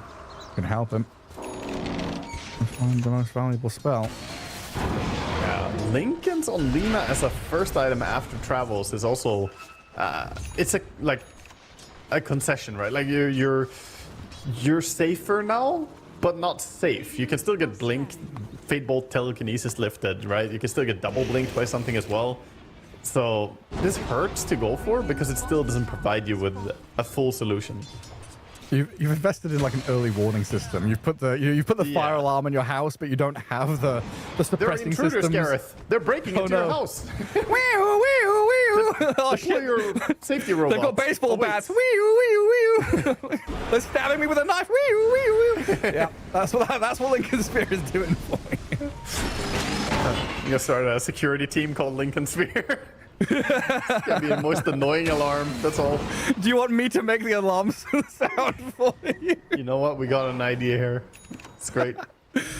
Can you imagine if alarms, instead of making that, single tone or double tone, it was a human voice, like an actual voice actor was doing police cars and ambulances making noises. They gotta buy the premium package if they want to be fully safe. They have to have the BKB as well. The premium package is the alarm makes the noise wagga wagga wagga. That's worse. I know, that's why it's funny. I like the way you think. Aegis now on Gyrocopter. DK again looking, eyeing up not only heroes but also towers. It was a pretty wide open map for them. And Mirana's done a pretty good job holding that bottom wave. Starstorm spam, keeping it out. And Gyrocopter will deal with that. But it gives a nice pocket of farm for the Sven to get his acceleration going. Still a little bit behind the rest of the pack, though. Nigma Galaxy not necessarily in catch-up mode anymore. Might be ready to fight in the next minute or so. And currently, looking at this Undying is just a straight-up freebie kill in that top lane. It does insta respawn and TP up here, though, so they can play on the back of it. And get back on the Mirana. No protection from the Lina. Tried the Light Strike array. Still going to lose GH. Straight back towards the tier 2 tower. He's under attack. Yeah, that tier 2 is going to be forfeit. They do not necessarily want to defend, already having used their resources. Omar, I'm trying to do a bit of dewarding here. The cogs make a cage which gets filled with fire. Dragonite just lays it in onto him.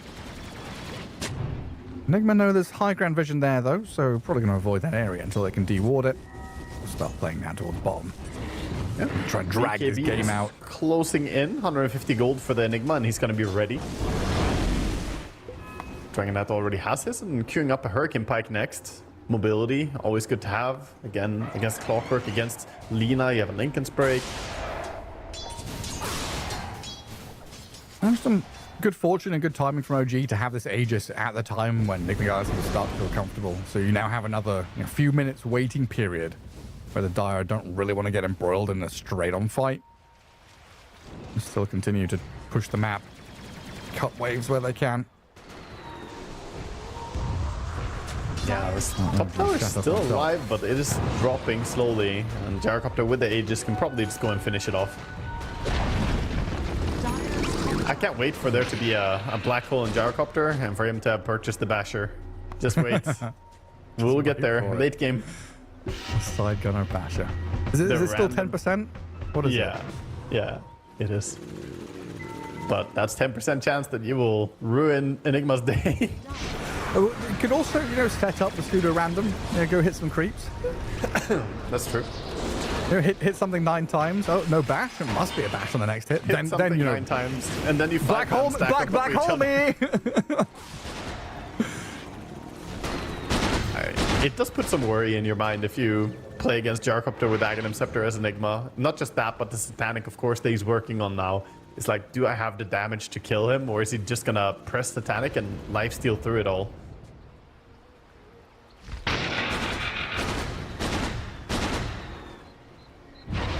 He's getting so close to it as well.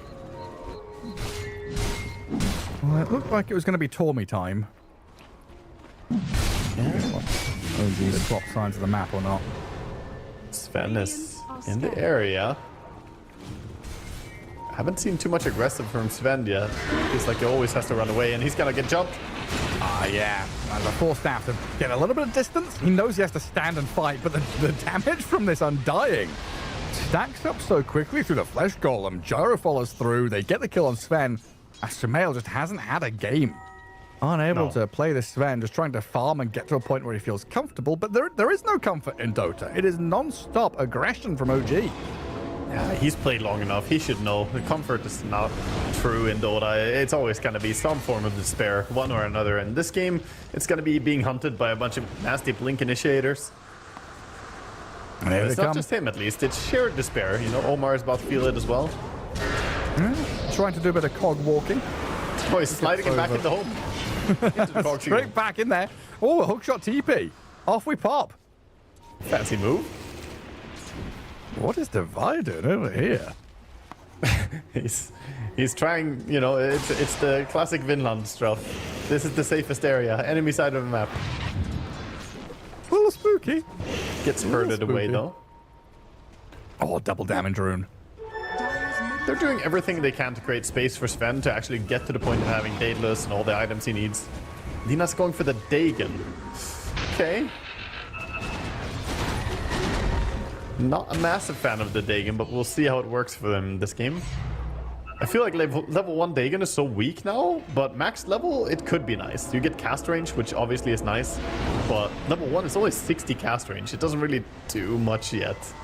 That's pretty rubbish. I definitely am more a fan of the old Dagon compared to the new one. When you got spell lifesteal and you got 75% of the HP of a creepy target, you healed so much. Nice. Actually felt good. But yeah, it feels like Nigma Galaxy right now, very difficult to approach OG. Yeah, finding individual pickoffs kind of challenging. You need this big 5-man team fight, so you're kind of banking on contesting next Roche. Looking for a massive head-on clash around some kind of terrain advantage or a high ground ward. You need this hook shot to... the sequence, right? The process for Nigma Galaxy is like rocket flare, hook shot, wait for black hole, Sven jumps the target, kills them. They have this quite telegraphed A to B to C. And OG, you mentioned it, right, so many times, these blink initiators can just wait. Yeah, to their credit, the net worth difference is pretty small, and they have Enigma, so you can never count them out. And Sven, for the record, is the same kind of category. He could always burst people in the late game. If he gets Daedalus, he gets all the items he needs. Heroes could evaporate, but for now, OG are in very firm control. The concerning part for me is going to be the Undying. Every time we cast a game, Gareth, I say it. He dominates laning stage, and he's very strong early on. But then he will fall off. Like, in 20 minutes from now, Enigma versus Undying, the impact is going to be monumentally different. Oh, yeah, for sure. Some glorified tombstone bot. Omar and Sumail. Oh, Omar disappears. And now Sumail is going to have to BKB TP. So they have a catch further on, deeper on the right-hand side. Marana's leapt and TP'd away. So they only lose the clockwork, but... oh, geez, sweep through. Yeah, get themselves to safety. Dagon is complete for the Lina. No Blink Dagger on him yet, or Kayasha for that matter. He's building towards Kaya. Oh, straight jump in from Yopaj. Not able to get a full connection on anybody, though. They're getting stunned up and damaged down to about a third of his health. Yeah, they zap him, but the dragon kind of shrugs it off.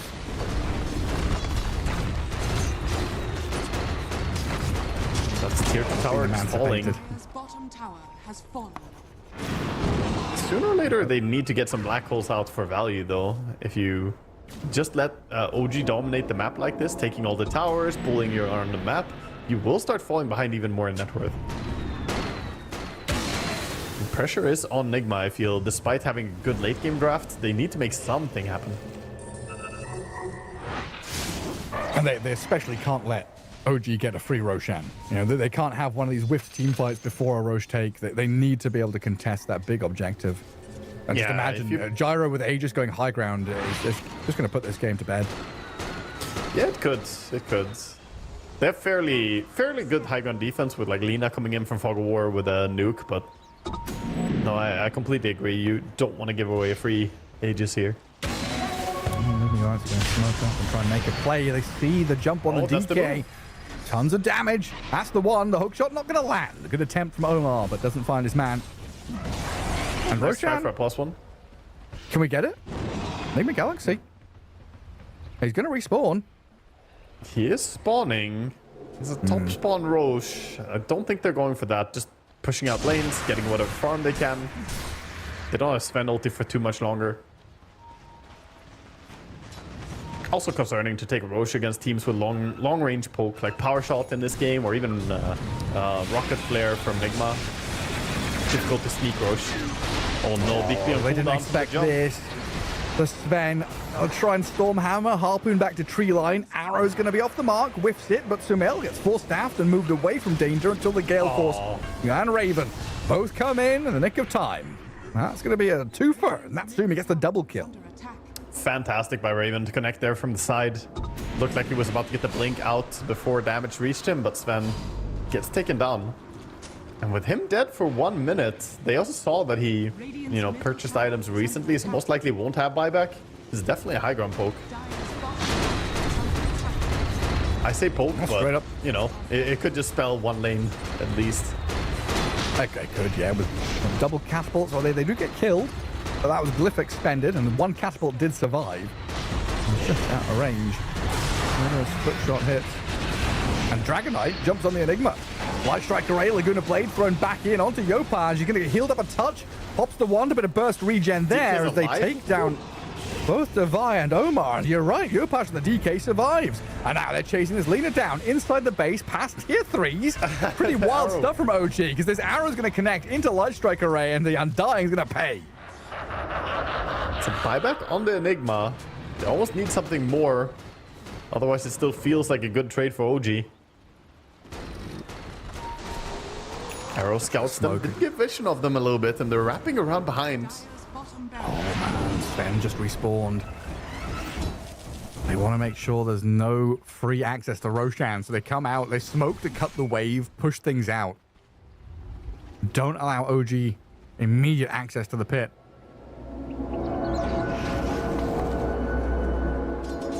Honestly, what are the I don't want to call it a cool smoke. It's a weird, like smoking to go push one wave. Like honestly, so important that they do that, but it feels so weird to smoke for it.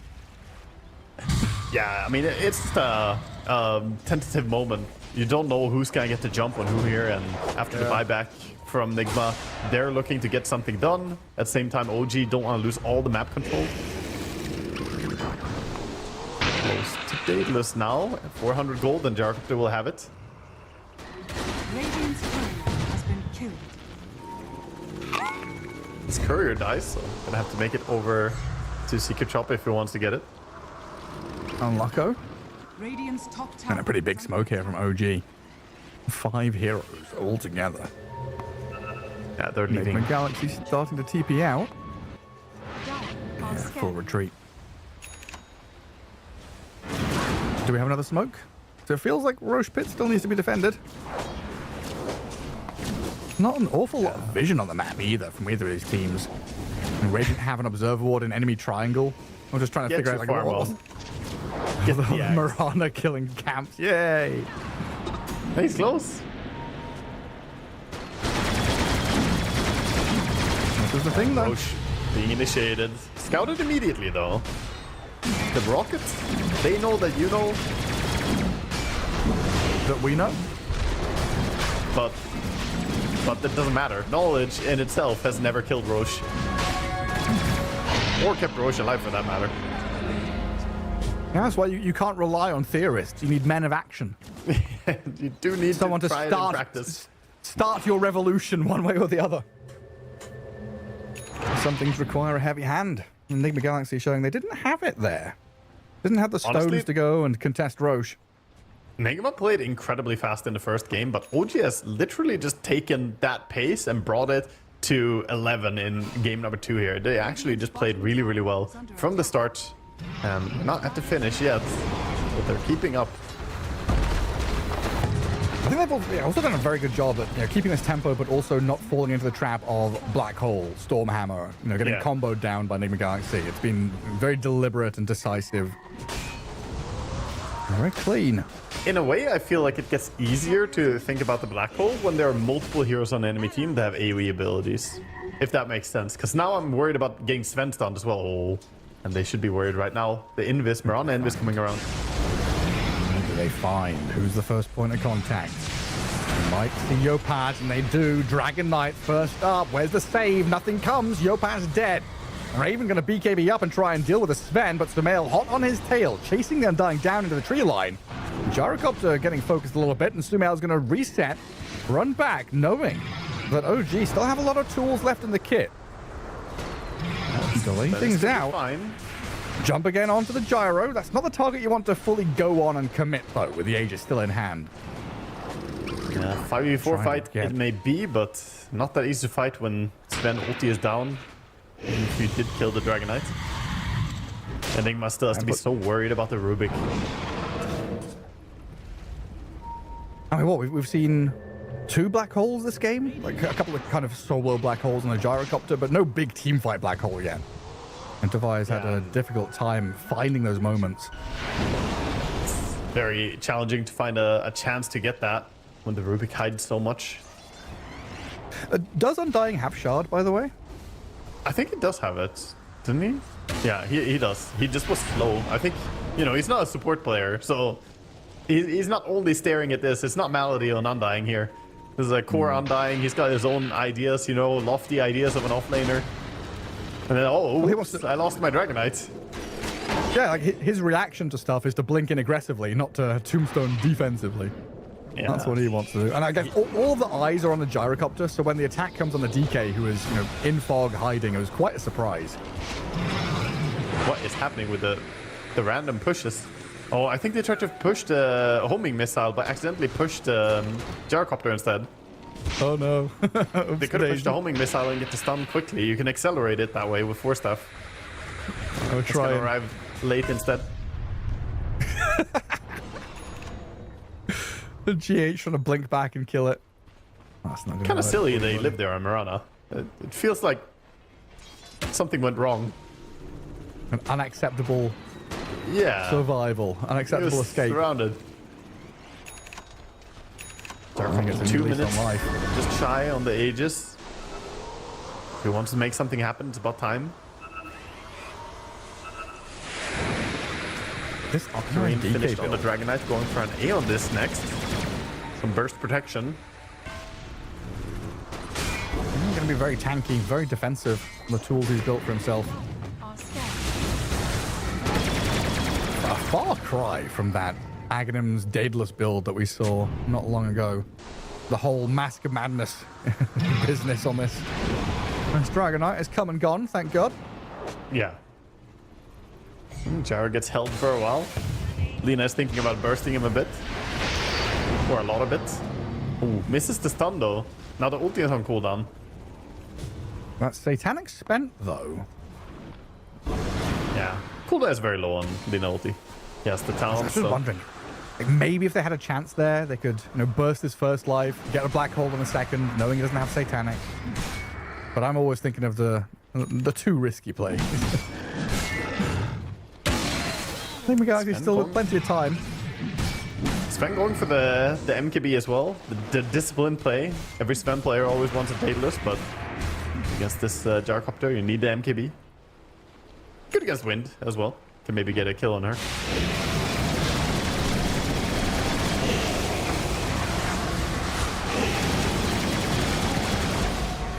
Another objective for OG though. We're getting a few of those swift blinks. Yeah, it's gonna be a lot of blinks in the team fights. Do they all have blink now? On Radiance? Oh, Wind doesn't have, I see. He went for Solar as well. He wants to buff his gyrocopter, be a proper support. What do you mean be a proper support's going to only be a proper support if they what? If they buy Solar Crest? If you buff, yeah. If they buy you don't- buffing items. If you don't give attack speed or damage to a carry, are you even a support? That's why I get drums and Solar every game, so I'm always a good support. Oh yeah, is that how it works? That's Doesn't my matter guide how to many good supporting. how many last hits you steal, how many runes you take from your mid lane. Doesn't That matter. doesn't matter. How many times you die? No. Nah, if I put Solar on my carry, it's his fault if we lose. So funny. That's Dota 1 logic. Buy mech must equal support. Oh, he's walked to high ground on the staircase. There were 3 waiting for him. He BKB's God strength. Is he fighting? Is he running? I don't think he even knows. Where am I going? Where am I coming from? Oh, he's going down 6 feet under into the grave. Raven picks up the double kill. I mean, Nigma Galaxy walking into darkness there, and they meet their makers. Yeah, they were completely on the wrong page where OG were playing. They probably still thought that they were on the top area, but good move by OG, shuffling down to bottom, and now big window with Sven dead forever. It feels like 70 seconds. They can make some moves. It's been a rough one for Sumail so far. On a Sven, wanna who's catch- meant to be accelerating, getting ahead. His damage numbers, GPM numbers, all very low. Looks like they want to catch Lina as well, but only Wind Ranger going for this setup play. Maybe they won't be doing that much with his Death Timer, just fixing the lanes. Looks like he's gonna respawn just fine. It's of course time that he's not farming, and the gap between him and the gyrocopter is growing. Already a pretty significant gap, as the gyro is enormous this game. Lina is the real carry. She's the one that's getting all the space. Dagon 5 is coming up. Still needs a little bit of time to finish it. That's where OG are going to strike. Straight up to high ground to finish off the range barracks with a little hit from the gyro. It's sneaky hits. I like that he took the Pendulum's Prophet as well in this game on Gyro. Very good with Satanic heroes in general. If you want to stay alive, then this delays the damage. You start lifestealing with Satanic and you'll be fine. Just keep in mind the delayed damage of the Pendulum's Prophet is lethal. It is not like Kunkka delayed damage where you cannot die. You can very much die from Pendulum. Oh my, yes. Oh my god. Oh dear. I've seen people die that way and get very confused. Well, I would be upset, Spaghetti, if I died to a neutral item that I own. Like what? Some monkey's paw kind of stuff.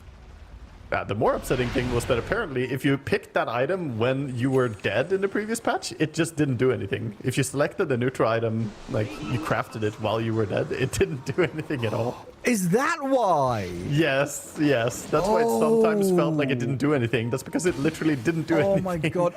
Dude, not even kidding. I stopped choosing that item because I was just thinking it doesn't do anything. It doesn't work. You were right, though. You were right. Well, I'm a POS 5, so I'm always making choices while I'm dead. OG making a choice here to go high ground, though, onto Lauren. Half HP already, bursting Lina low, but not enough to kill her off. BKB 4 staff gets Lina out of danger. Now the turnaround play. A good burst damage, launching nukes into Gyro. Natsumi's dead for a minute, and now they come back in onto the Undying.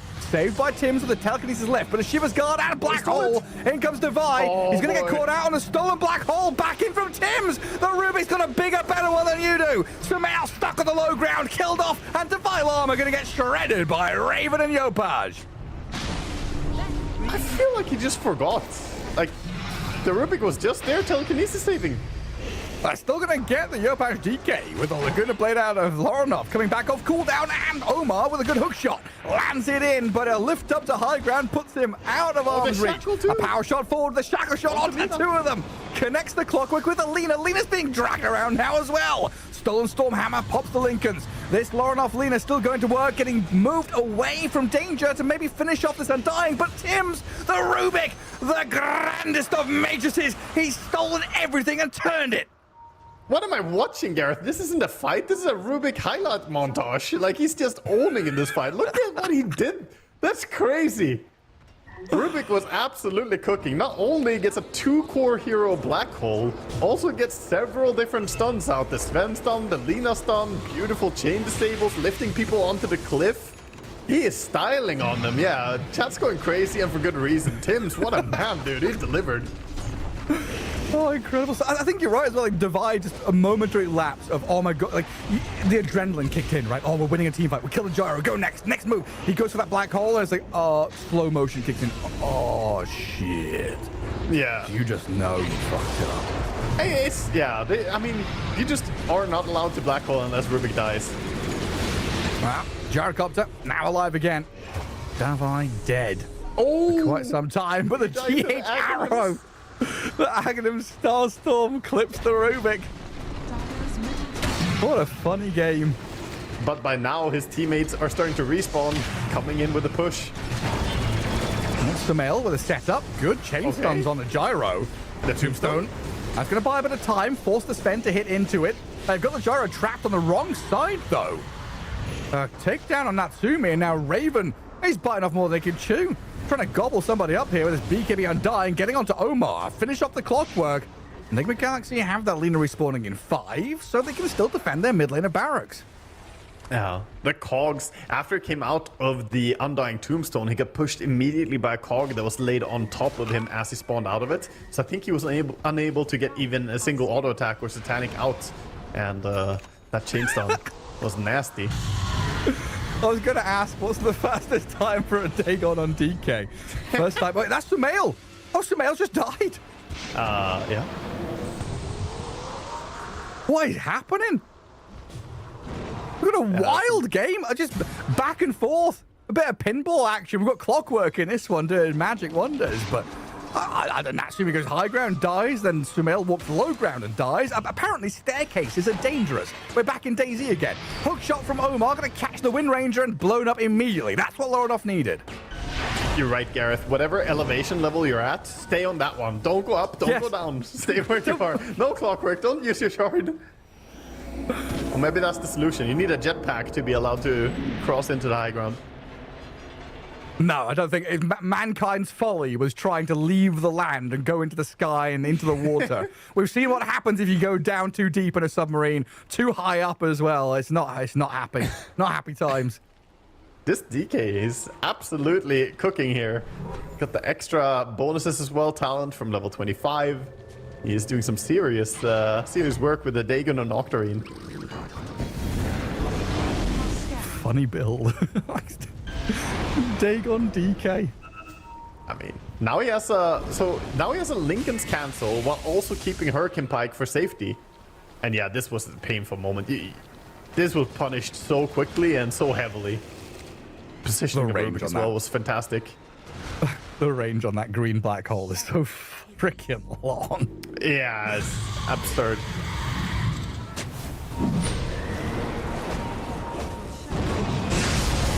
Back in live, we have a Roche being started. Well, we're off doing a good job skirting the edges of this team fight. This final shackle shot, though. Gale Force, the repositioning tools, very irritating. And Tim's Rubik doing so much heavy lifting and finding grab after grab, kill after kill. I mean, it's insane. The Rubik, he had so much fun. The entire fight, from his point of view, was just uncontested and free. But yeah, they do get themselves the Aegis. Put that on the Lina for now, so she's gonna be a little bit harder to deal with. But still, we have to be worried for Sven. The amount of times that they've just dealt with Sven by blinking on him, and then he wasn't able to get to safety.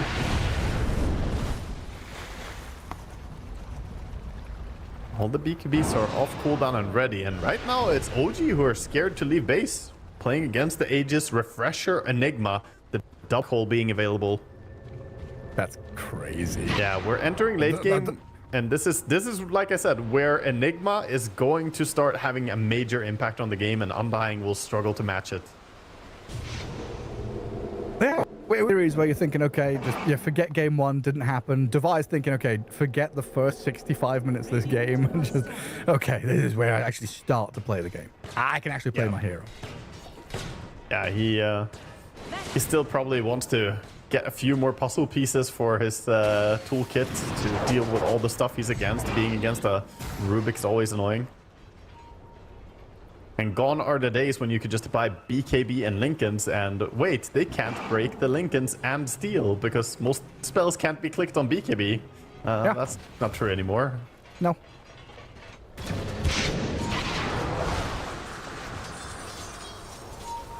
Hey, right, it's crazy how OG are just fully tightened up.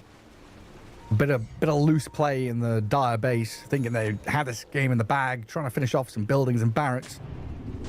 Bites them in the butt, and now they are on their side of the river. I wonder if they should change it. Make it so that only triggers on spells that do pierce BKB or debuff immunity if you have debuff immunity on you, so that it doesn't get wasted on stuff. I wonder if that would be good or bad. It would be a massive Enigma buff, I can tell you that. It would be a cool idea. The problem I have is the guy writing the tooltip is going to have an absolute nightmare. They're going to jump on the Lina. Dragon Tail stun, break through the Lincolns, but the quick turnaround here is Sumail gets in onto Scam. Sumail trying to kill off a target, but can't do the job to finish him off. Has the harpoon to high ground, and the gyro damage. Oh, it adds up quickly. Chases in, follows Sven down, and forces Sumail to buy back immediately. And immediately they turn as well. Lina TP'd to safety as Sven TP's in. Unfortunately, Enigma just wonders, okay, can I black hole anything? Not quite, with just 2 of my cores split over the map. So very good fight again, and the buyback maybe a bit premature if Lina was getting out. I feel like there was a miscommunication. They wanted to fight, they wanted to get out. Sometimes it just happens. A bit of a wasted buyback then. Sumail going to try and farm himself back up into a decent spot. That opens up this win condition though. Aegis is about to time out in not too long from now, and when that is true and buyback is on cooldown for Sven, Nigma are going to be the ones who have to be very careful. Yeah, it's not just buyback, right? It's buyback with God Strength and BKB both on cooldown. So you really are just flopping around, hitting creeps, not doing too much. Oh, this OG really showed the strength of their gyro, and they're going to show this DK again, but I think he's trying to pop the Lincolns there, pushes the Lina back, instead focuses on the Enigma to get that easy kill. Quick takedown on him, and he's also dead with no buyback. Quite a while without him. Was that 90 seconds? Yeah, it's a long timer. He did buyback on his previous death, I think. Some time to think about the state of the game. This was the period, yeah, you had this Aegis on Lina. You're starting to feel like the game's in your grasp again. Making moves, making plays, getting back into it, but OG slammed that door on your fingers. Back up to the high ground in this dire base. Look for a second lane of barracks. Jaro could just go in, honestly, with Enigma dead. He doesn't know, though, for sure if there's buyback or not. And spam from Lina's pretty annoying, too. As the cogs to trap him inside, the tombstone save. And he's going to be in there for me and dying. And he's BKBing up, though. Gyrocopter retreating from this mid lane, leaving the tombstone to get slain by Lorinov. It's a very inhospitable base to go into. You take a lot of damage for stepping up here. Toxic stuff. Try and get through the barbed wire, the electrified fence, the freaking dragon slave spam. The tombstone down, no buildings fall. Range rank's pretty low, but not finished off. Enigma sweating bullets, watching his team. He does have buyback now, though. That Aghanim Scepter could not come in soon enough for Enigma. I think he desperately needs it. Such a good power-up. Dominator, you served your purpose very well, but I think it's time to retire.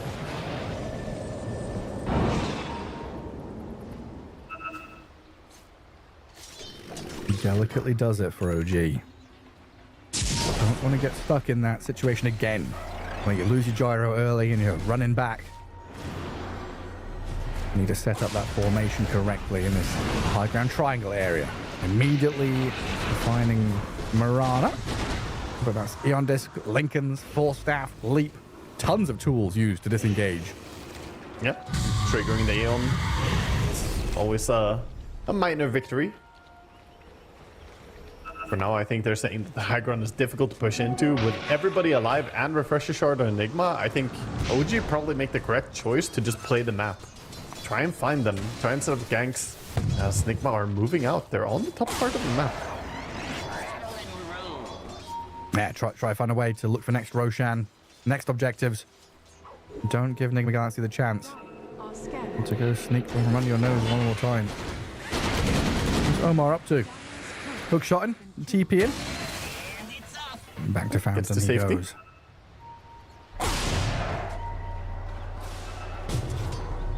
Spam the Divide playing down bottom. There's a BKB TP. Yeah. Play it safe.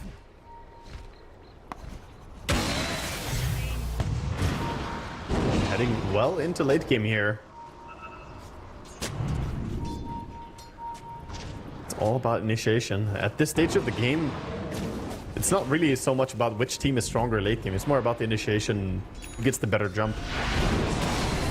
These gems, super important for that. Wind Ranger and Clockwork holding them, just removing all vision from the map. Very difficult to keep your observer boards alive in this kind of game. So then it's even more important for rocket flares or the face tanking of Moonlight Shadow and Mirana to give a little bit of intel. On the other side, you know, DK blinking in, basically. Wind Ranger, wind running forward.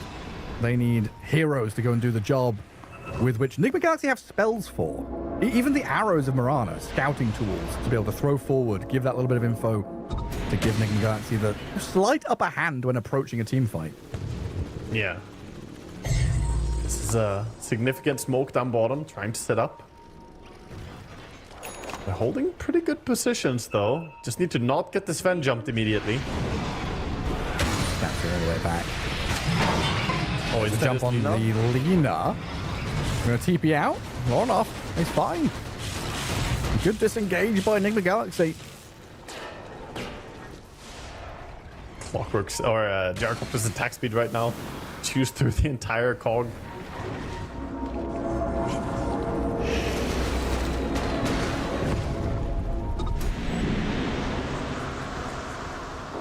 awkward position for Nigma as they don't really want to leave the Roche area uncontested. Find themselves a good rune though. Fantastic rune for Lina to have. That's huge. I'm in the camp of awkward for OG if they don't have any smokes left. I just really feel like Nigma Galaxy have that upper hand of approaching team fights. If OG don't have that smoke or vision advantage. As long as they can angle it out, right? Get on the flanks, get on the sides. The more they clump up, I think the harder it is for them as well. Like, sure, you have Enigma and you want a clumped fight, but you want to ideally get in from the angles with Mirana, you know, not get caught so easily by everybody at the same time. And Enigma's in his base, you know, dealing with the waves. Well, Roshan is open. Yeah, That's close. Time. Overwhelming blink on the Dragon Knight, so if he blinks you, you cannot blink away. Always a powerful tool to have in these games where it feels like everybody has Blink Dagger. There's a bitterly long waiting period here for OG, just milling around the pit, trying to figure out when the big man's up. We see the timer ticking down. It's been 2 minutes that they've sat there, or they've waited for 1 minute and 20 of the 2 minutes that they've been in this area. Taking a while. And that's given Nigma Galaxy the chance again to Moonlight Shadow, step out onto the map, see the Mirage, see the Wind Ranger, but the Harpoon back into Light Strike Array. That's how we're starting this fight. Tombstone drop, saves him up. Wind Ranger's fine. Turnaround play on the Clockwork now. Eon Disc expended, everything gone. Omar is out of here. Still chasing. See if they can force them out, but yeah, mass TP. Lina might be able to sit around here and not leave the area. TPing everyone home is rough. She actually doesn't have TP ready yet. No, she does. That's given time for Roshan to respawn. The fourth one pops into the pit. Lina looking for a courier snipe. Gonna get found by Tims though. And it requires the BKB TP one more time. That's gonna be the He's got the now. full premium package, Gareth. The BKB and Lincolns. That's full safety. Nothing stopping me. Oh, this is the big signal now. Go Roche. Oh, do you know that they've pulled and pushed Nigma Galaxy from one side of the map to the other? They've expended tools. They don't have the heroes nearby. They can't Roche pit, so that's just Aegis in the hands of the gyrocopter now. Good arrow, but doesn't really have follow-up here. Probably doesn't want to jump in even if he did have follow-up, as he knows they're close by. Do it. Divide, do it. You know, Divide, you need to do it. Just do it to him. Do it. Oh, he's not going to do it, is he? Just black hole him! No. No, of course not. Imagine playing Enigma for an entire game, 1 hour long already, and you got to press black hole like, what, 3 times? Yeah. And one time it immediately backfired on you. You know, I don't have to imagine. These things happen to me on a regular okay, yeah, I see. You seem to forget I'm not a good Dota player. No, but that's why I thought you would have pressed it a lot of times by now. Not, you know, the button would be worn out. No, I'm a classic overthinker. You know? Oh, that is true. There's a better black hole coming up in 5 seconds. There's another hero going to walk in, surely, you know. Do you also save all your potions in Baldur's Gate? Do you hold everything? You might need this later. So that is legitimately something that I've gone through therapy to work on. Modern problems. So that's an exaggeration, but that is a problem that's attached to other problems which I have been working on. And so up until a year ago, yes, Morrowind, Oblivion, Skyrim, Baldur's Gate, I would collect everything and never use anything, and it was a detriment. So I now use everything when I get it. I kind of have a rule set where if I get it, I use it within like 10 minutes, like legitimately. Because if I don't use it within 10 minutes, it doesn't exist anymore. So you went from one of the extremes to the other extreme? Kinda, yeah. No, so one day you will be a normal person. The real life equivalent of this was I liked to collect books and then I was scared to read them because I didn't want them to lose their value or like become dirty or ripped or whatever. And I've had to undo that mentality to just, you own the thing, so use it. That's the actual rule that I've set for myself, is if you own a thing, use it. I'll say that when I use my cheese within 20 seconds of taking Roche next time. No, sometimes you just need a little nibble. Why shouldn't I use it? Your precious cheese, you're a bit peckish. Just have a little bit of cheese to go with it. Well, there we go. OG at high ground. Aegis on Gyrocopter, and Nigma Galaxy trying to defend. In the back, Sven has gone for a move. Got a black hole at the front, though. Gyro and DK both stuck inside. Dragon Knight down. Fresh. I've got another go here with a black hole on the Gyrocopter, and this damage just comes through from Lorinov. Meanwhile, Sumail has managed to get in the back lines, stay alive for long enough, and survive. The onslaught has ended from OG. They don't have anything left to give, and Nigma Galaxy have not just defended their base, but repelled the aggressive hordes of heroes approaching them. Hookshot, not going to be a good one here on the Wind Ranger, but with the Enigma and Lina both catching up, the Wind Ranger's down, Scam is gone. That is fantastic by Nigma. Finding the Rubik, taking him down early there, so important for them, so that they can actually get value out of this strong off. Nigma is super powerful, but as long as Rubik is alive, he cannot do anything. But this was the one fight where he actually was allowed to press his buttons. Now they get full map control. They can get all their tier 5 items. They're working quickly to get their items.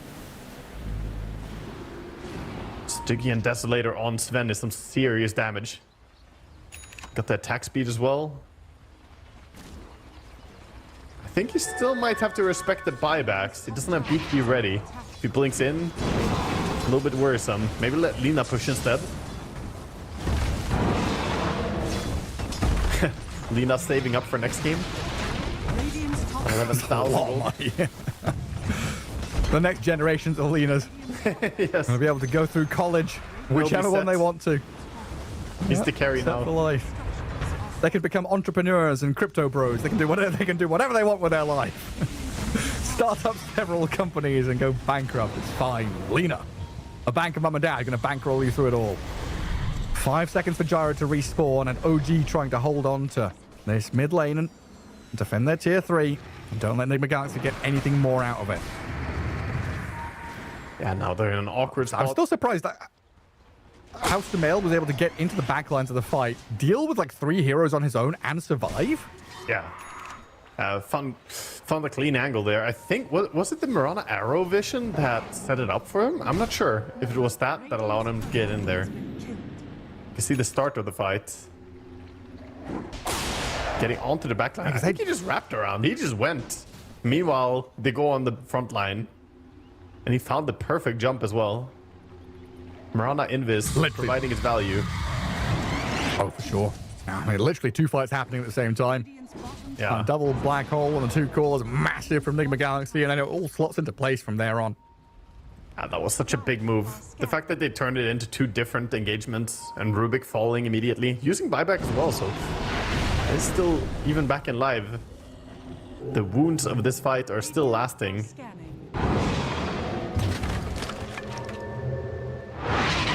Grabbing a Wisdom Shrine while denying a Haste Rune. Device starting to get into the groove.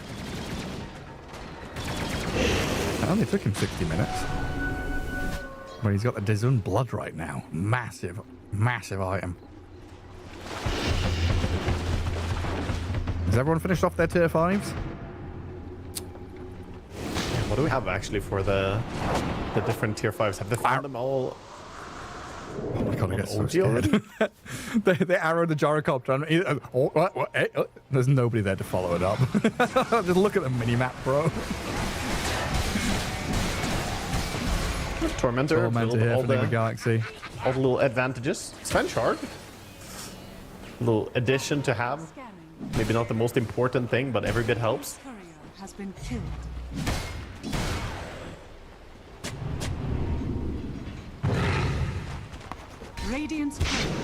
Sven is such a weird hero in that, like, ramp up time to being 6 slotted and then trying to figure out what to do with your 6 slots.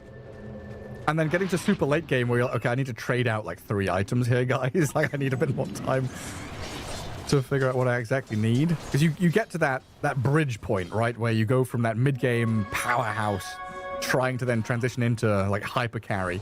Whereas Gyro is a much more straight line to that end point. Yeah, Gyro builds a lot of the damage items a little bit earlier, right? It's perhaps a bit cleaner in that regard. Sven has more stepping stones. The Mask Madness has to be replaced at some point and so on. And he doesn't necessarily want to buy, you know, Aghanim Scepter, Angst Blessing, whereas that's a very easy transition for Gyro to do. I do respect that Lina is Aghanim's and Moonsharded right now, and Aghanim Sharded. She is fully true and well 9-slotted. Going for the rapier as well. I see that demon edge. What we need. What we need. And she's got the little harp. I'm having some struggles looking at neutral items here. Yeah, as we have a bit of a farm. Yeah, let's take a look at neutral items. So interesting. We have spider legs coming in for clock. There's some blood right on Enigma. That's a huge one for the extra AoE. Same for Dragon Knight, who actually has been stunning a lot of people as well. Harmonizer on the Rubik. Pretty cool stuff all overall. Bit of extra mobility coming in with Fallen Sky. There's no dead weight like, oh, they got a shit item here. Everyone got good items. Yeah, I mean, they're all useful. I think the closest would be, I don't like Book of the Dead so much ever since they changed it. I think it's, you know, less valuable without the true sight, but it's still good. You sometimes need it, and sometimes you can elicit a reaction or response. So both teams grabbing one of them. Yeah, I feel like in this kind of, especially in this kind of back and forth game where you're teetering on the edge of, you know, one fight leads to game end or mega creeps or whatever it might be, the Book of the Dead is like pushing that top lane, right, to set up, could potentially open a team fight or open another follow-through push, or just force a TP back so you can Roche, something like that. Yeah. Yeah, it's still great utility. Oh yeah, they have the shard over on the Rubik.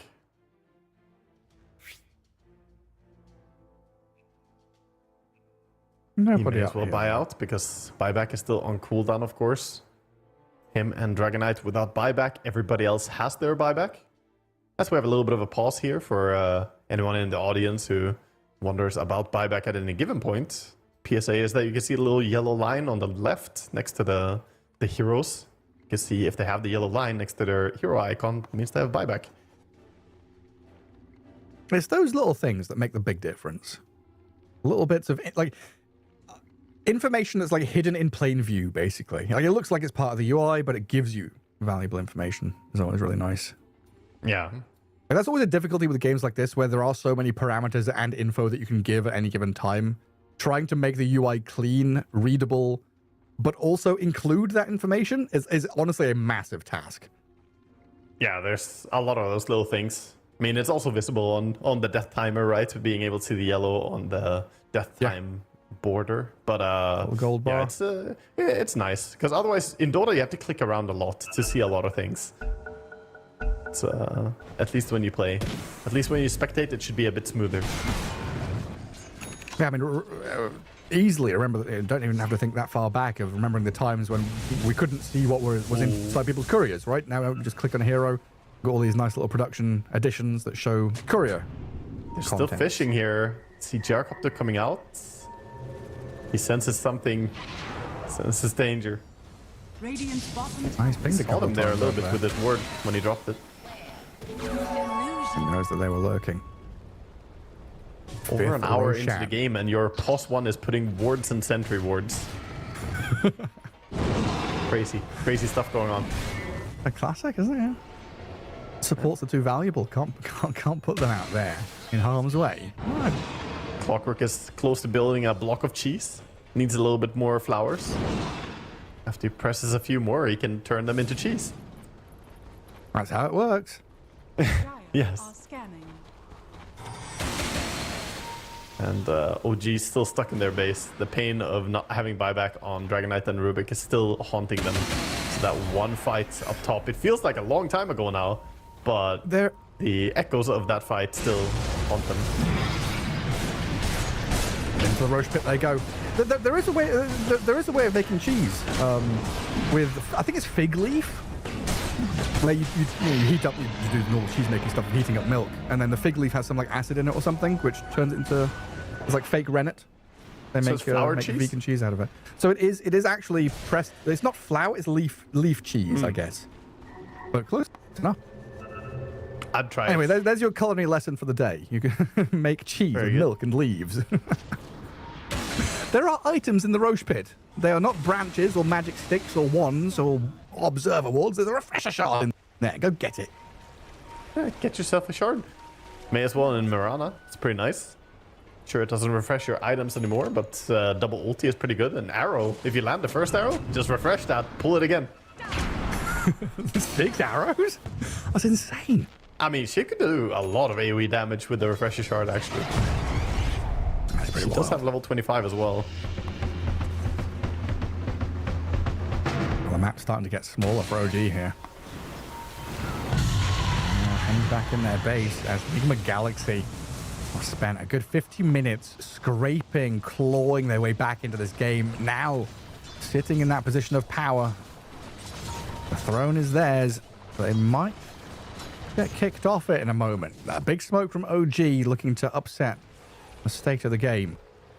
Fighting into Aegis and double cheese. That's a risky prospect, but it all starts off with that initial jump. That first kill, the smoke break gives info, and GH is going to get the leaps and the Eon Disc away. Here. Oh my god. Off he pops. So the 3,000 range gone. Hook shot forward. Wow, Omar, 2 men caught in the cogs. Gyro and DK, they're going to have to BKB the DK, retreat with the Gyro while the Undying Raven has fallen quickly. He does have that. Respawn, reincarnates back in base, but we've spent Dragon Form, BKBs, and Nigma Galaxy is still chasing the Gyro. He's going to have to use his own one. Thinking about turning and fighting into this Lina. In comes the Sven, some good damage to force the Gyrocopter back, and a Gale Force to shove them away. DK's jumped in, dangerous territory, Yopaj stunned, he's going to get lifted back in, but that's no safety for him, dead for 2 minutes now, and the Gyro getting pushed back into his base. No more follow through, they can't get onto Natsumi right now. Instead, focusing on buildings, going for tier 3s. Oh my god, the DK being dead. This is really rough for them. They can just keep pushing. Hit the buildings. Aegis on Sven. Another stun on the Undying. The damage zaps through him. Well, he's dead with buyback available. But you're losing your building so damn quickly. Cost them essentially nothing. Rapier on the Gyrocopter, swapping out the Eye of Skadi. Rubik doing what he can. Fade Bolt, Dragon Slave, spam, spam, spam.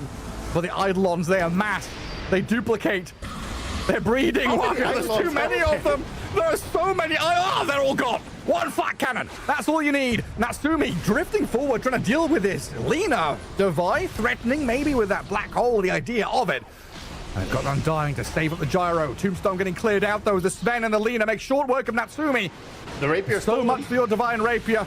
So much for your carry and so much for your base. OG lose that middle lane and Nigma Galaxy find themselves fully in control. Forcing them all the way back to Fountain, making the jump onto Skem. Wind Ranger gone, dead out of here. The Black Hole out of the Enigma as well, onto the 2. Gyro gets pulled back in as well as the 3rd. They're going to lose this Raven Undying. He's gone out of here. Lifting Clockwork into Fountain. Yes, you get a trade kill, but Nigma Galaxy need to be wary of Natsumi on this Gyro. The BKB has expired though. Freedom for Nigma now to do what they want. They came in, cleared the base, got some big kills. And OG left wondering, scratching their heads what they're meant to do now. Devastating damage being dealt, stealing the Rapier as well. Just tons of value coming in, and they didn't even expend the Aegis on Sven this time. As he had the Aegis, they didn't even want to try to focus on him. They tried to go onto the Lina, but we see all these Force Staffs, repositioning tools. This truly has been a game of kiting whoever gets jumped. Is that another Rapier? Lena's just adding more to her collection. Yeah, X2. Why not? It might be a 3rd. He does have Demon Edge in his backpack as well. Yeah, I'm looking at that, yeah. He's so overwhelmingly rich. He says, screw it. Oh, Daedalus. Okay, the most value DPS increases. Daedalus, not Rapier. Sumail's looking at these tier 4 towers now. The spam of rocket flares, a flurry of vision, the damage, the tags onto these Radiant heroes, but the hook shot misses. Omar doesn't find his target. I do pop the Eon Disc on the Rubik now. The Dragon Knight's going to hold firm on the Ancient. Not at the Ancient, he is on the Ancient, flying over it to defend with his body. Marana leaping forward. So's the Sven. Clears through Tim's. Dead with buyback. They're trying to defend the throne with the Dragon Knight jumping straight towards the Lina, but the Gyrocopter's disappeared to the Sven now. Lina's turning it. God, he's disappeared and he's got no buyback. The game is just over. Waka, Nigma Galaxy 2-0 OG. Oh my god, dude. What a game, though. This second game felt like, by every right, it should be OG's game. but somewhere around minute 30, 35, they started slipping. Their aggro turned into a slow sort of control instead, and Nigma, they found their moments, working their way back into what was a crazy game too. They're just the reactions out of these players. You know, Sumail, head in hand, like my early game was shit, guys. Like that was not a fun game for me. Managed to make it work in the end. Omar did a lot of heavy lifting on his clockwork. Lorinov had to, drag things along to get where he wanted to. And Devi just stands up, smiling and laughing because he recovered. The Enigma actually got to play the game, getting counterpicked by the gyro. Davai is just poker facing that he had a good time the entire time. He's like, yeah, it was never rough, guys. I had to jungle and never in question. You know, I had to go and farm something elsewhere, but no, he actually did really, really well. There was the one mistake that he made on Enigma, jumping in and blackholing when Rubik was behind them. But outside of that, I think he played a fantastic game. Overall, the coordination and the difficulty of bringing down a target in this game was insane. So many saves, so many repositionings. It's a really fun game to watch, honestly, all around. It's sad to see OG lose and drop the series and lose in a manner like this, where they were ahead. They had a good draft. They played forward. Yeah. But I feel like it comes back to that mid lane fight. I don't know if we had the replay already and I missed it, or if it's coming up, but where they dive tier 3 mid and they just started bleeding out, lose the Undying, lose the gyro. That's where it started to be, questions started to arise. Like, oh, hang on a second. They're throwing a bit too much away. For me, it started when Undying is the offlaner. I still don't like this offlane hero. Yeah. It dominates early, sure, but it always feels inevitable. And then you have the almost polar opposite type offlaner in Nigma. This hero scales so hard. He farms really fast. Eventually, he is going to be big and farmed. Oh, this fight. Whew. Watching some of these fights, it's crazy to think that Nigma actually turned it. Like, it's so close to them getting Lina here as well, and then it would probably just be game, but she slips away, they run into an arrow, and suddenly Undying is the one who's dead instead.